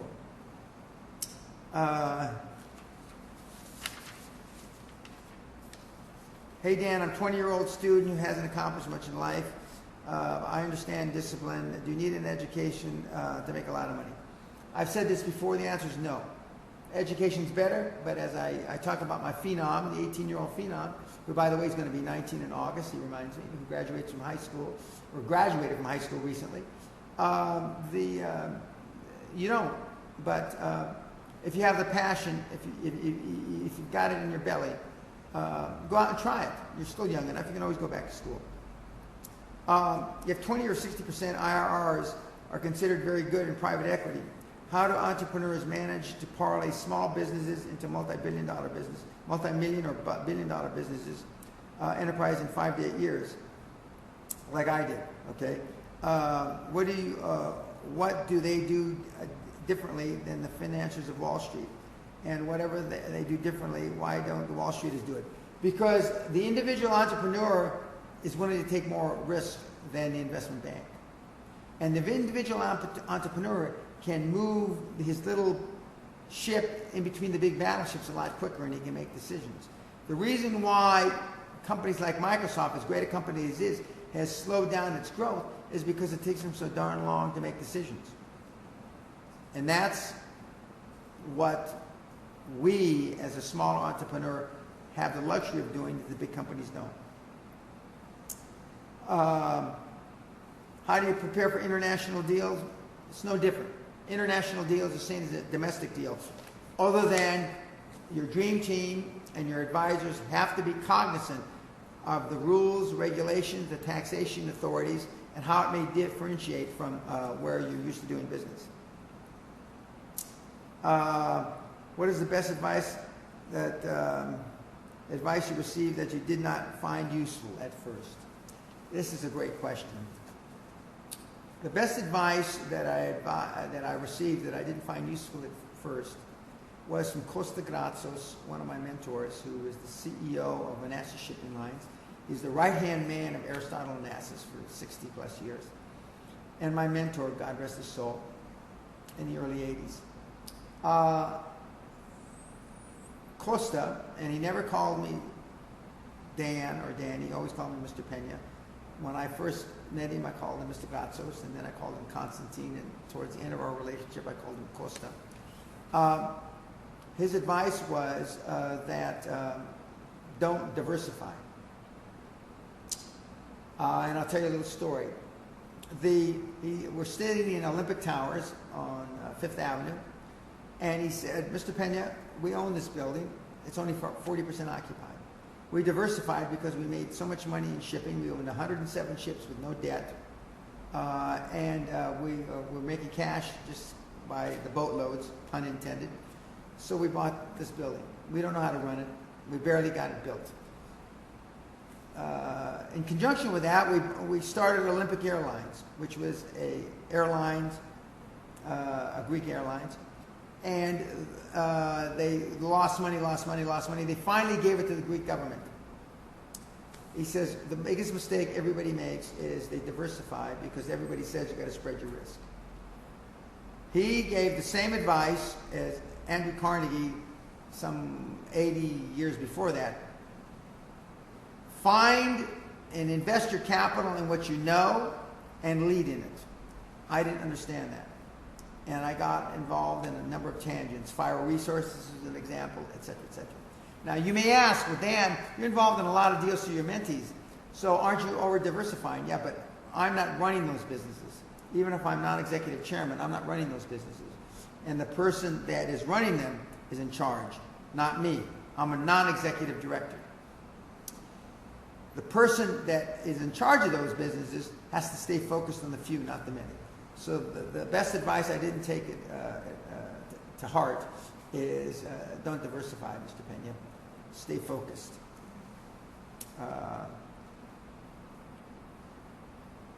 With so many good and bad things happening around the world. Oh, okay.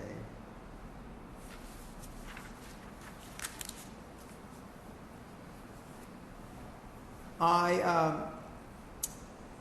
want to bring this shorter second edition to a close by saying a couple things.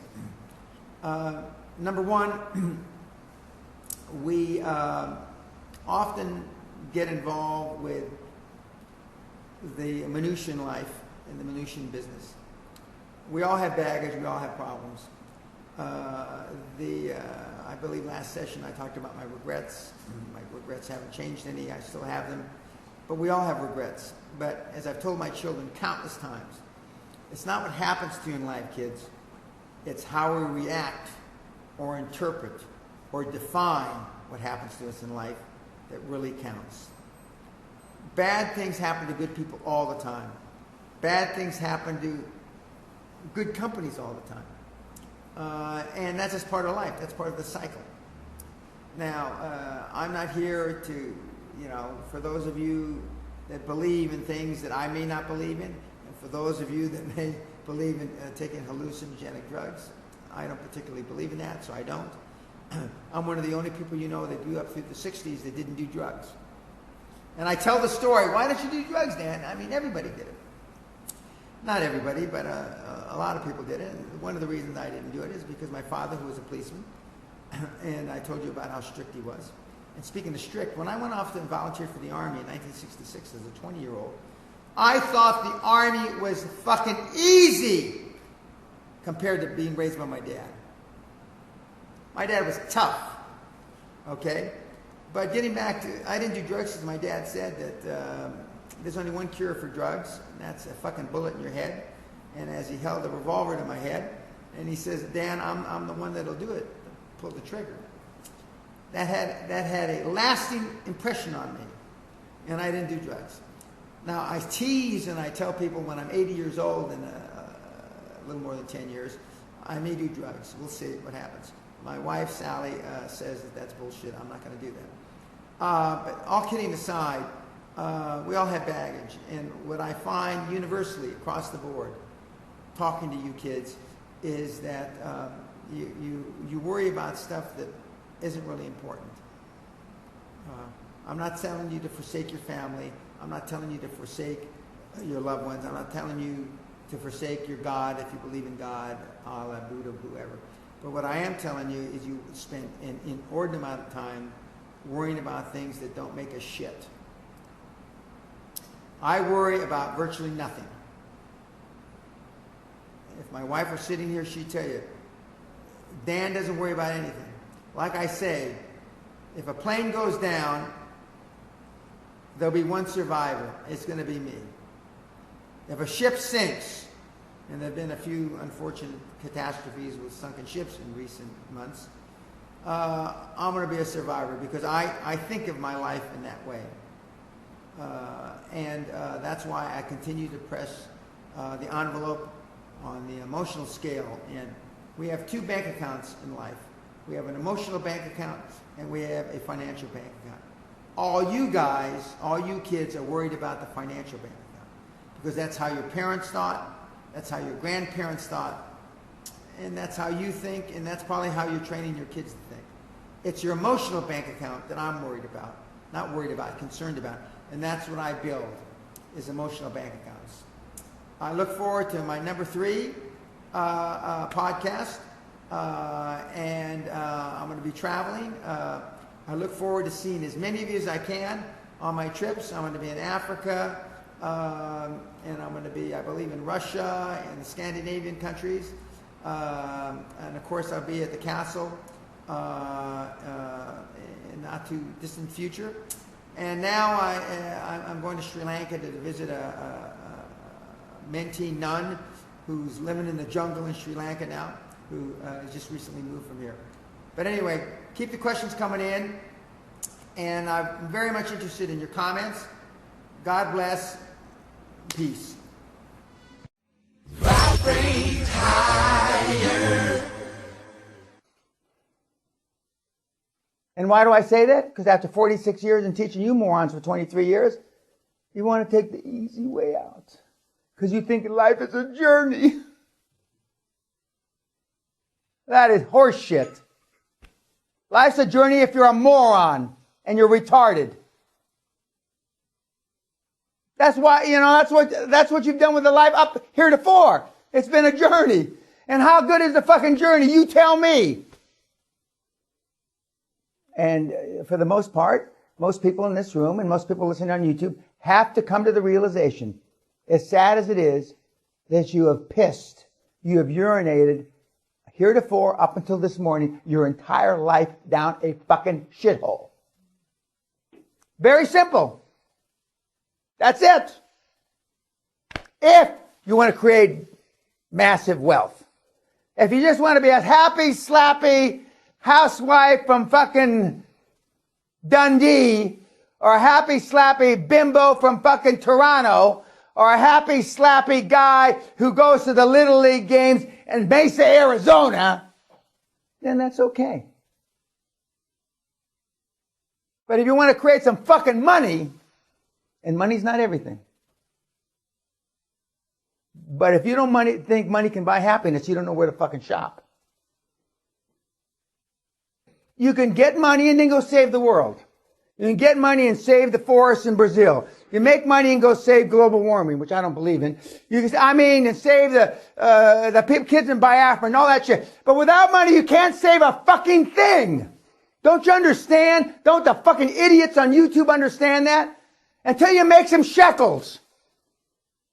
Until you make some fucking coin. You can't help anybody. Because if love got the job done, you wouldn't all be fucked up. And I've had mothers, daughters, grandfather, daughter, son. I've run 3 generations of the gamut in this seminar here. And they all say the exact same thing. The daughter looks to the mother, you fucked me up. The mother looks to the father, you fucked me up. And they all agree. And where it really gets dicey is the second or third days after they have a few drinks, a few pops. Then it can get fucking ugly, as Sally would say. Fucking ugly. Nothing like a mother to turn on her daughter or vice versa. Nothing like it. It's like in the fucking movies. It's like a goddamn soap opera. Because that's life. And if we admit it to ourselves, then we have an opportunity to move on. If we don't, then we're just fucked in the quagmire. Self-esteem is built the first 7 or 8 years of life. Now, who are you with the first 7 or 8 years of life? Mommy. Maybe daddy. An older brother. A grandparent, right? Well, if love got the job done, kids, you wouldn't be fucking sitting here. Love doesn't get the fucking job done. Love has never got the job done. But even if those people did a good job for you those first 7 or 8 years, then show me your friends and I'll show you your future. Okay? So who are the meatheads, the 3 or 4 or 5 people that you go out for a drink with? I say if you go to sports bars and you belch and you fart, you're going to be belching and farting in a sports bar 35 years from now. And so it's self-esteem is the basis of all excellence. Self-esteem, Donald Trump, whether you hate him or love him, Elon Musk, all these guys have tremendous self-esteem. Somebody did something right when they were growing up. Somebody did something right. And most parents, unfortunately, for arguably the most important thing we're brought on the planet for, procreation, we don't know a fucking thing about. We don't know anything about it. But my parents did some things, some by accident, some by planning, that built my self-esteem. So let's say someone, first 7 years of their life, doesn't have a good environment, what can they do now? Like, what's the most important thing they need to be doing if they need to build their self-esteem? Show me your friends, I'll show you your future. I mean, the guys that, first of all, high performance, high self-esteem people don't hang out. They don't go to the fucking Super Bowl. They don't go to the Dodger games. They don't go to the Laker games. They still got those teams here? Mm-hmm. Yeah, okay. They don't do any of those things. Eagles fly alone. I have no friends. Friends are problems. Friends are challenges. If you aren't into yourself, and that means something else now than what I mean. If you're not into yourself enough that you can't spend the weekend by yourself, then something's fucking wrong with you. Vis-a-vis self-esteem, being a high-performance person, and accomplishing high-performance acts, something's wrong with you. I know high-performance people, and I use myself as an example. For 10 years, I spent at the compound.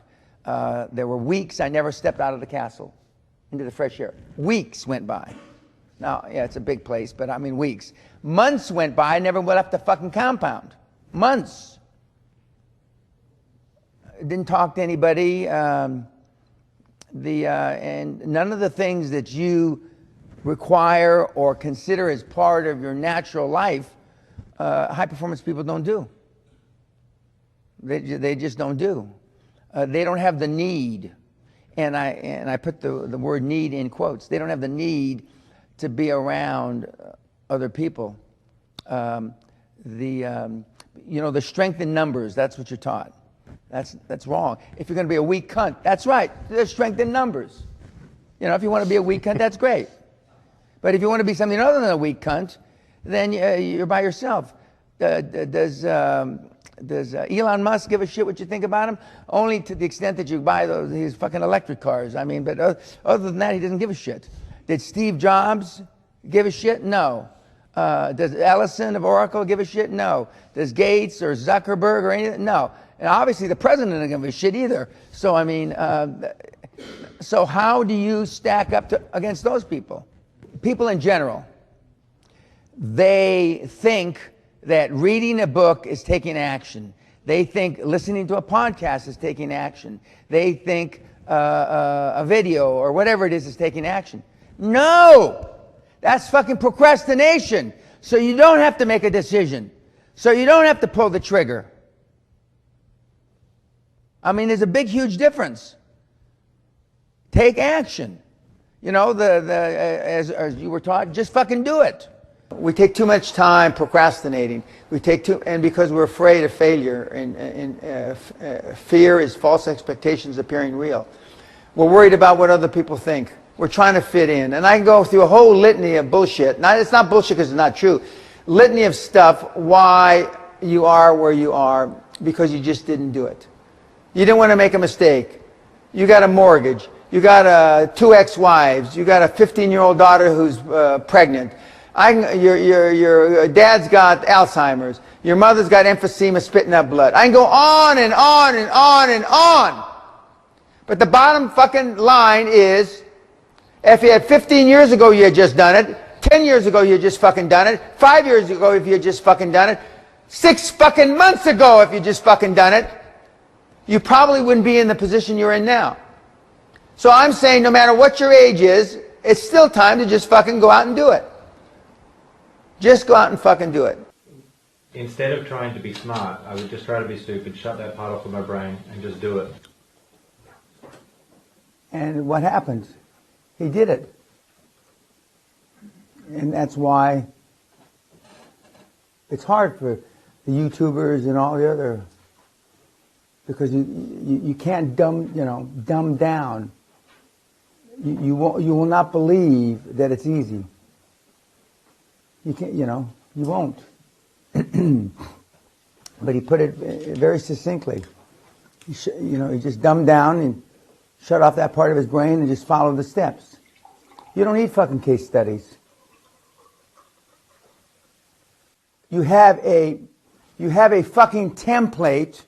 You have a motherfucking script that a fucking monkey can read. That Alex wants a fucking case study because he wants to know the shit behind it because he's stupid. And that's why he's fucking poor. You don't need any motherfucking case studies. How many fucking times do I have to say? You have the fucking script. I said don't change a fucking word on the script. Not a comma. If it's got misspelled fucking words, send it out misspelled. The last thing you fucking need is a fucking case study. This is why you're fucking poor. This is why the cocksuckers watching this on YouTube are so fucking poor. Man's greatest burden is unfulfilled potential. Man's greatest burden is unfulfilled potential. And I say, when I look at the audiences, and I know that maybe only 1% are going to achieve their potential. Not fully. I still haven't fulfilled my potential. But unfulfilled potential is man's greatest burden. And it breaks my heart because I know what you kids are capable of. I know I've had kids with 80 IQ to 180 IQ that I mentored that have done big deals. Actually, the 80 IQ did better than the 180 IQ. Okay, and I know what they're capable of, and I know how 10 million or 100 million or whatever the number is changes lives, and then all of a sudden, you believe that you can walk on water. You believe that you can take a loaf of bread and feed however many he was supposed to have fed, and make water into wine. And when you believe it, see, the true test of a leader is when you've trained other people to be leaders. It's in you, kids. I mean, you can do it.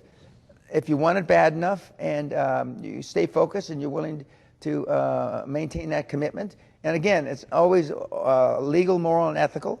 But, I mean, you can do it.